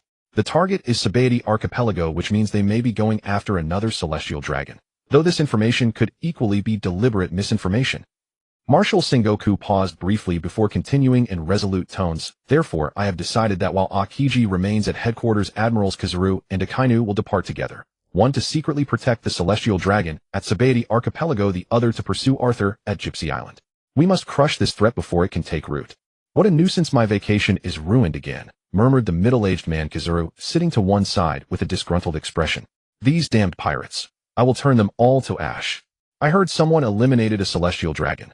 That's quite cause for celebration, boomed a burly old man with white hair as he strode into the hall, his voice echoing throughout the chamber. You bastard, Garp, is that something a vice admiral should be saying? Sengoku's expression darkened as he glared at the man entering. Don't fret so much about it. Garp laughed heartily and dropped onto the sofa, as if it were his own. I care more about what's happening now than some kid who took out a celestial dragon. You are not to interfere in this matter. Once the prisoners are transferred from Impel down to Marineford, we will declare the end of the great pirate era. Are you referring to that matter? Garp's hand crushed the chair armrest as he sprang to his feet, glaring wrathfully at Marshal Sengoku. He is the son of Gold Roger, carrying the blood of sin within him. There is no room for negotiation on this. Sengoku refused to yield an inch, his cold gaze fixed on Garp. Then tell me, who bears responsibility for reaching this point? After a tense silence, Garp snorted and turned away. Do as you please. As Sengoku had predicted, Garp had originally intended to mold Ace and Luffy into accomplished Marines, but fate had other plans. His son Dragon became the Revolutionary Army's leader, and the boys he had personally trained ended up as infamous pirates themselves. Now Garp could barely conceal his fury, and beneath it all a deeper sense of guilt. Execute immediately. Soon the hall emptied, leaving only Marshal Sengoku behind. It appears the true test is upon us. The Navy already possessed intelligence confirming Ace as the son of Gold Roger, the former pirate king. Yet as they moved to eliminate this destabilizing element, they found Ace's own strength formidable. He had already risen to become a commander under Whitebeard, one of the four emperors. Facing even a single emperor required the Navy to deploy their full combat power. It was clear that attempting to infiltrate Whitebeard's crew to capture him was simply unfeasible. But the situation shifted when Blackbeard, Marshal D. Teach, who had betrayed the Whitebeard pirates, captured Ace alive and delivered him to Marineford in exchange for a Warlord of the Sea title. In an instant, Ace, the very pirate the Navy headquarters had long coveted for execution, became a burden they could not easily discard. Marshal Sengoku resolved to use Ace's public execution to declare the end of the Pirate King era, even knowing it would provoke Whitebeard, one of the four emperors who could strike at any moment. For the sake of absolute justice, this spectacle before the world could not be rushed through, but needed to both terrify pirates across the seas and demonstrate the Navy's overwhelming authority. Within months, the Navy's finest elites from across the globe converged on Marineford. Even ordinary soldiers were battle-hardened veterans, carefully selected for their experience. Marineford was preparing for war against Whitebeard. No one knew the cost this battle would exact, nor could they predict how the four emperors of the New World would respond. But from the moment Fire Fist Ace was apprehended, Marshal Sengoku understood clearly that the Navy had burned its bridges. They had no retreat. Marshal Sengoku, this is Arthur's latest bounty poster. Sengoku glanced at the 370 million berry bounty and raised his hand to issue the order. Release it immediately. He had killed a celestial dragon, eliminated a Marine vice admiral, and 3 rear admirals, wiped out the entire garrison on Gypsy Island, and destroyed an entire fleet. Such a record made Arthur a severe threat to the Navy. The 200 million berry increase in his bounty signified that he had now earned the attention of a Marine admiral. In truth, Sengoku's decision to raise Arthur's bounty by nearly 200 million wasn't merely because Arthur's strength warranted it, but because the enormous reward would force Arthur's whereabouts into the open. For most people, while they might not be able to kill a wanted pirate, the intelligence itself could be sold for a substantial profit. There was no other choice. The murder of a celestial dragon was an incident that had not occurred in many years, a gross offense with extremely adverse repercussions. If mishandled, many pirates would likely follow suit, and celestial dragons worldwide could face assassination threats. Sengoku didn't need to guess that the 5 elders of the world government would compel the Navy to pursue Arthur with everything they had in order to uphold the dignity and status of the celestial dragons. Thus, raising the bounty so substantially served as a concession to the world government. And even without the elders urging, the admirals would launch their pursuit shortly anyway. The strength of the 3 admirals was beyond question, or it could be said that an admiral's deployment had never resulted in failure. Therefore, the precise amount of the bounty increase mattered little. It was merely Sengoku, ever the strategic visionary, intending to use the bounty as bait to trace Arthur's location through intelligence networks. It was difficult to say Arthur wouldn't hide in some desolate corner of the Grand Line, a vast expanse where even deploying all available naval forces might fail to locate someone determined to evade them. Yet Marshal Sengoku remained unaware that Arthur harbored no intention of fleeing. Instead, he waited upon the seas for the admirals to arrive. Had Sengoku known this, he might have deemed the current bounty truly well earned. When word spread that Arthur, the fallen sea god, had slain a celestial dragon, the world erupted in shock. The news was simply too staggering to process. Any rational person would never provoke the world-noble celestial dragons. Not only did they represent the core of global power, but the Navy would dispatch an admiral to hunt them down relentlessly until death. Many considered Arthur mad, a relatively unknown figure daring to touch the dragon's scale. Some eagerly awaited his demise with schadenfreude. However, when news emerged that the Navy had raised Arthur's bounty to 370 million berries and reports from the remote Gypsy Island revealed he had not only slain a powerful Marine vice admiral and 3 rear admirals head-on, but also annihilated the entire garrison and a fleet of over a dozen warships single-handedly, many who had dismissed him fell silent. Such extraordinary achievements and the massive bounty instantly propelled Arthur into prominence, even catching the attention of certain influential figures in the New World.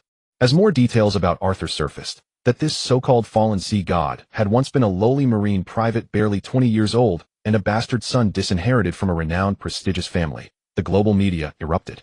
Surely this contained a world-shaking story.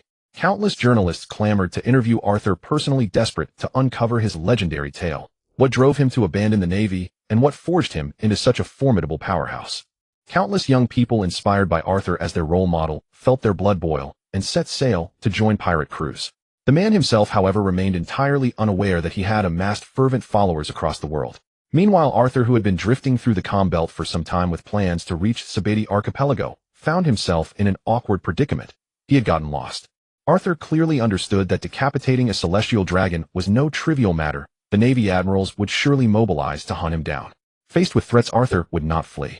Even when confronting the full might of the Navy, he would fight when necessary, but he was not so reckless as to charge headlong into an ambush set by the Navy. Arthur had a thorough understanding of the admirals' power. They represented the pinnacle of the Navy, and it was precisely because of their strength that 3 individuals could intimidate the formidable Shichibukai. Over time, however, Arthur's fear had transformed. Where he once trembled at the mere mention of the 3 admirals, he now felt a surge of battle-ready fervor, even harboring a faint anticipation for their arrival. Yet Arthur's immediate priority was reaching Sabeti Archipelago, for he had recently learned that Rayleigh, the late pirate king Joel D. Rogers' former first mate known as Pluton, had taken up residence there in seclusion. If he wished to master hockey, Rayleigh stood as unquestionably the finest instructor available, and Arthur found himself eager to glean any intelligence the old man might possess regarding the sea god. In truth, during his free moments these past days, Arthur had been examining the 3 yin-yang fish emblem etched onto his chest, yet he had made little progress in mastering the sea soul energy needed to command the sea beasts. During his earlier stay on the Gypsy Island, Arthur had deliberately let the locals know of his intended journey to Sabeti Archipelago. Many of the residents Arthur had saved were overwhelmed with gratitude, swearing oaths not to reveal his plans. Yet Arthur knew with absolute certainty that the Navy would soon discover his movements. Everyone has their price, and if one cannot be bought, it simply means the offer was insufficient. The Navy's wealth and coercive power would undoubtedly compel every islander to speak. Arthur's strategy was to mislead into pursuing him towards Sabeti Archipelago rather than risking everything on York Island. By drawing them away, he hoped to protect the island's inhabitants, understanding that sometimes the most perilous path leads to the greatest safety. His sole objective was reaching Sabaody to find Rayleigh in seclusion, but fate had other plans. As Arthur drifted helplessly across the vast ocean, the endless expanse offered no sense of direction whatsoever. There appears to be a vessel over there. Arthur murmured to himself, his attention drawn to a massive ship drifting through the calm waters of the calm ring. Encountering a wandering ship in the calm ring, where sea kings regularly roamed, was rarer than winning the lottery, which could only mean Arthur's fortune had never been stronger. Soon the vessel came into sharp focus, its crimson hull gleaming under the sun, supported by a towering keel that spanned its entire length, while the ship itself was being pulled by enormous sea serpents. The moment Arthur spotted the pirate flag bearing the skull emblem, he realized this was a crew of pirates. And as water gathered in his palms ready to strike, he was stunned to discover every single person aboard was a woman of varying ages. Each carried a longbow and bore formidable weapons strapped to their backs, clearly not merely ornamental with serpents coiled around their bodies. Considering they navigated the treacherous calm ring of the Grand Line with such massive sea serpents at their disposal, these women were certainly no amateurs. Though Arthur himself was a pirate, he had no desire to fight women unless absolutely necessary. Yet here he was, Arthur, the man who had just beheaded a celestial dragon and annihilated an entire Navy flagship fleet complete with a vice-admiral, now captive of this so-called pirate crew, taken with alarming ease. Wow, it's been ages since we saw a living man. Let's tear him apart. A nine-snake warrior shrieked with delight, brandishing her sharp battle axe. A tall female warrior studied Arthur for a moment before scoffing, daring to drift through the calm ring. I thought you had some real strength, but you're disappointingly weak. May I ask? Arthur began, intending only to inquire about directions, but the warrior cut him off sharply. Silence, lowly man. You have no right to speak. Arthur found himself at a loss. What was supposed to be a simple encounter with a sea vessel in the calm ring asking for directions to reach Sabaody archipelago quickly had instead ended with him captured. Unaware that the ship before him belonged to the infamous Nine Snake Pirates under Warlord Boa Hancock, Arthur couldn't have guessed the island's true nature. Home to the Amazon lily, its people were raised as warriors from birth, shouldering all labor and provision, with only girls born to mothers, even pregnant ones. Centuries-old laws strictly forbade men any who entered faced death. Had Arthur known this, he would have fled far from this island. Kill him before he troubles our snake princess, ordered the lead warrior, and suddenly the nine-snake crew surged forward, blades and arrows alike slicing through the air with lethal force. Though bound hand and foot, Arthur launched himself upward, dodging the barrage of arrows with practiced agility. He moved swiftly through the charging pirates, weaving between them as he scaled the massive ship.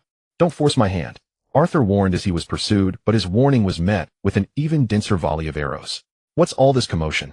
You've ruined my dreams, came a voice cold and imperious. The irate, regal voice echoed from within the cabin. The cabin door swung open slowly, revealing a stunningly beautiful woman of extraordinary height stepping out with effortless grace. Her figure was mesmerizing, a waist so slender it seemed barely graspable, skin pale and luminous beneath the sunlight, flowing black hair cascading like polished obsidian, and long legs that drew the eye with irresistible allure. With a casual kick, she sent a cowering cat flying out of her way, then lifted her exquisite eyes to regard Arthur, standing on the mast. Give me one reason not to kill you. Empress Hancock spoke with chilling indifference. I merely came to ask for directions. I have no intention of conflicting with you. Yet the oppressive aura radiating from the Empress sent a warning shiver through Arthur. It was undeniable. Hancock possessed a breathtaking beauty compounded by an aura of supreme arrogance that stirred desires of conquest in every man who beheld her. But as the saying goes, even the most gorgeous rose bears thorns. This woman exuded danger, and Arthur knew better than to approach too closely. Besides, I'm currently being hunted by a Navy admiral. I'm afraid I could bring trouble to your shores. Arthur had no desire to fight a group of women. Winning would mean beating women, and losing would mean being beaten by them. Neither outcome held any satisfaction. His best course was to explain the situation clearly and avoid confrontation altogether if possible. Did you steal from an admiral's residence? Someone as weak as you. Why would an admiral even bother coming personally? Exactly. There's a limit to boasting. Snake Princess, allow us to eliminate this windbag. The Empress raised her hand slightly, halting her wrathful female warriors, and regarded Arthur with an enigmatic half-smile. Tell me then, why would an admiral hunt you? Because I killed a celestial dragon and severed his head. Arthur shrugged, speaking as though it were nothing remarkable. Before he finished speaking, the entire nine-snake crew erupted into uproarious laughter. It was the most outrageous joke they had ever heard. The celestial dragons, descendants of the founding fathers, world nobles wielding every privilege, each treated like emperors. To harm one was unthinkable. Even standing before them required immense courage. Yet this young man perched on the mast was speaking recklessly, claiming to have slain a celestial dragon. Was he simply terrified into madness? Arthur stared in astonishment. In this day, speaking the truth earned no belief. He hadn't even mentioned yet that he'd killed a Navy vice admiral on the Gypsy Island and annihilated an entire fleet. What the 9 snake pirates failed to notice was how Empress Hancock's beautiful eyes hidden beneath her brows tightened as her fists clenched and her entire body trembled slightly. The celestial dragons were Hancock's most sensitive sore spot. No one dared mention that scourge in her presence. Yet Arthur not only brought them up, he actually dared to joke about killing one. Hancock, who had merely intended to execute Arthur on the spot, suddenly made a resolve to make this boy suffer, to deny him both life and death. Dying now would be far too merciful. So you are quite the hero then. Why not come to our island for a visit? Empress Hancock, seeking to prevent Arthur's suicide, devised to lure him ashore. Donning a captivating smile brimming with charm, she cast her enchanting allure upon him. Yet even Arthur felt his heart stir momentarily. Upon hearing the Empress's words, the 9 snake female warriors were utterly stunned, unable to believe their snake princess had fallen for this man's sweet talk. But the snake princess had spoken, and none of the warriors dared contradict her. Only Hancock's 2 sisters stepped forward in an attempt to dissuade her. Yet a single glance from Hancock stayed their words. Arthur considered for a moment before agreeing. Though his original intent was merely to ask for directions, he couldn't very well refuse such cordial hospitality. Moreover, Arthur had been lost in the calm ring for days, his stomach growling from lack of proper food. Resting on the island sounded rather appealing. Despite being acknowledged as the snake princess's guest, Arthur remained awkwardly perched on the mast.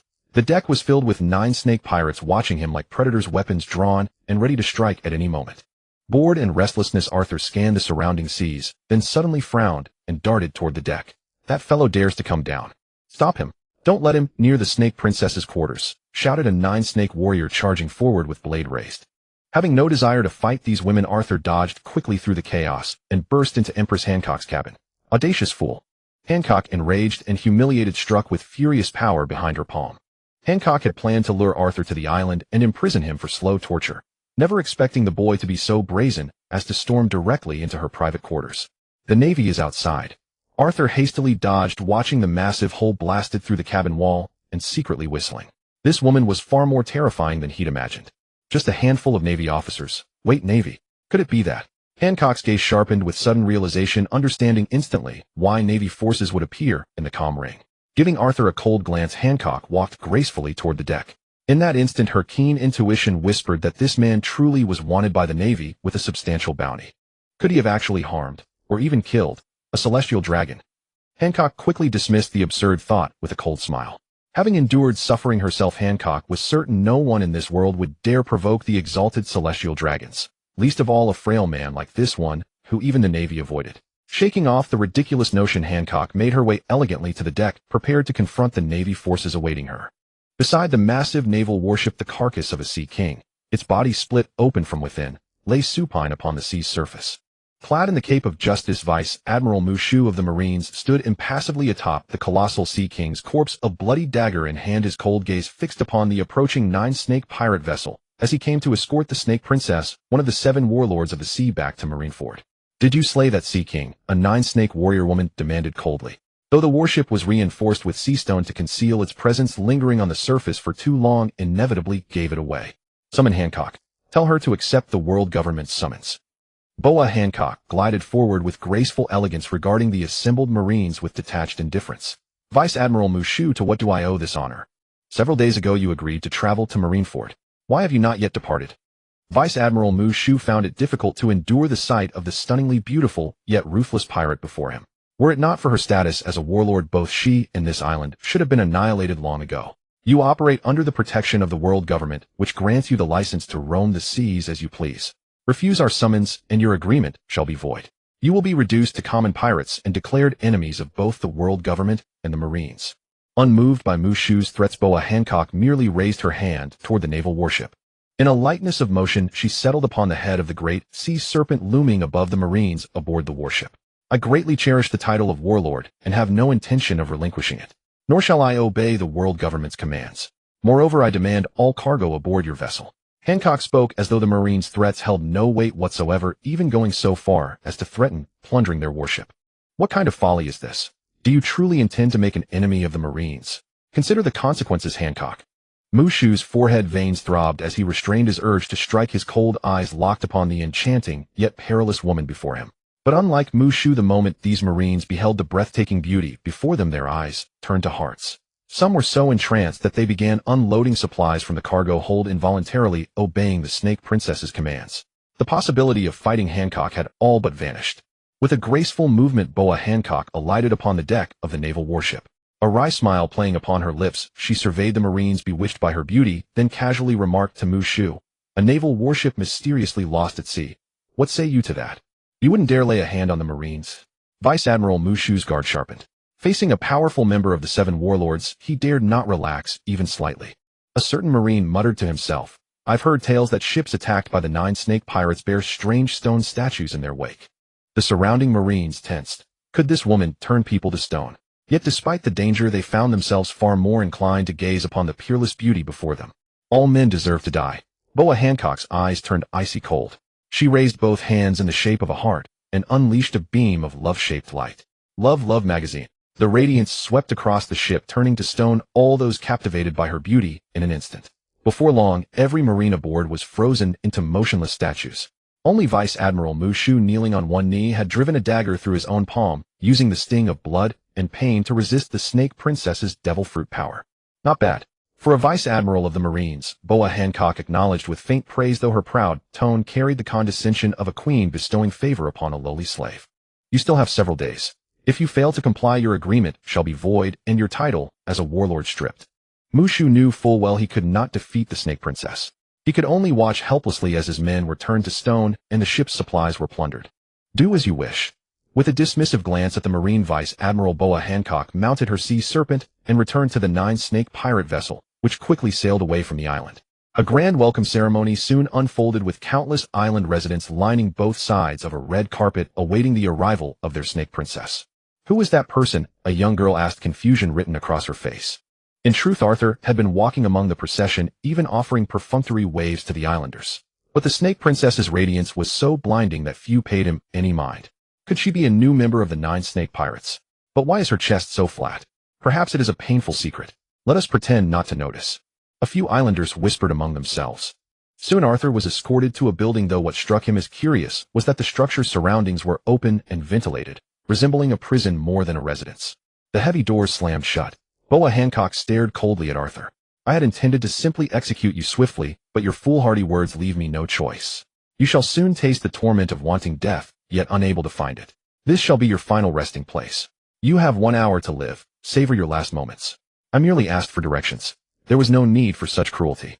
Arthur wore a bitter smile. He had once imagined hospitality, fine food, perhaps even a beautiful encounter with the lovely woman before him, followed by a meaningful conversation under the night sky. Instead, she seemed determined to torture him to death for no reason. As Arthur stepped forward, Hancock said calmly, "You shall have no such chance. This prison is forged of sea stone. Even if you are a devil fruit user, escape is impossible. At least let me eat my fill before I die." Arthur sat down with an ironic laugh, making his request to Hancock. Clearly uninterested in conversing with a man about to die, Hancock turned gracefully and headed toward the palace. Having endured a long and tiring sea voyage, she preferred a warm bath to watching this boastful youth suffer cruel punishment. Soon the palace bells rang and the islanders poured into the streets. Before Arthur's cell, a group of capable royal guards gathered on either side, guarding the prisoner personally entrusted to them by the Snake Princess. "What's your name?" Arthur, seated cross-legged and thoroughly bored, asked a golden-haired girl. "Margaret." "Wait, why would I tell you?" Realizing her mistake, Margaret raised her longbow, angry at herself. "I'm merely asking a name. It won't make you pregnant. I was wondering when my meal would arrive. I've grown weary of raw fish at sea." "Stop dreaming. You'll be dead soon. There's no point wasting food." Margaret found the boy insufferable, yet she dared not kill him for fear of answering to the Snake Princess. She lowered her bow. Margaret ceased speaking with the prisoner. A commanding voice rang out nearby. Why did the bell just sound? Has some great event occurred? Margaret shot Arthur a cold glare, but said nothing further. Arthur paid it no mind and continued his questioning. "Then could you at least tell me which direction leads to Sabaody Archipelago?" "Knowing won't mean I'll tell you," Margaret replied coldly. "Then you do know. Wonderful." Arthur suddenly shifted his tone. "But I must apologize." A drop of water ascended into the air. In the next instant, Arthur appeared outside the cell, swiftly knocking Margaret unconscious before she could react. Cradling her in his arms, he bounded away, vanishing before the royal guard's eyes. How is this possible? Several royal guards stared in disbelief at the undamaged cell. Had Arthur not been confined there moments before, and had their companion Margaret not been taken hostage, they might never have believed what they had just witnessed. What are you staring at? He fled toward the jungle. We must find him before the Snake Princess's bath. The lead royal guard issued a cold order. Though the situation was bizarre, losing such an important prisoner entrusted by the Snake Princess was unforgivable. As the royal guards, it was their duty to capture Arthur at any cost. Deep within the jungle, Arthur casually eluded his pursuers by creating illusions using moisture in the air. Gazing at the unconscious Margaret, he found her strangely endearing, though he chose to overlook the discarded longbow and the arrows bound to her thighs. "You're awake," Arthur said with a light smile. "What do you want?" Margaret struggled, only to find her body wrapped in a misty vapor that left her completely immobilized. "I only have one simple question. Answer truthfully, and I shall release you at once." Arthur spoke honestly. Having wandered lost in the calm belt for far too long, he merely wished to know how to reach Sabati Archipelago. Even a general direction would suffice. He had never imagined that asking for directions could prove so difficult. "Don't even think about it. You shall never learn anything from me." Margaret's expression was resolute, ready to face death. Her reasoning was straightforward. This man was the Snake Princess's prisoner, meaning he sought information harmful to her. As a royal guard, she would not utter a single word. "Do you realize what befalls a woman trapped in a stranger's hands?" Arthur's fingertips traced along Margaret's cheek, then drifted toward her collar. "What are you doing?" Margaret's voice trembled slightly, fear becoming apparent in the face of Arthur's ill-intentioned advances. Suddenly finding little amusement in intimidating a young girl, Arthur spoke seriously. "Tell me the direction to Sabati Archipelago, and I will leave immediately. Of course, I should also request a proper meal before departing. So do include the location of a good restaurant if you please. Save your breath. Just do it." Margaret retorted coldly, clearly unwilling to fall for Arthur's tactics. Arthur's expression stiffened. A blade of water slashed down. Faced with death, Margaret closed her eyes. The water blade descended in one fluid motion, and the water ropes binding Margaret snapped at once. "You may go," said Arthur, half exasperated and half amused, to Margaret, who stood with her eyes closed awaiting death. "Don't think for a moment I'll be grateful to you." Margaret remained deeply wary of Arthur. "I never expected it. That would be strange considering he was the one who had kidnapped her here." Once freed, Margaret sprinted dozens of meters before leaping into the forest and vanishing from Arthur's sight. "Actually, even if I wanted to tell you, I couldn't. I've lived on this island my entire life and have never left, so I can't give you directions to Sabati Islands. I'd only just heard that name myself." "I see. Then I suppose I'll have to ask your Snake Princess directly." Margaret raised her longbow, aiming it at Arthur with a cold tone. "I only told you because you kept your word. But as a guardian warrior, I must apprehend you." "You're no match for me," Arthur replied with a faint smile. At that moment, thick smoke billowed straight into the sky from the nearby trees. The other guardian warriors hunting Arthur in the jungle would surely arrive within moments. "Even if you all come together, it won't help. How about we try and see?" An arrow wreathed in haki whistled through the air, smashing into the ground with a deafening crash and sending shards of rock flying. Before Arthur could respond, a second arrow hurtled toward him. Margaret's eyes narrowed in utter shock as she watched Arthur grasp the arrow midair with his bare hand. Women are meant to be cherished, not fought. However, a mist of water vapor shimmered, and in the next instant Arthur appeared behind Margaret, delivering a single palm strike that rendered her unconscious. Since her companions would arrive soon, he need not worry about beast attacks in the jungle. And since many people on the island had never even heard of Sabati Islands, Arthur decided to seek answers directly from the pirate Empress Boa Hancock. Having easily dealt with the approaching guard warriors, Arthur used the surrounding dew and mist to reach the city in record time. For reasons unknown, the city was deserted, save for the 9 snake warriors guarding the palace exterior. Dishes sat half-eaten on many tables, and belongings were scattered about as though their occupants had fled in haste. Utilizing his water transformation, Arthur effortlessly entered the heavily fortified palace. After a thorough search, he found no sign of Empress Hancock in the main hall. Proceeding swiftly along the corridor, he heard the Snake Princess's voice emanating from within a residence. Condensing the mist, Arthur slipped through the window and materialized inside the room, only to find himself breathless at the scene before him. Nearby in the bathhouse, the Snake Princess, blessed with a breathtakingly alluring figure, was assisted by her sisters as she unfastened her garments, her beauty momentarily revealed through the thick steam that veiled her form. Admittedly, this woman was nothing short of perfection, and even Arthur, who had encountered many beauties before, found himself struggling to remain composed. "I'm here to ask for directions." "Yes, that's right." "No, wait. I'd best ask later." Arthur quickly made his decision. It wasn't every day one had the opportunity to witness such a private scene. But just as Arthur was marveling at the sight, the Snake Princess suddenly sensed something amiss, her expression turning icy as she called out over her shoulder, "Who's there?" Arthur froze, realizing his mistake. Though his body had transformed into water, his aura remained detectable. In his distraction, he had failed to mask his presence. To a powerhouse like Empress Hancock, even without seeing a physical form, sensing an opponent's aura was enough to pinpoint their general location. "Sister." At the Empress's cry, the Gorgon sisters guarding the doorway burst in, but amidst the steamy haze only Hancock remained visible. Someone's there. Hancock crossed her arms over her chest, suddenly remembering her exposed back, and hastily ducked beneath the water. It was her deepest secret, the shameful brand of slavery left by the celestial dragons, and she would never let anyone discover it. If the islanders learned their ruler was once a slave of the celestial dragons, their reverence would curdle into contempt, her position would crumble, and they might even be driven from Amazon Lily entirely. Should word spread, they'd have nowhere left to stand. The mark on her back was a secret she would guard with her life. Sister, there's nothing there. As one sister draped a garment over Hancock's shoulders, the third marigold stared fixedly at the direction Hancock indicated, but saw only empty air. Sister never misses. A spear wreathed in hockey was hurled with fierce force toward the spot. The explosion shattered the entire bathhouse, leaving wreckage and scalding water everywhere.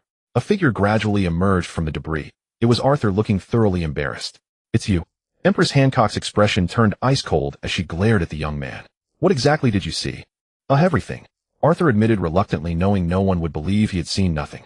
Desperate to change the subject, Arthur tentatively asked, if I told you I came only to ask for directions, would you believe me? Do you take us for fools, bastard? Furious, the Gorgon sisters nearly lunged at the brat, but waited for their sister's command before acting. Empress Hancock, her gaze hidden beneath her brow, coldly inquired, did you see? Thatty. Arthur muttered, inwardly wondering what she meant. Did she actually want him to describe her figure? Still, he wisely chose not to mention having seen her fully. Changing tactics, he recalled the conspicuous brand on Hancock's back. That mark is quite distinctive, very stylish, suits your aura perfectly. Arthur hastily offered the compliment, but couldn't find better words. He failed to notice Hancock's body trembling slightly, a ruthless killing intent radiating from her. The Gorgon sisters retreated 2 steps in awe. They knew their sister was thoroughly enraged, and this man would likely be torn apart. Love misfire. Empress Hancock struck with fury, her only thought being to eliminate the detestable man before her. The Gorgon sisters couldn't even intervene. They could only flank Arthur to prevent his escape. Above all, the secret of the celestial dragon's slave brand on their backs must never leave this bathroom. Arthur well knew of the Empress's prowess, her devil fruit ability to turn people to stone, and dared not underestimate her. Faced with Hancock's extraordinary beauty, it was natural for Arthur to feel drawn. At sea, he had witnessed a Navy Vice Admiral pierce his own palm with a dagger to ward off the love misfire's effects through sheer pain. As Arthur prepared to replicate this method, condensing a water blade to embed in his hand, a memory from the sea god suddenly surfaced in his mind. A water shield etched with a 6-pointed star materialized before Arthur, completely neutralizing Hancock's love misfire. Sister's love misfire was blocked. This is the first time I've ever seen such a strange defensive technique, Sanders Sonia murmured in astonishment. Arthur too grew angered. His repeated concessions met only with relentless attacks. In frustration, he flicked his wrist, and the water from the pool erupted into countless water spears, crashing down upon the 3 Gorgon sisters. Empress Hancock soared into the air, her lithe figure cutting through the sky as she dispersed the fierce water spears mid-flight. Kiss Lapis.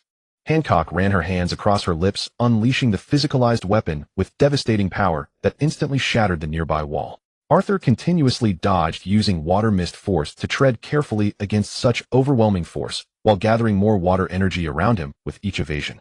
Not only the bathhouse but the entire palace shook to its foundations. Walls collapsed from Kiss Lapis strikes, dust billowing everywhere. The commotion quickly drew the attention of the 9 snake pirates stationed at the perimeter, who rushed toward the palace armed and ready. Amidst the vast palace bathhouse, Arthur sidestepped Hancock's relentless assault and gathered his strength for a single thunderous strike. A ferocious water dragon roared forth with terrifying power. Just as Hancock prepared to counter, Arthur suddenly appeared before her. You've been tricked. Water prison. 3 water prisons began to solidify, and soon the Gorgon sisters would be immobilized. Empress Hancock, distracted by Arthur's water dragon, could barely maneuver, and it seemed he held the upper hand. But unexpectedly, instead of retreating, Hancock charged straight at the water dragon. The instant Hancock shattered the water dragon with a powerful blow, she grimaced in pain, clearly wounded. At the same moment, the rope her sisters had just wrapped around her tore to shreds. Though it came at great cost, she had avoided Arthur's devastating water dragon strike, and precisely when he was most vulnerable from exhaustion. Hancock seized the opening, her fully exposed form closing the distance. That pent-up strike aimed squarely to end him. Arthur's heart skipped a beat. This woman truly deserved her warlord title. Her strength was formidable. Even fighting to the death, he had no guarantee of victory. In desperation, with no way to dodge, Arthur forced water energy to coat his entire body. If he survived the initial blow, he could consume the restoration liquid from the blue glaze vial. Any wound would heal quickly. Even in a war of attrition, he would ultimately prevail. Snake Princess. A voice echoed from the corridor leading to the bathhouse. Reinforcements were arriving. From the sound they were nearly upon them, mere moments away. Hancock wouldn't even have time to kill Arthur before concealing the slave brand on her back. What should she do? Eliminate this wretched man and risk exposing her past as a slave, or retreat and preserve the secret? In that split second of midair hesitation, Hancock wrestled with the impossible choice. Ultimately, Hancock chose to protect the secret. As Empress, she held absolute authority on the island. No one would dare demand she remove her clothing to verify the brand, nor would they believe Arthur's claims. Twisting her body midair to face away from him, she suddenly recognized a fatal vulnerability. If Arthur struck from behind, now she would be helpless. Even capture would carry consequences too terrible to imagine. But it was already too late. Hancock had no chance to reconsider. She could clearly feel a figure closing in on her rapidly, and without needing to guess, she knew it was Arthur, the man she had just been battling. "Snake Princess, are you alright?" The 9 Snake pirate members burst into the bathhouse, frozen in shock at the scene before them. In the chaotic bathroom, Empress Hancock wore a coat draped over her shoulders, barely concealing her graceful figure, the partial coverage only accentuating her enchanting allure. The Gorgon sisters also wore expressions of astonishment, finding it hard to believe what had just transpired. They frequently glanced at Arthur, whose entire body had been smashed into the wall, as though they had something to say, but held back. The Empress elegantly adjusted her disheveled hair, then looked down with arrogant composure at the 9 Snake warriors kneeling before her. "Why have you come?" "We sensed commotion from this direction and immediately rushed over, Lady Serpent Princess," the leading 9 Snake warrior explained, looking up. "This prisoner was tasked with cleaning the bathhouse and failed even at such a minor chore. A light punishment suffices. It is settled. You may all withdraw." The Empress issued her command. Though the scene before them hardly resembled a mere light punishment, as long as Lady Serpent remained unharmed, the destruction of the entire palace was of little consequence. "Your servant takes leave." The lead 9 Snake warrior bowed deeply and led the others out of the bathroom. Empress Hancock exhaled deeply, barely steadying herself with her sister's support. The secret hidden on her back had nearly been exposed moments before, a trembling anxiety that was nearly maddening. Fortunately, it remained concealed, and Arthur had made no attempt to exploit the opening. For a fleeting moment, guilt flickered across her expression as she glanced toward Arthur, his body now completely embedded in the wall. Arthur's misfortune lay in having glimpsed the slave brand on the Empress's back, a secret that could never be revealed. Hearing the 9 Snake warriors approaching through the corridor, Arthur immediately rushed forward and draped his coat over the Empress's shoulders. Yet because they had just been enemies in battle filled with resentment and fear toward men, the Empress instinctively pushed Arthur with all her strength. Caught off guard, Arthur was sent flying into the wall, where collapsing rock instantly buried most of his body. "Sister, just now." "I know." Empress Hancock furrowed her brow, cutting off her second sister's words with visible displeasure. Hancock's mind was in turmoil. She had assumed this loathsome man who only boasted was weak, but his strength proved otherwise. It seemed that when he was initially captured and brought aboard, it truly was as he claimed. He simply refused to fight them. On the open sea, the outcome would have been far harder to predict. What surprised her most was that just moments before he had possessed the perfect opportunity to strike. Yet instead he had merely removed his coat and draped it over her, guarding the humiliating secret upon her back. Suddenly Hancock remembered that Arthur had once claimed he had only come to ask for directions, showing no hostility. Yet this was utterly absurd. How could someone barge into a bathroom and see someone undressed while claiming to merely ask for directions? No one would believe such an excuse. Gripping the edge of the coat and feeling its warmth, Hancock suddenly found Arthur's earlier dismissive words rang true. Recalling how he had only evaded and explained rather than fight when encountering the 9 Snake pirates at sea, she grew more convinced that he had simply drifted into these waters by chance and stumbled upon them. Still, the Empress could not understand why such a powerful man would flee from the Navy when facing merely a vice admiral. "Sister, this man's fighting style. It resembles someone from legend." Sandersonia, the second sister, murmured while staring at Arthur. She suddenly recalled a notorious figure in the pirate world, though she knew nothing of his age, name, or appearance, nor had she ever seen a bounty poster. His attacks all seemed to harness the power of seawater. Yet Arthur appeared far too young to be the kind of powerhouse who could slay a Navy vice admiral, annihilate an entire fleet, and decapitate a world noble. If he were middle-aged, it might be plausible. What legend? Empress Hancock spoke with slight irritation at her sister's hesitancy, her voice rising marginally as her mood clearly soured. Sandersonia trembled inwardly.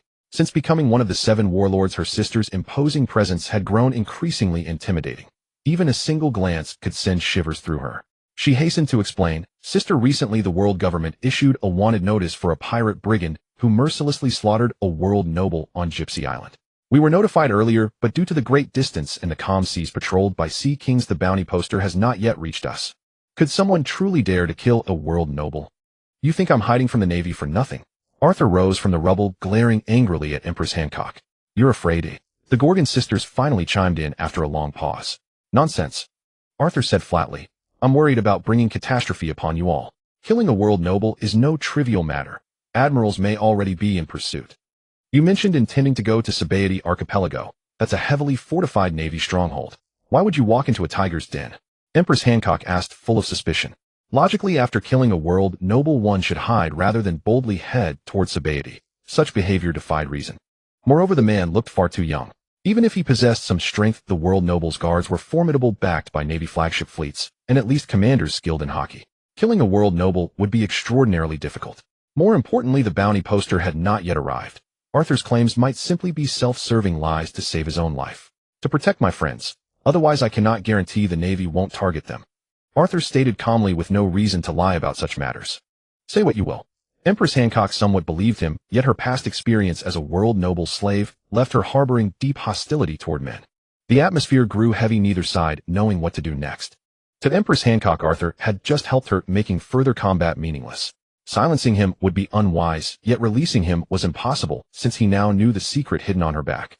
Though Sandersonia had just mentioned that the Navy HQ was issuing bounties for pirates who recently killed world nobles, Arthur appeared far too young, making it impossible to verify his claims before seeing the actual wanted posters. After much deliberation, Empress Hancock made her decision: imprison him on the island until the Navy delivered the wanted notices. Only heaven knew when the Navy would brave the calm belt infested with sea kings and risk their entire fleet coming to Amazon Lily. But keeping Arthur here indefinitely wouldn't be such a bad arrangement. Then, Hancock, could you tell me the way to Sabaody Archipelago? Arthur asked tentatively. No. Since you've learned the secret on my back, you must reside on this island forever. As long as you never leave, you may do anything you wish. Empress Hancock said nonchalantly. The other two Gorgon sisters grew concerned upon hearing their sister's words. A man running rampant on the island. How many girls would suffer? Despite being warriors, they had never encountered a man, and the outcome was unpredictable. Yet Hancock was notoriously stubborn. Once she decided something, she would not change her mind. The two sisters exchanged glances, but dared not voice dissent. Aren't you worried about Navy admirals coming to demand your surrender? Arthur paused. This arrangement felt like being kept, a provision he found unsettling, though his concern about pursuing admirals remained valid. I am a warlord of the sea.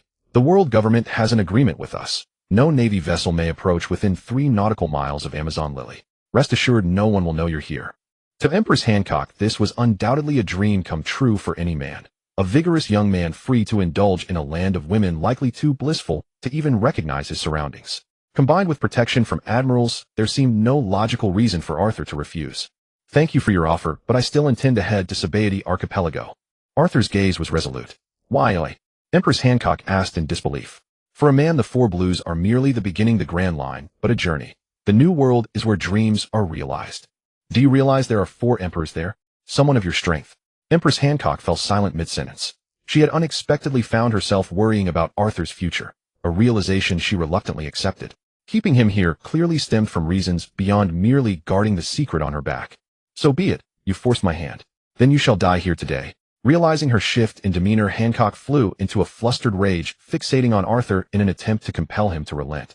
Though I'd rather not fight such a beautiful woman. If you insist, I'll accompany you to the end. Arthur laughed heartily, his aura surging around him. Wait, sister. Among the captured Navy supplies there seemed to be quite a few pirate bounty posters. Mary Glaude suddenly remembered and hurried to speak. Then what are we waiting for? Empress Hancock said coolly. In the deathly quiet ruins, Arthur and Hancock stood facing each other. It must be said that Hancock was utterly captivating. Her eyes and brows like blooming flowers, her slender waist gracefully curved, her skin as fair as snow, resembling a winter plum in full blossom. At this moment, draped in Arthur's coat with its half-concealed allure, she possessed an irresistible magnetism. If possible, I can help you remove that brand. Who do you think you are? Hancock's gaze hardened, disgusted by Arthur's display of confidence. People were often prejudiced in their judgments. If fond of someone, even their flaws seemed endearing. If repulsed, even their noblest deeds proved distasteful. Despite Arthur's recent assistance, Hancock harbored little warmth toward him, considering his survival itself a generous concession. Sister. Mary Glaude, the third sister, rushed back out of breath and handed one of the bounty posters to Empress Hancock.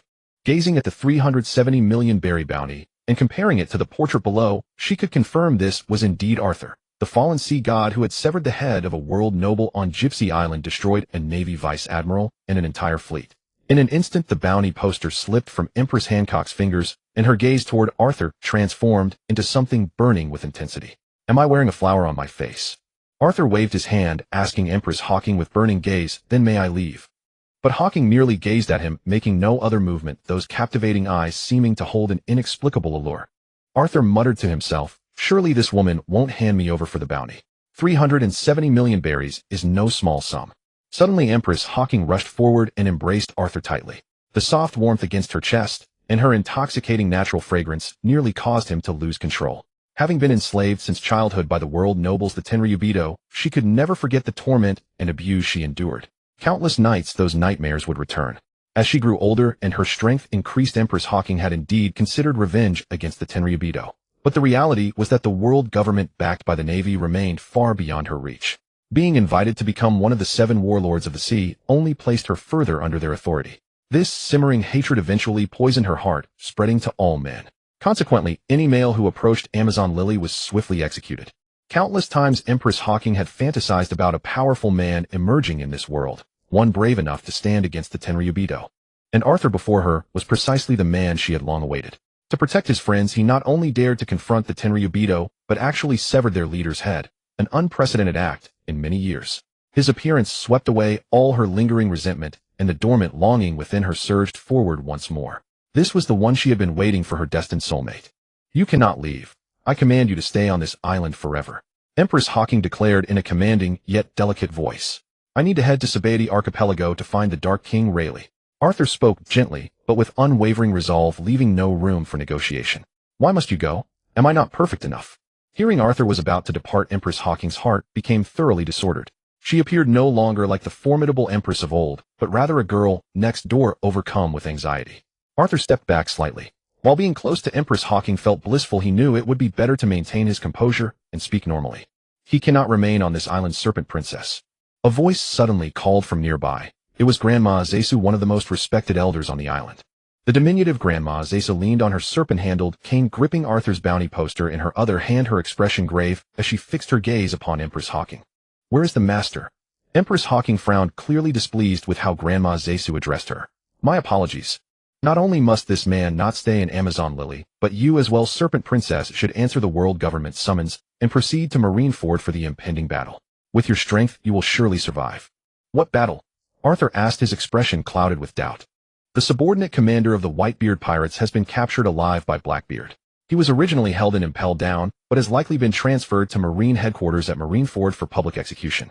As one of the 7 warlords of the sea, I have been summoned by the world government to fight against the Whitebeard pirates who may come to rescue him at any moment.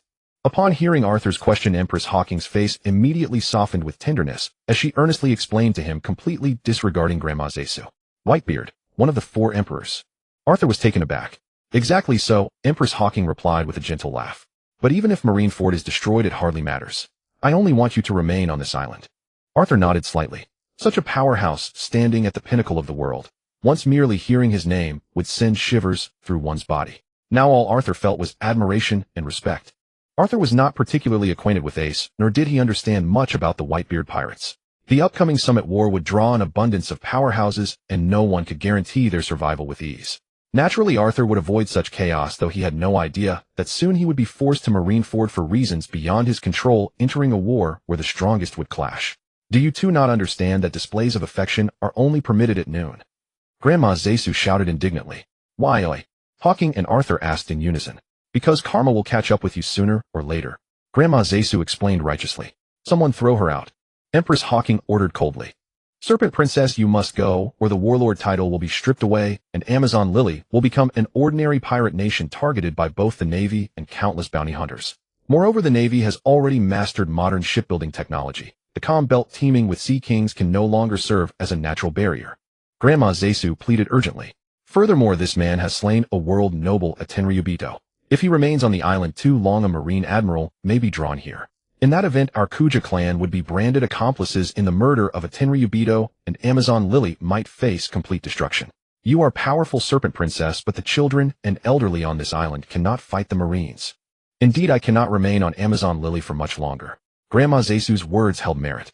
Arthur likewise had no intention of hiding on the island to evade the admiral. If he did and Yoko Island came under Navy scrutiny, the consequences would be dire.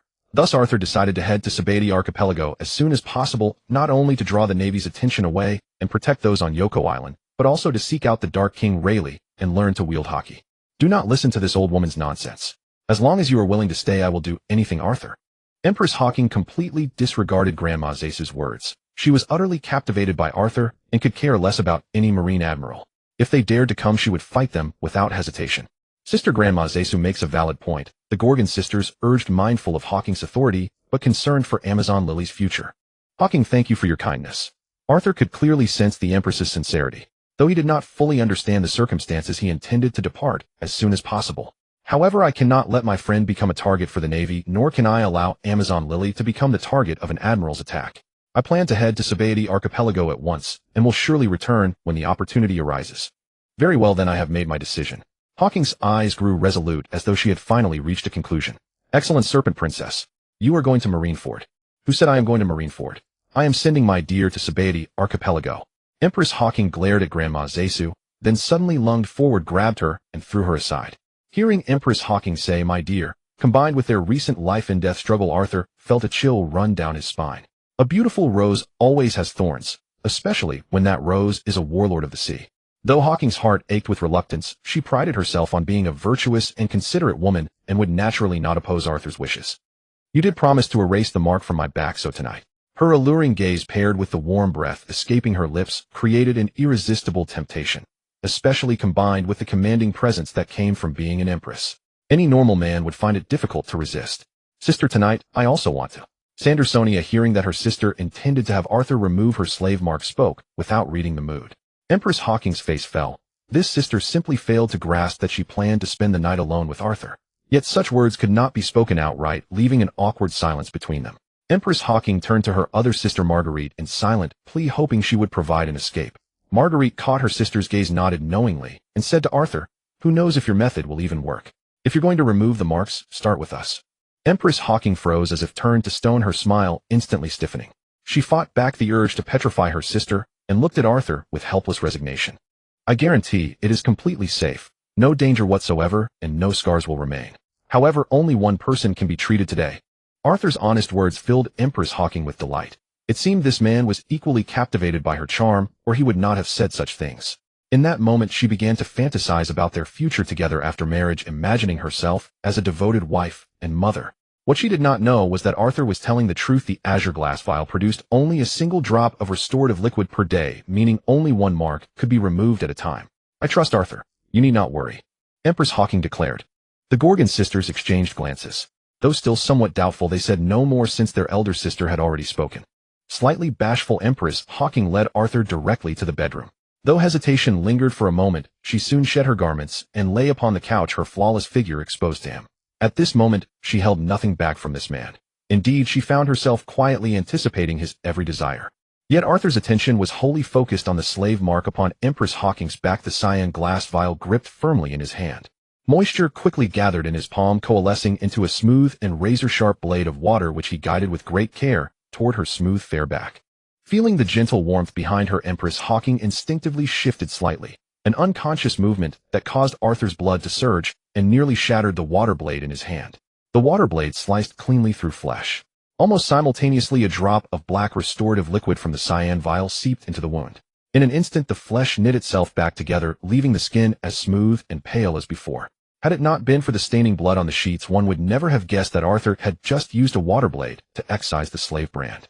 "It is done," Arthur said softly, lifting a mirror to show Hawking her back. Beholding skin on her back as smooth as new, Empress Hawking suddenly broke into sobbing. Arthur understood this was a release of pent-up joy and relief, so he simply stayed beside her, soothing her in a gentle whisper. After a while, tears still glistening on her cheeks, Hawking raised her head slightly. "You hurt me just now. You must make it up to me right now." Gazing upon Hawking's alluring figure, Arthur could no longer restrain himself. He gently pushed her back and looked down into her captivating eyes, which flickered with a hint of shy avoidance. The intense heat of their lips meeting drove them both into a state of euphoria, their arms wrapping tightly around each other without thought. Their breathing fell into a sweet rhythmic cadence, the ecstasy of the moment erasing all sense of time. Arthur stayed on Amazon Lily for a total of 3 days, removing the slave seals from the backs of the Gorgon sisters. However, the second sister Sandersonia and the third sister Marblexia could never understand why it had taken only 5 minutes to remove the seals from them, while it had taken an entire night for their eldest sister. Fortunately, there was no need to explain such matters.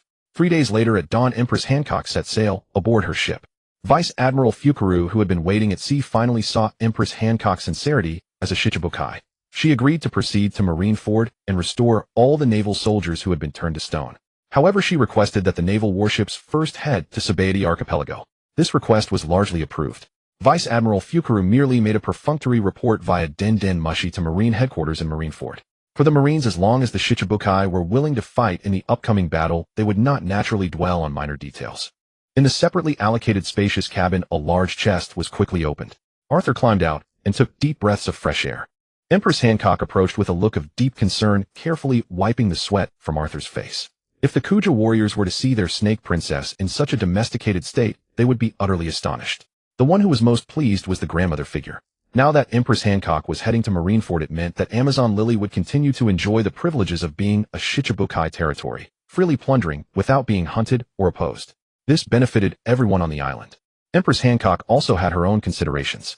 As the Empress of the Kuja, it was indeed her duty to defend the island. More importantly, the slave seal on her back had been removed. That painful memory had faded with Arthur's arrival. Her man had killed a world noble, achieving vengeance for a great wrong. Now, following the world government's orders no longer filled her with humiliation.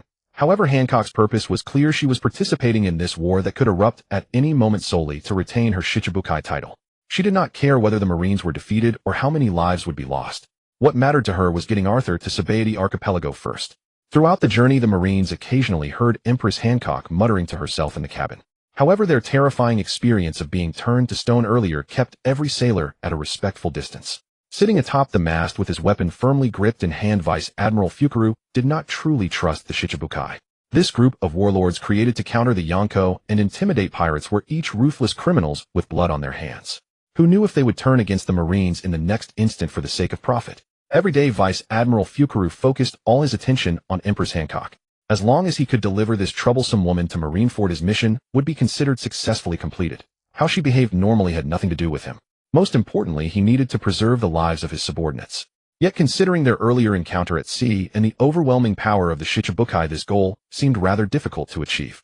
Fortunately, throughout the journey, Empress Hancock did not seem intent on causing trouble for the Marines. They arrived safely at Sabaody Archipelago. "This is unacceptable, Snake Princess. I hope you will proceed to Marineford as soon as possible." When Vice Admiral Fukaru learned that Empress Hancock intended to shop on the island for 3 days before heading to Marine headquarters, his face turned ashen. He could not believe that even this close to Marine HQ the woman remained so arrogant. "Then the agreement is cancelled. I shall return to Amazon Lily." Empress Hancock showed absolutely no regard for Vice Admiral Fukaru's dignity. She bluntly stated that except for Arthur, she held no affection for any man. "Snake Princess, as a warlord of the sea, how can you behave so recklessly? No matter what I do, I will be forgiven," she said with one hand on her hip and the other pointing at him, her head thrown back. "Because I am too beautiful." The Marines, their eyes filled with heart-shaped adoration, began flattering the Empress, completely fallen under her spell. Ring, ring, ring, ring. Vice Admiral Fukaru, his face flushed with anger, suddenly snatched up the incessantly ringing Den Den Mushi. His expression immediately turned serious. Yes, yes, I understand." Fukaru's forehead veins bulged, but he finally sighed in resignation. "You have 72 hours. Not a single second more. This time the Marines will cover all your shopping expenses." He never expected that on the other end of the line someone would righteously command him to agree to all of Empress Hancock's demands. To have to endure and tolerate a notorious pirate with a long list of crimes. For a Marine who upheld justice, this was an unbearable humiliation. But as a soldier bound by military orders, Vice Admiral Fukaru could only obey. He accepted his tragic fate of escorting Empress Hancock while she shopped on the island. "Done. Go arrange the best hotel." Empress Hancock treated Vice Admiral Fukaru completely as a servant. To her, no man other than Arthur was worth mentioning. In the spacious and luxurious top-tier hotel, Arthur emerged from the chest once again. After a brief farewell to Empress Hancock, he calmly departed from the heavily guarded hotel by transforming into water. To protect the people on Ueka Island from being targeted by the Marines, Arthur planned to stir up some commotion on Sabaody Archipelago as soon as possible, diverting the Marines' attention. However, this would only happen after Empress Hancock left Sabaody, and he found Rayleigh the Plaguing. Arthur had slaughtered world nobles, making his identity exceptionally sensitive. There were even admirals leading fleets to hunt him down. Yet no one would have imagined that the Arthur they had been desperately searching for had come to Sabeti Archipelago, so close to Marine headquarters. Coupled with Arthur using water mist to obscure his features, many could not clearly make out his true appearance. Wandering around Sabeti Archipelago had actually become extraordinarily safe for him. However, the sheer size of Sabeti Archipelago, composed of trees with bubbles constantly rising from the ground, completely exceeded Arthur's expectations. Wandering aimlessly around the island, several days passed quickly. He still had no clue how to find the Plaguesinger Rayleigh. Interestingly, he discovered that something seemed to have happened on Sabeti Archipelago. The area was heavily guarded with an unusually large number of Marines stationed. As the area directly in front of the Red Line, countless pirates should have gathered here by all accounts. Yet throughout those days he had not seen a single pirate. The best place in this world to gather information was a bar. It was a melting pot of all sorts of people. As long as one listened carefully and could pay the price, one could learn almost anything desired. The tavern Arthur arrived at seemed somewhat remote with few patrons.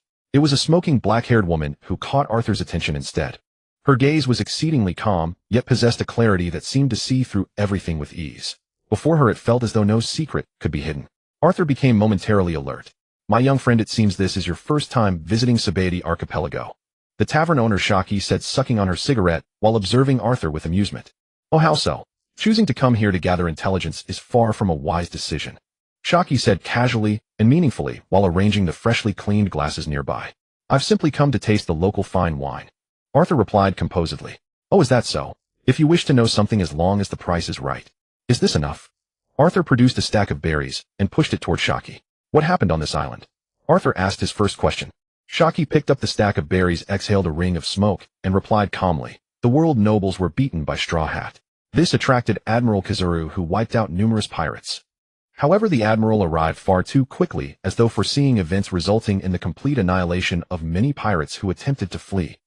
Shaki appeared to be answering, yet seemed rather to be posing a question to Arthur. Arthur naturally understood why the Admiral would arrive so swiftly at Sabeti Archipelago. This was because he had eliminated the world noble on Cypress Island and deliberately left behind news that he would head to Sabeti Archipelago. What Arthur had not anticipated, however, was that two admirals had been dispatched to capture him, one waiting at Sabeti Archipelago with the advantage of rest while the other pursued him at sea. The only thing unclear was whether it was Admiral Akainu or Admiral Akiji who currently commanded the fleet pursuing him at sea. Nevertheless, this level of mobilization certainly gave him face. No wonder his bounty had been raised to 370 million berries. They truly regarded him highly. "I am looking for Rayleigh the Plaguesinger. Could you inform me of his whereabouts?" Arthur immediately raised another pressing question. Moreover, his intuition told him that this woman before him must know. Shaki unhesitatingly collected all the berries from the table, lit another cigarette, and spoke leisurely. "If you are referring to that gambling-addicted laborer, then I suggest you head to the slave auction in zones 1 through 29. I am certain you will find that old man who prefers to be sold to escape his gambling debts." "Thank you." A delighted Arthur immediately rose and departed. With a direction in hand, he believed that finding Rayleigh the Plaguesinger was merely a matter of time. Watching Arthur's departing figure, the tavern owner Shaki suddenly sighed with emotion. To dare come to Sabeti Archipelago. Young people nowadays are truly growing more and more reckless. Arthur, cloaked in a hooded garment, emerged from Shachi's bar and made his way toward the slave auction located at Colony No. 7. Though situated right under the watchful eyes of the Marine headquarters, this lawless underworld of Sabeti Archipelago surprisingly thrived. Here slaves of countless races were displayed with clear price tags, nothing more than mere commodities for trade. As long as one had enough wealth, anything could be purchased. After taking a lap around, Arthur roughly understood why the world government turned a blind eye to these slave traders rather than wiping them out. The primary reason was the enormous tax revenue. No one held a grudge against millions of berries. The taxes generated annually from the slave market were astonishingly high enough to make the world government's upper echelon compromise. Moreover, every slave dealer here came from impressive backgrounds. None were pushovers. A forceful crackdown could provoke intense backlash. Thus, although the slave market filled Sabeti Archipelago residents with complaints, the Navy lacked the power to eradicate it and could only allow it to remain the archipelago's pillar industry. Upon arriving at the slave market, Arthur had initially thought he already had a clear idea, and that finding the Pluton Riley would be easy. However, idealism was rich while reality was harsh. With hundreds of slave markets in a single district searching for the Pluton, Riley was like finding a needle in a haystack. But everything worth achieving meets with obstacles. At least Arthur now knew the Pluton Riley must be somewhere within the slave markets at hand. Urgent to find him, Arthur began his search from the very first slave market. Arthur possessed an anonymous black card, and his face was obscured by misty water vapor, making it nearly impossible for ordinary people to discern his true appearance. He had no concern about his identity being exposed. With his anonymous black card and noble status, Arthur entered the auction with an imperious and domineering attitude barely inferior to the Sky People themselves. It must be admitted that status was a powerful asset. The prestigious anonymous black card he held made every slave dealer who met Arthur bow and scrape, treating him with even more fervor than one might treat their own father. Such a major customer was rare indeed. Furthermore, those who could wield an anonymous black card were bound to be extraordinarily wealthy or influential. Although these slave dealers all had formidable backing, they would never recklessly create trouble for their patrons. Arthur's arrogant demeanor further ensured that none of the dealers dared look down upon him. They promptly unlocked every cage at his request, allowing Arthur to choose whichever slaves caught his fancy. Even though Arthur hadn't spent a single berry, the slave dealers still catered to him with the finest food and drink. When he departed the slave market, the dealers each offered several beautiful women, including many alluring mermaid slaves among them. Although Arthur's days were comfortable, several days had passed, and there was still no sign of the Pluton Riley. But what was troubling was that he had only explored 1/3 of the slave markets, not to mention the numerous small underground black markets. Who knew where Riley, in order to flee his gambling debts, had sold himself? What troubled Arthur more was that his entourage kept growing. Not only were there stunning female slaves, but also many capable mercenaries. Most of them had been sold as slaves themselves, but the slave dealers gifted them to Arthur as bodyguards. Frowning deeply, Arthur gazed into the distance, pondering which slave camp he should visit that evening, when suddenly he slapped his forehead in enlightenment. He suddenly recalled a crucial point. If Riley had sold himself into a slave market to evade his gambling debts, he would certainly not reveal his true strength. If these slave dealers knew that the Pluton Riley, the right arm of the Pirate King, had become their slave, they would likely die of fright on the spot. In other words, Riley, merely seeking to lie low and avoid being recognized by those with sharp eyes, would certainly have gone to one of those small chaotic slave markets. Arthur secretly cursed himself. The reason he had spent days without success was simply because he had been looking in the wrong direction all along. Fortunately, it was not too late to realize this. Immediately leading his entire retinue, Arthur sped toward the small slave markets. Indeed, these small slave markets had limited capabilities, and the quality of slaves they could offer was considerably inferior. More importantly, they didn't even recognize such a black card. Most were desperate souls who danced on the blade's edge. Fortunately, they still showed proper respect for berries. Arthur advanced through the damp, dark cages. When passing by one particular enclosure, he suddenly halted, his gaze fixing upon an elderly man with slight excitement. The elderly man had long curly hair and a beard, both completely white. He wore glasses, and a vertical scar ran down his right eye. In a crowded place, he might go unnoticed. Yet with Arthur's continuously growing strength, he could clearly sense the overwhelming pressure radiating from the old man. That casually sweeping gaze carried an aura capable of swallowing mountains and rivers. It was difficult to imagine what the old man had experienced. Who knew how devastating his full power would be if unleashed? To Arthur, this man's identity was becoming increasingly apparent. While Arthur was studying him, the old man was equally observing Arthur. No matter how skilled at disguise a person might be, their aura would never change. Though the young man before him was decently dressed with a somewhat obscured face appearing harmless, the old man could clearly sense the terrifying power concealed within his aura. A truly remarkable young generation, the old man murmured to himself. I will purchase all the slaves currently in every cage. Name your price, Arthur said casually. The slave dealer who had escorted Arthur to the cages froze momentarily, unable to process what he had just heard.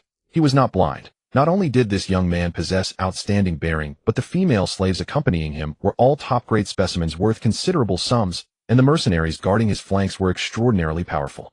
They were certainly not some rabble that this place could afford to provoke. Although he had suspected this young man was no ordinary person, he never imagined he would be this extravagantly wealthy. Overcome with excitement, he stammered incoherently. The procedures were straightforward. Simply hand over the money and complete the transaction. Under Arthur's guidance, hundreds of slaves quickly arrived at the luxurious hotel Arthur had booked. Had Arthur not personally led them, the hotel manager would almost have believed the establishment had been seized by a gang of foul-smelling bandits. These slaves, who had suffered cruel treatment and faced execution at any moment, were experiencing such luxury for the first time. None knew what the future held for them. All they could do was pray. Arthur went alone to the old man's room. The unkempt Pluton Riley was simply devoting himself to eating and drinking heartily, apparently knowing Arthur had something to say and choosing not to speak first. The right arm of the Pirate King, Pluton Riley, you have made me search hard for you. Arthur sat elegantly in the opposite chair, complaining with a wry smile. This old man is merely a ship-plating worker. In order to escape my creditors, I was sold into the slave market by human traffickers, the old man replied, devouring his food without even lifting his head. Apparently uninterested in Arthur's words, he added, Thank you for the ransom, but who is the Pluton Riley? This old man has no idea. If you need a ship plated, I can do it for free. Consider it repaying your kindness. Admiral Kazuru should already be purging the remaining pirates in the surrounding waters, and the other admiral is expected to arrive at Marineford shortly. Perhaps before heading to Marineford, he would like to visit the famous Pluton Riley. That could prove quite beneficial. Arthur spoke while closely observing Riley's reactions. He understood very well that for a powerhouse like Riley, who had long been renowned, was thoroughly familiar with human nature. Being overly respectful and obsequious would only place one at a disadvantage. That was why Arthur had long been prepared. He must use an assertive and aggressive manner to ensure this great powerhouse would remember his existence, whether for better or worse. The Navy is already overwhelmed dealing with the 4 emperors. Where would they find time to roam about? Riley smiled faintly, placing no significance on the admirals. How do you know the Navy is stretched thin? Arthur pressed relentlessly. From the newspaper. Riley responded calmly, then pressed the bell on the table and called out to the attendant who respectfully entered the room. Bring another serving. Arthur fired question after question, but Riley's answers remained consistently dismissive, driving Arthur to gnash his teeth in frustration. Very well, in that case, I must have come to the wrong person, Arthur said with a slight sigh, a hint of cunning flashing in his eyes. I will soon make my identity public. All these slaves I have redeemed are of course my accomplices. I apologize for dragging you into this. Allow me to reintroduce myself. I am Haitian Arthur. So it is the fallen god of the sea, Arthur. At your service. Riley's tone was full of amusement, as if he had long known Arthur's true identity. There was nothing surprising about that. Although Arthur wore a cloak with a layer of misty water vapor obscuring his face, making it nearly impossible for ordinary people to see clearly, this was no difficulty for Riley. The only regret is that Aunt Xia's tavern along with the people living there will likely come under the Navy's scrutiny, Arthur sighed softly. You brat. Riley frowned. For the first time in many years, someone dared to threaten him. It must be said that in that instant the blood dormant for decades was stirred to life. What do you want from me, Arthur? Speak plainly. A sudden surge of tremendous hockey exploded outward. The attendant who had just entered the room collapsed unconscious, and the exquisite food on the tray spilled across the floor. I wish to learn hockey from you. Arthur rose to his feet and said with utter seriousness. Ha ha ha. Pluton Riley burst into loud laughter. After a long moment, he abruptly suppressed his smile and fixed his piercing gaze upon Arthur with a thunderous momentum, speaking coldly. Whatever you do, you must pay the appropriate price. Are you truly prepared? Feeling Riley's ferocious hockey, Arthur felt as though several massive mountains were pressing upon him. He silently gritted his teeth and persisted, his eyes locked firmly upon Pluton Riley. I am fully prepared. No matter what trials come, I am determined to master this hockey. Trapped beneath that overwhelming pressure, Arthur seemed to ignite his potential in an instant. A mighty force surged upward, canceling out no small amount of Riley's hockey. Conqueror's hockey. This brat is not ordinary. Riley mused inwardly, viewing Arthur, who was enveloped in Conqueror's hockey, with a hint of astonishment. His expression shifted slightly, and he began reconsidering the young man's request. Suddenly, a bold idea took root within the Pluton Riley's heart. Mastering the practical application of hockey is a lengthy endeavor, not something that can be accomplished overnight, said Riley, his imposing gaze fixed upon Arthur, standing before him. But first you must prove you possess the aptitude for hockey, lad. There is no such thing as a free meal, Arthur replied calmly. Uncle Rayleigh, how am I to prove my qualification to learn hockey? Plague-bearer Rayleigh was no man to be trifled with. He had once sailed the seas alongside the pirate king Joel D. Roger, and heaven only knew how many lives he had taken. There was truly no obligation to aid a complete stranger. Moreover, Arthur sought genuine skill, not mere ornamental posturing, but combat techniques forged in the crucible of actual battle. For this Arthur had already steeled himself for whatever trials might come. It is a trial, Rayleigh declared. No matter what the test, I shall complete it. At this juncture, retreat was never an option. He would face blades of fire and seas of hell. Having battled Navy commanders wielding hockey on numerous occasions, each time brushing against the jaws of death, Arthur had etched into his memory the terrifying magnitude of hockey. Should he fail to master it, he would very likely perish at the hands of the pursuing admiral. For survival.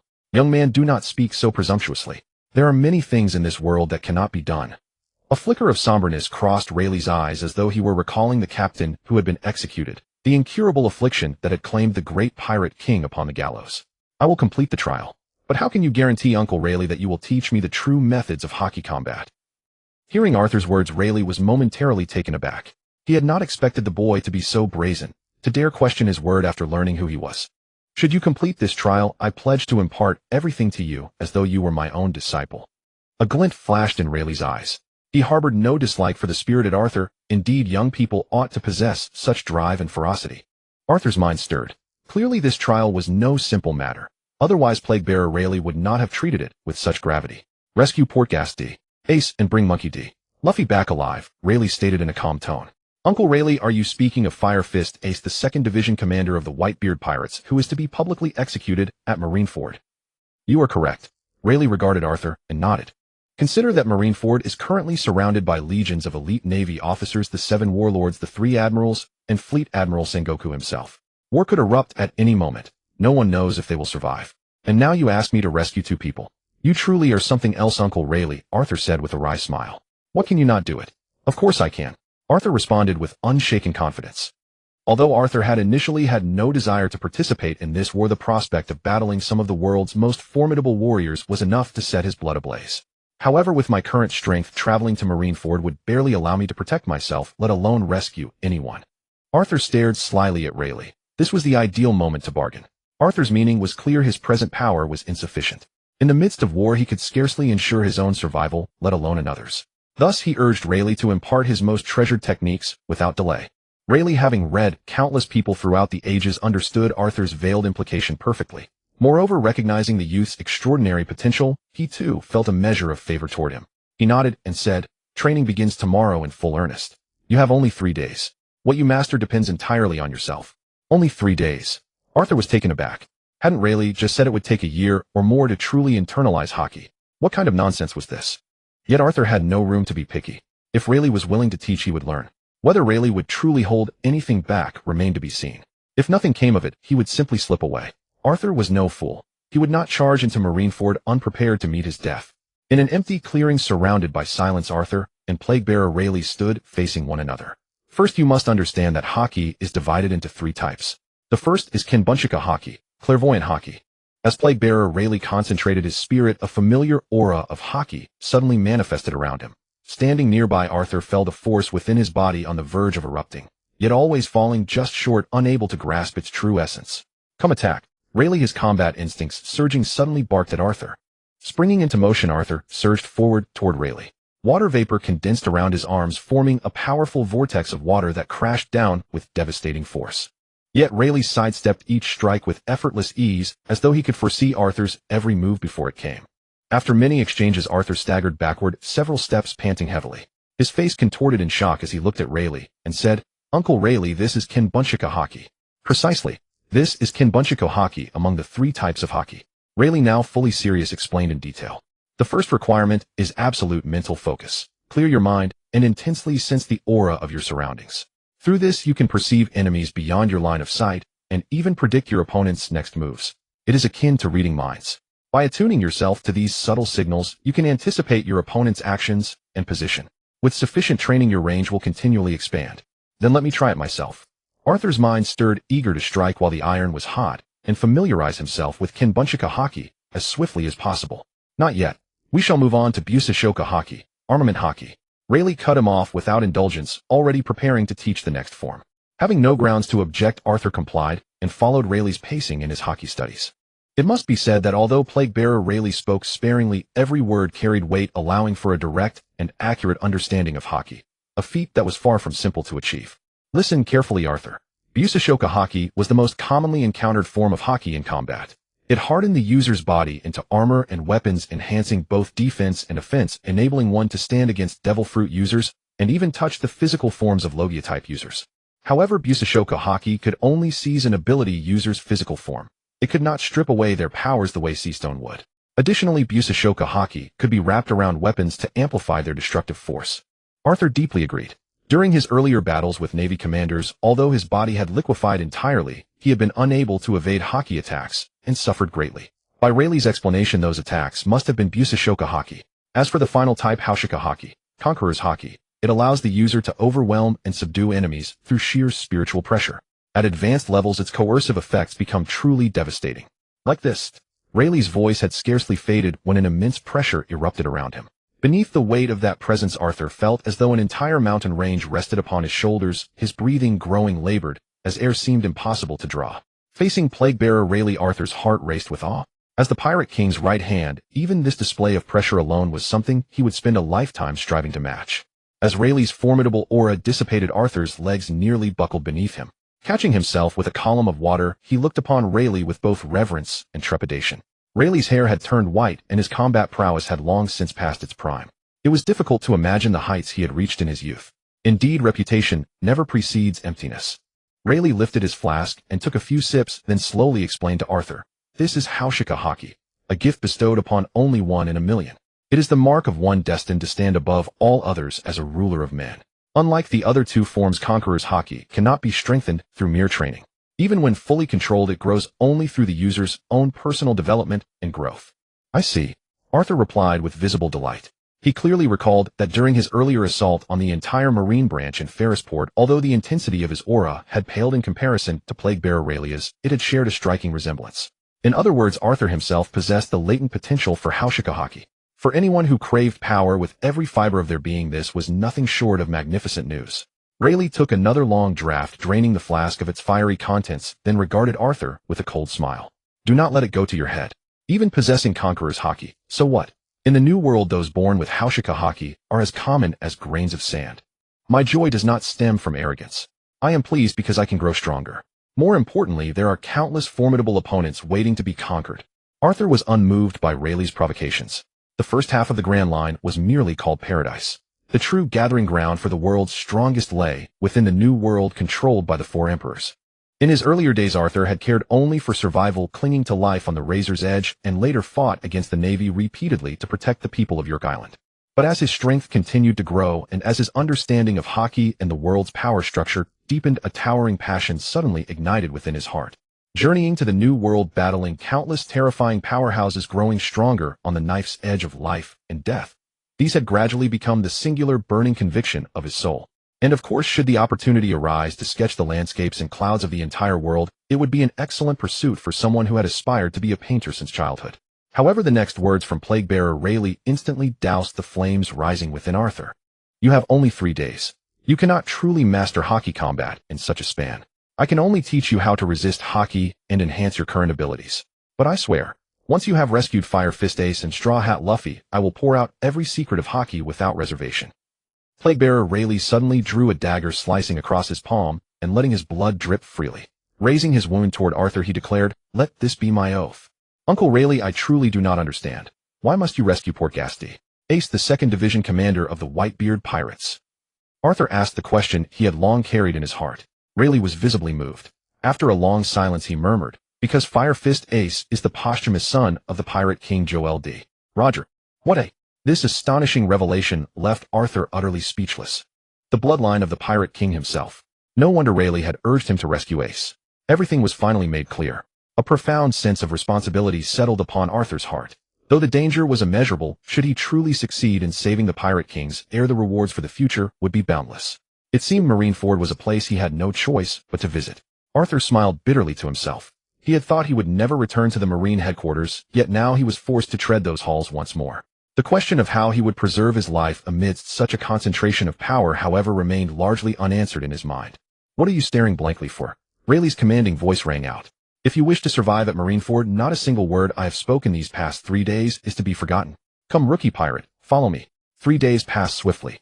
With his entire body transformed into water, Arthur drifted along the ocean currents at an astonishing speed toward Marineford, the Marine headquarters. Though merely 3 days, to Arthur each hour felt like an eternity. He had nearly been driven to death by Rayleigh's brutal training methods, yet his abilities had improved remarkably. Undoubtedly, the Dark King Rayleigh was an exceptional mentor.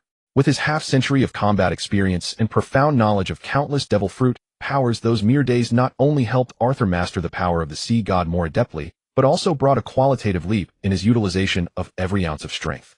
Furthermore, through daily battles with Rayleigh and his meticulous combat explanations, Arthur realized for the first time that fighting was truly an art, not mere brute force recklessness. Those 3 days flew by, and Arthur found himself reluctantly parting ways, for his strength had grown so remarkably. However, having given his word, he could only make haste to Marineford. Otherwise, if Port Gasti, Ace, the captain of Whitebeard's 2nd Division and the posthumous son of the Pirate King Joel D. Roger, were executed, Arthur would lose his chance to learn more from Rayleigh. Moreover, Arthur had learned something crucial. The yin-yang fish mark on his chest truly was the so-called soul of the sea, deeply connected to the Sea Kings, the overlords of the ocean. To uncover the truth, he would need to visit Fishman Island personally and study its ancient texts. There might be a groundbreaking discovery. While Arthur was carefully pondering Rayleigh's combat techniques during his journey, his water-embodied form surged forward with the ocean currents, swiftly reaching Marineford. His speed was so tremendous that he even outpaced the Marine warship carrying Boa Hancock, one of the 7 warlords of the sea summoned to Marineford 3 days earlier. The Marines' recent frequent troop movements had kept their dedicated sea routes open, accelerating the currents, something the Marines never anticipated would allow someone to infiltrate their heavily fortified headquarters through the very waters. This was Marineford. Disguised as an ordinary merchant, Arthur surveyed the legendary city with careful observation. Under the banner of absolute justice expelling evil, this was the stronghold of the world government's direct marine forces. Rumors spoke of townsfolk who were mostly Marines' families, a symbol of peace in the Great Pirate Era. It was said the town had once been destroyed in the clash between Garp Sengoku and Golden Lion Shiki, but years of reconstruction had erased all traces of the ruins. The headquarters appeared as a 3-story tile-roofed building home to the Navy's most formidable commanders. The square in Marineford town would serve as the execution ground for Port Gasti, Ace, the one bearing the Pirate King's bloodline. For Arthur, who had once dreamed of becoming an honorable Marine and returning home in glory, the passage of time and betrayal by the Marines had changed his outlook. Yet standing before Marineford, an inexplicable emotion still rose within his heart. The war brewing for so long had not yet begun, but the Navy's strongest forces had already assembled. 100 elite soldiers summoned from around the world, the 3 admirals, the approaching 7 warlords, Fleet Admiral Sengoku, with his unfathomable power, and absolute powerhouses like Garp and Tsuru. A mighty army of officers surrounded the square. On the massive guillotine platform, cold-modeled sea prism stone chains seemed to await the prisoners' arrival. Countless massive shore cannons were loaded and aimed at the sea, their firepower sufficient to sink any approaching vessel. The Marines were fully prepared. Even if Whitebeard, one of the 4 emperors, rushed to intervene, they would execute the heir of the cursed bloodline Port Gasti, a son of Gold Roger as originally planned. Cloaked Arthur stood at a corner of the town, watching the vast square from afar. Though the battle had not yet commenced, the air seemed thick with gunpowder. The suffocating pressure of such overwhelming might would have frightened a coward into fainting. A smile playing on his lips, Arthur's heart burned with fighting spirit, eager to test himself against the Navy's strongest warriors. Whether the 7 warlords, the 3 admirals, or the Fleet Admiral, nothing would stop him from rescuing Ace. Of course, Arthur wouldn't recklessly charge in or attempt a prison break. That would be suicide. His priority was to find a way to infiltrate. As for when to strike, it all depended on timing. Though Arthur's strength had surged, facing even one admiral was a struggle. Confronting all 3 simultaneously was impossible. A hunter must possess patience. Striking at the wrong moment meant losing the prey forever, and Arthur knew he had only one chance. Though Whitebeard had not yet arrived, Arthur was almost certain that the emperor, known as the strongest man in the world, would never stand idly by while Ace, like a son to him, was executed before the world's eyes. More importantly, Whitebeard would prove to the Navy that the pirate era had not ended but truly begun. This great battle was inevitable. "Hey, who are you?" At that moment, a harsh shout came from an armed Marine soldier nearby. Patrol Marines heard the commotion and began surrounding Arthur. With a mist of water vapor, Arthur's figure vanished from the spot, as if he had never been there. "This is damn strange. There was someone here just now." "Don't be so jumpy, Grover. This is Marine headquarters. No one can burst through our defenses," an older Marine said with a light laugh. "Yeah, Grover, let's grab a drink later and relax," another Marine joked, trying to cheer him up. There really was someone just now. After searching for a while, even Grover's conviction wavered. This was a dead end. Where could anyone escape to? He could only mutter to himself about seeing ghosts. Meanwhile, Arthur, still in his watery form, had left the alley and hurried toward the town. To infiltrate the square, the best approach was to become a Marine. The water vapor generated by the sea god's power could help him easily disguise himself, but first he needed an identity. Soon Arthur arrived at a temporary checkpoint beside the town. Established only recently, it was practically useless. If pirates breached the front and fought their way here, ordinary Marines could do nothing against them. From the soldiers' conversation, Arthur learned that while Ace had already been brought to Marineford, his public execution, broadcast worldwide, had not yet been scheduled. He was currently held in a heavily guarded dungeon, meaning Arthur still had time. Arthur didn't rush. Instead, he approached in his watery form and carefully observed the habits of a lieutenant officer. He had decided to use the water vapor to take the man's appearance, infiltrate the square, and get as close to the execution platform as possible, increasing his chances of saving Ace. But suddenly alarms blared. A triggered mechanism released a massive bucket of clear water from above, drenching Arthur completely. The lieutenant, who had been sipping coffee at his desk, jumped up as if pierced by a needle. Drawing his sword, he stared in disbelief at the translucent figure before him. Meanwhile, Marines from nearby rooms rushed over at great speed, surrounding Arthur completely. Arthur sighed bitterly. After all his planning, he never expected a mere entertainment mechanism at this small checkpoint to expose his identity through a moment of carelessness. This time, numerous Marines had seen him. Even if he fled quickly, the incident would be reported immediately. The Navy would surely send strong operatives to investigate. Who knew if there were tracking experts among them? In that moment, killing intent surged through Arthur, and he resolved to eliminate all witnesses. Suddenly, a foul, pungent odor spread through the air. Arthur, already in his watery form, and having disappeared once more, was unaffected. But the Marine soldiers collapsed unconscious. When Arthur saw the person entering the doorway, a faint smile touched his lips. "Long time no see," he murmured calmly. A graceful woman clad in a rose-colored business outfit draped with the Marine Justice cloak stood at the main entrance of the temporary sentry post, gazing at Arthur with a look of lingering resentment. She was Tina, a colonel of the Marine headquarters. It had been several months since their last parting.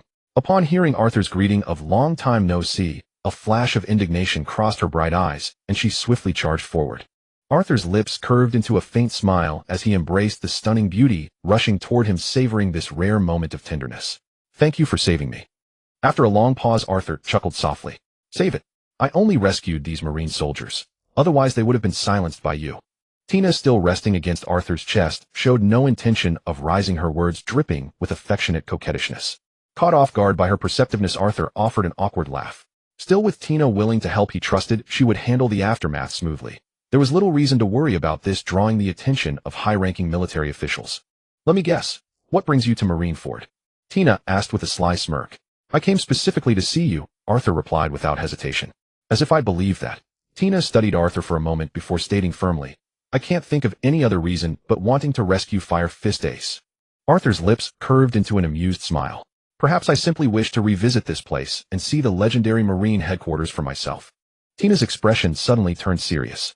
"It's not too late to turn back. Though you've taken many lives, you can only blame their own weakness. With your abilities, if you're willing to return to the Marines, I'm certain Marshal Sengoku will do everything in his power to protect you. Becoming an admiral is merely a matter of time." Arthur could feel Tina's sincerity as she genuinely cared for him. As she had said, Arthur possessed the power of the sea god, giving him absolute dominance in naval battles through his control over the ocean.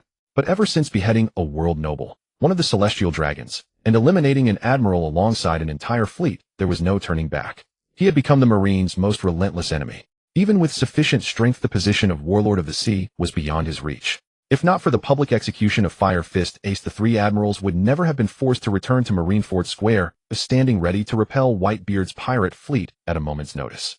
If not for this public execution, one of the three admirals would likely still be hunting Arthur across the world. "I'm afraid there's no turning back for me now, Tina." Arthur gently brushed the loose strands of hair from Tina's face, his voice soft and tender.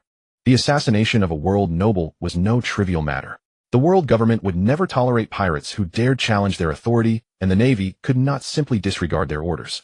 Arthur's immediate crisis was temporarily eased, but once the public execution ended, the fleet admirals would inevitably resume the hunt for Arthur's whereabouts. In other words, this confrontation was unavoidable. "There's still a chance. I'll stake my life on vouching for you." Tina lifted her gaze eagerly, afraid the man she loved would refuse outright. "If I tell you that I was the one who beheaded the celestial dragon, killed the admiral guarding him, and slaughtered every Marine soldier on Cypress Island. After committing such crimes, could Marshal Sengoku still allow me to join the Navy?" Arthur said this with a casual smile, as though recounting some trivial matter. "What did you say?" Tina's face drained of color. She rose to her feet, staring at Arthur in utter disbelief. After a long pause, she spoke with bitter tones. "Could the fallen god of the sea who slaughtered Marines on Cypress Island really be you?" Tina's heart swirled with conflicting emotions. Her carefully considered advice for Arthur to abandon his wicked ways and join the Marines suddenly seemed utterly useless. She understood all too well that by killing a world noble, Arthur had become the Marines' most formidable enemy. There was no possibility of reconciliation. The world government would never permit someone who had slain a celestial dragon to live, let alone join their ranks. Even if Arthur were Marshal Sengoku's own son, it would make no difference. The ever-loyal Tina felt utterly at a loss, uncertain how to face the man before her. "Then what will you do, Tina?" Arthur asked with a broad smile, his words carrying double meaning. It was clear Arthur was testing her resolve. Given her years of service to the Navy, her unwavering loyalty and sense of honor should have left no room for consideration when facing the Marines' sworn enemy. But her bond with Arthur ran far deeper than duty, and her next choice would redefine everything between them. "What? Me?" Tina froze, unable to meet Arthur's gaze. That tenderness in his eyes somehow filled her with a quiet dread. Loyalty to the Navy or the man she loved? Tina found herself trapped between two irreconcilable paths, fully aware that her decision would alter the course of everything. Suddenly Tina lifted her head, meeting Arthur's eyes with unwavering conviction. "Tina will never betray the Navy." "I respect your choice, though you may have to endure some hardship for now," Arthur said, resignation flickering in his eyes. "But I would never betray you either." Tina's eyes overflowed with tenderness. With Arthur's arrival, she had even begun to question her original convictions, yet matters of the heart were never logical. I'll do everything in my power to help you reach Fire Fist Ace, but I will not kill a single Marine soldier. That is my line. Speaking nervously, Tina searched Arthur's eyes for his true feelings. Faced with this impossible choice, it was the decision she had made. Of course, I trust you completely. Let's move out now, Arthur said with an easy smile. Arthur's instinctive, unhesitating trust left Tina momentarily speechless. After all, this was Marineford, the very heart of the Navy. Arthur was a pirate with a 370 million berry bounty. Had she secretly reported this to Naval Command, the rewards would undoubtedly far exceed a promotion from colonel to vice admiral. Yet this absolute faith Arthur placed in her moved Tina deeply. Aren't you afraid I'll betray you? You realize how valuable you are right now.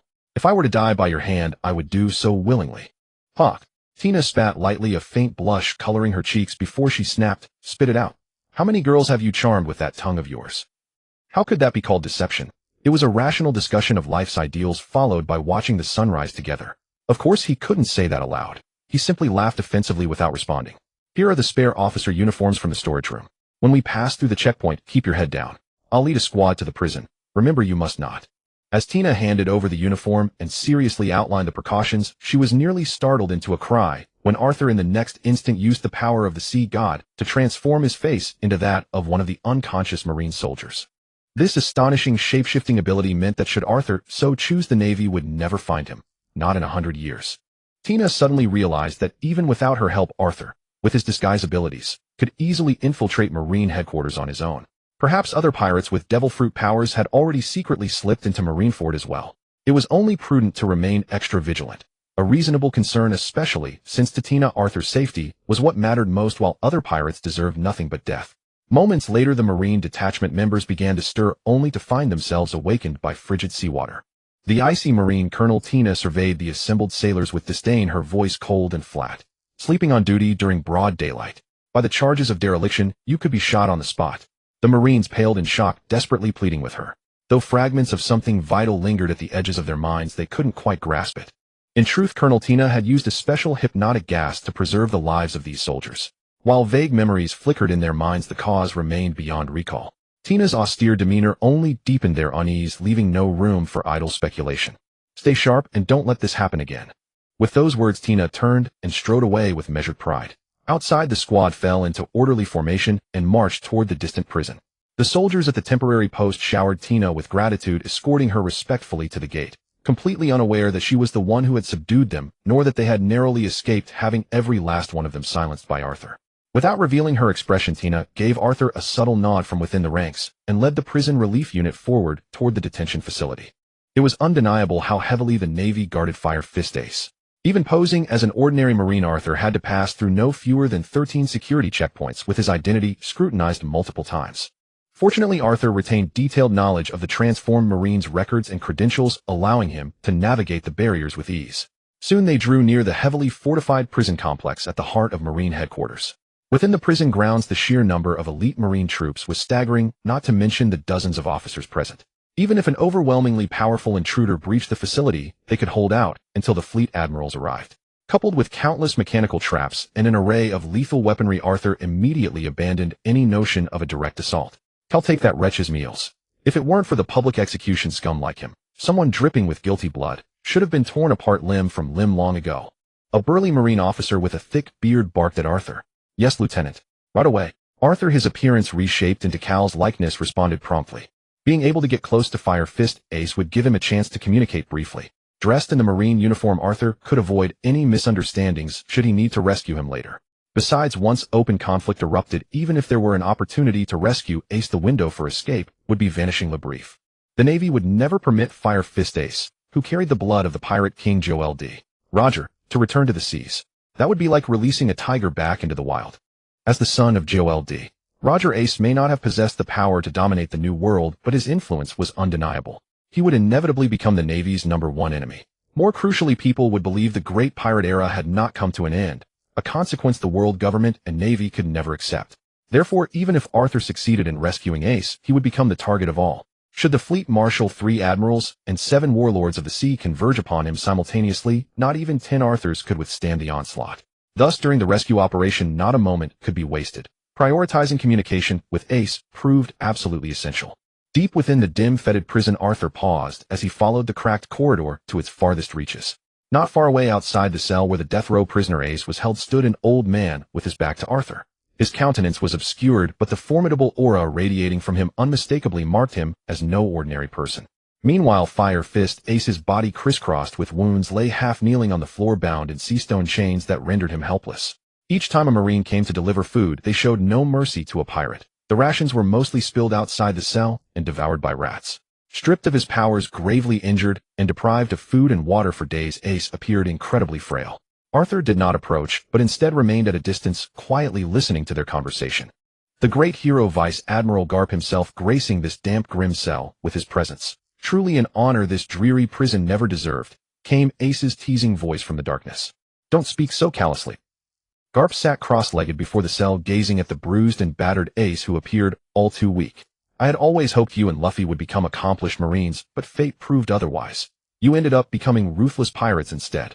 Ace responded with a faint smile. The Marines aren't as good as everyone claims, and pirates aren't as terrible as they're painted. Whether your chosen path is right or wrong, only reaching the end will tell. The Marines won't let you go, and your execution comes soon, Garp said, reluctantly sighing. Is there anything left unsaid? Yes, of course. Ace lifted his head slightly, something unusual glimmering in his eyes. I hope to help Dad become the Pirate King.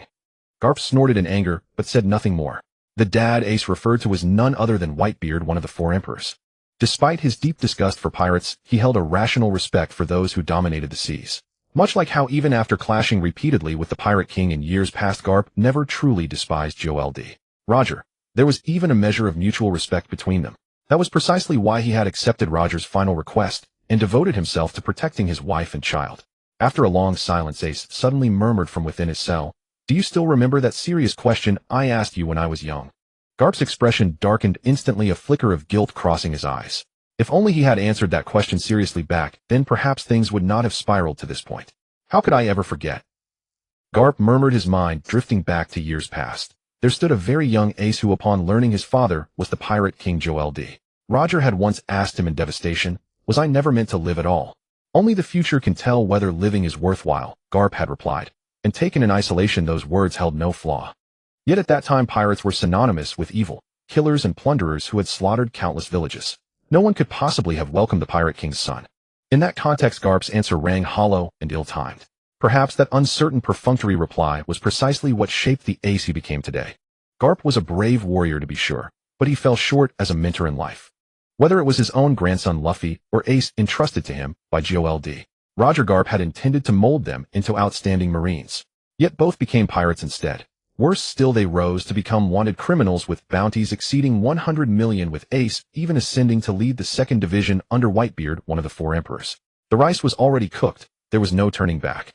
Though seething with anger inside, Garp could only accept the unchangeable reality that as long as Ace and Luffy roamed the seas, they were somewhat safe.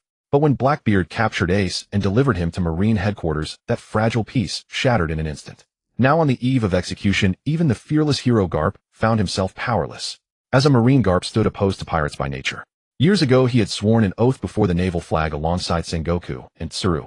A sacred duty he could not abandon, meaning he could not simply release the imprisoned Ace. Seeing Ace off before his death was the sole action Garp in his capacity as Vice Admiral could still offer. The weight of the subject hung heavy between them, and for a long while neither spoke. Finally Garp broke the silence. Luffy seems to know about Dragon.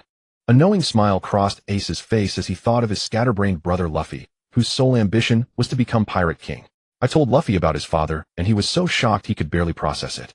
As for Dragon being the Revolutionary Army leader, given Luffy's memory, he's probably forgotten that entirely. Ace paused, then said bitterly, Whether we know or not, this burden falls on both Luffy and me. We've inherited the bloodlines of the world's most wanted criminals. Becoming Marines is simply impossible for us, even though I carry the name Port Gasti Rouge, honoring both my mother and a great benefactor. Garp's eyes sank beneath his brows. His fists clenched tight, lips moving as if words were forming, but in that moment nothing came out. Some things simply cannot be spoken. I only recognize Whitebeard as my father, Ace said with resignation. Though it's a pity I won't live to see him become Pirate King. Ace understood clearly. He had no way out. The Marines would never let him go, and his public execution would serve as the proclamation that the pirate age was at an end. Countless elite Marines had gathered at Marineford, waiting at ease for Whitebeard's crew to appear. but breaking through to reach them would be nearly impossible. More than that, Ace could not bear the thought of his ailing father risking his life. Despite his lingering regrets, he faced his impending death with remarkable composure. "Take care of yourself," Garp said, his face clouded with frustration. He rose to his feet and strode out through the prison corridor. Arthur, who had been quietly eavesdropping nearby, immediately pretended he'd just arrived. The moment he spotted Vice Admiral Garp, he snapped to attention and saluted. Garp walked straight toward the gate, as though he had not noticed Arthur at all. Suddenly he halted and spoke in a flat tone. "Everything you just heard is top secret. Not a word can leak out, and you know what happens to those who breach confidentiality." "Vice Admiral Garp, I didn't." Arthur's heart skipped a beat as he urgently protested. "Do not drop food on the floor. That is a direct order." With that, Garp quickened his pace and left the prison, as if even one more second in that suffocating atmosphere would steal his breath. Arthur had been careful to hold his breath and use water vapor to muffle all sound, yet Garp had somehow discovered him anyway. The hero Garp, already renowned in his prime, possessed power that sent chills down one's spine. Fortunately, Arthur had made no further suspicious moves. He knew he could not face Garp in combat and walk away unscathed. Once Garp had departed, Arthur hurried to the cell housing Fire Fist Ace and set the food before him. "Are you truly a Marine?" Ace asked, looking up with amusement. "Absolutely," Arthur replied coolly. "You're an interesting sort," Ace said with a half-smile, his usual boldness returning. "Those Marines despise me to the bone, yet none dare speak to me. The weaklings lack even the courage to meet my gaze." Arthur understood perfectly. The guards stationed here loathed Ace, but were mostly paralyzed by fear, lacking the nerve to face him directly. After confirming no one was watching and casually weaving a veil of water vapor, Arthur turned to Ace with utmost seriousness. "Suppose your brother Luffy is engaged in fierce combat at Impel Down, and Whitebeard, one of the 4 emperors, is leading the Whitebeard pirates toward Marineford. Meanwhile, at Marineford Square, the Navy has assembled its full might. The Fleet Admiral, the 3 Admirals, the 7 Warlords, and 100,000 elite troops standing ready. What would you do?" "What did you say?" The sea stone chains binding Ace's body rattled loudly as his expression twisted in fury. "When the battle begins, I will lend you my strength if the opportunity arises. As for whether we survive and escape, it will be up to fate." Arthur set the meal before Fire Fist Ace. "But before all that, you must first stay alive, and you need to maintain your strength. I never carried dead men." "Are you a pirate then?" "Who exactly are you?" "Who I am is irrelevant. What matters is that you live, for a new era is only just beginning." As Arthur spoke in a low voice, a misty veil of water vapor formed between his palms, slowly drifting toward the sea stone chains, only to dissipate into the air moments later. Ace's hopeful expression hardened. After studying Arthur for a long moment, he declared with certainty, "You must be Arthur, the fallen sea god. This ability to control seawater is quite remarkable." It seemed Ace had deduced Arthur's identity from his demonstrated power. Indeed, in merely half a year, his bounty had skyrocketed to 370 million berries. News had reached not only Ace, but even the 4 emperors of the New World, that a reckless newcomer who dared to kill a world noble had appeared upon the seas. To have Fire Fist Ace, commander of the 2nd Division of the Whitebeard Pirates, know my name. Consider it a mark of face, Arthur said, not denying it. The Marines talk about nothing else, that you killed a world noble and then showed your face at Marineford. You must be mad. Ace burst into laughter, clearly impressed by Arthur's audacity. Then again, the death of that despicable world noble had made Arthur a hero to countless people. In many places, pirates flew his banner while plundering, and no fewer than young dreamers had set to sea in search of their idol. I was sent with a mission, to rescue you. Arthur wasted no time speaking plainly. Then why wait? Break these chains, and let's charge out together, Ace suggested forcefully. Arthur met Ace's gaze with calm certainty. I know what you're thinking. You wish to break free and die honorably, so that Whitebeard and Luffy, upon learning of it, will not risk coming. Therefore, I will not unlock these chains, even though I could do so at any moment. Since you know, then unlock them now. Spying his thoughts laid bare, Ace roared in fury, the chains around his body clanking violently. Even if I wish to rescue you, I must wait for the right moment, Arthur replied coldly. His promise to Plowshare Rayleigh was simply to save Fire Fist Ace and Luffy. The casualties Whitebeard and his crew might suffer against the Navy were of little concern to him. In short, without the chaos created by Whitebeard's fleet and Luffy's arrival, escaping from the Navy's encirclement is impossible, and I trust you understand that well. Ace fell silent. Stripped of his powers by the sea stone, his body riddled with wounds, and having gone too long without proper food, he was utterly exhausted. Even if Arthur released the sea stone chains right now, Ace could not possibly break through. Beyond the prison, the guards were overwhelming. Death would come swiftly either way. It would be a waste to die before your ideals are realized. The great battle is imminent. Just know that I want to help you. Empowered by the sea god's strength infused into the meal, Ace devoured everything greedily. Color slowly returned to his face. Watching him finish, a faint smile touched Arthur's lips. He turned and left the cell, carefully tucking the small cyan glass vial against his chest as he went. Almost immediately after Arthur departed, Ace felt a warm current flowing through his body, soon coursing through every vein. Miraculously, his wounds began healing at an astonishing rate, restoring him to peak condition in moments. Had it not been for the sea stone binding him, Ace was certain he could fight at full power. Though he did not know what Arthur had done, it was clearly connected to him. This bold young man, merely a few years his junior, was a walking enigma. Perhaps, just perhaps, he truly could escape Marineford after all. For the first time in what felt like forever, hope ignited within Ace's heart. As Ace had guessed, Arthur had indeed poured the black liquid from the cyan glass vial into the food. As expected, its effect was as remarkable as ever. Unfortunately, this black liquid could only produce 1 drop per day. If it could be produced in unlimited quantities daily, who could possibly stand against him? Though time was short, the brief encounter had achieved significant results. At the very least, when the time came to cover Ace's escape, there would be no internal conflict to waste precious moments. Now all that remained was to see whether the Whitebeard pirates could arrive in time and break through the defenses of the Seven Warlords and the 100,000 elite Marines fighting all the way to the execution platform. The Navy's combat forces had been dealt with. Whitebeard, one of the 4 emperors and Lord of the New World, was likely already leading his fleet en route. Even the air at Marineford was thick with the scent of gunpowder, signaling that a colossal battle was about to unfold. And Arthur, caught within this maelstrom, would have to determine whether he could protect Straw Hat Luffy while rescuing Fire Fist Ace before the execution commenced. Just then, an order reached the barracks. Arthur and another Marine soldier had been selected as the executioners. They would be the ones standing on the execution platform with swords drawn, carrying out Ace's death before the eyes of the entire world. It was as if fortune itself had delivered exactly what he needed. Arthur's luck had never been stronger. You will accept this glorious mission. Follow my command, seize your blades. At the corporal's command, Yusei stepped forward to take the execution blade. Though the motion was simple, he and another naval soldier had practiced it hundreds of times, having carried out several executions among pirates, ensuring flawless precision. The Navy placed immense importance on this public execution before the entire world. The son of the pirate king Joel Roger would be put to death by the Navy, thereby declaring the end of the pirate era. Of course, the world government and the Navy harbored another more significant objective. They hoped the Shichibukai would engage in direct combat with Whitebeard, one of the 4 emperors.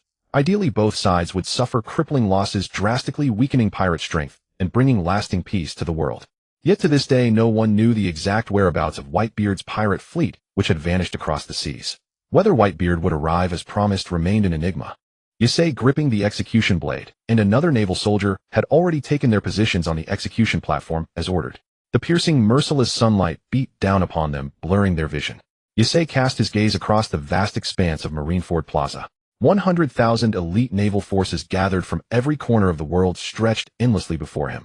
Each man brimmed with fighting spirit, awaiting the pirates who would soon come seeking death. Most were officers clad in white robes, and none were weak opponents. The 3 admirals, renowned as the Navy's most formidable combatants, sat upon benches arranged on the raised platform, their expressionless faces fixed upon the distant sea. It was evident that if Whitebeard sought to breach Marineford to rescue his man, this was the sole approach route. To counter, the Emperor, Admiral Sengoku had withstood pressure from the world government and forcibly recalled a Kennu who had been pursuing Yusei to fully defend Marineford, ensuring the catastrophic destruction wrought by the Golden Lion would not be repeated. An overwhelming aura swept forth like a gale, striking the hearts of countless naval soldiers with reverence and dread toward the 3 admirals. Thank goodness they stood on the Navy's side. Meanwhile, the 7 members of the Shichibukai stood in a line along the frontmost edge of the coast, facing the sea ahead with undisguised pride. Like the Empress Boa Hancock, all 7 Shichibukai had been summoned by decree and would serve as the Navy's trump cards against Whitebeard's pirate fleet. Each member of the Shichibukai possessed formidable strength, yet their very presence offered no comfort to the elite naval forces. Every one of them was a notorious pirate stained with countless crimes. The world government had merely granted them the title of Shichibukai to placate these vicious criminals and fracture pirate factions. Even as they served the Navy, their true nature remained unchanged. They could turn their blades against the Navy at any moment for the right price. Though the elite naval forces gathered here worried about Whitebeard's impending assault, they regarded the Shichibukai, with their uncertain allegiances, with even greater suspicion and wariness. After a brief interval beneath the gaze of the assembled multitude, several naval officers took their positions and escorted Fire Fist Ace onto the execution platform. Bound in chains of sea prism stone that nullified his devil fruit powers, he was led forward. Though kneeling, Fire Fist Ace held his head high, a disdainful smirk playing upon his lips. The time for execution had arrived. Admiral Sengoku rose suddenly and ascended the steps to the execution platform. Soon the broadcast channels reaching the entire world were activated and major media outlets received the transmitted footage without delay. Countless people waited with bated breath for this righteous execution to commence, though many failed to comprehend why the Navy would broadcast a single pirate's execution to the entire world. As the executioner tasked with Fire Fist Ace's death, Yusei stood within the frame, wielding a long-handled execution blade, his peripheral vision fixed upon Ace to ensure he could shatter the encasing sea prism stone chains in a single strike. Yet Yusei remained frozen like a stone pillar, daring not make any sudden movements. Should his true identity be revealed at this critical moment, he would face the full might of the Navy's forces, and death would be certain. Fortunately, all naval attention was fixed upon the sea, on guard against Whitebeard's fleet that could appear at any moment. Akainu, the admiral who had commanded the pursuit of Yusei across the seas for months, would never imagine that the audacious youth who had dared kill a world noble lay mere dozens of meters away. Soon Yusei's attention was drawn to Admiral Sengoku, who had walked to the edge of the execution platform and stood beside Fire Fist Ace. Admiral Sengoku raised his hand and, addressing the 100,000 elite naval forces arrayed across Marineford Plaza, broadcast his voice to the world through the live transmission. This world is perpetually plagued by turmoil. Countless pirates are destroying the homes upon which humanity depends, massacring, maiming, ravaging, and annihilating. Such deeds are an affront to the Navy's justice, and we shall tolerate them not. And today, on this momentous occasion worthy of inscription in history, Portcast D. Ace, captain of the 2nd Division of Whitebeard's pirate crew with a bounty of 550 million berries, shall meet justice at the hands of the Navy. Eyes blazing with intensity, Admiral Sengoku delivered his words with impassioned fervor beneath the gaze of countless witnesses. The common folk awaiting the broadcast before their screens were soon captivated by Fire Fist Ace. This was the user of the Mera Mera Nomi the pirate, whose bounty reached 550 million berries. Incited into a frenzy, many in the crowds rose in fury, raising their arms and roaring, demanding that the Navy execute this irredeemable pirate without delay. The majority cared little for Ace's past deeds. To them, dangerous pirates deserved to die, and only the justice of the Navy was righteous. Sengoku's tone paused briefly, his glance sliding toward Vice Admiral Garp, who sat in the audience below with an expression of profound indignation. Their heated disagreement over whether to disclose this information had nearly escalated into violence. Yet Sengoku's conviction was unyielding. To declare the end of the great pirate era, he had insisted that Ace's lineage as the posthumous son of Pirate King Jold. Roger be made public, even at the cost of severing ties with Garp. Only under these circumstances could the execution of Ace fulfill its symbolic purpose as a public spectacle. Admiral Sengoku raised his hand, and the clamor of Marineford swiftly fell silent. Portcast D. Ace is not his true name. He bears another identity, one tainted by sinful blood. He is the son of the great pirate Jold. Roger, and should be known as Jold. Ace. The moment Sengoku's words ceased to echo, Marineford fell into an eerie, deathly silence. The naval soldiers, having just learned this astonishing revelation, bore expressions of utter shock upon their faces. Journalists stationed before their broadcast screens immediately relayed this shocking news across the world. Many, upon hearing the name of the pirate king Jold. Roger, collapsed to the ground in sheer terror. Jold. Roger, the legendary figure who possessed the world's greatest treasure and was recognized by pirates everywhere as the Pirate King. By all accounts, the Pirate King had perished many years ago. Those well-informed had heard of the Navy's relentless worldwide hunt for Roger's wife and child, driven by a philosophy of better to kill the innocent than let the guilty escape. Yet their searches had yielded nothing. But that Roger's son still lived. What secrets had transpired back then? Admiral Sengoku continued, his mother Portcast D. Rouge kept Ace within her womb for over 20 months to protect the newborn child. Her deception allowed Ace to escape the Navy's grasp. Yet at the moment of Ace's birth, Rouge perished from sheer exhaustion. My father is only Whitebeard. Stop talking nonsense, you damn fool. Remembering his deceased mother, Ace could barely contain himself.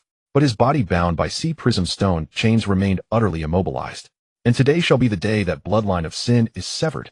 Admiral Sengoku raised his hand and declared in a solemn voice, by my command, prepare for execution. Suddenly a thunderous roar erupted from the sea.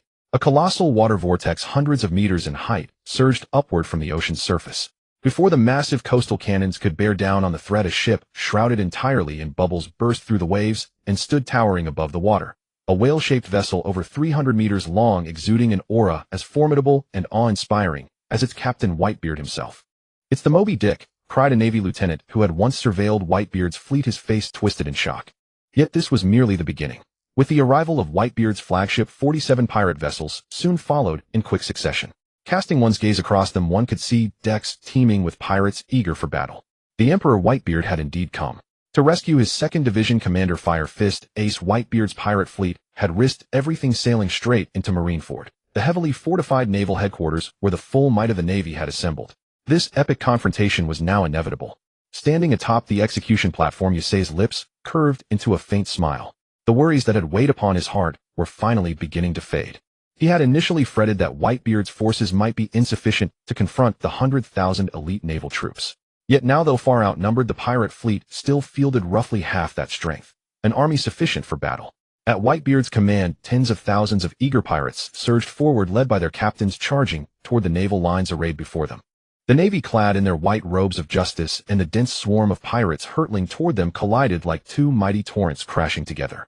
The pirates fought with frenzied desperation, hacking through bloodied paths toward the execution platform to reach Whitebeard's father figure. In stark contrast, each naval soldier held their ground with grim determination. An inch of ground, an inch of blood. They would not allow these vicious pirates to approach the platform. Both pirates and naval warriors alike, their faces contorted in savage roars, wielded their weapons with lethal intent, slaughtering all who stood before them. Broken weapons and shattered firearms littered the ground alongside the dead, a macabre tapestry woven across the battlefield. Every passing moment claimed new lives, and the enormity of the carnage offered no glimmer of hope. Fighters who had begun with conviction now swung their blades with numb mechanical repetition, driven solely by the instinct to survive. Though the pirate assault raged with ferocious intensity, the 100,000 elite naval forces proved no less formidable. Leveraging their numerical advantage, they gradually pushed the pirates back, containing them within a cramped bend where further advance seemed impossible. Suddenly, a monstrous figure of grotesque proportions emerged from the chaos, a giant the likes of which the battlefield had never witnessed. He was Little Oars Jr., captain of the 43rd Division of Whitebeard's pirate crew. Grateful for the aid Ace had once shown him, Little Oars Jr. cast his gaze toward Fire Fist, Ace perched upon the distant execution platform. With a thunderous roar that shook the heavens, he propelled his colossal legs forward, charging toward the enclosed bend with unstoppable momentum. The mighty coastal cannons unleashed a relentless barrage of fire-explosive shells, detonating upon the giant's massive frame. Yet not a single blast was enough to halt Little Oars Jr.'s inexorable advance. Faced with the towering giant, the once impregnable defensive line was shattered in a single, overwhelming breach. In that instant, pirate morale surged to fever pitch, and the crews followed in the wake of Little Oars Jr., carving a bloody pathway through the ranks and surging toward the execution platform. The supergiant Oz Jr. surged forward relentlessly, each stomp sending seismic tremors rippling through the battlefield. Countless Navy soldiers caught in his path, unable to evade in time, were reduced to crimson paste beneath those colossal feet. The staggering casualties steadily fractured what had once been an impregnable defensive line. Who will eliminate that damned fiend? Fleet Admiral Sengoku, commanding the operation, issued a cold order toward the 7 Warlords of the Sea. To the Navy, allowing both Whitebeard's pirates and the 7 Warlords to devastate one another, ideally to mutual annihilation, would maximize the strategic outcome of the Battle of Marineford. Yet each of the 7 Warlords commanded immense power across their own territories. They would never foolishly serve as the Navy's pawns. Whether they would willingly fight remained highly uncertain. Fleet Admiral Sengoku fully understood this reality, which is precisely why he immediately summoned the Warlords as Whitebeard's forces charges forward, to at least ascertain their stance and loyalty. Arya, standing upon the execution platform, understood clearly if the 7 Warlords continued their perfunctory approach, merely observing from the sidelines rather than engaging in battle, the world government would surely strip them of their titles, revoke their privileges, and designate them as enemies. Nevertheless, Arya eagerly anticipated the Warlords' intervention. Perhaps one day she would clash with such formidable pirates, familiarizing herself with their combat styles early could only prove advantageous. These so-called Navy elites are utterly useless. They cannot even withstand a mere giant. It appears we must intervene. Doflamingo, with his golden hair and sunglasses, exuded an imposing aura against his bronze skin. His striking pink feather coat and cropped trousers drew immediate attention. He stood as the most powerful among the 7 Warlords, wielding influence across both legitimate and criminal underworlds while operating countless underground enterprises. A ruthless figure whose true strength remained unfathomable. Moonlight Moria, with his onion-shaped hair and towering 7-meter frame, burst into raucous laughter before pointing at Doflamingo with arrogant dismissiveness, declaring the task is to handle. If you refuse to act, you are well aware of the consequences. Fleet Admiral Sengoku is watching you closely. Doflamingo cackled maniacally regarding fellow Warlord Moria with mocking derision. Doflamingo, do not forget, I am also a warlord. Moria growled coldly. Who says I do not know? Doflamingo responded with a knowing smile. Standing apart in characteristic silence, Bartholomew Kuma held what appeared to be a Bible, showing no interest in the other two warlords. Suddenly, without a word, he advanced toward the charging supergiant Oz Jr. He casually removed his glove, revealing his padded palm, and murmured in a low-tone, "Bear cannon." The surrounding air condensed unnaturally, compressing atmospheric pressure into dense air blocks that released devastating shockwaves forward. A mighty blast of concentrated force slammed into the giant, sending Oz Jr. howling as his massive form halted mid-charge, flesh caving inward from the impact before he crashed violently to the ground. Arya on the execution platform watched in utter shock. Barely a single strike had incapacitated that monstrous giant. The sheer power on display revealed how dangerously unpredictable the bear-like warlord truly was. Indeed, no warlord of the sea was an ordinary figure. Despite being severely wounded with blood streaming from his mouth, Oz Jr. roared thunderously upon spotting Fire Fist Ace's worried expression on the nearby platform, then pushed himself upright with those massive hands. "You move first, Kuma. You truly cannot resist the excitement." Doflamingo launched into the air, hovering mid-flight, as gleaming threads flashed between his fingers. In an instant he reappeared atop the giant, and with a sudden slash, Oz Jr.'s enormous right leg was severed, crashing to the ground, as crimson blood instantly saturated the earth. "Since you have both made your moves, I will join in as well." Though Moria preferred avoiding trouble and delegating tasks, he understood that maintaining his warlord title required participation. Countless shadow clones surged toward the fallen Oz Jr., opening fresh wounds as blood pooled around him. The three warlords' combined assault left even the demonic giant severely injured and unable to advance further. Just then a warship slipped quietly into the harbor, and a group of pirates who had escaped impelled down, led by Luffy and the fishman Jinbe, charged toward the execution platform. Among them, the most conspicuous was Captain Buggy the Clown. His commanding presence rallied countless pirates who surged forward like fresh reinforcements, joining the fray. As the Seven Warlords entered the battle, the tide turned decisively against the outnumbered pirates. Yet Straw Hat Luffy paid no mind to the odds. He focused solely on rescuing Ace, charging ahead while using his rubber powers to blast aside any Navy sailors who dared oppose him. His relentless assault bolstered pirate morale, and they began pushing forward through the marine lines. A gleaming black greatsword hovered before Luffy, wielded by a man with short black hair and piercing yellow eyes sharp as an eagle's. He wore a black top hat adorned with white for a wine-red patterned shirt beneath a black vest and white trousers. Merely standing there, he radiated the chilling aura of a drawn blade. Such overwhelming pressure reached even Arya on the execution platform. This man with the black greatsword had long been among the many powerful figures Arya monitored. Like Kuma, he was a warlord known for his silence. Unlike Kuma's cold indifference, this hawk-eyed man projected a razor-sharp ruthlessness. Few would dare challenge him. Yet Arya felt a stirring excitement, almost longing for a clash with someone standing at the pinnacle of the world.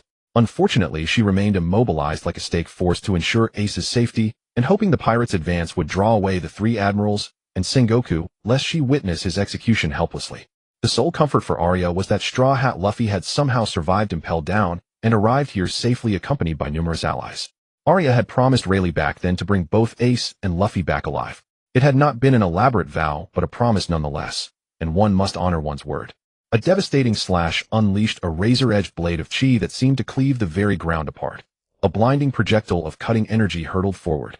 Though Luffy's group had fought through relatively smoothly until now, Yonko's seemingly casual slash proved overwhelmingly powerful. Several comrades felt instantly, forcing the group to retreat and creating distance from the platform. "Let me handle this opponent." Jinbe seized Luffy's arm. "You cannot defeat Mihawk. I will hold him. Keep advancing, Luffy. Why not leave this opponent to me?" A bold voice rang out across the battlefield, and moments later a middle-aged man with a curved mustache, wearing a tall hat and wielding twin swords, appeared beside Luffy and the others. "Since these Navy hounds have already made their move, let us give them a fight worth remembering," spoke Whitebeard's 1st Division Commander, the Phoenix Marco. 5th Division Commander Spandam. Though spoken in a flat tone by Mihawk, having one's name remembered by such a renowned swordsman was in itself an honor. "I did not expect you to know my name." Spandam twirled his swords proudly. "How could I not? It is merely unfortunate your opponent is me," Mihawk replied, his demeanor shifting as genuine interest sparked within him, revealing he had been holding back entirely against Luffy's group. "I would be glad to oblige." Spandam locked eyes with Mihawk, then turned to Luffy and the others. "I will hold him. Marco, take the kid and keep moving. Rescue Ace at all costs." "As if I need telling twice." Marco shot back with a laugh, his punk hairstyle bouncing as he rolled his half-lidded eyes. Clang, clang, clang. Before Luffy's group had even moved, the air behind them erupted with the clash of blades. Two figures moving so rapidly, they left afterimages the only sound, the relentless ringing of steel meeting steel. As Arya watched the fierce clash between Spandam and Mihawk, the ground suddenly trembled violently, and countless giant warriors identical to Kuma materialized on the battlefield. Leading them was a bulky youth wielding a massive axe. Though his frame was stout, he radiated unmistakable combat prowess. Sadao, you command the PX Bear robots. Eliminate any pirates attempting to approach. Sadao nodded, hoisting his enormous axe as he led the swarm of PX Bear units into battle. What in the world are those things? Numerous pirates engaged with the Navy looked up, their curiosity piqued by the strange mechanical constructs. Suddenly, the PX Bear robots formed a line, raising their palms and gaping maws as powerful beams of light erupted forth. The explosive impacts shattered the ground with thunderous force, reducing countless pirates to ash in the inferno. Arya, standing mere meters from these machines, widened her eyes in shock. Could this be the secret weapon the Navy had been developing all along? The devastating power displayed here, combined with their mass-producibility, made them nothing short of battlefield weapons of mass destruction. Yet their striking resemblance to one of the Seven Warlords, Kuma, suggested an undeniable connection between them. The deployment of these bear-shaped robots inflicted heavy casualties among the pirates, forcing their once relentless assault to lose momentum. As everyone's attention fixated on the battlefield's shifting dynamics, Squard, the New World captain who had stood beside Whitebeard, suddenly drove his razor-sharp longsword through Whitebeard's body. Blood trickled down the blade, leaving all present rendered speechless in shock. Whitebeard, why did you conceal Ace's true identity from me? Squard's eyes blazed with vengeful fury.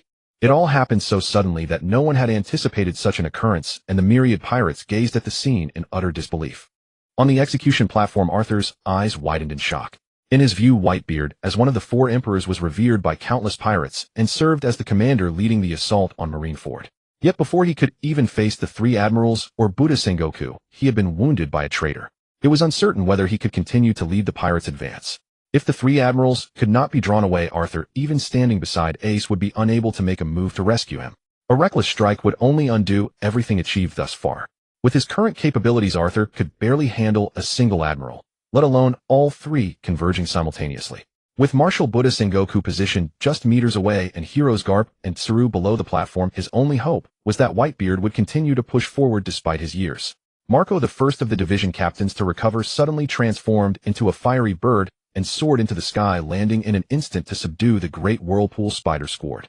Enveloped by a terrifying aura of rage, the immortal Phoenix Marco was moments from executing the great whirlpool spider Squard when Whitebeard's voice rang out to stop him. Squard, I have heard that Roger annihilated your former pirate crew. But since Ace has joined my ship, he is my son, and no one shall lay a hand on him. His cold gaze, radiating overwhelming presence, left the great whirlpool spider Squard gasping for air. Whitebeard, so this is your reason for cooperating with the Marines, signing a pact with them for the sake of your own son. Though certain of his impending death, Squard's hatred for Whitebeard drove him to speak without restraint. A treaty with the Marines. I would never bring such disgrace upon myself. Whitebeard erupted into thunderous laughter, striding toward the execution platform with his great blade drawn.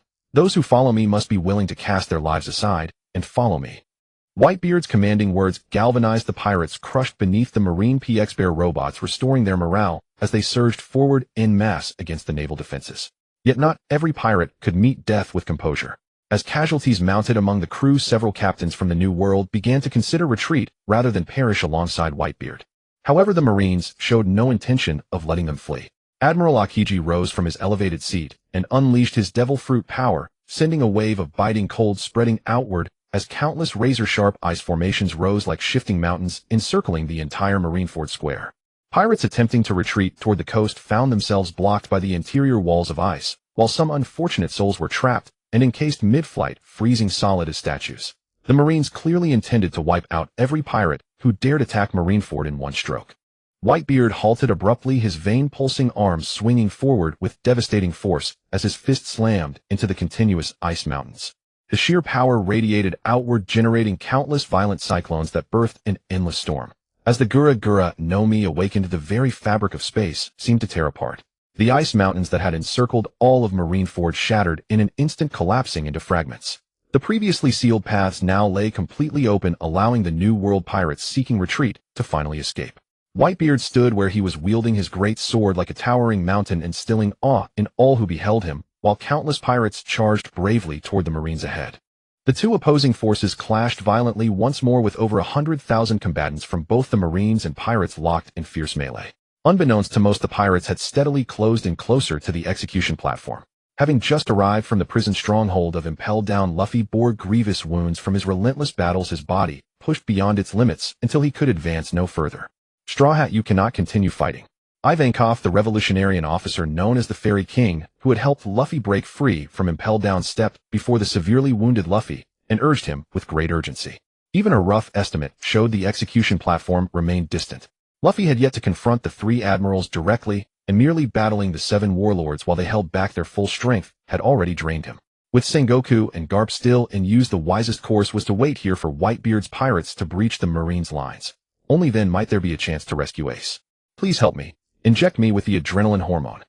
Luffy's eyes hidden beneath furrowed brows pleaded with the Fairy King Ivankov beside him. No, Straw Hat. Ivankov's heart skipped a beat. Luffy had clearly ignored his warnings entirely. His desperate need to save Fire Fist Ace had driven him past all caution. Yet Ivankov could not stand idly by and watch the boy die here. If I inject you with another dose of the adrenaline hormone, Straw Hat, your body simply won't withstand it. Please do it. I refuse to stand by and watch Ace be executed. Luffy's voice carried such resolve that it sent a shiver through Ivankov. Gazing at Luffy's unwavering, reckless determination, Ivankov sighed softly. He knew even without the hormone injection this lad would charge straight for the execution platform. Activating the hormone fruit's power, Ivankov drove the hormone spike into Luffy's body with a sharp jab. After a muffled groan, when Luffy looked up once more, his physique had surged into a frenzied state. From the execution platform, Arthur, who had spotted Straw Hat Luffy on the battlefield, finally felt the weight lift from his shoulders. Judging by Luffy's conduct, he would never permit Ace's execution. As long as the pirates maintained their assault, the Admiral might be drawn away, creating the optimal window to rescue Ace. Suddenly, Fleet Admiral Buddha Sengoku turned and fixed his gaze upon Arthur and the other Marine soldier. That piercing, chilling stare sent shivers through Arthur's spine. He feared Sengoku had uncovered something. The three admirals still hovered near the raised platform, and Sengoku loomed mere meters away. Attempting a rescue now would be suicide. Cold sweat cascaded down Arthur's face as he grappled with this reality. The other Marine soldier stationed to Arthur's right fared no better. Trembling legs threatening to buckle under the overwhelming pressure radiating from Sengoku, his ability to remain standing seemed nothing short of miraculous. Arthur braced himself with every sense sharp and power surging beneath his skin. He would not passively await doom. Should circumstances deteriorate beyond redemption, he would fight Buddha Sengoku with everything he had. Just then the oppressive atmosphere dissipated. Sengoku spoke in measured calm. Both of you step down. Whitebeard has arrived. This is a battle beyond your involvement. Hearing these words, the Marine soldier to the right felt as though granted a reprieve. As he prepared to depart, Arthur's voice stopped him. I intend to remain here and fulfill my duty. The soldier froze on the staircase, consumed by shame. How could a Marine turn tail and flee when pirates stormed? Against Whitebeard, the emperor who dominated the New World, commanding 43 ships and tens of thousands of pirates. Any ordinary Marine stood helpless. Yet Arthur's words reignited something in the fleeing soldier. Inspired by his example, he returned to Arthur's side, gripping his execution blade with renewed resolve. What's your name? Sengoku asked, genuine pride evident in his expression. A low-ranking officer displaying such conviction. Surely, he reasoned, this one would become a pillar of the Marines. Carl, Sergeant Carl. Arthur promptly disclosed his assumed Marine identity. Fortunately, Sengoku showed no signs of detecting his true nature. Exactly as anticipated, the enhanced sea god power effectively masked his presence even from the fleet admiral himself. Carl, I'll remember you. After enduring this war's crucible, I have no doubt you'll become an exceptional Marine, Sengoku declared. With that, Sengoku forbade them from leaving and ordered the live stream terminated. Akiji moved in an instant, his chilling aura enveloping the Den Mushi, abruptly cutting off the broadcast meant for the entire world. A razor-sharp slash from Whitebeard's great blade cleaved through over a dozen PX Bear robots, splitting them in two. Massive explosions erupted, engulfing nearby Marines in scorching flames that reduced them to ash. The formidable war machines, now nothing but powder kegs, dealt devastating casualties among the Navy ranks. With Whitebeard already engaged, the three admirals could no longer remain passive. As Kizaru, Akainu, and Akiji rose to their feet, Sengoku materialized upon the platform, prepared to confront the strongest figure in the New World, the Emperor Whitebeard. Upon the execution platform, only Arthur, Ace, and the remaining Marine soldiers stood. A surge of hope crossed Arthur's mind. Perhaps the moment to rescue had finally arrived. If Whitebeard could hold back the three admirals, using the resulting opening to break through with Ace might be achievable. More crucially, when Arthur had first encountered Fire Fist Ace in the dungeon, the seawater, soaking the seastone shackles, had already saturated them. The chains would shatter with a single thought. Furthermore, Arthur had secretly added the black restoration fluid from the cyan glass vial, to Ace's meals, meaning Ace was now at peak condition. Only temporarily deprived of his devil fruit abilities by the sea stone restraints, their chances of escaping together through mutual support were substantially improved. As Arthur nodded to Ace and prepared to break the shackles, a scorching cyan firebird darted toward the execution platform at great speed. It was Marco, captain of the 1st Division of the Whitebeard Pirates, employing his mythical Zoan abilities to soar above the ground-based marine resistance and close rapidly on the platform. The 3 admirals locked in fierce combat, with Whitebeard soon registered Marco's approach. A golden laser flashed across the battlefield as the lecherous-looking Admiral Kizaru materialized before him in an instant. The cyan blaze burned at a far higher temperature, erupting outward in a devastating strike that seemed capable of tearing through the very sky. Not bad. Kizaru's laser shattered harmlessly in midair, forcing him to retreat and deflect the blow. But Marco's feint had been mere deception. He suddenly released his full strength and bolted toward the execution platform. At such close range, even Kizaru couldn't intercept in time. Watching the immortal Phoenix Marco close, and Arthur's expression darkened with frustration. Had Marco not arrived, the Admiral wouldn't have been drawn here. Even if Marco could hold his own against the Admiral, any chance of a stealthy escape was now dashed. Worse still, Marco showed no concern for the 2 Marines on the platform. The scorching cyan flames would reduce them to ash in an instant. Yet Arthur was no ordinary pirate. As the most promising newcomer in the pirate world with a 370 million berry bounty, he had no intention of yielding to Marco. Standing motionless, wrist injury, and surviving Marco's cyan flames would certainly expose his physique. There was no way to avoid that. Acting would only worsen things. Admiral Kizaru would detect him immediately, and it remained uncertain whether the Navy would target the immortal Phoenix Marco first, or Arthur, the man who had once slain a world noble. Fight or hold back. Arthur clenched his fists, brows furrowed in agonizing indecision. The scorching heat seared his skin with burning pain. Meanwhile, Marco's expression remained cold and murderous, closing the distance to under 10 meters from the execution platform. Marco, the captain of the 1st Division of the Whitebeard Pirates, and known as the Phoenix, was close at hand, and Arthur could clearly feel the scorching heat of his blue flames. Obviously, Marco had no intention of holding back. If he rescued Ace simultaneously, the entire execution platform would be reduced to ashes. Even if the attack could be neutralized, it would expose their identities. Between life and death, Arthur remained surprisingly calm, spiritual energy gathering subtly in his palms as he steeled his resolve. With no way to avoid confrontation, he decided to forcefully rescue Ace. Fortunately, Admirals Akainu and Akiji were occupied by Whitebeard, leaving only Admiral Kizaru directly ahead, while Fleet Admiral Sengoku remained over 100 meters away. As long as the Phoenix Marco could hold off Kizaru, there was still hope of escape despite the perilous situation. Suddenly, a figure launched into the air, and a clenched fist struck Marco, who was near the execution platform, with tremendous force. Marco's body was sent flying backward like a cannonball, crashing into the ground and creating a massive crater. Violent gusts erupted around them, and dust filled the air. Vice Admiral Garp stood on the platform with an angry expression, coldly watching Marco crash into the ground as the armament haki covering his formidable fist gradually dissipated.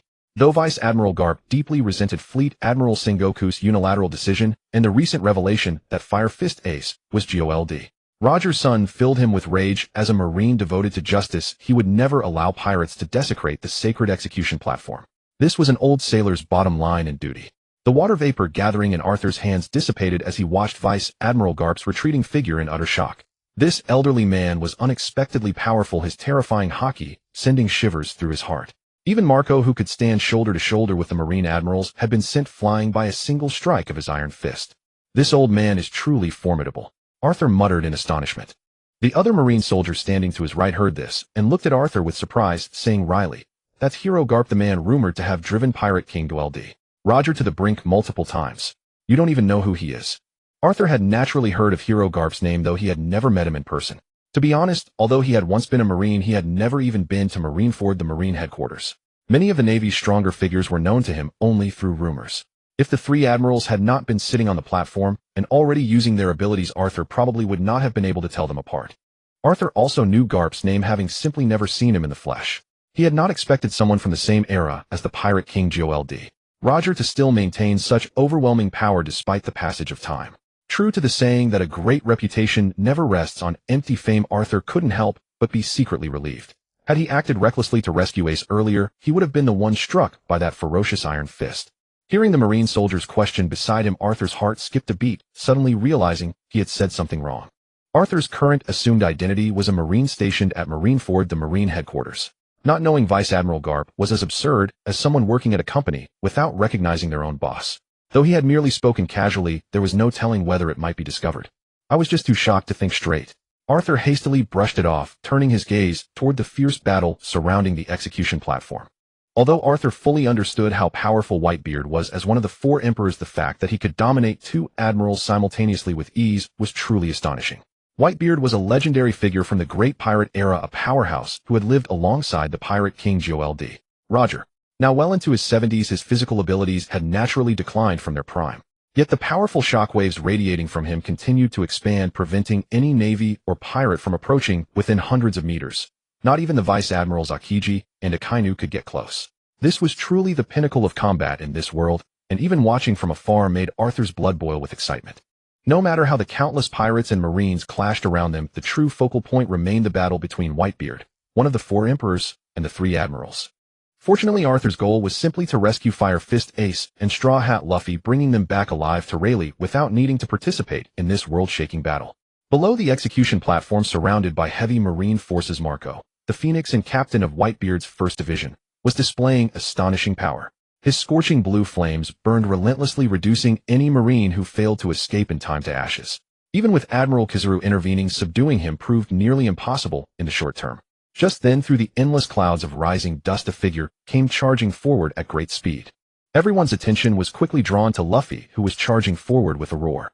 Having already received the adrenaline hormone injection, Luffy's firepower was fully unleashed. His injuries had completely vanished, and while this effect was temporary, it allowed him to tap into even greater power. Luffy's rubber fists kept sending marine soldiers flying as he barreled toward the execution platform, his resolute eyes fixed solely on Fire Fist Ace kneeling above. The marine officers immediately moved to intercept Luffy, determined not to let anyone approach the execution platform under any circumstances. However, a group of Whitebeard Pirates Division commanders suddenly surged from all directions, their overwhelming combat power inflicting massive casualties. Though the Marines held a decisive numerical advantage, they could not push back the Whitebeard Pirates commanders, and the fierce battle reached a stalemate. Seizing the opening, Luffy pushed forward through the chaos, shielded by the Whitebeard Pirates commanders, closing the distance to the execution platform. Ace suddenly locked eyes with Luffy, as if daring him to make his move now if he wanted to save him. But Arthur remained completely unmoved, as if he hadn't noticed Ace's obvious signal, his peripheral vision fixed entirely on Vice Admiral Garp below the platform. Although Fleet Admiral Sengoku had recently departed for the main battlefield to join forces with Akainu and Akiji against Whitebeard, the gray-haired Garp remained seated cross-legged in place. This man was simply too dangerous. Without finding a way to draw him away, Arthur absolutely could not attempt to rescue Ace. He forcibly suppressed his urge to act, remaining utterly still like a wooden post, gripping the executioner's blade, patiently waiting for the opportunity that might present itself at any moment. With determined eyes and relentless momentum, Luffy had already stormed up the steps and was on the verge of reaching the execution platform. Suddenly, Garp, the man Arthur had identified as the greatest threat, lunged toward Luffy. Yet there was no killing intent in his raised fist. Deep down, Garp carried guilt over his own grandson becoming a pirate. A man of his word, he had promised Jold. Roger he would protect his family, but now Roger's wife was dead and his son faced execution before the entire world. For the first time, his resolve to fight wavered. But Luffy did not care what Garp was thinking. His sole purpose was to rescue Ace, and whoever stood in his way would be punched aside. As the execution platform was about to be breached, Admirals Akainu and Akiji prepared to return and reinforce. But a momentary lapse in concentration gave Whitebeard the opening he needed. The devastating power of the Gura no Mi surged forth. His mighty strike smashed through Akainu's rolling lava, and in the same breath his fist shattered Akiji's ice wall. Both admirals were wounded, blood trickling from the corners of their mouths.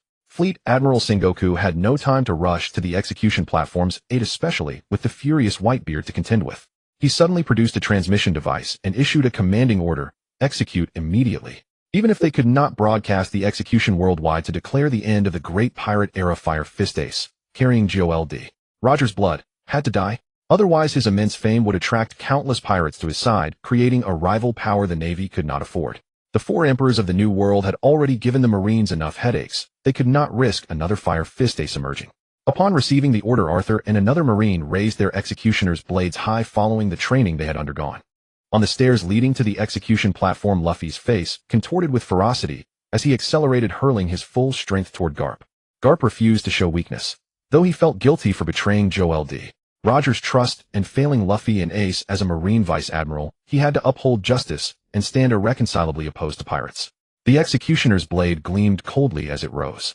At Fleet Admiral Sengoku's command, both sharp edges descended horizontally toward Fire Fist Ace, who was trapped and immobilized by sea stone shackles. Despair flickered across the faces of the Whitebeard Pirates Division commanders and the many pirates surrounding them. They had given their all, but the execution platform remained frustratingly out of reach. Even Luffy, the closest to Ace, was held back by Vice Admiral Garp. It seemed Fire Fist Ace was about to die right there on the platform. Overcome with grief and rage, Whitebeard let out a thunderous cry, channeling all his strength into a series of devastating strikes against Admirals Akainu and Akiji. For a moment, the two admirals could only defend against the enraged Whitebeard's onslaught. Fleet Admiral Sengoku soon joined the fray, his massive golden Buddha manifesting as he engaged Whitebeard head-on. The Seven Warlords of the Sea, fighting only half-heartedly, watched Ace face execution with impassive expressions. No one could read what they were thinking. Countless Marines cheered with raised arms, buoyed by the imminent execution of Fire Fist Ace, who carried the blood of Pirate King Joel D. Roger. The surge in morale drove them to gradually push back the relentlessly attacking pirate lines. A faint sneer played across Ace's lips as he knelt on the execution platform. One blade smoothly deflected the other, and Arthur glanced at the astonished Marine soldier beside him. With a casual flick of his wrist, he sent the soldier tumbling over the edge after a blood-curdling scream. The sea stone shackles, saturated with the power of the sea deity, shattered on impact. Having consumed the black recovery liquid and fully restored Fire Fist, Ace rose with an air of triumph. Countless people stood speechless, stunned by what they were witnessing. They had believed Ace was about to be executed, never expecting a traitor among the Marines to appear at such a critical moment. Though this execution soldier had been unremarkable in daily duties, his actions proved decisive when it mattered most. The admirals, seeing Ace about to escape, prepared to return and intervene. But Whitebeard would not give them the chance, his relentless assault forcing both to spit blood. "Arthur, I owe you one," declared Fire Fist Ace from the execution platform, his tone grave and sincere. "Save your thanks until we've escaped alive. And let me warn you now, repaying this favor won't be easy." Arthur replied with a faint smile. Ace burst into hearty laughter and declared with overwhelming confidence, "If repaying a debt were so easy, wouldn't that imply my life isn't worth much?" Activating the Mera Mera no Mi's power, Fire Fist Ace instantly transformed into a blazing inferno, surging downward from the platform with formidable presence. Arthur followed closely behind, his ethereal water vapor condensing as he teleported to the base of the steps in the next instant. "Haven't held back long enough. Time to stretch your legs, don't you think, fallen sea god Arthur?" Fire Fist Ace said with a teasing grin. So long he had only been able to watch others fight to his heart's content. It was time to eliminate these obstacles. Arthur responded casually. "The fallen sea god Arthur. Impossible." Hearing Ace refer to the young man beside him, the Navy officers surrounding the execution platform were momentarily rendered speechless with shock. The fallen sea god Arthur, though he had been a pirate for less than a year, had an astonishing growth rate that was nothing short of legendary. The terrifying man who dared to sever the head of a celestial dragon, execute a Navy vice admiral, and annihilate several elite naval fleets. Rumors even claimed he was once a Navy officer himself. Who would have imagined he would appear at the most critical position in Marineford? No one could have predicted that Arthur would disguise himself as an ordinary Navy soldier, standing calmly on the execution platform, watching the battle unfold, only to intervene at the most crucial moment and rescue Fire Fist Ace. Field Marshal Sengoku, instantly reverting to his human form, locked his gaze upon the execution platform. In a surge of fury, he crushed the loudspeaker in his hand. Though Buddha Sengoku possessed immense power, it was already impossible for him to return in time. Moreover, confronting the enraged Whitebeard, who was attacking with full force, left no room for diversion. "Someone go stop them." Commander Buddha Sengoku barked his order loudly. Numerous officers rushed toward the execution platform, but the captains of Whitebeard's pirate crew proved overwhelmingly formidable. Leading their pirates in fierce combat against the Navy, they forcefully repelled the advancing naval officers, keeping them several li away from the platform, and leaving them helplessly watching as Fire Fist Ace and the fallen sea god Arthur displayed their overwhelming power. As for the powerful Seven Warlords of the Sea, though engaged in battle with the pirates, none of them were truly invested. Their efforts were perfunctory at best. Clearly having no intention of intercepting Luffy, they were equally reluctant to clash with Whitebeard's crew captains. Especially Empress Hancock, who upon learning that her beloved Arthur had also arrived at Marineford and was now surrounded by the Navy, urgently sought to rush to his aid. In her wrath, she unleashed her full power. Except she was targeting the Navy rather than pirates, leaving the nearby forces to bear the brunt of her assault, while simultaneously defending against the pirates and this merciless woman. To Empress Hancock, every man except Arthur deserved death. Whether pirate or Navy, anyone who dared stand before her was an enemy. Though Field Marshal Buddha Sengoku seethed with frustration, he was powerless to act. These warlords of the sea, motivated solely by self-interest, had managed to avoid turning against each other at this critical juncture, and that was already something to be thankful for. Waterstream strike. Accompanying his low chant, countless sharp, surging water masses formed around Arthur. With a sweep of his palm, they exploded outward in all directions. The naval officers stationed around the execution platform had no time to evade and were violently swept away, left unconscious or worse upon impact. Fire strike. Intense, scorching flames erupted instantly toward the soldiers, blocking their path, filling the air with screams and wails as numerous struck men disintegrated into ash. Confronted by Arthur and Ace, the elite Navy forces guarding the execution platform were utterly powerless to resist. Within moments, they suffered heavy casualties, and the escape route leading outward had been cleared. A laser beam flashed past, closing the distance to Arthur and Ace in an instant. "I can't let you leave." The one charging forward was Admiral Kazuru. Immediately after, a blue flame roared through the air as Phoenix Marco suddenly lunged forward, forcibly blocking Admiral Kazuru's fierce strike. "You go ahead, I'll handle this." Marco kept his gaze fixed on Admiral Kazuru as he spoke to Arthur and Ace. Meanwhile, the battle atop the execution platform steps had concluded with Vice Admiral Garp's restrained punch colliding with Luffy's almost simultaneously. Luffy, launched into the air by the impact, crashed back down with a thunderous boom, kicking up clouds of dust. Unharmed, he quickly rose and turned to see Fire Fist Ace safely rescued, his anger instantly melting into a grin. "Let's break out together." "Thanks to Arthur, let's push through first." Ace laughed heartily at Luffy, who had rushed to their rescue. Though they shared no blood, the bond between them ran deeper than that of biological brothers. Arthur studied Luffy, drawn most to those resolute eyes, as though nothing in this world could make him yield. To him, becoming Pirate King was no idle boast. Time was short and enemies surrounded them on all sides. There was no moment for reminiscing.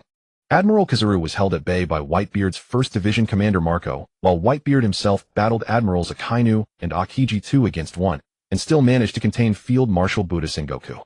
The remaining Whitebeard Pirates Division commanders led their squads in fierce resistance against the Navy forces attempting to reinforce the execution platform, though their efforts were merely perfunctory. The warlords of the sea not exerting themselves fully, coupled with Vice Admiral Garp's reluctance to press his advantage after exchanging blows with Luffy, meant that on the surface things were proceeding smoothly. Yet the Navy could not allow Ace to escape alive. At only 21 years old, with a bounty of 550 million berries, Ace was still rapidly growing in power. If given a few years at sea, who knew how formidable he'd become? And with the blood of the Pirate King coursing through his veins, he would surely attract countless powerful followers, becoming an eventual thorn in the Navy's side. Ace could not be allowed to leave alive. It was a matter of the Navy's honor. The plan had been to pit the 4 emperors against the warlords in a mutually destructive battle, yet these warlords fought half-heartedly, at best, leaving the Navy to bear the brunt of the casualties. The battle raged ever more fiercely across Marineford Square, where corpses and blood littered the ground, and billowing smoke rose into the heavens. With Fire Fist, Ace rescued the pirates, surged forward with renewed momentum, pushing the Navy's defensive line back hundreds of meters in a single relentless advance. Whitebeard's assault grew even more ferocious, his quake fruits, devastating power, shattering both ice and magma in instant explosions. As Akainu and Akiji began to gain the upper hand, Field Marshal Buddha Sengoku had no choice but to enter the fray. A massive golden Buddha statue materialized behind him, its fierce fist wreathed in spiraling energy, crashing toward Whitebeard's face. Unyielding Whitebeard met the strike with his great sword, its cutting force so immense it seemed ready to split space itself. Under the cover of Whitebeard's division commanders Arthur, Ace, and Luffy charged forward with unstoppable momentum, racing toward the distant ships. Every Navy soldier in their path was slain on the spot without a fair fight, and the mast of the Whitebeard pirates' flagship, the Moby Dick, came clearly into view. Arthur's combat style left the pirates awestruck. With what appeared to be an effortless wave of his hand, countless condensed droplets of transparent water shot forth, like projectiles piercing through Navy soldiers' bodies. Those struck either exploded from within or were riddled with holes like sieves. Watching the Navy fall in swathes like wheat before a scythe, several pirates covering Arthur's flank couldn't help but exchange wary glances. Fortunately, Arthur was on their side. Otherwise, they'd have no idea how they'd meet their end. Truly formidable. Ace laughed aloud at Arthur, then glanced at the wildly excited Luffy, and an idea began to form in his mind. What had started as mere gratitude for being saved now carried a deeper appreciation forged through witnessing Arthur's prowess firsthand. Ace even wished Sabo, who had disappeared long ago, were here with them. The 3 of them bound as brothers through trial and hardship. But right now escape was secondary. They needed to reach Whitebeard's side and aid him. To Ace, Whitebeard was the most important person in this world worth sacrificing his life for. Yet Whitebeard's position had grown precarious. Past his prime and burdened by illness, his strength had long since faded from its former glory. The deep gash from the long blade earlier in the battle had worsened under the combined assault of the Navy admirals and Buddha Sengoku. Whitebeard understood clearly that retreat was no longer an option.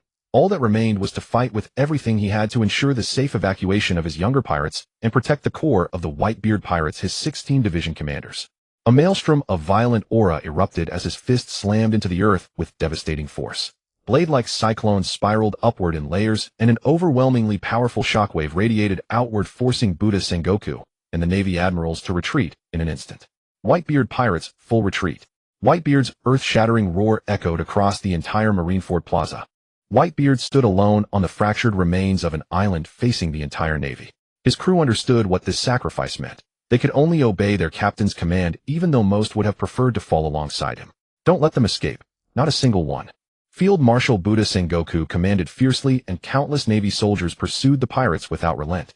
As the front line stalled and the pirates fell back, painstakingly Whitebeard let out a piercing cry and hurled a devastating punch toward the pursuing forces. The ground shattered and collapsed beneath the impact, swallowing thousands of Navy soldiers into the chasm with screams, many never to surface again. The pursuit faltered, giving the retreating pirates a fleeting opportunity to regroup and establish overlapping cover as they made their withdrawal. But the Navy admirals seized the opening the moment Whitebeard turned to aid his crew. Akainu Akiji and the freshly arrived Admiral Kizaru converged from 3 directions in a coordinated assault. A colossal golden Buddha materialized overhead, its strike infused with devastating force, crashing down upon Whitebeard, drawing blood from his lips. While Whitebeard fought fiercely, Arthur, Ace, Luffy, and the others successfully linked up with the main pirate force. Reaching the ships was only a matter of time. What worried Arthur most was Ace. Had Luffy and the Whitebeard Pirates division commanders not held him back with desperate urgency, Ace would have already charged toward Whitebeard's position. Buddha Sengoku watched as Ace neared the coastline and sighed in resignation. Executing him was no longer feasible. His immediate priority had shifted entirely. Eliminating Whitebeard, one of the 4 emperors with all available force, was now the paramount objective. Attack with everything we have. Take down Whitebeard at all costs. Field Marshal Sengoku ordered coldly. Enough. This battle cannot end in defeat for the Navy. A voice of dissent rang out. Someone clearly refused to bow to Field Marshal Sengoku's command. Admiral Akainu's body transformed entirely into churning, smoking magma. Abandoning his assault on Whitebeard, he suddenly redirected his attack toward Ace's position. Akainu's objective was straightforward: eliminate Fire Fist Ace to restore the Navy's honor.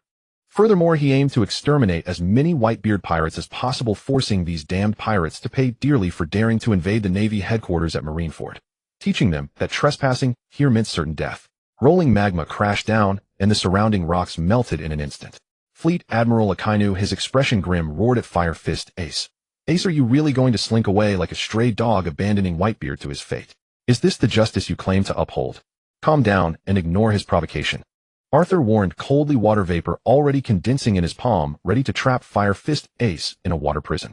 Charging in now would save neither Whitebeard nor his own life. If Ace died at Marineford, all those pirates who had sacrificed themselves for him would die in vain. But Ace, who possessed the power of the Mera Mera no Mi and lived by his own principles without regrets, was clearly incapable of remaining calm in such a moment. Just as Ace broke free from Luffy and the Whitebeard Pirates division commanders, Arthur struck. The condensed water vapor descended, suddenly forming a misty water prison that instantly engulfed Fire Fist Ace. Whitebeard was surrounded by the 3 fleet admirals and Buddha Sengoku, with countless elite marines and the 7 warlords watching from the sidelines. Unless the other 4 emperors arrived and chose to intervene, Whitebeard was doomed. But the reality was that even if the 4 emperors arrived, it was uncertain whether they would help Whitebeard. Take Kaido, one of the 4 emperors who had long plotted to eliminate Whitebeard. Arthur's only option was to restrain the impulsive Fire Fist Ace and bring him and Luffy back to Pluto really alive. Though Arthur's power continued to grow, he still lacked the strength to rescue Whitebeard from the 3 fleet admirals and Admiral Sengoku. He could not commit suicide, nor could he let Ace charge forward recklessly. But Arthur's expression suddenly stiffened. In disbelief, he watched the scorching flames rising within the water prison. The seawater that had formed the prison couldn't hold back for even a moment before Ace evaporated it completely. This is bad. Arthur's eyes narrowed, wanting to activate the sea god's power again. No matter what he had to stop Fire Fist Ace, he could not let him throw his life away. Arthur had underestimated Fire Fist Ace's strength. The water prison that could once hold a marine vice admiral was shattered in an extremely short time. The power of the Mera Mera no Mi was indeed formidable. Moreover, Ace's fist not only carried scorching flames, but also black hockey, slamming toward Arthur fiercely. Yet this devastating blow was merely meant to force him back. The overwhelming force instantly shattered the water barrier before Arthur. Before he could regroup, Ace was already charging toward Fleet Admiral Akainu in the distance. "Ace!" Luffy shouted in shock, also rushing to help. Arthur knew all too well the power of a Fleet Admiral. Even with Fire Fist Ace and Straw Hat Luffy combined, they still couldn't match Akainu. For now, saving one would be enough. A misty vapor rose in his palm, and a water prison formed above Luffy, trapping him completely. Though Luffy's Devil Fruit power was formidable, the overwhelming seawater drained his rubber abilities instantly. His weakened body couldn't move, and he could only glare at Arthur with furious eyes. Seeing Luffy's furious gaze, Arthur felt both exasperated and helpless. It was unjust to be resented after saving him. This grudge would surely be remembered. "You retreat first. I'll definitely bring Ace back," Arthur said, handing the water prison to the approaching fishman Jinbe and announced to the pirates. Without waiting for others to respond, Arthur moved through the misty water vapor and appeared beside Fleet Admiral Akainu and Ace in an instant. Rolling smoke erupted as the magma continuously collided with the scorching flames ahead. The two extreme heats clashed repeatedly, generating violent shockwaves. Unable to join the battle temporarily, Arthur gathered his aura ready to support Ace at any moment. Just then a figure dashed toward them, making Arthur's expression darken. Straw Hat Luffy had actually broken out of the water prison, likely opened by Fishman Jinbe. But then again, given Luffy's unyielding nature, he would never retreat so easily. Unlike Arthur, who observed the battlefield carefully, Luffy charged straight into combat. His entire body temperature rose as he pumped his arms, and his powerful fists slammed toward Akainu's face. Many Whitebeard Pirates members gathered around, attempting to overwhelm Fleet Admiral Akainu with numbers. Clearly, they had underestimated the true strength of a Marine Fleet Admiral. "Retreat quickly. You can't defeat him," Arthur urgently warned, but it was too late. Fleet Admiral Akainu swung his magma-infused arm forward forcefully, pushing aside Luffy and Ace, then suddenly charged toward the Whitebeard Pirates. His scorching fist, imbued with tremendous force, crashed down mercilessly. The intense heat wave devastated the area, and many pirates were turned to ash before they could even scream. This was a one-sided massacre. Under Akainu's fierce assault, the charging pirates suffered heavy casualties. Yet there were no corpses or blood on the ground. All had been instantly vaporized by the extreme heat. The air grew thick with a nauseating stench of blood. "Retreat now." Former Seven Warlord Jinbe stepped forward, immediately positioning himself before Fleet Admiral Akainu to cover the pirates' escape. Facing the mighty Fleet Admiral Akainu, their original plan to kill him through numerical advantage seemed overly naive. With Jinbe's cover, the pirates fled one by one. "Not so fast. Leave your life behind." Before Akainu finished speaking, he had already charged toward Jinbe, his scorching fist smashing forward with tremendous force. Fishman Karate. Jinbe had witnessed Akainu's ferocity firsthand and knew he couldn't match him. But his goal was simply to buy time for the pirates to escape. If he could merely hold off Akainu, he believed it was achievable. However, Akainu in his berserk state was even more formidable. His devastating strike instantly scattered Jinbe's water barrier. The brutal blow pierced through Jinbe's body. Fortunately, Jinbe instinctively dodged and barely avoided his vital organs, but he was still severely injured. His body was sent flying backward, crashing into the ground and creating a massive crater. The surrounding earth cracked deeply, revealing the immense power behind the strike. Akainu landed gracefully and stood before Jinbe, preparing to deliver the killing blow. "Jinbe!" Luffy rushed forward frantically, his powerful punches striking like a violent storm. Yet he couldn't even scratch the cold-faced Fleet Admiral Akainu. At the same moment, Fire Fist Ace arrived, fireballs rising continuously from the sky as his powerful scorching flames spread relentlessly. Facing Fire Fist Ace, whose powers were also natural type, Akainu couldn't afford to be casual. He was determined to kill Ace to uphold the Marine's dignity. Suddenly, Fleet Admiral Akainu lunged forward, appearing before Luffy in an instant. His fist, packed with tremendous force, slammed down with a devastating strike that seemed capable of destroying heaven and earth. Filled with endless remorse, Ace suddenly charged forward and placed his body before Luffy. On Akainu's devastating fist, molten magma churned violently. Just as it was about to pierce through Fire Fist Ace's body, a figure shot forward rapidly. A mist of water vapor spread quickly, and under the extreme heat, dense steam continuously rose. With icy eyes, Arthur stood between Ace and Akainu, fully activating the sea god's power to block Akainu's fatal strike. Powerful shockwaves radiated outward in all directions, scattering water vapor and magma. Scalding steam spread through the air. Arthur casually waved his hand, sending a powerful surge of water vapor shooting forward. It instantly blasted Ace and Luffy backward, pushing them beyond the combat zone. "I'll hold him off. You retreat now." While keeping his gaze fixed on Fleet Admiral Akainu, Arthur shouted to Luffy and Ace. Cold sweat streamed down Arthur's face. Only by engaging Fleet Admiral Akainu head-on could he truly feel the overwhelming power of the Marine's strongest warrior. Arthur couldn't retreat even an inch. He had no choice but to fight with everything he had. Turning back now would only invite an even more devastating assault. Fortunately, Ace, Luffy, and the others finally gave up their unrealistic plan to rescue Whitebeard. Fortunately, the sea wasn't far from here. Arthur's water vapor grew increasingly powerful as he concentrated all his strength, condensing into a swirling vortex. The continuous collisions generated powerful shockwaves that spread outward. Both parties stepped back a few paces before charging at each other again. With a thunderous crack that seemed to split heaven and earth, the ground collapsed beneath them. The relentless clashes left Arthur feeling as though his internal organs were severely damaged, blood dripping from his mouth. Fleet Admiral Akainu was faring no better. He hadn't expected this young man to be so formidable. Killing the heavenly dragons and the Marine Vice Admiral who guarded them was clearly no accident. As Arthur marveled at Fleet Admiral Akainu's strength, Akainu himself was equally shocked. In less than a year, his bounty had skyrocketed from 0 to 370 million berries. Moreover, the world government had pressured the Marines multiple times, demanding Arthur's immediate arrest and execution. Compared to executing Fire Fist Ace, Arthur's head was equally valuable. Akainu no longer wished to be controlled by Admiral Sengoku. Eager to rise through the ranks and become Fleet Admiral, Akainu decided to eliminate Arthur first to curry favor with the world government. His assaults grew increasingly fierce. The battle between Arthur and Fleet Admiral Akainu quickly drew widespread attention. Many people were whispering among themselves, wondering who this young man was that could contend with a Marine Fleet Admiral.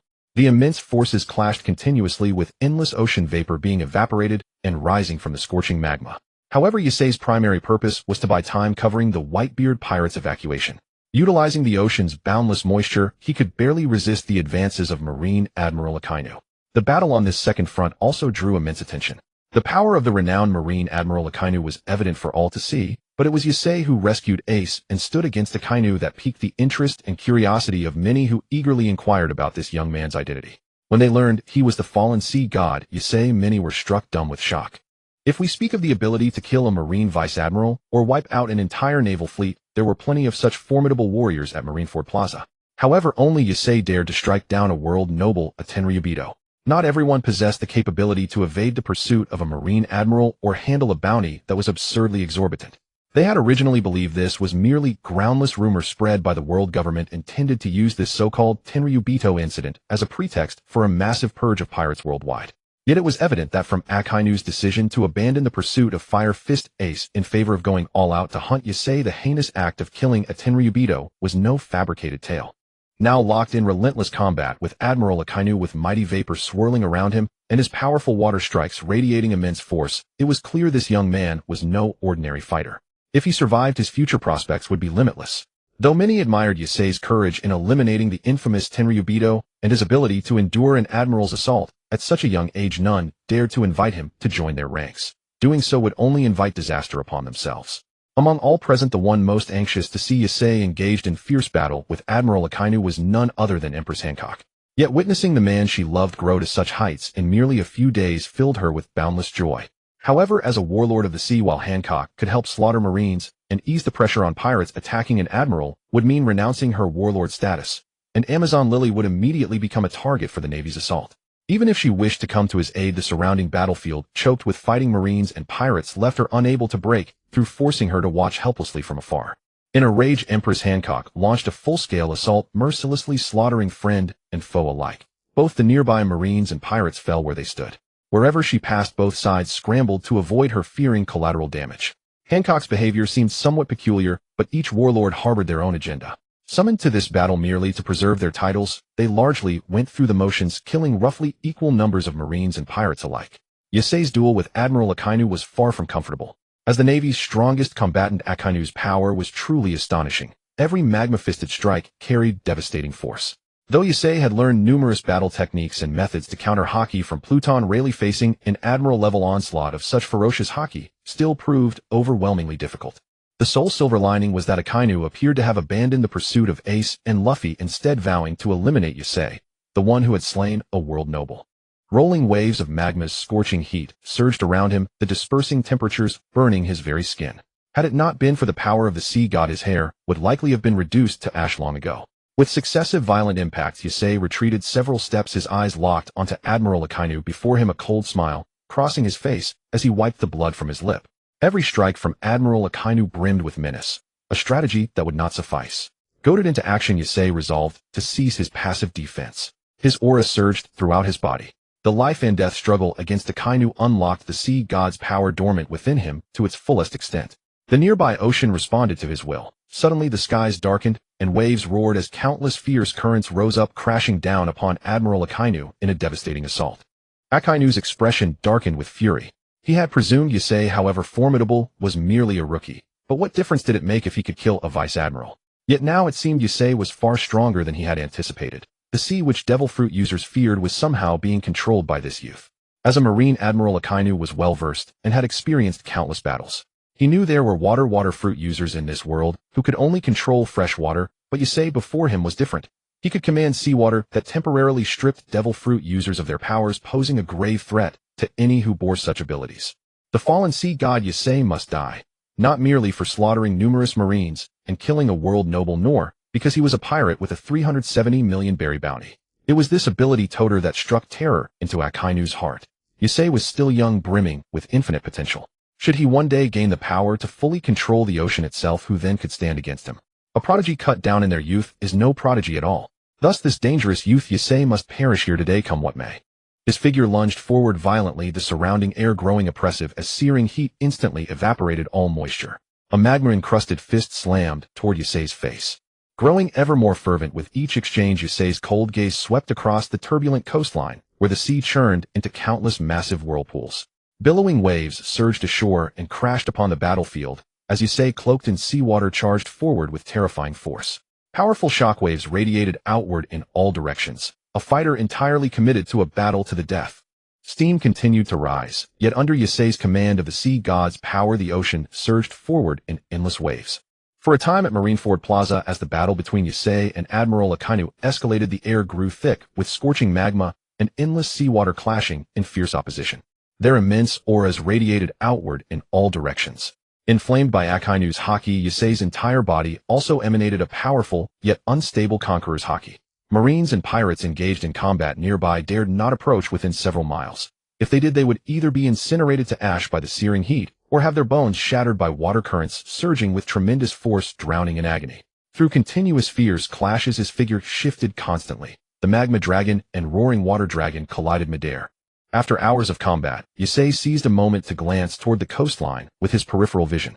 Most pirates had already boarded their ships, with Luffy, Ace, and the Whitebeard Pirates Division commanders serving as the rear guard. The retreat was nearly complete, and Yusei knew it was time to withdraw. Yet Admiral Akainu clung to him like a second skin, proving nearly impossible to shake. Despite pouring every ounce of his strength into the fight, Yusei could not force him back.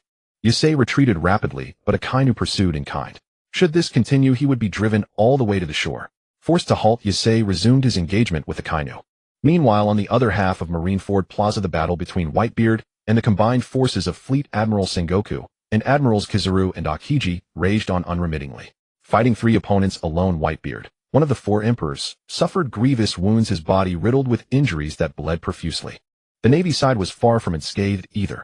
Even with the advantage, Sengoku, Akiji, and Kizaru fighting together still could not defeat Whitebeard, and were in turn injured by the devastating power of the Quake fruit. Nevertheless, Whitebeard was past his prime and had already been impaled by a long blade earlier. After such prolonged combat, his stamina was waning.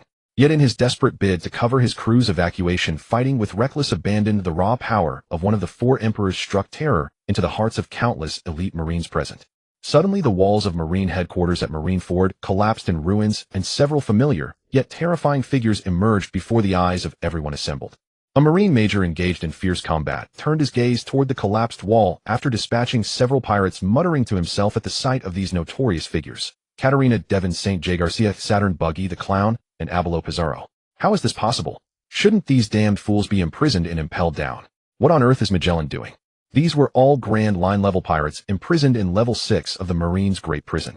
Their hands were stained with blood, and countless lives had been lost to their cruelty. They ought to remain behind bars. Yet here they stood, led by a dark-skinned, rugged, middle-aged man, Blackbeard, the very one who had captured Ace and handed him over to the Marines in exchange for his warlord title. My era has arrived, and all who refuse to submit shall perish. Blackbeard boomed with raucous laughter, shouting arrogantly at everyone present. Blackbeard, Marshal D. Teach. Veins bulging on his forehead, Whitebeard's aura suddenly surged upward, the tremendous tremors it unleashed seeming ready to shatter the very fabric of space around them. Fleet Admiral Sengoku and Admirals Akiji and Kizaru were momentarily forced back by the frenzied Whitebeard. As Akiji prepared to rejoin the assault, Sengoku, having reverted to his original form, intervened to stop him. Impel Down has fallen and Blackbeard has betrayed the Marines. Let them annihilate each other, Fleet Admiral Sengoku stated calmly. Despite the hours of intense combat, Sengoku maintained a clear and calculated mind, possessing a sharp understanding of the situation before him. As he had anticipated, Whitebeard had ample reason to kill Blackbeard. It was an irreconcilable enmity, and the cornered beast, fighting with desperate ferocity, possessed astonishing combat prowess. Should Whitebeard and the Blackbeard pirates bleed each other dry, it would only benefit the Marines. However, it was clear that the Blackbeard pirates' target was the gravely wounded Whitebeard. They surged forward en masse, surrounding him on all sides. The sudden arrival of the Blackbeard pirates brought the clash between Admiral Akainu and Yasei to an abrupt halt. Though Akainu was eager to finish off Yasei, the emerging Blackbeard pirates posed an equally grave threat. Who knew whether they would turn their weapons upon the Marines after dispatching Whitebeard? Yasei likewise breathed a silent sigh of relief. At that moment, virtually all eyes at Marineford Plaza were fixed upon the Blackbeard pirates engaged against Whitebeard. Just as Yasei prepared to seize the opportunity to escape, a flash of light appeared, and Admiral Kizaru materialized at his right flank. Admiral Akiji followed closely behind, blocking his escape route, while Admiral Akainu remained at his rear, forming a triangular formation that enclosed him. Yasei's expression grew grave. Cold sweat trickled down his cheek. The droplet froze into ice, only to be instantly evaporated by the searing heat nearby. Though Yasei had pushed beyond his limits to barely hold off Admiral Akainu, facing all three admirals simultaneously left him with no chance whatsoever. It was clear the Navy was resolute in avenging the world nobles, or rather carrying out the world government's orders to ensure Yasei never left Marineford alive. I hope Master Rayleigh's teachings will prove effective, Yasei murmured to himself, every sense heightened in readiness to face the onslaught of the three admirals. Arthur stood rigid, senses razor-sharp, clearly feeling the violent oppressive aura surging around him. Breaking through from any direction would invite a barrage as relentless as a tempest. The three admirals, already certain of victory, showed no urgency to strike. In truth, they hesitated over who would claim the kill. Though the world government had entrusted the entire Navy with the task of hunting Arthur, the glory of dispatching a wanted criminal belonged solely to the one who delivered the final blow. Earlier they had fought independently to defend Marineford and couldn't focus on this. But now Arthur had nowhere left to flee, and the three admirals positioned around him in a triangular formation each had their own designs, none willing to surrender such an easily grasped triumph. On the other side of the square, Whitebeard and the Blackbeard pirates, burning with fury, collided in a white-hot clash of arms. Though ferocious, Whitebeard had already been engaged in relentless combat and was now exhausted, gravely wounded. Under the combined assault led by Blackbeard, his injuries only worsened. His death was only a matter of time. Fleet Admiral Sengoku stood to one side, coldly watching this grossly one-sided battle, bearing witness to the impending demise of the strongest man on the sea. It was a grave miscalculation to let Ace, who carried the blood of the Pirate King, slip away. Yet as long as Whitebeard fell, one of the four emperors, they could shatter the power balance of the New World. They believed this would ignite large-scale warfare among pirates vying for territory, significantly weakening the pirate faction as a whole. This was precisely Fleet Admiral Sengoku's design and purpose. As long as Blackbeard withdrew after dispatching Whitebeard, there was truly no need to intercept him. More importantly, the Navy had suffered heavy casualties and lacked the strength to continue fighting the Blackbeard pirates. On top of that, the Seven Warlords hovered with hungry eyes, their true intentions unknown. Should they engage Blackbeard, not only could Marineford be destroyed, but the 100,000 elite sailors might be wiped out entirely. No one could guarantee that powerful New World pirates wouldn't seize the opportunity while the Navy lay broken, and certainly not the revolutionaries who had always opposed the world government. Furthermore, for Fleet Admiral Sengoku, eliminating Arthur, the man who slaughtered the celestial dragons, would serve as sufficient accountability to the world government. He believed the five elders would at last relent. Cataclysmic powers collided and canceled one another. Even grievously wounded Whitebeard retained astonishing combat prowess. Teach and his Blackbeard pirates, conversely, clearly had no intention of perishing alongside a cornered beast. For a time, they were subtly being pressed back, though Whitebeard's movements had grown noticeably sluggish. Enraged and humiliated, Blackbeard had originally planned to swiftly eliminate Whitebeard, terrifying everyone at Marineford while delivering an arrogant declaration. But Whitebeard's strength proved far beyond his expectations. Seeing Teach commit his full power, the other Blackbeard pirates, especially those who had recently escaped from Impel Down, had no choice but to abandon restraint. They surged toward Whitebeard from all sides. Several figures collided with tremendous force. The devastating auras radiated outward, and rolling dust kicked up from the ground pierced the sky. Panting heavily, Whitebeard's cold eyes locked onto Blackbeard who was far from comfortable himself. He gripped his great sword with both hands, supporting his battered frame, standing defiant despite his grievous wounds. Gathering every ounce of his remaining strength, Whitebeard bellowed, "Roger's treasure is real. It lies deep within the New World. Whoever dares go find it." His voice echoed across all of Marineford. The pirates who had already boarded the enemy ships froze in stunned silence, then erupted into wild, unbridled cheers. For many, the Emperor Whitebeard was undoubtedly destined to die. Since GOLD. Roger's death decades ago, the existence of his legendary treasure had remained unresolved, a question without answer. Whitebeard's words now convinced those pirates beyond doubt that GOLD.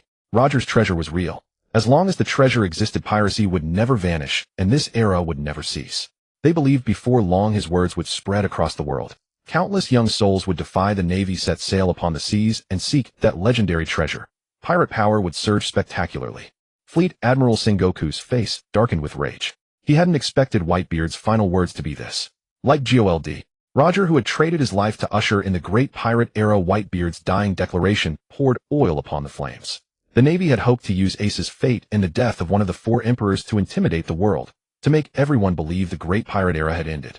But everything had unfolded in direct contradiction to their plans. Even with Whitebeard dead, the Navy had paid an enormously costly price, and far greater troubles lay ahead. In the smoke-choked chaos of Marineford Square, upon shattered paving stones, Whitebeard lay fallen, yet still holding a pose of crushing his enemies.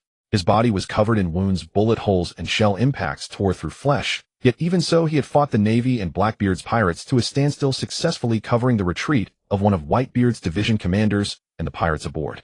Upon that proud back, the Whitebeard pirate's emblem stood out starkly. Whitebeard had died in battle. Far from the shore, upon numerous pirate vessels, countless pirates wept with tears streaming down their faces. With the death of Emperor Whitebeard, this era turned a new page, and the world grew turbulent and uncertain. Surely countless powerful figures would rise to claim their place. Blackbeard rushed toward Whitebeard's still-standing corpse with desperate urgency. Beneath the enormous white cloth, no one could discern what he was doing. Arthur, surrounded by the three admirals with no escape remaining, could roughly guess Blackbeard's scheme. During his brutal training on Sabati Archipelago, Arthur had learned much about devil fruits from the Dark King Rayleigh. As Rayleigh had explained, devil fruits were astonishing. They granted their consumers tremendous power, and once the host died, the fruit would regenerate somewhere else in the world. At the moment of death, a devil fruit often appeared. Blackbeard clearly sought to seize Whitebeard's quake fruit. Say, isn't it concerning to just stand by and watch Blackbeard do as he pleases? Arthur suddenly spoke up. Cautiously observing the three admirals, while keeping his attention on Blackbeard's actions at a distance, Arthur simultaneously felt the subtle moisture gathering around him, steadily attempting to resonate with the ocean. Arthur's gamble was extremely dangerous. Concentrating all his strength on resonance left his defense virtually non-existent. If any one of the admirals struck him suddenly, he would surely die. But Arthur was betting that these prideful admirals would not recklessly attack while offending the other two, using that delay to buy himself time. "Our mission is to kill you. Otherwise those old men in the world government won't let us off," Admiral Kizaru said with a mocking grin, hearing Arthur's clearly weakened tone. "Even if Blackbeard takes the quake fruit, it doesn't matter," Arthur said dismissively. "What nonsense are you? How could he possibly steal it?" Akiji began, then suddenly his expression darkened. Blackbeard had appeared out of nowhere, charging straight at Whitebeard. If it were merely personal vengeance, he could have handed it to the Navy. Using one blade to kill another was far more delightful. But Blackbeard hadn't done that. Instead, he led his entire pirate crew to besiege Whitebeard, seemingly in desperate haste to obtain something. Though the three admirals also didn't understand Blackbeard's plan, if Whitebeard's devil fruit were stolen, the consequences would be catastrophic. Though all three admirals harbored quiet suspicions about Blackbeard's schemes, compared to confronting him, eliminating Arthur, who had once slaughtered celestial dragons, seemed more practical. Admiral Kizaru suddenly felt something was amiss. Arthur's expression was far too calm. By all rights, the boy should have known there was no escaping the three admirals' grasp. And soon he discovered it. Around Arthur, a hazy, faint moisture was gathering, flowing continuously along his body. Without close observation, one would never notice this detail. Moreover, Admirals Akiji and Akainu were positioned such that Arthur blocked their view. Only Kizaru caught sight of it. That kid is up to something. Kizaru immediately judged, acting without hesitation. A beam of light flashed, and he closed the distance to Arthur in an instant. Arthur's heart lurched. The gathered moisture nearly scattered. It had taken only a few more seconds to complete the resonance with the distant water, but now time was running out. The subtle moisture beneath his feet had been spotted by Kizaru. The sudden devastating assault left Arthur unable to dodge. He watched the brilliant laser bearing down upon him, cold sweat dripping down his face. Suddenly, a fist wreathed in roaring, scorching magma surged forward and smashed the brilliant laser apart, forcing Admiral Kizaru to retreat. "Akainu, what do you think you're doing?" Kizaru asked, his tone cool, but edged with irritation. "This kid is my prey. Just stand aside and watch." Akainu replied coldly. Admiral Akainu was hardly acting out of goodwill. He wanted to personally kill Arthur, using that merit to curry favor with the world government and secure the position of Fleet Admiral. He had long harbored resentment toward Fleet Admiral Sengoku. As the searing magma fire fist approached with lethal force, a faint smile touched Arthur's lips. He truly needed to thank Admiral Akainu. Just moments ago, Akainu's intervention had blocked Kizaru's strike, buying Arthur those precious seconds. Within that brief window, he had successfully resonated with the distant water. So what if the Navy's three strongest combatants stood in his way? He had still found a way out. Arthur smiled and gave them the middle finger. As the magma fist reached him, his figure flickered and vanished. In the three admirals' utterly disbelieving gazes, Arthur disappeared before their eyes. None had anticipated this. Their stunned expressions froze on their faces, then shifted to humiliation and rage. A pirate with a 370 million berry bounty had escaped from the combined assault of three admirals. If this leaked, it would devastate their reputations. But reality was merciless, and there was nothing to do but accept it. Just as the three furious admirals searched Marineford Square in desperation for Arthur's whereabouts, a shrill, hysterical roar erupted from the direction of the Whitebeard pirates. Blackbeard burst out from beneath the white cloth, fury contorting his face as he glared around. Just moments ago, the Quake fruit had materialized. As Teach reached for it, a figure suddenly appeared out of nowhere. The two locked eyes. Then inexplicably, that figure reached out first, snatching the fruit away like a magician's trick. And just as Teach prepared to eliminate the audacious intruder, that same figure vanished instantly. He had abandoned his coveted warlord title and expended tremendous effort killing Whitebeard, all for the Quake fruit. Now it was all for nothing. Blackbeard's face twisted into a mask of near madness, and he unleashed his rage upon Whitebeard's corpse. Nearby naval forces standing ready became his unwilling victims. Dozens were slaughtered in an instant by the frenzied Blackbeard. Seeing their captain strike, the other Blackbeard pirates wasted no time. Killing was fun, and slaughtering the weak was simply justice. The Blackbeard pirates attacked as one. Numerous sailors fell like wheat before a scythe in a one-sided massacre. Corpses littered the ground, blood painting everything crimson. Fleet Admiral Sengoku would not tolerate this. "You may kill Whitebeard. Nobody would object. You may wipe out the Whitebeard pirates, if you wish. But killing Navy personnel? Absolutely not." A colossal golden Buddha form materialized. Fleet Admiral Sengoku unleashed a ferocious assault upon the Blackbeard pirates, and the entire Marineford seemed to tremble. But Blackbeard quickly cooled his temper. Now was not the time to fight the Navy. Though his chance at the Devil Fruit had slipped away, his important crew members were replenished. The three admirals still possessed combat power, the seven warlords watched hungrily, and a host of new world captains seeking revenge from the Whitebeard pirates remained. Teach was without question the most unwelcome person in all of Marineford. Clashing repeatedly with Sengoku and causing catastrophic destruction, the Blackbeard pirates showed no restraint, targeting wounded sailors indiscriminately. Corpses lay broken and mangled everywhere. Taking advantage of Sengoku's efforts to protect his troops, the Blackbeard crew turned and fled in good order. Evacuating Marineford simultaneously were numerous sea pirates, including members of the Whitebeard pirates and New World captains who had come to reinforce. And in the next instant, Arthur, exhausted, his stamina nearly depleted, suddenly teleported onto the ocean surface, leaped, and landed upon the flagship of the Whitebeard pirates. Arthur barely concealed his joy. Though he had narrowly survived, he had actually stolen the Quake fruit from Blackbeard himself. Although the fruit had been instantly devoured by the cyan glass vial, it was far better than letting Blackbeard have it. Arthur clearly sensed that the cyan glass vial had undergone some change, though exactly what he would need to explore carefully. The Blackbeard pirates withdrew, and the Whitebeard pirates likewise did not remain idle. They promptly boarded their ships and evacuated Marineford. The three admirals, enraged, mobilized simultaneously and rushed toward the coast to intercept the retreating pirates. Admiral Akiji unleashed his full power, instantly freezing the seawater along the shoreline. All pirate vessels were rendered immobilized in an instant. "Looks like leaving won't be so easy." Fire Fist Ace stood by the ship's rail, his fighting spirit soaring, utterly fearless as he faced the charging admirals.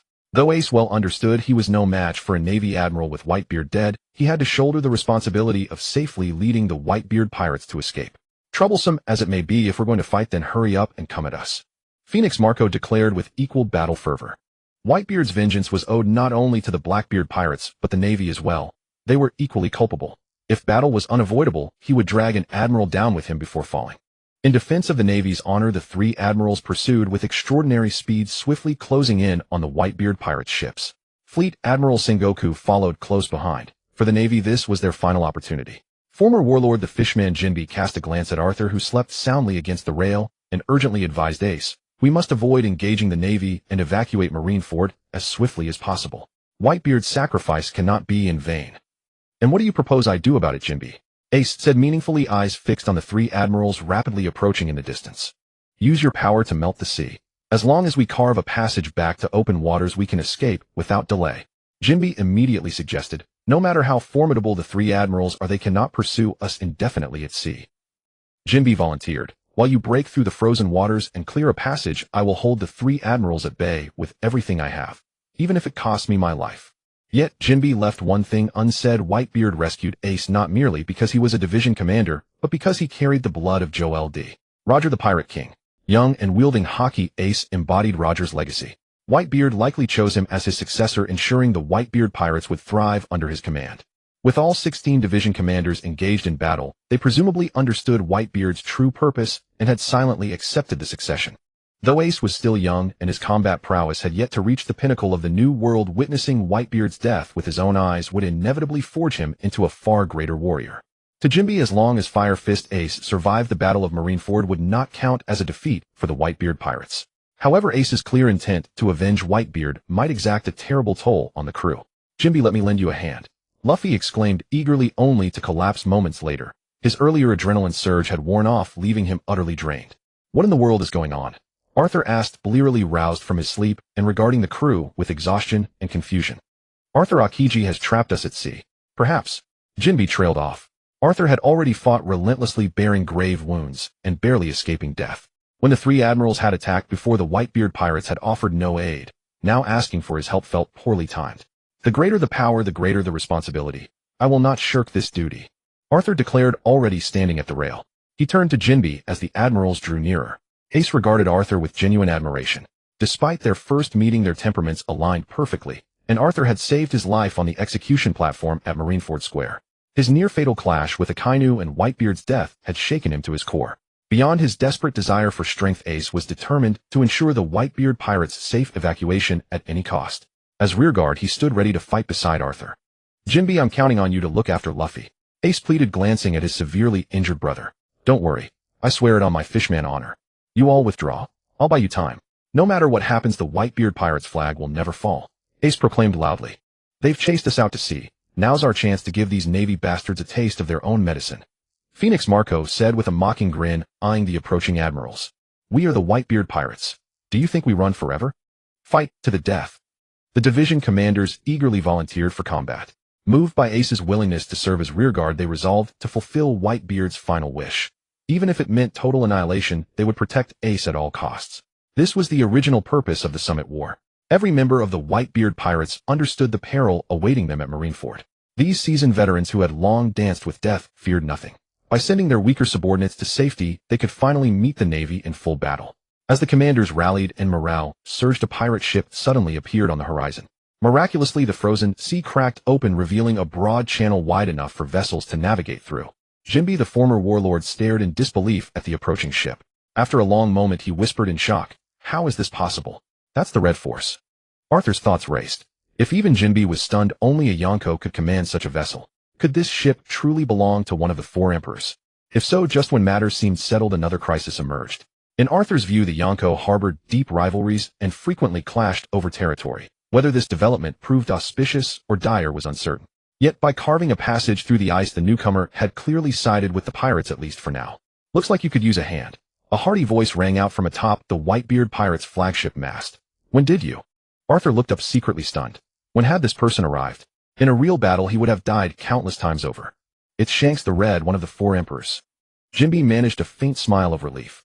Shanks and Whitebeard shared a decent rapport. He wouldn't make things difficult for the Whitebeard pirates. Yet why had Shanks come to Marineford? Whatever the reason, the fact that a Yonko had personally arrived signaled something monumental. Landing gracefully, Shanks surveyed the gathering with a warm smile that radiated approachability.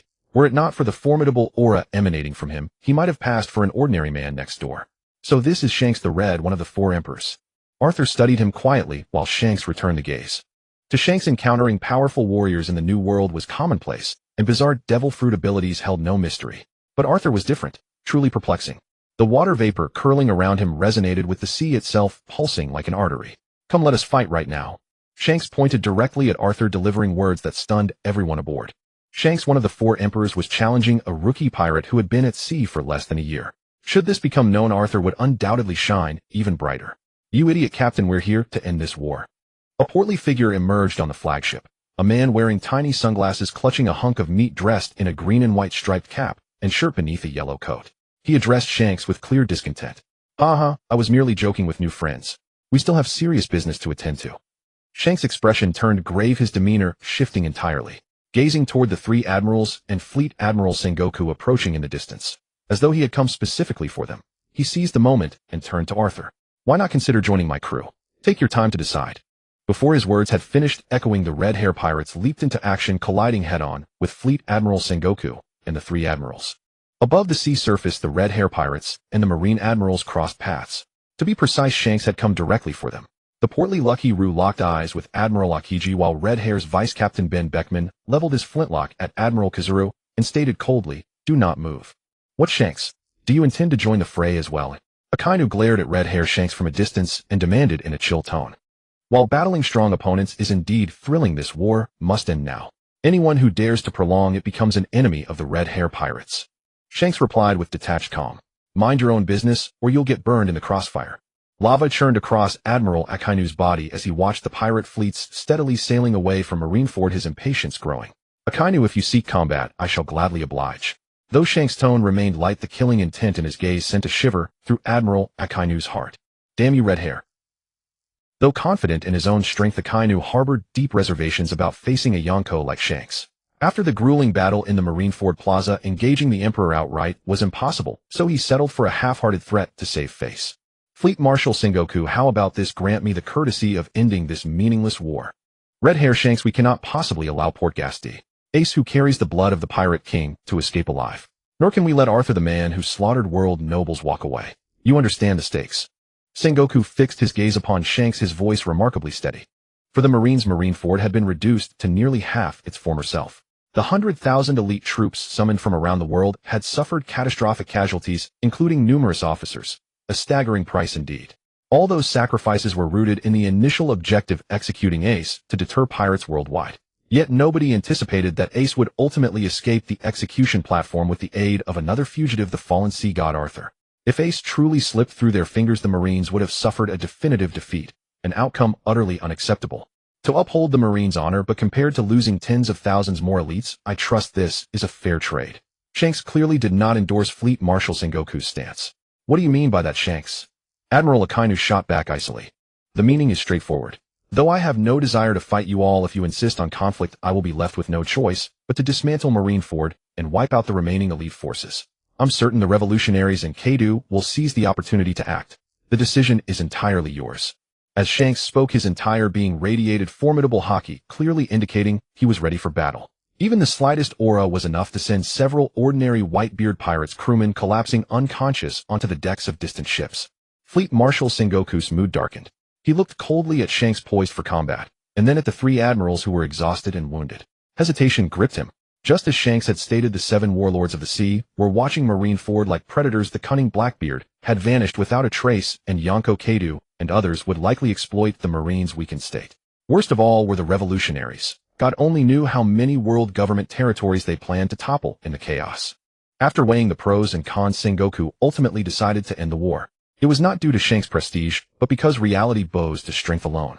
Should the Marines attempt to forcibly pursue Arthur and Ace, a massive naval battle would ensue. Even if they miraculously managed to slay the pirates, there was no telling what losses they would suffer. Furthermore, the Whitebeard pirates' fleet had already sailed beyond the horizon. Pursuing them after a full-scale engagement with the Red Hair pirates was simply unrealistic. Retreat. After a long pause, Fleet Marshal Sengoku issued the command to the three admirals. Kazuru wore a grin, seemingly indifferent, while Akiji's face remained an impenetrable ice mask. Only Admiral Akainu visibly objected. Arthur had escaped right under their noses, and Ace possessed the blood of Joel D. Roger. Once back at sea, he would inevitably become a formidable rival to the Marines. Given his renown, he might even inherit the Whitebeard pirates. Letting a tiger return to the mountain would only sow endless troubles. We cannot let them go. The Marines must never compromise with pirates. Akainu roared at Sengoku, his face twisted in fury. "This is the Fleet Marshal's order. You will obey." Sengoku glanced at the ravaged Marine headquarters of Marineford, then sighed softly. "Our foremost priority now is preserving our elite forces. So many wounded require treatment. We cannot afford further conflict with the Red Hair Pirates. Sengoku was mildly displeased with Akainu's recklessness, yet certain matters could not be voiced openly. He could only enforce his command as Fleet Marshal. Admiral Akainu watched the direction in which the Whitebeard pirates had fled.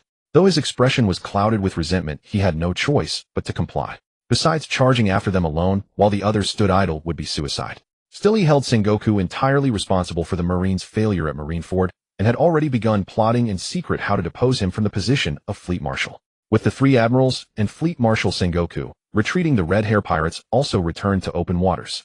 In truth, Shanks himself had no desire to fight the Marines. With one of the Yonko Whitebeard deceased, only 3 emperors remained in the New World alongside the restless Blackbeard pirates. Conflict was inevitable. Had they engaged the Marine admirals here and lost key members, they would be at a severe disadvantage in the forthcoming struggle for New World dominance. Neither Kaido nor Big Mom were opponents to be taken lightly. The Marines too harbored grave concerns, making their withdrawal entirely logical. Fortunately, Fleet Marshal Sengoku had exercised restraint. Had he recklessly prioritized the Marines' honor above all else, this naval battle would have been unavoidable. The Battle of Marineford had finally reached its conclusion. The Whitebeard pirates and various New World crews had suffered heavy losses, most notably the death of Yonko Whitebeard himself. The Marines had endured catastrophic casualties, as well, losing tens of thousands of elite troops summoned from across the globe. What they found most unbearable was that despite Whitebeard's death, Ace, the very prisoner meant to execute as a warning to all pirates, had escaped. Even Arthur, who had practically handed himself over, had slipped through their fingers. Such a devastating blow stripped the Marines of all prestige, yet compared to sustaining even greater losses, an orderly retreat was the prudent course of action. Above the sea, the pirate vessels accelerated. Only after confirming the Marines had ceased their pursuit did the Whitebeard pirates resume a steady course. An utterly exhausted Luffy rested his head on Jinbe's back at the ship's railing, chatting with his long-lost brother Ace. Though still drowning in grief over Whitebeard's loss, the division commanders knew they had to move forward. The day of reckoning for both the Blackbeard pirates and the Marines would come, but until then, growing stronger became the sole conviction in every heart. Arthur sat at the prow of the ship, still recalling Shanks' earlier invitation to join the Red Hair Pirates. Becoming a subordinate of a Yonko was a coveted opportunity for many, yet Arthur ultimately chose to decline. Since abandoning the Marines, he had grown to despise being controlled, preferring the unburdened freedom of solitude. Taking advantage of the quiet moment, Arthur retrieved the small cyan glass vial. Noticing the newly appeared classical carved patterns and the aura radiating from it, he began to examine it closely. Initially, snatching Whitebeard's quake fruit from Blackbeard had only been about denying the pirate his prize. He never expected the cyan glass vial to consume the devil fruit outright. According to the inscriptions on the stone steel back on that island, the vial would undergo extraordinary changes after devouring a devil fruit. Could it be that the liquid inside the vial had increased? If so, surviving this narrow brush with death would hardly be a wasted effort. After all, the black liquid within the vial possessed astonishing healing properties, capable of reviving anyone as long as they drew their last breath. If he could produce an additional drop of restoration fluid each day, it would essentially be another lifeline. With high anticipation, Arthur poured a single drop of the restoration fluid from the vial. Unlike before, this drop seemed to pulse faintly with an eerie blue aura. Naturally, he would not waste such a precious substance. Arthur swallowed it, and instantly a mighty expansive aura surged through his entire body. However, the majestic aura dissipated all too quickly, vanishing without a trace. Had it not been for the lingering dampness on his palm, Arthur would have doubted whether he had consumed it at all. After some time had passed, the consumed fluid had completely vanished. Arthur's injuries healed swiftly, but he had originally hoped the generated aura would dramatically boost his strength. Instead, it yielded absolutely no tangible effect. Frustrated, Arthur tilted the vial again, but no black fluid flowed out. More astonishingly, the ancient patterns on the exterior had bizarrely disappeared along with the eerie blue aura. Could he have been handed a counterfeit glass vial? Caught between laughter and exasperation, Arthur wore an expression of utter helplessness. Still, one should not be overly greedy. Merely surviving Marineford this time was in itself a blessing from heaven. Suddenly, a colossal sea king materialized not far from the pirate ship. Its massive body, stretching hundreds of meters, erupted from the ocean, sending raging tidal waves crashing down. Arthur rose to his feet, water vapor swirling around him. Quickly, he commanded the sea to form even more powerful waves, which collided with the oncoming tsunami. With a deafening roar, Arthur felt a tremor in his palm. The seawater itself began to vibrate. The Sea King's splashing waves and gigantic form were instantly enveloped by the churning ocean. The intense vibrations shook violently, as if the waves Arthur controlled were on the verge of tearing space itself apart. In a single strike, the Sea King was slain. For a moment, the Whitebeard Pirates Division commanders stared at Arthur in utter astonishment. While they certainly possessed the strength to defeat, such a creature accomplishing it so effortlessly with a single blow was hardly an easy feat. Arthur, the man who had somehow escaped the grasp of the three admirals, still looked quite young. It was certain that with time he would eventually become a top-tier powerhouse of the seas. His ability to command seawater alone was enough to give even the most formidable devil fruit users pause. No one would willingly clash with him on the ocean. Yet Arthur was not merely astonished by his own strength and power. What truly stunned him was that the seawater he had just commanded had exhibited the effects of the quake fruit. When the seawater struck the Sea King's body, it carried the crushing force capable of fracturing space itself. Though far weaker than Whitebeard's, the power was undeniably present. In other words, that single drop of restoration fluid wreathed in the eerie blue aura from the cyan glass vial had actually contained the essence of a devil fruit. Arthur leaped into the sea, his entire body clearly sensing the undulating waters around him. This meant that although he had acquired Whitebeard's devil fruit power, he was not a devil fruit user himself, and therefore possessed none of the fatal weakness to seawater. Several Whitebeard pirates quickly noticed Arthur plunging into the ocean and immediately organized a rescue effort for their great benefactor. To many, Arthur was clearly a Logia-type devil fruit user. Falling into the sea posed a direct threat to his life, necessitating an urgent rescue. The fishman Jinbi was faster. He dove into the ocean and hauled the supposedly weakened Arthur back onto deck. Of course, Arthur's frailty was feigned. It was better that few knew he could command the sea without being a devil fruit user himself. Apologies, everyone. I simply overexerted myself. Arthur laughed loudly, explaining to those around him. The division commanders flocked forward to inquire after his well-being.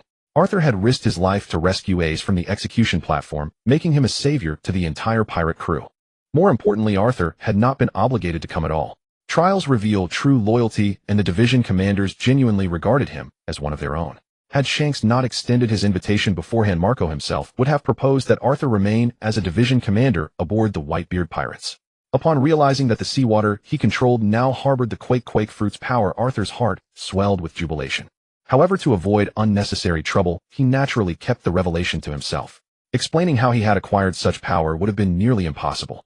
After a while, Arthur seized the opportunity to slip away. He descended directly into the hold and located the temporary brig where prisoners were kept. Finding shackles made of sea stone, he promptly locked them around his wrists. A look of pure delight spread across Arthur's face. As he had guessed, the sea stone had absolutely no effect. It failed to restrain him, allowing him to move freely and still wield the sea god's power.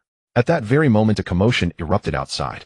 Judging by the cheerful voices, it was undoubtedly the arrival of the Red Hair pirates. This meant the Marine admirals and fleet marshal had departed. The Whitebeard pirates and the New World captains who had come to lend aid had finally weathered the crisis in safety. The mission he had originally promised to Rayleigh, to bring Port Gas D, Ace and Monkey D, Luffy back alive, could now be considered successfully completed. It had involved considerable luck and narrow escapes, but they had ultimately prevailed. Having witnessed so many powerhouses during the Battle of Marineford, Arthur's heart swelled with ambition. His desire to grow stronger continually blossomed, just as the late Rayleigh had once remarked, in this world the powerful are as countless as the stars. It seemed the time had come to return to Sabeti Archipelago. He needed to master Haki as swiftly as possible to survive in future conflicts. There would be no harm in returning openly now. With corpses strewn about and blood drenching the ground, Marineford lay in near ruins. Marine control over Sabeti would undoubtedly weaken considerably, and the admirals themselves would have plenty of pressing troubles to resolve. They would hardly have the time to trouble Arthur. His priority remained clear: hasten to Sabeti Archipelago, find Rayleigh, and continue mastering Haki. Lost in thought, Arthur made his way up to the deck. After the great battle, the naval headquarters of Marineford lay in ruins. Bodies sprawled across the shattered plaza, mingled with thick pools of blood. Enormous waves crashing against the shore continuously washed over the beach. The seawater dyed crimson by the heavy stench of blood. Surviving Marine soldiers endlessly carried away their dying comrades. Every few meters, mountains of corpses were set ablaze, the flames reducing them to charred remains as thick smoke billowed upward into the sky. Solemn Marine soldiers stood before the flames, some comforting themselves that this was the price justice demanded, though what lay before them was simply too devastating. The battle here is over. I'll be going first. The world's greatest swordsman Mihawk rose and said calmly to the warlords of the sea gathered around him. For the warlords, the war had already ended. They had come on the world government's summons, and the number of Marines who perished meant little to them. Empress Boa Hancock rose gracefully, smoothing her disheveled hair beside her ear, and walked silently toward the shore. Though her face remained cold as ice, her heart burned with passion, imagining countless scenarios of reuniting with Arthur. She had come to Marineford only to escort Arthur to Sabeti Archipelago and protect her warlord title. Now that the war was over, there was no reason to stay. Doflamingo's gaze remained fixed on Moria, a hint of mockery lingering in his eyes. The strong had never concealed their disdain for the weak. It was true that during the Battle of Marineford, Moria had been defeated by Jinbe, and earlier aboard the ship, he had also fallen to Luffy. Such a weakling lacked the power to command respect or the qualifications to remain a warlord. What set Moria apart from the others was his lack of influential backing. Each warlord was either exceptionally strong or tied to powerful connections. The world government had decided to strip Moria of his title due to his insufficient strength and weak background, with Doflamingo personally entrusted with executing this command. Even though this war has ended, it's time for me to attend to my true business. Doflamingo rose with a grin, his fighting spirit surging. Not the summit war that held his interest, but confronting Moria, another warlord, ignited a deeper passion within him. Suddenly, the pacifista units that had been engaged in combat encircled Moria, poised and waiting for the command to strike. Moria, battered and grim, stared at Doflamingo and growled, "What do you think you're doing? I'm still a warlord of the sea." "You're no longer one," Doflamingo replied coldly. "The world government has decided to remove your title due to your weakness. The warlords don't shelter the frail and broken." Doflamingo sneered at Moria, licking his lips with a predatory gleam, anticipating the blood that would soon spray. "Damn world government. You're a proper watchdog, Doflamingo." Moria's face twisted in rage. He had sacrificed so much in the war, even suffering grave injuries, and now they'd betray him like this. Enraged, he struck without hesitation. Doflamingo vanished in a flash, reappearing on a nearby stone pillar with a contemptuous smirk. "Unfortunately, you don't even qualify to be a dog. A feeble ant like you should simply accept death." As Doflamingo launched his attack, the pacifista guardians opened fire, forcing the Marines cleaning the battlefield into the crossfire. Many were caught in the explosions and killed. The Marines burned with fury but dared not intervene against two warlords. The strong never considered the weak. Only by growing stronger could one gain a voice in eternal truth across all ages. On the sea, Arthur emerged from his cabin, joy evident on his face. The Quake fruit's power combined with his control over seawater made him unstoppable, and unlike most devil fruit users, seawater and seastone posed no threat to him. Though not a devil fruit user himself, Arthur possessed the Quake fruit's abilities through the azure glass vial, granting him its power without the fatal weaknesses. He could harness seawater's destructive force while remaining immune to seastone's restrictions. The only drawback was the tremendous physical and mental energy required to wield such power underwater. Arthur's elation grew as he realized that by absorbing more devil fruit abilities, he could eventually reach the pinnacle of the world. The vial hadn't produced more black restoration fluid as expected, but the ability to channel devil fruit powers through seawater was far more valuable. When Arthur reached the deck, his eyes met those of Shanks, standing aboard Whitebeard's flagship, deep in conversation with Ace. "So what's your decision, Arthur?" Shanks asked as Arthur approached. An invitation from one of the four emperors was a profound honor, a testament to his growing reputation and strength. Shanks hadn't acted on impulse. En route, he had watched the live broadcast of Arthur's battle against the three admirals and was thoroughly impressed. A naturally born conqueror's hockey user who could already stand against an admiral before fully mastering his abilities then escape their grasp. That alone was extraordinary. But what truly fascinated Shanks was Arthur's control over seawater, a power that would prove invaluable in future naval engagements. No doubt Kadu and the other emperors would also take notice of this lone pirate. Arthur's rescue of Ace from execution at Marineford had cemented his reputation as a hero to the Whitebeard pirates. Though Whitebeard had perished and the crew's strength diminished, the 16 surviving division captains had grown considerably under Ace's leadership. They might not reclaim Whitebeard's former dominion, but establishing themselves in the new world was well within their reach. Recruiting Arthur would secure an alliance with the Whitebeard pirates, a crucial power that could prove decisive in the coming Emperor Wars. After the Battle of Marineford, news of Arthur the fallen sea god would spread across the world. Having slain a celestial dragon, defeated a fleet admiral, and commanded a fleet, he was already a marked man in the Marines' eyes. With his proven ability to survive encounters with an admiral and his mastery over seawater, Arthur would grow even more formidable at sea. Even an admiral would think twice before confronting him. The Marines wouldn't recklessly pursue him now, especially with their elite forces depleted and their ranks decimated during the war. Various pirates and Revolutionary Army factions were already stirring with plans. Shanks had carefully weighed all these factors before extending his invitation, confident that Arthur joining the Red Hair Pirates wouldn't trigger a Marine response, given how overstretched they already were. Yet to everyone's astonishment, Arthur refused without hesitation. "Sorry, I won't board your ship." For any pirate, an invitation from a Yonko was the ultimate dream. Ascending to that level would bring unimaginable power and prestige. Arthur's blunt rejection seemed incomprehensible to most. "Haha, amusing young man. Do you realize how many would kill to sail on the Red Force?" "I'd rather be free than a sailor," Arthur replied with a smile, unwavering in his resolve. Shanks possessed an undeniable charisma. His warm nature and easygoing manner made him effortlessly likable, almost disguising the raw power and status of a Yonko. Without the overwhelming aura he exuded during combat, he could easily pass for an ordinary man. Very well. The Red Hair Pirates will always welcome you, Shanks said, glancing at the sleeping Luffy before addressing his crew. Let's depart. Boss, getting rejected like that. What a loss of face. Rakuyo laughed mercilessly as he tore into a piece of meat. The Red Hair Pirates soon set sail from Whitebeard's flagship, their vessel disappearing into the distance. Arthur, why not join the Whitebeard Pirates? Ace approached, his warmth evident in the invitation. For Ace, Arthur was a brother who had risked his life alongside him. If Arthur were willing to join the Whitebeard Pirates, it would be an immense boost to their strength, and fighting by his side would be the greatest reward. Even without needing to say it outright, Arthur understood if Ace wanted to rebuild the Whitebeard Pirates, he had to return to the New World as soon as possible and preserve as much of Whitebeard's original territory as he could.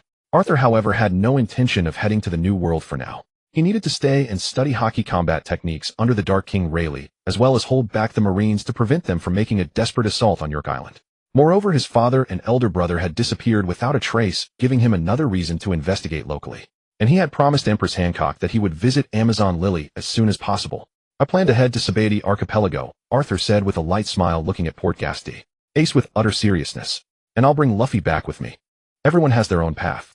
If you ever come to the New World, you must join the Whitebeard Pirates. We'll drink until we can't stand.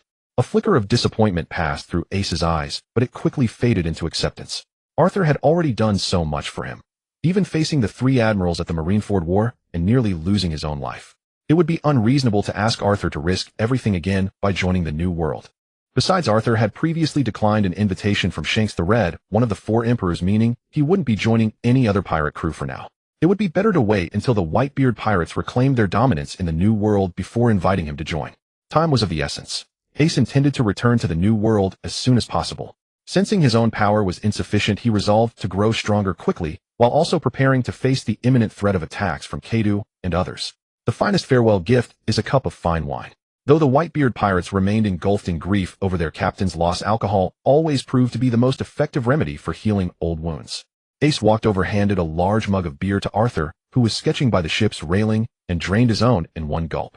I hope you can look after my brother Luffy when you have time. That kid worries me. For this brother who shared no blood, yet was closer than family, Ace had always cared deeply. Of course, that's a request from a friend. How could I refuse a request from the captain of the Whitebeard Pirates? If Luffy ever gets into trouble, I won't stand by and do nothing. Arthur also greatly admired Ace and held a fondness for Luffy's resolute spirit. Having fought side by side at Marineford, Arthur would have helped regardless of whether Ace asked. All good things must come to an end. Early the next morning, the Whitebeard Pirates and several New World captains who had come to lend their support set sail with their fleets. Arthur also prepared to return to Sabaody Archipelago with the severely injured Luffy, planning to nurse him back to health while training under the Dark King Rayleigh in hockey combat techniques. Having borrowed a lifeboat from the Whitebeard Pirates, they set off swiftly towards Sabaody. The great battle at Marineford had finally drawn to a close, yet the world had not unfolded as the Marines had anticipated. Though one of the 4 emperors, Whitebeard, had perished, the Navy had paid a devastating price. Marineford itself was nearly reduced to ruins, and over 10,000 of their elite forces had been killed or wounded. What the Navy found hardest to accept was that their original plan to execute Ace, who carried the blood of the pirate king Joel D. Roger, had been intended to send a message to pirates worldwide and declare the end of the great pirate era. To their shock, not only had Ace escaped certain death, but Whitebeard had also revealed to everyone present that Joel D. Roger's treasure truly existed before taking his final breath. Rather than bringing an era to its close, Whitebeard's dying words and Ace's escape had instead ushered in a new chapter. The first-hand testimony of one of the 4 emperors would undoubtedly inspire countless young souls to set sail and pursue their dreams as pirates. No one could resist the temptation of legendary treasure. By any measure, the Navy had suffered a complete defeat at Marineford. While they hadn't lost any fleet admiral-level combat power, the fall of Impel Down had released numerous notorious pirates and heinous criminals. Meanwhile, the Revolutionary Army stirred with anticipation, and as a new generation of pirate supernovas rose to prominence, the world descended into unrest and turmoil. The Navy faced its gravest crisis in centuries. Orders soon reached every corner of the world from Marine headquarters, prompting regional branches to withdraw their forces. In many areas, lawlessness spiraled out of control as pirates emerged, openly engaging in widespread plundering and slaughter that left ordinary citizens suffering terribly. Meanwhile, in the New World, the 4 emperors themselves faced instability as they began competing for territory, with battles erupting constantly. Blackbeard Tick, however, had emerged as an unexpected force, leading his crew to hunt devil fruit users throughout the New World and steal their abilities to strengthen his subordinates. His crew grew increasingly formidable as they claimed significant territory. Meanwhile, the Paradise region of the Grand Line teetered on the brink of chaos. Maritime conflicts raged across nations, and even previously peaceful countries birthed rebel factions caught in relentless warfare. In a dimly lit bar, Arthur set down his newspaper, its pages filled with news that amounted to one thing: the world had suddenly descended into chaos. But to Arthur, this was merely surface level. The world had always been turbulent. The Summit War had simply acted as the spark that reignited the powder keg. Arthur tossed a stack of berries onto the table and stepped out of the room, his cloak drawn tight around him. Though the bar he was in happened to be located in Marineford, he had arrived early as a precaution. As expected, once word spread of the Navy's order to consolidate forces, Sabaody Archipelago had slipped beyond their control. Armed marauders roamed the streets and violence erupted by the moment. No sooner had Arthur emerged from the alley than several burly men burst forth, blades in hand, their faces twisted in cruel smiles as they locked onto him. This wasn't a spur-of-the-moment attack. One of them had been in the bar just moments before, and Arthur's generous tip of berries on the table had planted the seed of malice. His accomplices had been waiting outside, converging on him the moment he entered the alleyway, surrounding him completely. Has Sabaody Archipelago really lost all sense of order now? Arthur asked in a calm, measured tone. Order. The thugs erupted in raucous laughter. A bald, scar-faced brute stepped forward, brandishing his blade with menace. This is our turf now. Hand over everything you've got. Even if I hand over my money, I doubt you'd let me leave alive, Arthur observed calmly, noting the fresh blood still clinging to the dagger. Cut the chatter. Kill him, a gaunt man behind them barked coldly. The scarred, bald man's expression turned ice cold as he charged at Arthur with his dagger. He'd done this kind of thing before, not that it mattered anymore. With the Marines gone, and Sabaody, now a lawless wasteland where no one cared about ordinary lives, killing Arthur would leave no traces. The bald man lunged forward, his gleaming dagger aimed straight for Arthur's chest, but the blade veered mysteriously aside, failing to graze him. Before he could react, an unseen force seized him and hurled him into the wall. He didn't even have time to scream before collapsing dead, his blood seeping down the wall in a slow pooling stream. The remaining thugs froze in terror, their eyes wide with disbelief as they stared at Arthur. Before anyone could speak, a panicked scream tore through the air, and they scattered in every direction. But no matter how far they ran, they found themselves stuck in place, trapped by a misty barrier rising from the ground that held them completely immobile. Arthur lifted his cloak's hood and stepped forward, his voice calm. I need some porters. You lot look like you've got energy to spare. If you value your lives, move quickly. Under the threat of death, these vicious criminals became obedient in an instant. Soon a makeshift litter was constructed and carried out. Arthur reclined upon it as they made their way to the shore, where Luffy lay sprawled on the lifeboat borrowed from the Whitebeard pirates, fast asleep. Ever since Ace was rescued, Luffy had been murmuring cheerful nonsense in his sleep each night, though lately the word he kept repeating was Nakama. Arthur had heard from others that Luffy's crewmates had been blown apart by Bartholomew Kuma, sent soaring through the sky for 3 days and nights before landing in distant corners of the world. During the journey to Sabaody, Arthur had also learned that Kuma, one of the 7 warlords of the sea, seemed to harbor hidden motives, for the world government had originally ordered him to exterminate the Straw Hat Pirates, yet his actions had inadvertently saved them instead. For Arthur, successfully delivering Luffy back to Sabaody and entrusting him to the Dark King Rayleigh fulfilled the promise he had made. It was just that during their farewell with the Whitebeard pirates, Ace had asked Arthur to look after Luffy while they drank together, and Arthur had not refused at the time. Arthur was genuinely looking forward to meeting the Dark King Rayleigh once more. The old man's mastery of haki was remarkable, and his combat experience across every discipline made him a living encyclopedia. Carried by the 12 thugs bearing the litter, Arthur and the still sleeping Luffy set off in impressive fashion toward the tavern where the Dark King Rayleigh resided. Rayleigh, who had been seated inside, hurried out with an expression of surprise that quickly softened into satisfaction upon seeing Arthur. When the Dark King Rayleigh had originally asked Arthur to infiltrate Marineford and rescue Ace and Luffy, he hadn't harbored high hopes. It had been little more than a gamble. Marineford was bristling with powerhouse commanders, and even the strongest couldn't guarantee survival amid such overwhelming odds. Arthur had barely mastered haki in combat, yet somehow he had infiltrated the Marine stronghold, disguised himself as a soldier, and surprised everyone by rescuing Ace from the execution platform at the most critical moment. Even if the Whitebeard pirates had lost their captain and their influence in the New World had waned, possibly unable to retain their former territory, their elite forces remained intact. The 16 division commanders would breathe new life into the crew, and Ace, as Whitebeard's chosen successor, was expected to rise with astonishing speed to reclaim dominance over the New World seas. Coupled with his lineage as the son of the pirate king Joel D. Roger, countless powerful figures would undoubtedly flock to his banner. This battle had been an unequivocal defeat for the Navy. The Dark King Rayleigh watched Arthur with growing curiosity. The young man possessed an invisible strength of power that could turn the impossible into reality. And Arthur's abilities would only continue to grow stronger. One day he would command not merely the tides, but the entire sea itself. And when that day came, he would truly be the sea god. For a fleeting moment, a surge of passion coursed through Rayleigh's veins. He chuckled at his own excitement and beckoned Arthur and the others to follow him inside. The thugs, meanwhile, had been utterly paralyzed with fear. Some among them were well-informed and immediately recognized the bespectacled elder before them as the Dark King Rayleigh, the legendary figure who had clashed with a fleet admiral at Sabaody. They silently thanked their lucky stars that such terrifying power could crush them as easily as an ant. It wasn't until one thug spotted a nearby wanted poster that he discovered in sheer terror the figure sleeping soundly in the litter was none other than Monkey D. Luffy, the pirate with a 300 million berry bounty. This was the same Luffy who had stormed Marineford, battled the Seven Warlords, and fought Vice Admiral Garp.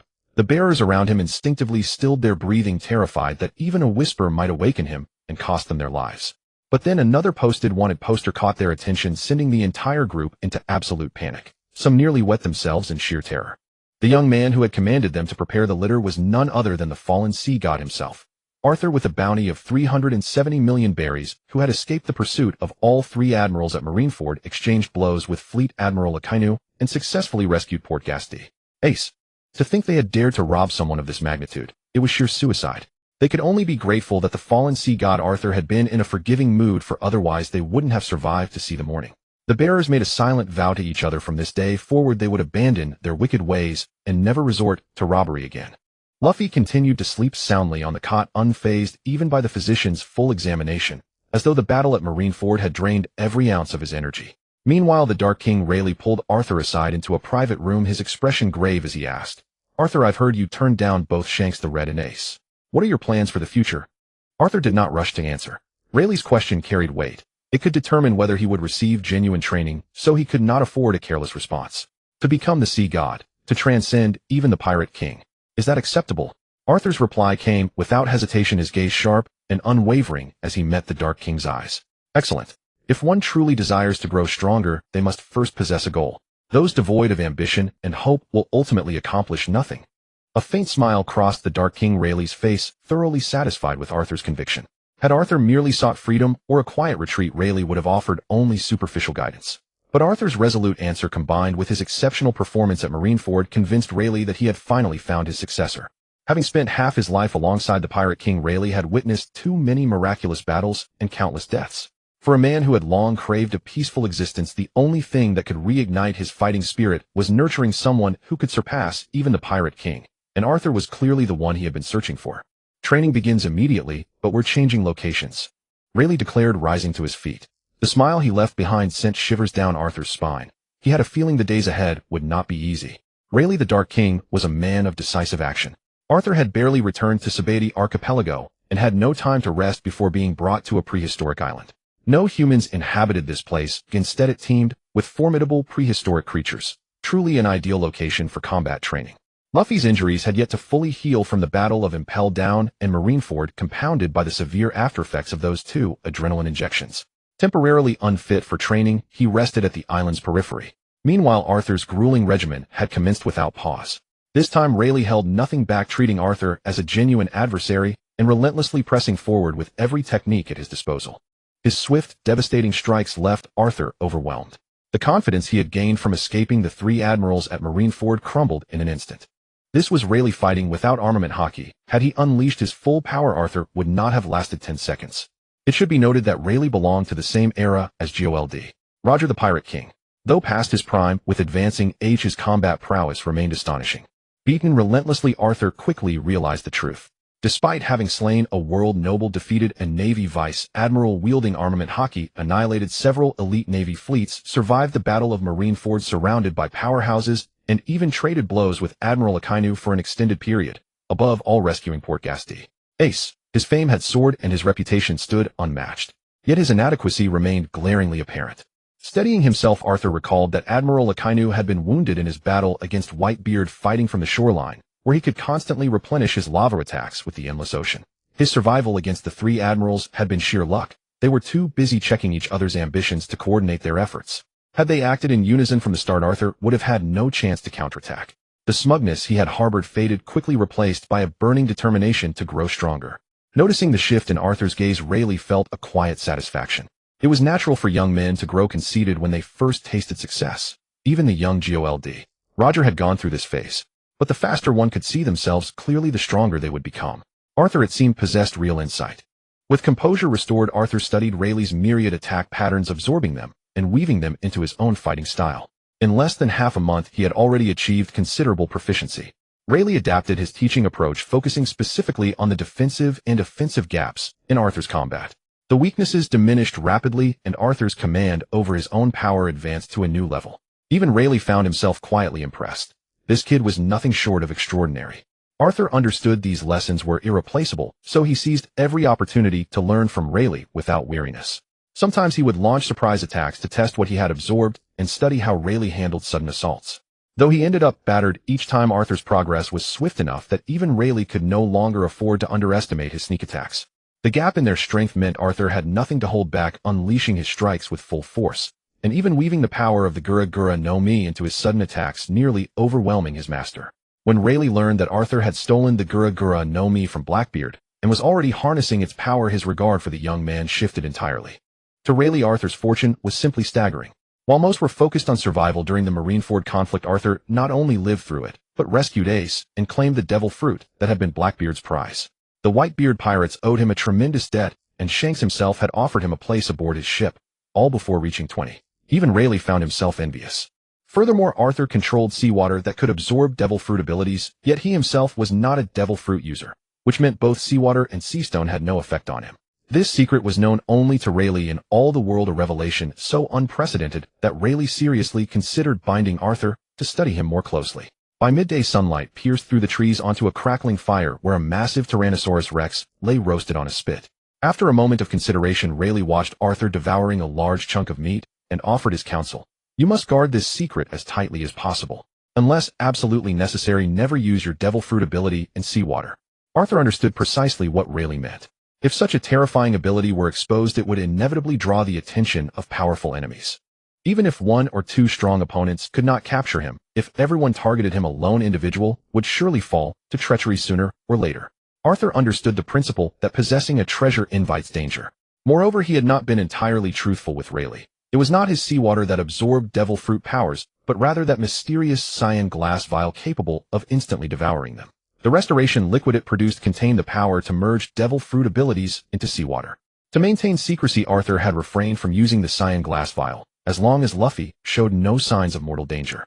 Much like his king's fierce flame longsword, he had hidden the vial somewhere within the sea, its location known only to himself. Rayleigh gave a slight nod. Though Arthur's strength was considerable among his peers, and would undoubtedly rank first among the supernovas, the real danger emerged when every powerhouse turned their attention toward him. Whether beasts Kaido and his kind, or the 7 warlords of the sea, each possessing considerable strength. Under such circumstances, self-preservation would prove exceedingly difficult. Joining the Red Hair Pirates would be a sound choice at present, though, with Whitebeard's death among the 4 emperors. Dark clouds now loomed over the New World's waters. Conflicts over territory could ignite at any moment, and joining a pirate crew might cast Arthur as expendable frontline troops. Even if Shanks showed him favoritism, the battlefield offered no guarantees of survival. Concealing his true strength appeared to be the only viable path forward. A fortunate circumstance, given that Arthur had never sought the spotlight, reducing the risk of his abilities being exposed.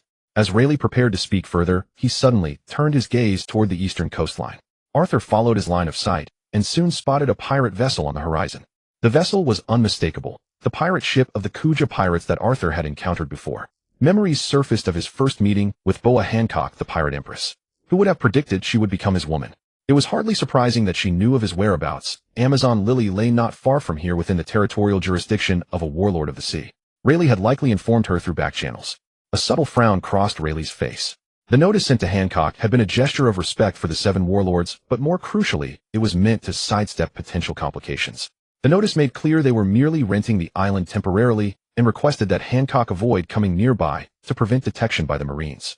Yet Hancock had shown no deference whatsoever, leading the Kuja pirates straight to them. Had this occurred during Rayleigh's younger days, such provocation would have guaranteed a confrontation.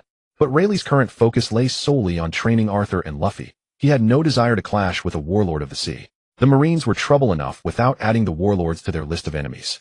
If pressed, they would simply relocate to another uninhabited island where water and provisions were the only real constraints. Before the Kuja ship, drawn by colossal sea serpents, had even reached shore, a graceful figure leaped aboard. A vision of breathtaking beauty, none other than the pirate Empress Boa Hancock herself. Her captivating eyes darted anxiously across the scene until they landed on Arthur, who was devouring Tyrannosaurus meat. Observing Hancock charge forward, Rayleigh's expression turned cold. This confrontation was unavoidable. Yet Hancock paid no mind to Rayleigh standing nearby. She bounded forward and threw her arms around Arthur, pressing herself against him with unmistakable enthusiasm. Arthur, young and full of vital energy, struggled to maintain his composure despite his daily hardships. This woman was simply irresistible. Ahem. Rayleigh cleared his throat awkwardly from the sidelines, attempting to cover his discomfort. Rayleigh shot Arthur a glare, silently reproaching him for keeping such news hidden. They had nearly come to blows with the pirate Empress mere moments before. Still, he could not help admiring the lad's good fortune, having won the affection of the woman every man desired. If this relationship became common knowledge, the number of those hunting Arthur would multiply hundreds of times over. Hancock showed no regard for Rayleigh's presence, instead lavishing attention on Arthur. The half-month separation had left her so consumed with longing that she had lost all appetite. Soon countless supplies arrived from the ship, everything from daily necessities to food and fresh water. Had Rayleigh not intervened, Hancock would have built a villa on the island as their shared sanctuary. With both the Warlord and the Dark King present on the island, their overwhelming pressure sent the countless prehistoric beasts trembling in fear, none daring to venture from their dens. Desperate to prevent a clash between them, Arthur rushed to mediate. Though Hancock regretted having to leave, Amazon Lily was not far. She promised to return daily and threatened Rayleigh. If Arthur suffered even a scratch, she would fight him to the death. Arthur forced a bitter smile. Hancock's goodwill only added fuel to the fire. Indeed, Rayleigh, still fuming, nearly pushed Arthur to his limits with daily high-intensity training that left him repeatedly exhausted. Yet the progress was undeniable. After just 1 month, his strength had grown tremendously. Should he face Admiral Akainu again, he was confident he would not suffer the same humiliation as at Marineford. Several days later, when Rayleigh judged the timing ripe, he decided to begin formally instructing Arthur in the combat applications of armament hockey. When armament hockey is applied to the body, the skin turns completely black and its hardness increases with the strength of the hockey. This is the basic concept of armament hockey. The jet black color on Pluton Rayleigh's fist gradually faded as he spoke to Arthur, who was standing to the side with his head covered in bumps. Arthur bared his teeth in pain, but dared not complain. Over these past days, his ability to endure blows had improved the most. Indeed, if one wishes to learn from a master, one must first learn to take a beating. However, Arthur couldn't shake the feeling that Pluton Rayleigh was taking this opportunity for revenge, likely still angered by his earlier provocation toward Empress Hancock. Though Rayleigh was usually amiable, once he took something seriously, he could be remarkably stubborn. But there was nothing to complain about, really. Pluton Rayleigh's thorough instruction had benefited Arthur greatly over these past days. Not only had his control over power risen to a new level, but he also gained a completely new understanding of the power of the sea god. What pleased Arthur most was that the Magatama mark on his chest, which had previously been completely inactive, began to faintly circulate as his abilities improved. Under complete concentration, he was actually able to communicate with ordinary sea beasts. Under favorable conditions, he could even control certain sea fish to enter fishing nets. Arthur even found himself wondering whether he could make a fortune as a fisherman if he ever changed professions. Arthur's understanding of the sea soul power remained in its exploratory stage. Even Pluton Rayleigh admitted limited knowledge of this ability. However, he advised Arthur to visit Fishman Island, suggesting that the ancient and mysterious isle might hold records about the sea soul power. Currently, the most pressing priority was learning combat prowess from Pluton Rayleigh and mastering the practical application of hockey. Without sufficient strength on these turbulent seas, death could come at any moment. Moreover, after this battle, his bounty would surely increase. The world government would never tolerate a pirate who had killed a celestial dragon going unpunished. The only solution was to grow stronger. Additionally, Arthur planned to investigate his father and elder brother's whereabouts among the nations along the Grand Line once his training concluded. After their family's world was upended overnight and his father and brother disappeared under suspicious circumstances, Arthur had returned to reclaim the family heirloom, the Tim's scorching longsword, and eliminate the malicious uncle who had usurped their position, yet he never learned what had become of his relatives. Therefore, Arthur had no immediate plans to enter the New World. Since Fishman Island lay along the route to the New World, he might detour to search for ancient records of the sea soul power, if time permitted. Meanwhile, tensions in the New World were escalating, with the four emperors likely engaged in constant conflict over territory. Arthur had no desire to be drawn into such danger. While skirting the edge of life and death could accelerate his growth, it could just as easily claim his life. He wasn't ready to confront the four emperors who dominated the New World seas. Amidst the dense forest vegetation, Arthur stood motionless, wearing a black eye mask, seemingly awaiting something. Suddenly, Pluton Rayleigh's stern voice echoed from nearby. "Perceive with your heart, not your eyes. Pinpoint the position of these stones immediately." The air erupted with the muffled sound of stones tearing through it. Though merely ordinary rocks, each one wielded by Pluton Rayleigh possessed power far exceeding that of cannonballs. With his eyes covered, Arthur could only rely on his consciousness to gauge the incoming stones. These powerful projectiles had already inflicted considerable suffering upon him over the past days. Suddenly, a grid-like phantom manifested within Arthur's mind. The speeding stones appeared faintly within these grids, not with perfect accuracy, but this represented a significant breakthrough, allowing him to perceive the mental network that Rayleigh had once described. A scream escaped as a massive bump instantly formed on Arthur's forehead. The hockey-infused stone had nearly given him a concussion. Pluton Rayleigh showed no intention of stopping, instead aiming to push Arthur beyond his limits during these critical moments and force him to utilize his mental network to perceive the stones. Cries of pain rose and fell in succession, yet Arthur's movements grew increasingly agile, while Pluton Rayleigh's throwing speed accelerated. The training only concluded after Arthur successfully dodged 100 stones. Though his face bore the brutal marks of hockey-infused strikes, his power improvement was undeniable. Lying on the lawn, Arthur gasped for breath as he glanced at the darkening sky. Today's grueling session was finally coming to an end. "Let me test your conqueror's hockey." Pluton Rayleigh beckoned to Arthur with a gesture, signaling him to attack with full force. Arthur sprang to his feet in one fluid motion, fists clenched as his aura continuously rose. Having nearly been beaten to death by Pluton Rayleigh's stones just moments before, he now had his chance for revenge. A hint of amusement flickered in Rayleigh's eyes. Though Arthur appeared refined and gentle, he was actually someone who refused to admit defeat. Whenever an opportunity to spar arose, he'd seize it despite knowing he was outmatched, even if it meant ending up battered and bruised each time. From Pluton Rayleigh's perspective, Arthur's progress was obvious, though he kept his praise to himself. There was still far too much ground to cover before Arthur could establish himself in the new world. Arthur launched himself forward, and as he closed the distance to Rayleigh, a mist of water enveloped his entire body, building from subtle to fierce, demonstrating near-perfect timing and control over his power. The two figures collided with tremendous speed, their opposing waves of energy crashing violently in midair. A deafening explosion erupted as shockwaves radiated outward, uprooting surrounding trees and vegetation, while beasts that couldn't escape in time had their organs shattered by the concussive force. Suddenly, a fierce pillar of misty water descended from the sky, infused with overwhelming and violent hockey, crashing down with perfect timing. A flicker of approval crossed Pluton Rayleigh's eyes as the ferocious wind scattered in all directions, causing the ground beneath him to collapse with a thunderous crash within a radius of hundreds of meters. A smug smile played on Arthur's lips as the water surface trembled suddenly, then the surrounding air resonated, converging from all directions to strike Pluton Rayleigh in a coordinated assault. "This brat," Rayleigh thought, unable to hold back his frustration. He always held back when fighting Arthur, but the boy never showed any respect for his elders, giving his all every single time. Arthur's water attacks already carried the power of hockey, with armament hockey infused throughout, making them devastatingly potent. Now, with periodic quake fruit abilities layered in, it was like adding wings to a tiger. Against a genuine adversary, Pluton Rayleigh could simply overwhelm Arthur quickly and break through the treacherous water attacks with ease. But now he couldn't take that approach. Fighting a war of attrition against the fiery young Arthur while on the defensive was taking its toll. Yet as a great pirate from the same era as the Pirate King Joel D. Rayleigh couldn't afford to lose face, so he maintained a casual demeanor while continuously shattering the fierce water streams midair with his armament hockey-infused fists. After a long while, Rayleigh found himself breathing heavily, suddenly realizing that Arthur was using the surrounding seawater to wage a war of attrition against him. Enraged, Pluton Rayleigh struck back with full force. Soon Arthur crouched on the ground, crying out in pain, his head covered in bumps, teeth bared as he glared at this ruthless old man. Ahem. Rayleigh coughed lightly to cover his embarrassment, surprised to find himself taken seriously. It seemed Arthur's strength had grown considerably over the past days, especially in his application of hockey. While not yet flawless, he could wield it skillfully in combat. Even Pluton Rayleigh found himself unintentionally engaging with full seriousness when fighting Arthur. A teacher can only open the door, the student must do the work.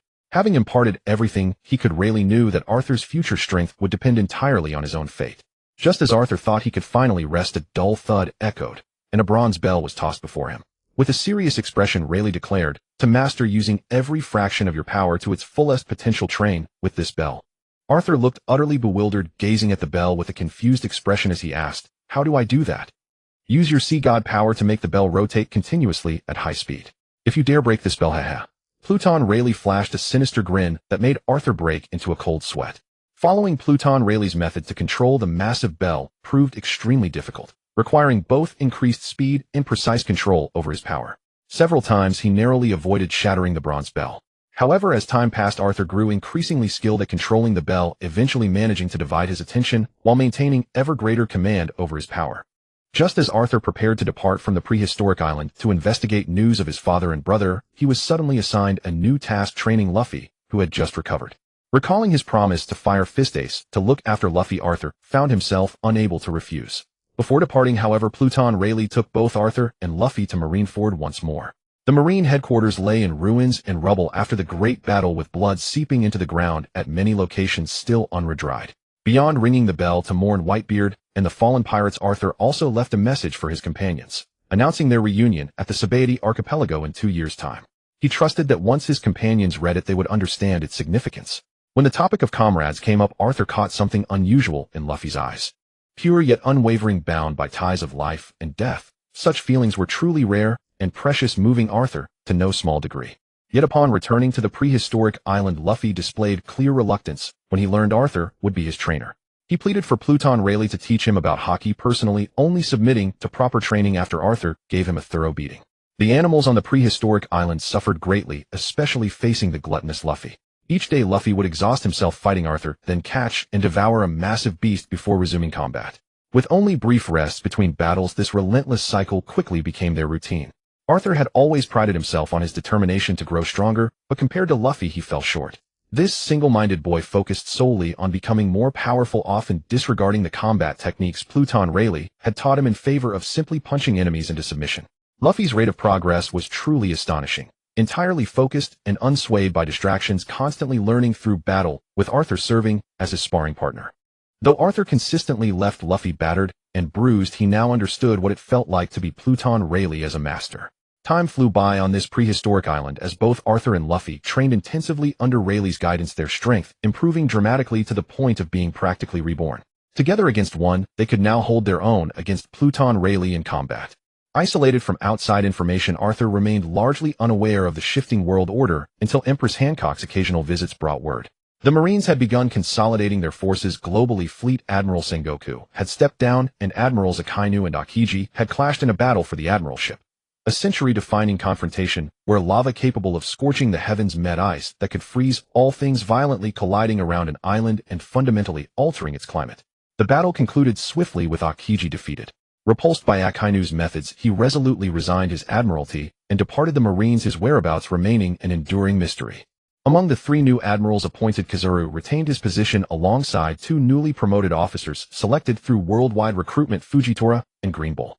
Upon hearing this news, Arthur couldn't help but chuckle.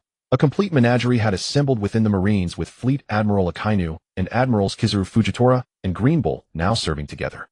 Setting aside his humor, Arthur understood firsthand the formidable power of an admiral.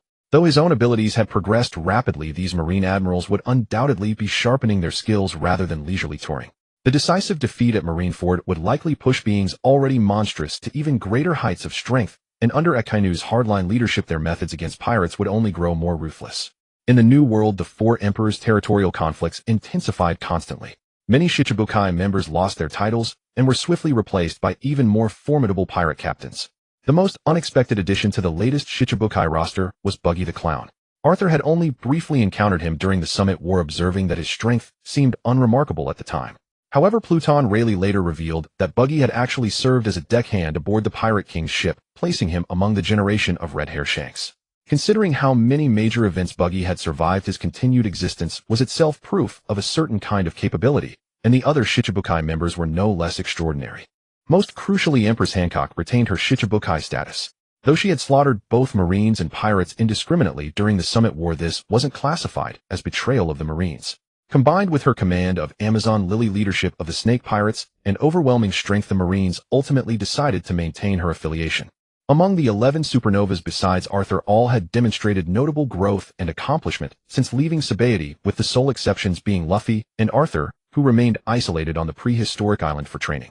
The time had come for Arthur to depart from the prehistoric island, but Luffy, who intended to leave with him, was forcibly kept behind by Pluton Rayleigh as his training remained incomplete. Though he never voiced it aloud, the extended time spent alongside Luffy had forged a genuine friendship between them. Luffy even questioned Arthur daily about whether he would consider joining his crew. Planning to investigate his father and brother's disappearance, as soon as possible Arthur privately considered that he might one day help Luffy track down his lost companions. As Arthur stepped away from the prehistoric island and felt the warm sunlight on his face, it struck him as though an entire lifetime had passed in an instant. Waves surged upward as Arthur rode atop a massive sea fish several meters long, speeding toward the horizon. Somewhere in the distance, something unseen seemed to be awaiting his arrival. In the palace of Amazon Lily, Arthur rose first. It was already noon, sunlight streaming through the windows. Arthur glanced at Empress Hancock, still murmuring in her sleep, with a blissful smile. Memories of last night's passion brought a wistful smile to his face, though his back still ached painfully. After leaving the prehistoric island, Arthur had intended to investigate the disappearance of his father and brother, but he had promised the Empress first, and thus arrived at Amazon Lily ahead of schedule. The reunion between lovers proved even sweeter than their marriage, and the uninhibited intimacy they shared lingered memorably. Yet with the world descending into chaos, Arthur knew he needed to begin his investigation without delay. "Are you leaving?" A graceful figure pressed against Arthur from behind. The faint, distinct fragrance belonged only to Empress Hancock. Empress Hancock hesitated, torn between her desire to accompany Arthur and the reality that she could not abandon her people. As ruler of the island nation, staying was her duty. "Come back soon, I'll be waiting for you." "In that case, let's do this one more time." Arthur suddenly turned and swept the Empress into his arms with fierce intensity. A gentle protest escaped the Empress's lips as a blush colored her features, yet she surrendered to his passion. The chamber soon steeped in the intoxicating atmosphere of their longing. Only when evening approached did Arthur emerge alone from the chamber, crossing paths with Margaret standing guard at the palace entrance. Margaret's cheeks burned with embarrassment. She had clearly been listening outside, and the dual burden of guard duty made her fatigue evident. When Arthur emerged, she shot him a resentful glare laced with quiet reproach. Arthur quickly realized the palace walls were poor barriers to sound, while the other defenders had wisely slipped away during the commotion. Only this stubborn girl remained at her post, faithful to her duty. A wistful smile touched his lips. In a world consumed by selfish ambition, such unwavering devotion was truly rare. "What's so funny, jerk?" Margaret snapped, flustered by her own anger. Then, remembering Arthur's intimate connection to the Serpent Princess, her indignation faltered, and she found herself at a loss for words. "Don't worry about it, we're friends." Arthur smoothly deflected her embarrassment with a disarming response. "Who said we're friends?" Margaret huffed, turning away to hide her turmoil. She chastised herself internally. He belonged to the Serpent Princess, now she should be happy for them both, yet an unfamiliar ache persisted in her chest, a stubborn reluctance she could not explain. "What are you?" Before she could finish, Arthur's arms encircled her, and she went rigid, her strength deserting her completely as the moment stole away her ability to resist. "Thank you for helping me back then. If you hadn't brought me food, I'd have starved to death, so we are friends." "Let me go," Margaret protested. Margaret cried out in a mix of embarrassment and indignation. Arthur retreated effortlessly, sidestepping her feeble strikes. From a distance, he offered a slight bow before vanishing in an instant, his figure dissolving into the surrounding mist as though he had never been there at all. "Safe travels, Arthur." Margaret gazed after his departing form, tears blurring her vision before she could stop them. After departing Amazon Lily, Arthur traveled north. Though isolated on the ancient island, he had pieced together some intelligence about his family through the Empress's connections. According to rumors following Arthur's rebellion against the family, where he claimed the hereditary treasure, the King's Blazed Sword, and killed the uncle who had seized the patriarch position, the Freeman family fractured into warring factions. Though still wielding considerable influence, greed and suspicion had torn them apart from within. While the Freeman family consumed itself in internal strife, the young Emperor Zhuan of the Eastern Zhou Kingdom, long patient and calculating, struck with devastating force. He first poisoned several of the family's most powerful elders, then led his army under the Grand Marshal to shatter the outer defenses and swiftly surround the Freeman castle. What neither side anticipated was Zhuan's decade-old strategy. Through strategic marriages, he had planted spies within the Freeman family itself. Many of their elite guards defected, and guided by these traitors, the imperial forces breached the seemingly impregnable fortress in barely half a day. The Freeman family suffered heavy casualties, with survivors imprisoned in the kingdom's underwater cells until they overflowed beyond capacity. This upheaval transformed the Eastern Zhou Empire entirely. Zhuan, long suppressed as a puppet ruler, finally seized actual power, establishing the imperial family as the supreme authority. The gentle Emperor Zhuan revealed the vicious nature he had concealed for years, launching indiscriminate massacres against anyone connected to the Freeman family. Within the palace alone, over a dozen imperial relatives carrying Freeman blood were executed, including infants, due to generations of intermarriage. Ministers linked to the family faced extinction of their entire households, sending officials into panic as they bankrupted themselves, bribing low-ranking interrogators. Despite these desperate measures, only a third of the court officials remained. The rest had been either killed or imprisoned in the watery dungeons. Each day, executioners lined the moat, their blades falling ceaselessly as weeping and screaming heads rolled into the blood-soaked waters below. The moat ran crimson with blood, human life worth nothing. So relentless the slaughter that even the executioners' hands shook, too weary to lift their notched swords. Though the Freeman family held great influence, few bore direct lineage to them. Most merely yielded to circumstances. Perhaps crushed too long under their oppression, the nearly mad Emperor Zhuan adopted a policy of extreme severity, glancing neither left nor right at the daily execution lists. He simply slashed through them with a single stroke of his brush, each name marked with a bloody character meaning death.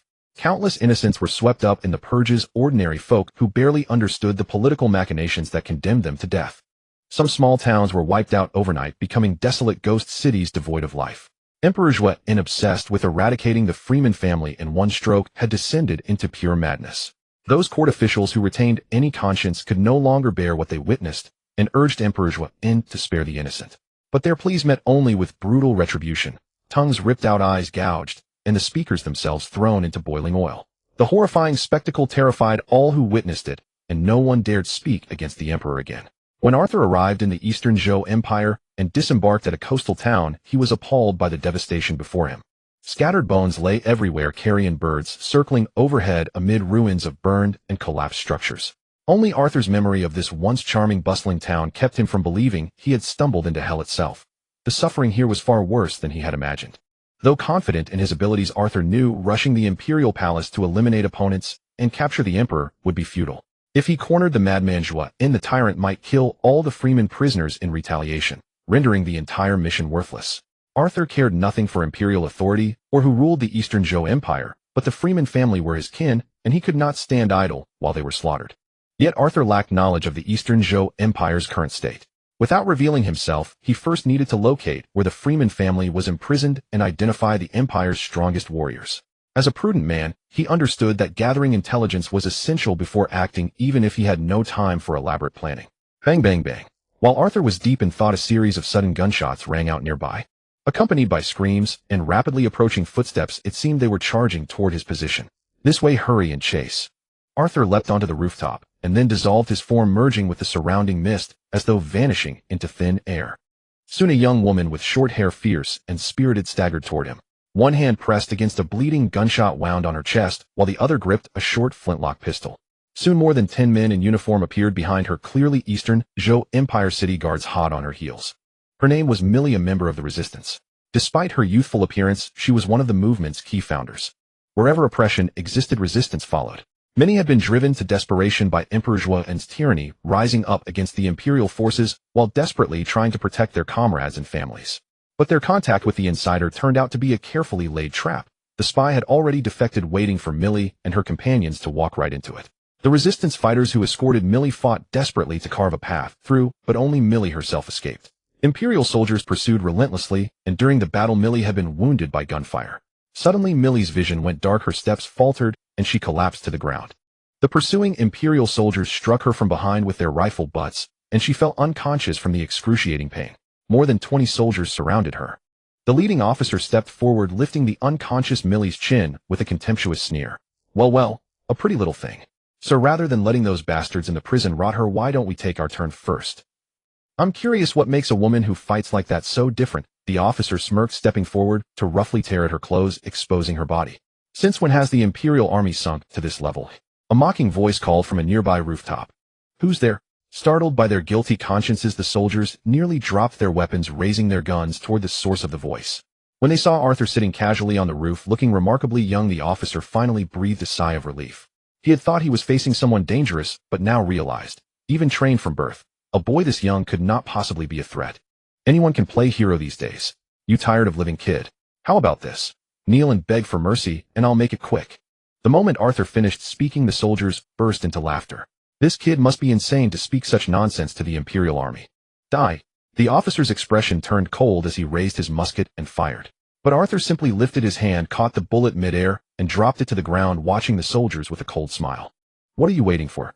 Open fire and kill this bastard. Flustered by the impossible sight, the officer ordered his men to attack, while backing away to safety. Then his eyes fell on the unconscious Millie nearby, and an idea formed. The relentless gunfire echoed as the soldiers emptied their magazines into the roof. Arthur stood amidst the barrage, his fate unknown beneath the storm of bullets. As the dust settled, Arthur emerged unscathed. "Pity you ignored my advice," he said with a polite smile. "Now I'm afraid I must act." Arthur's gentle smile remained as mist gathered around him. The soldiers felt a thin water barrier form around them. Some swung their weapons, but the mist absorbed every blow and swallowed even the bullets whole. In their terrified eyes, Arthur's expression hardened. The water barrier collapsed inward instantly, sucking out all the air within. The soldiers screamed and thrashed in agonizing suffocation until they went limp and lifeless. Their gruesome deaths were pitiful, yet they deserved no sympathy compared to the innocents they had slaughtered. As the saying goes, when you raise your blade against others, you must accept the possibility of being struck yourself. Arthur's gaze hardened, and the water barriers burst open. The corpses dissolved into nothingness. Dozens of Imperial soldiers lay dead, yet no trace remained at the scene. However, not all were destroyed. There was one survivor among them, the commanding officer. It was not that Arthur intended to spare him. Rather, the officer had retreated to the rear and pressed a dagger against Millie's throat. Witnessing Arthur's terrifying power, and how he had eliminated his entire squad with a mere wave, the officer shook uncontrollably, his grip on the dagger trembling so violently that it drew irregular cuts across Millie's pale neck. "Stay back. Take one more step, and I'll kill her," the officer warned, his eyes wide with terror on the verge of collapse. "If you kneel and beg for mercy 3 times, I might let you live," Arthur replied with a calm smile. After a bitter internal struggle, the officer shoved the girl aside and knelt, pressing his forehead to the ground repeatedly. "Spare this humble servant, I beg of you." Arthur snapped his fingers, and the water barrier instantly trapped the officer. Furious, the man glared and screamed at him. "I said I'd spare you, but that was a lie. Did you really think a pirate would keep his word?" With a crushing grip, Arthur's fist clenched, and the officer dissolved into a mist of blood. Arthur had eliminated the Imperial soldiers, though the fight had been utterly tedious given their weakness. As Arthur approached Millie to tend her chest wound, she suddenly stirred and opened her eyes. For a moment, they simply stared at each other in stunned silence. Under the overwhelmingly awkward silence, Arthur finally spoke, first gesturing toward the garments previously torn by the Imperial officer. "Can you believe I was merely planning to treat your wounds?" "Believe you? Don't make me laugh, you bastard." Millie shouted, her face dark with fury, and swiftly drew the dagger at her waist. But a muffled groan escaped her lips, and her body went limp, collapsing backward. Arthur offered a rueful smile and rushed forward, catching Millie in his arms before she could fall, deftly snatching the dagger and tossing it aside. "Let me go. Let me go." Seeing her clothes torn open and her undergarments fully exposed in this man's grasp, Millie, who had survived the massacre and witnessed the brutal atrocities of the Imperial soldiers with her own eyes, knew exactly what might follow. She would rather die than let that bastard succeed. Just as Millie prepared to bite through her tongue to end her misery, she suddenly found her teeth meeting flesh. Opening her eyes, she saw the man before her had instinctively blocked her bite with the side of his palm to prevent suicide. "You asked for this." Millie's gaze hardened, and with a surge of desperation, she bit down with all her strength. Meeting Millie's resolute, hateful stare, Arthur felt a pang in his heart. This girl was so young. What torment must she have endured to cultivate such venomous hatred in her eyes? Though Arthur could have easily shielded his hand with water energy, he chose not to. He allowed Millie's teeth to sink in, watching as blood welled and spilled, yet his expression remained gentle and unwavering. What is this man thinking? Millie grew momentarily dazed, utterly unable to fathom Arthur's true intentions.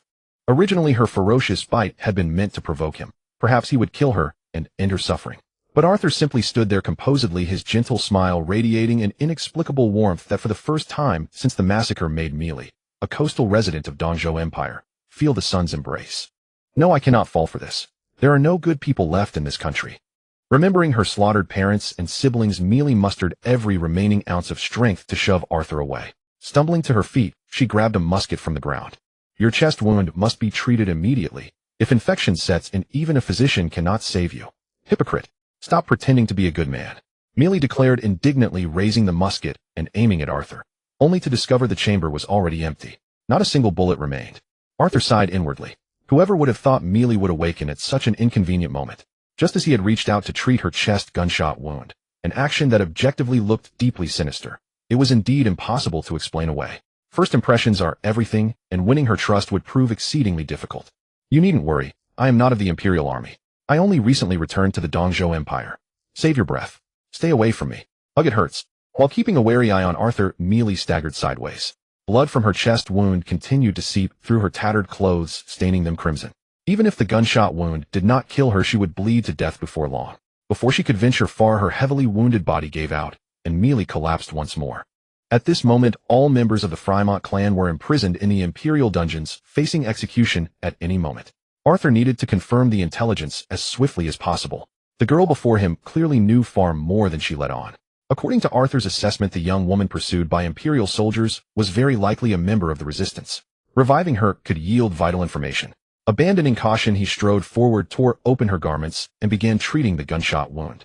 Though Arthur carried a small cyan glaze flask capable of healing any injury, treating Mealy's wound would have been effortless. However, he would never risk exposing his greatest secret for a stranger.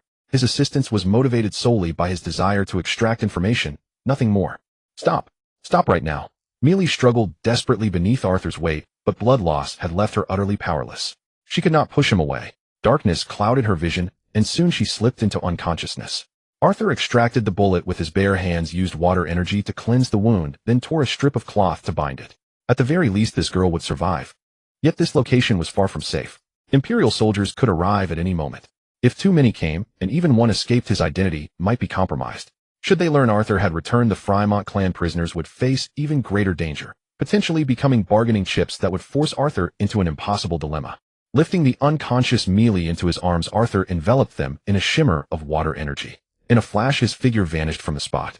In the death town, where flocks of crows and vultures circled overhead, an eerie silence descended once more. No one would suspect that dozens of Imperial soldiers lay there, their bones reduced to dust, nor that a notorious pirate with a bounty of 370 million had made landfall. And Arthur himself was a member of the Fremont clan. If Emperor Zhuan of the Dongzhou Empire were to learn of this, he would lose both his appetite and his sleep. Inside a damp, concealed mountain cave, a roaring fire illuminated the surroundings, driving away much of the chill. Awake! Arthur, seated with his back to Mealy, called over his shoulder. Here, eat. It's not bad. He handed her a piece of roasted wild boar, its savory aroma filling the air. Mealy was startled. She had not realized Arthur had been watching her every move. Looking at her torn garments, the bandaged wound, and the coat draped over her shoulders, her stomach growled with hunger. Ignoring her reservations, she seized the meat and devoured it greedily. I'm in your hands. Do with me as you please. But don't expect to gain any intelligence from me. Mealy spoke with an unexpected calm, as though having been fully seen by Arthur had freed her from all restraint. She no longer cared what this man might have done while she was unconscious. Even in death, she would never betray the resistance. That was her line. Arthur understood that Mealy still misunderstood him, but he had no time to soothe the girl. He had not saved her to repay a favor, nor did he seek some romantic encounter. Tell me, the current situation in the Dongzhou Empire, Arthur asked in a flat tone. Though Arthur desperately wanted to inquire about the Fremont clan, he chose a question unlikely to arouse suspicion to avoid exposing his identity. Furthermore, this seemingly inconsequential inquiry might actually help build her trust. You really don't know? Mealy fixed her bright eyes on Arthur, studying him for a long moment, but detecting nothing deceptive. Then with a gloomy expression she said, that madman has gone completely insane. Every civilian in areas where Fremont clan members once held office was slaughtered without exception. That is why the town we passed has become a ghost city. Inside the palace, music plays and dancers perform. Beyond the walls, executioners have grown calloused from the sheer volume of killing. Many who refused to carry out orders were shot on the spot. Fear, rage, and confusion flickered in Mealy's eyes. As she spoke of the Imperial army, her entire body trembled. It was horrific. The entire moat ran red with blood. Corpses were everywhere.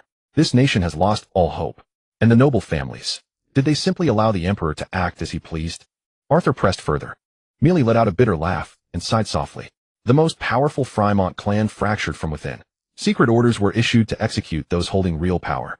The Imperial army launched a surprise assault on the castle. Reportedly, the flames burned for 3 days and 3 nights. The supposedly impregnable fortress was reduced to ruins. The Fremont clan was already in decline, and with internal strife, its downfall was only a matter of time. But I never imagined that madman would take his rage out on innocent people. Endless hatred flashed in Mealy's eyes. If she could have approached Emperor Zhuan of Dongzhou Empire, she would have torn the executioner who ordered the massacre of her parents and siblings into minced meat. As for the other families, most are opportunists who have thrown their support behind the royal clan. Mealy took the second piece of roasted meat Arthur offered and downed several swigs of water before continuing. All clan members connected to the Fremont clan were slaughtered, and their heads were sent to the Imperial Palace as proof of loyalty. Arthur managed a self-mocking smile. Fortunately, Mealy had held her tongue on certain details. It seemed the Fremont clan had long since lost its virtue and was no longer a pillar of the empire. Then do you know where the Fremont clan members are being imprisoned? Arthur asked the question he cared about most. They are held in both the Imperial Gornwater dungeon and the Reef prison, but both are heavily guarded. Do you truly not know? Are you really someone who just returned to the Dongzhou Empire? Mealy stared at Arthur in disbelief. Only now did she begin to believe his words were truthful. Yet in the current situation, everyone was focused on escape. Returning to the Empire made no sense. Besides, the Imperial Naval Fleet patrolled the waters, relentlessly shelling every vessel regardless of entry or exit. How Arthur had entered remained a mystery. However, Mealy soon rationalized it. The Dongzhou Empire's coastline was vast. Even the Imperial Navy could not monitor every inch. Perhaps this man, only slightly older than herself, had simply been extraordinarily lucky. Still, returning to the Dongzhou Empire meant stepping halfway into hell, and few who entered ever left alive. Though she still resented that Arthur had seen her fully exposed and wondered whether he had taken advantage of her, while unconscious she acknowledged that this man had saved her life, and she could not ignore that debt. Yet the ever-cautious Mealy had no intention of bringing an unidentified Arthur directly to the Resistance headquarters, nor could she simply abandon her savior. Arthur frowned slightly. The Imperial Emperor had split the Fremont clan members across 2 separate locations, making rescue far more complicated. Gathering reinforcements would take too long, and who knew whether the Dongzhou Emperor, now slaughtered beyond reason, might impulsively execute all the prisoners. It seemed necessary to enlist the Resistance's forces. Even if they could merely delay the Imperial army, Arthur was confident he could successfully rescue them. But Mealy's next words sent a chill through Arthur's heart. You may have saved me, but I do not trust you. Whether you are allowed to join the Resistance depends on our leader's decision. Mealy voiced her thoughts plainly. How long will that take? Arthur's tone sharpened. He had no time to wait for the Resistance leader to investigate his identity. He needed to speak with their high command as soon as possible. You can't even wait this long. Could your true purpose be to infiltrate the Resistance? Suddenly on guard, Mealy stepped back, fixating on Arthur with full alertness. Who's there? Arthur suddenly turned his head toward the cave entrance, his voice cold and commanding. Startled, Mealy followed his gaze, and soon a group of more than 10 people surged into the cave, making the already cramped space feel even tighter. A handsome youth holding a torch carefully examined Millie, who was draped in Arthur's coat, and exclaimed with excitement, Sister Millie, I've finally found you. It's such a relief to know you're safe. We've all been so worried about you. Fardent, is that you? Millie stepped forward, her voice tinged with uncertainty. Yes, it's me, Sister Millie. The striking youth Fardent's face radiated joy as he replied enthusiastically, Everyone has been worried about you. The leader even dispatched numerous search parties to find you. Who is this guy, Sister Millie? Fardent suddenly grew wary, his gaze cold as he questioned Arthur, standing to the side. Arthur chuckled faintly, but offered no reply. The boy's reaction time was far too sluggish. If he were an enemy, the dozen or so here would already be decimated. That said, most who joined the Resistance were ordinary island residents lacking military training, so such sluggish battlefield reflexes were hardly surprising. He saved my life, but I'm unclear on his exact identity. I'm rather hesitant about bringing him back to headquarters. Millie seemed to trust the handsome youth, completely voicing her thoughts upon their meeting. Hey, what do you do for a living?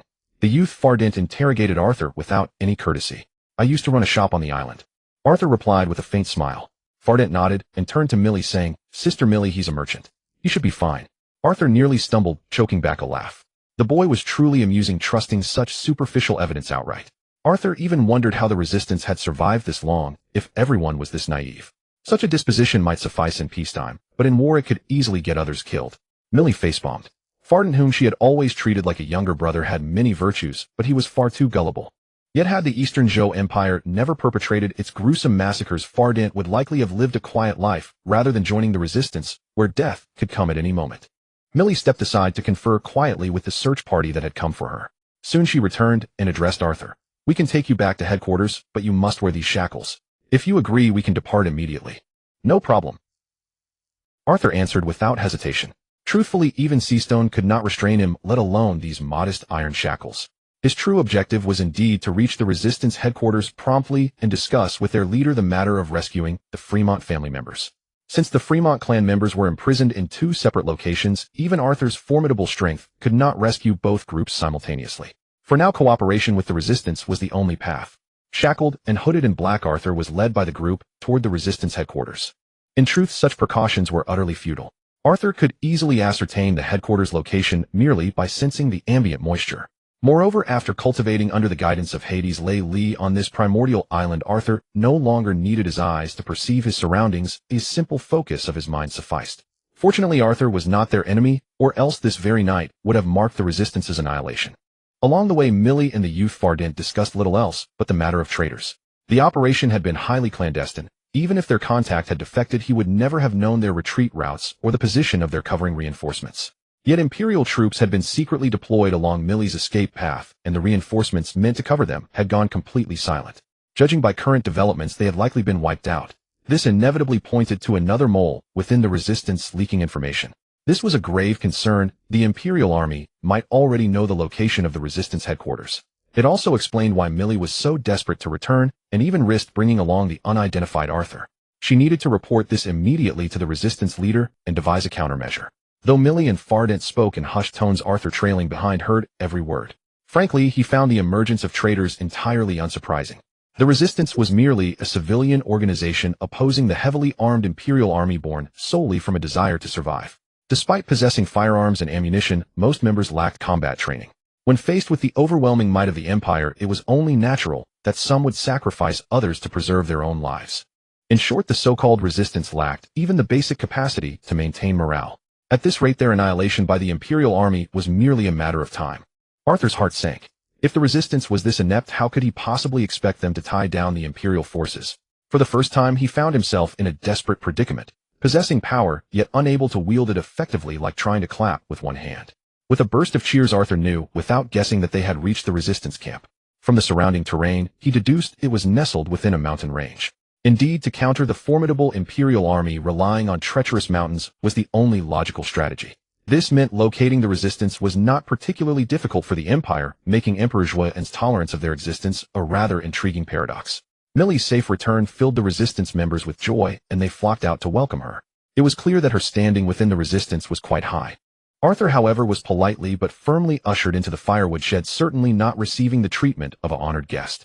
Nevertheless, he had gained much. Utilizing the power of the sea god earlier, he had already fully pinpointed the location of the resistance leader. He decided it would be wiser to wait until deep into the night before acting.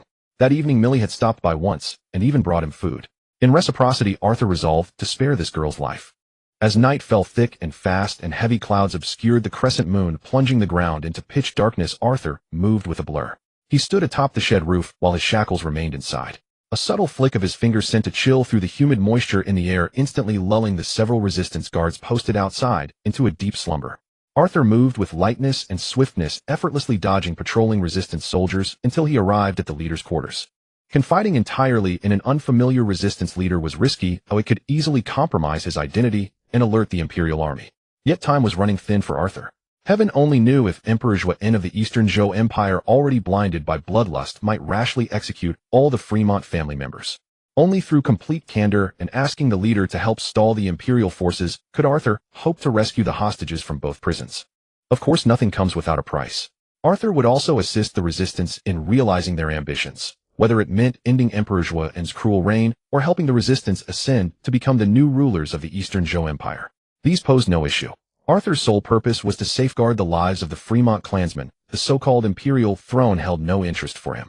Just as Arthur prepared to rise, a sharp voice boomed from within. "Who goes there?" Arthur, crouched by the window, paused in surprise. He had not expected the resistance leader to be a master cultivator. He was certain he had concealed his aura almost completely within the surrounding moisture, yet he had still been detected. "Long time no see, the great resistance leader, Lord Gabriel." The reply dripped with mockery and jest. Though unseen, Arthur, seasoned by countless battles, could gauge a person's combat prowess merely from their aura. This man called Lancelot was remarkably powerful. "Lancelot, you have no place here." Leader Gabriel's tone betrayed obvious panic. Clearly the Lancelot before him was no ally of the resistance. "What difference does it make? Your subordinates are pitifully weak anyway. Or have you already forgotten the very purpose of your resistance's existence? We simply desire a chance to survive. When will you strike? If that maniac Zhuan continues his slaughter, every single resident of the Eastern Zhou Empire will be wiped out." Leader Gabriel protested indignantly, his voice thick with helplessness. "Opportunities are seized, not given. Higher command has ordered you to eliminate that woman, as she knows too much," Lancelot stated coldly with utter disregard. Gabriel's heart skipped a beat. Millie was not only one of the Resistance's founders, but also a spiritual pillar for many. He naturally opposed her execution. However, both he and his backers were in no position to defy higher command. After a lengthy weighing silence, he ventured a suggestion. "Millie has already made contact with the search party. Killing her may not even safeguard the secret. Why not imprison them instead to prevent leaks? Then kill them all. For the sake of the greater good, I trust your resistance can bear such a minor sacrifice." Lancelot sneered, instantly dismissing the leader's proposal. The casual suggestion to slaughter over a dozen resistance members was as light as plucking weeds. Impossible. They are all members of our resistance." Rising fury engulfed Gabriel as he glared at Lancelot and shot back coldly. The resistance was originally founded for one reason: to allow the common people to survive. It was only later, when the Imperial army massed at their borders, that leader Gabriel was forced to ally with Lancelot's shadow faction. Being treated like a dog was one thing, but sacrificing his own people was absolutely unacceptable. Otherwise, even if Emperor Join fell someday, how many ordinary citizens would actually survive? To leader Gabriel, every member was family. He even remembered each of their names. He could never consent to Lancelot's despicable suggestion. "Gabriel, you seem to have misunderstood one thing. My words are not requests, but commands. You hold no leverage to negotiate with me. Who do you think keeps you all alive?" With a clanging crash and a muffled groan from Gabriel, Lancelot's icy voice followed. "I give you 3 days. In 3 days I will return to inspect the corpses. Or I will personally slaughter half of you first before sending the Imperial army up the mountain to care for your women until not a single corner is left untouched." Accompanied by manic laughter, Lancelot strode out arrogantly. In a blur of motion, he vanished from the spot, galloping rapidly toward the valley below. Arthur rose to his feet, casting a glance at the fallen resistance leader, Gabriel, blood trickling from the corner of his mouth. His eyes narrowed, moisture swirling mistily around him, and in a flash of teleportation, he pursued Lancelot at tremendous speed.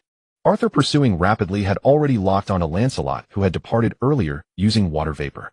However, Arthur was not in a hurry to catch up. He wanted to know where Lancelot was headed and who the forces behind him truly were. Although the conversation between rebel leader Gabriel and Lancelot was brief, essentially just conveying a single order, the entire situation appeared far more intricate than initially assumed. Indeed, as Arthur had initially suspected, it was rather astonishing that the rebel forces, most of whom had never received military training, could hold out against the elite Imperial army for so long. Today the answer was finally found. Clearly someone was providing behind-the-scenes support to the rebels, more precisely hindering the Imperial army's operations and ensuring every pacification campaign returned without success. Arthur was absolutely certain that Lancelot and the faction backing him were merely exploiting the rebels as pawns in their scheme to overthrow Emperor Join of the Eastern Zhou Empire and seize power for themselves. Throughout history, those in power who claim to fight for the people's survival are often just paying lip service. Such factions that continually instigate conflict between the Emperor and the Empire's residents to exploit the situation are even more detestable than Emperor Join, who has already descended into a merciless butcher. Arthur's original intention had been to prioritize rescuing the members of House Fremont, then eliminate Emperor Join, which would restore peace to the Eastern Zhou Empire as it once knew it. Yet now it seemed rather unrealistic. Even if Join were removed, imperial authority would either pass to another royal house or be usurped by these self-serving families with sinister intentions. With power struggles relentless and violence cyclical, the slaughter would only intensify, leaving no sanctuary in what was once a tranquil nation. Moreover, the Eastern Zhou Empire was home to House Fremont across generations. Such deep roots meant they could not simply abandon it. It seemed necessary to approach matters through this family first. Arthur maintained close pursuit of Lancelot throughout, using water vapor as an anchor to avoid losing track. After roughly an hour, Lancelot halted before a massive ancient Gothic castle where guards brandishing torches swiftly closed in. Upon verifying his identity, they offered respectful salutes, and the enormous iron gates swung open slowly as Lancelot hurried inside. Carlin Keep. Arthur, concealed within the underbrush and observing the colossal fortress, furrowed his brow slightly. Having grown up in the Eastern Zhou Empire, Arthur was intimately acquainted with these families. He could even recite the Carlin family's motto and heraldic emblem. The notion that House Carlin orchestrated this affair altogether escaped Arthur's expectations. The family was neither populous nor particularly powerful. They had always played the role of cautious fence-sitters. Even with their rapid expansion in recent years, they lacked the capacity to challenge the empire. The sole explanation pointed to outside forces intervening. Yet these remained mere conjectures on Arthur's part. He forcibly restrained his urge to infiltrate Carlin Keep and investigate further, content from his hiding place among the bushes to remain still and observe. As the minutes stretched into hours, Arthur's patience wore thin. Just then Lancelot emerged, accompanied by an elderly man with white hair. After exchanging a few hushed words, Lancelot swiftly set off toward the west. Arthur hesitated briefly. Should he venture into Carlin Keep to uncover the truth or give chase to Lancelot? The deliberation was fleeting.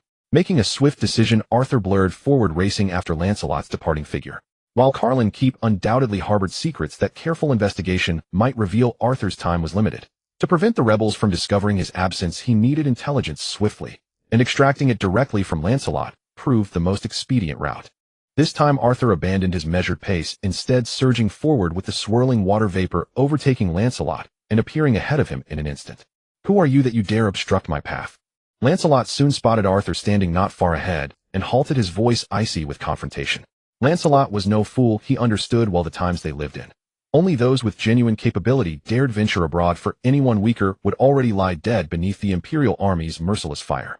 Though Lancelot could not clearly discern the man's features, the figure before him stood immovable as a mountain, movements casual, yet utterly without weakness, and the restrained but formidable killing intent radiating from him marked him as no ordinary opponent. "Who I am matters little, who you are is what counts," Arthur replied with his characteristic composure. Lancelot's lips curled into a cold smile as he shifted his weight forward, his gaze fixed sharply on Arthur. "It seems you've come seeking death. Then let me shatter every bone in your body first, and we can converse at leisure afterward." Arthur beckoned to him with a dismissive gesture, his voice dripping with mockery. "Come then, weakling." Standing unruffled, Arthur offered a cold smile as a shimmering water barrier materialized before him. The axe blade struck inward, yet became utterly ensnared, consumed by the liquid force. Lancelot stumbled backward, barely evading the thick mist, his heart still racing as he watched Arthur casually grasp the short axe he had just swung. "Is that all you've got?" Arthur flicked his wrist, and the water-wrapped axe disintegrated into iron filings before vanishing entirely. Such ability. Lancelot felt a chill of genuine alarm. This man commanded water with effortless grace. Though the strike had been merely a probing test, the lethal water vapor could pulverize iron instantly. Against flesh and bone, the consequences would be far worse. The mastery of water vapor, that immense power. Lancelot felt he had heard it mentioned somewhere before, but the memory eluded him.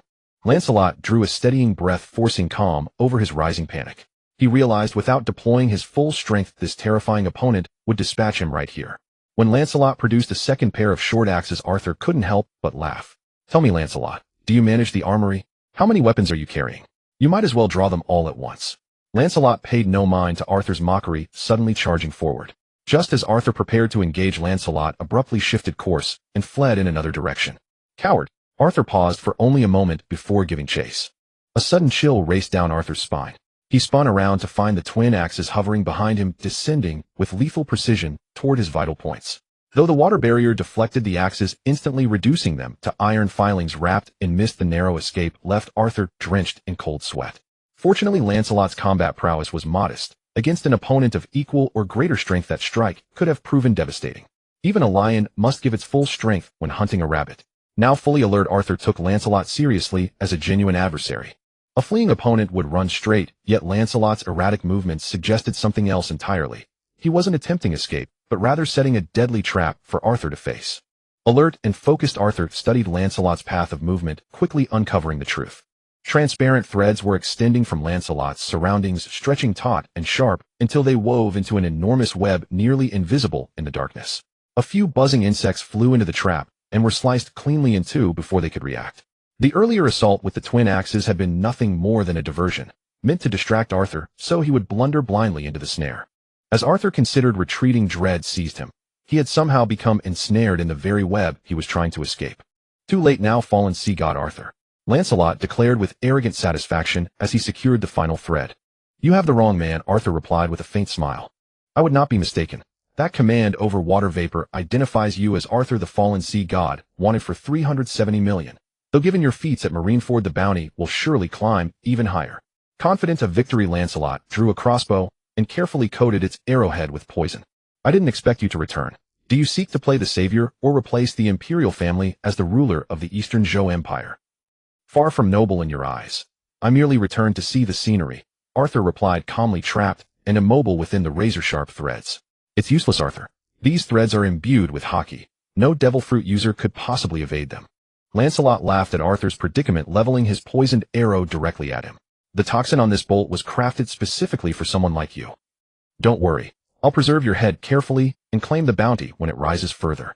I shall become a hero of the Eastern Zhou Empire, and all members of House Fremont will accompany you to the grave." Lancelot's eyes blazed with madness, already envisioning the billions in reward and the praise awaiting him from his superiors. The arrow shrieked through the air, yet Arthur simply stepped forward and sidestepped it with effortless grace. "Impossible, this cannot be," Lancelot muttered in near hysteria. No one had ever moved freely within his web. Every strand carried hockey enough to repel even devil fruit users. By all logic, Arthur should have been reduced to fragments, yet he stood unharmed, navigating the lethal threads and dodging the projectile with ease. The impossibility of it all left Lancelot reeling. "Look around you, fool. Arthur gestured widely, addressing Lancelot directly. Lancelot gazed upward and realized the threads had been enveloped in dense moisture. The heavy water vapor gathered into droplets that weighed down the taut lines, robbing them of their tension and sharpness. The very property that made the filaments dangerous, being pulled tight, had been neutralized by the encroaching mist, undoing the elaborate trap in moments. Lancelot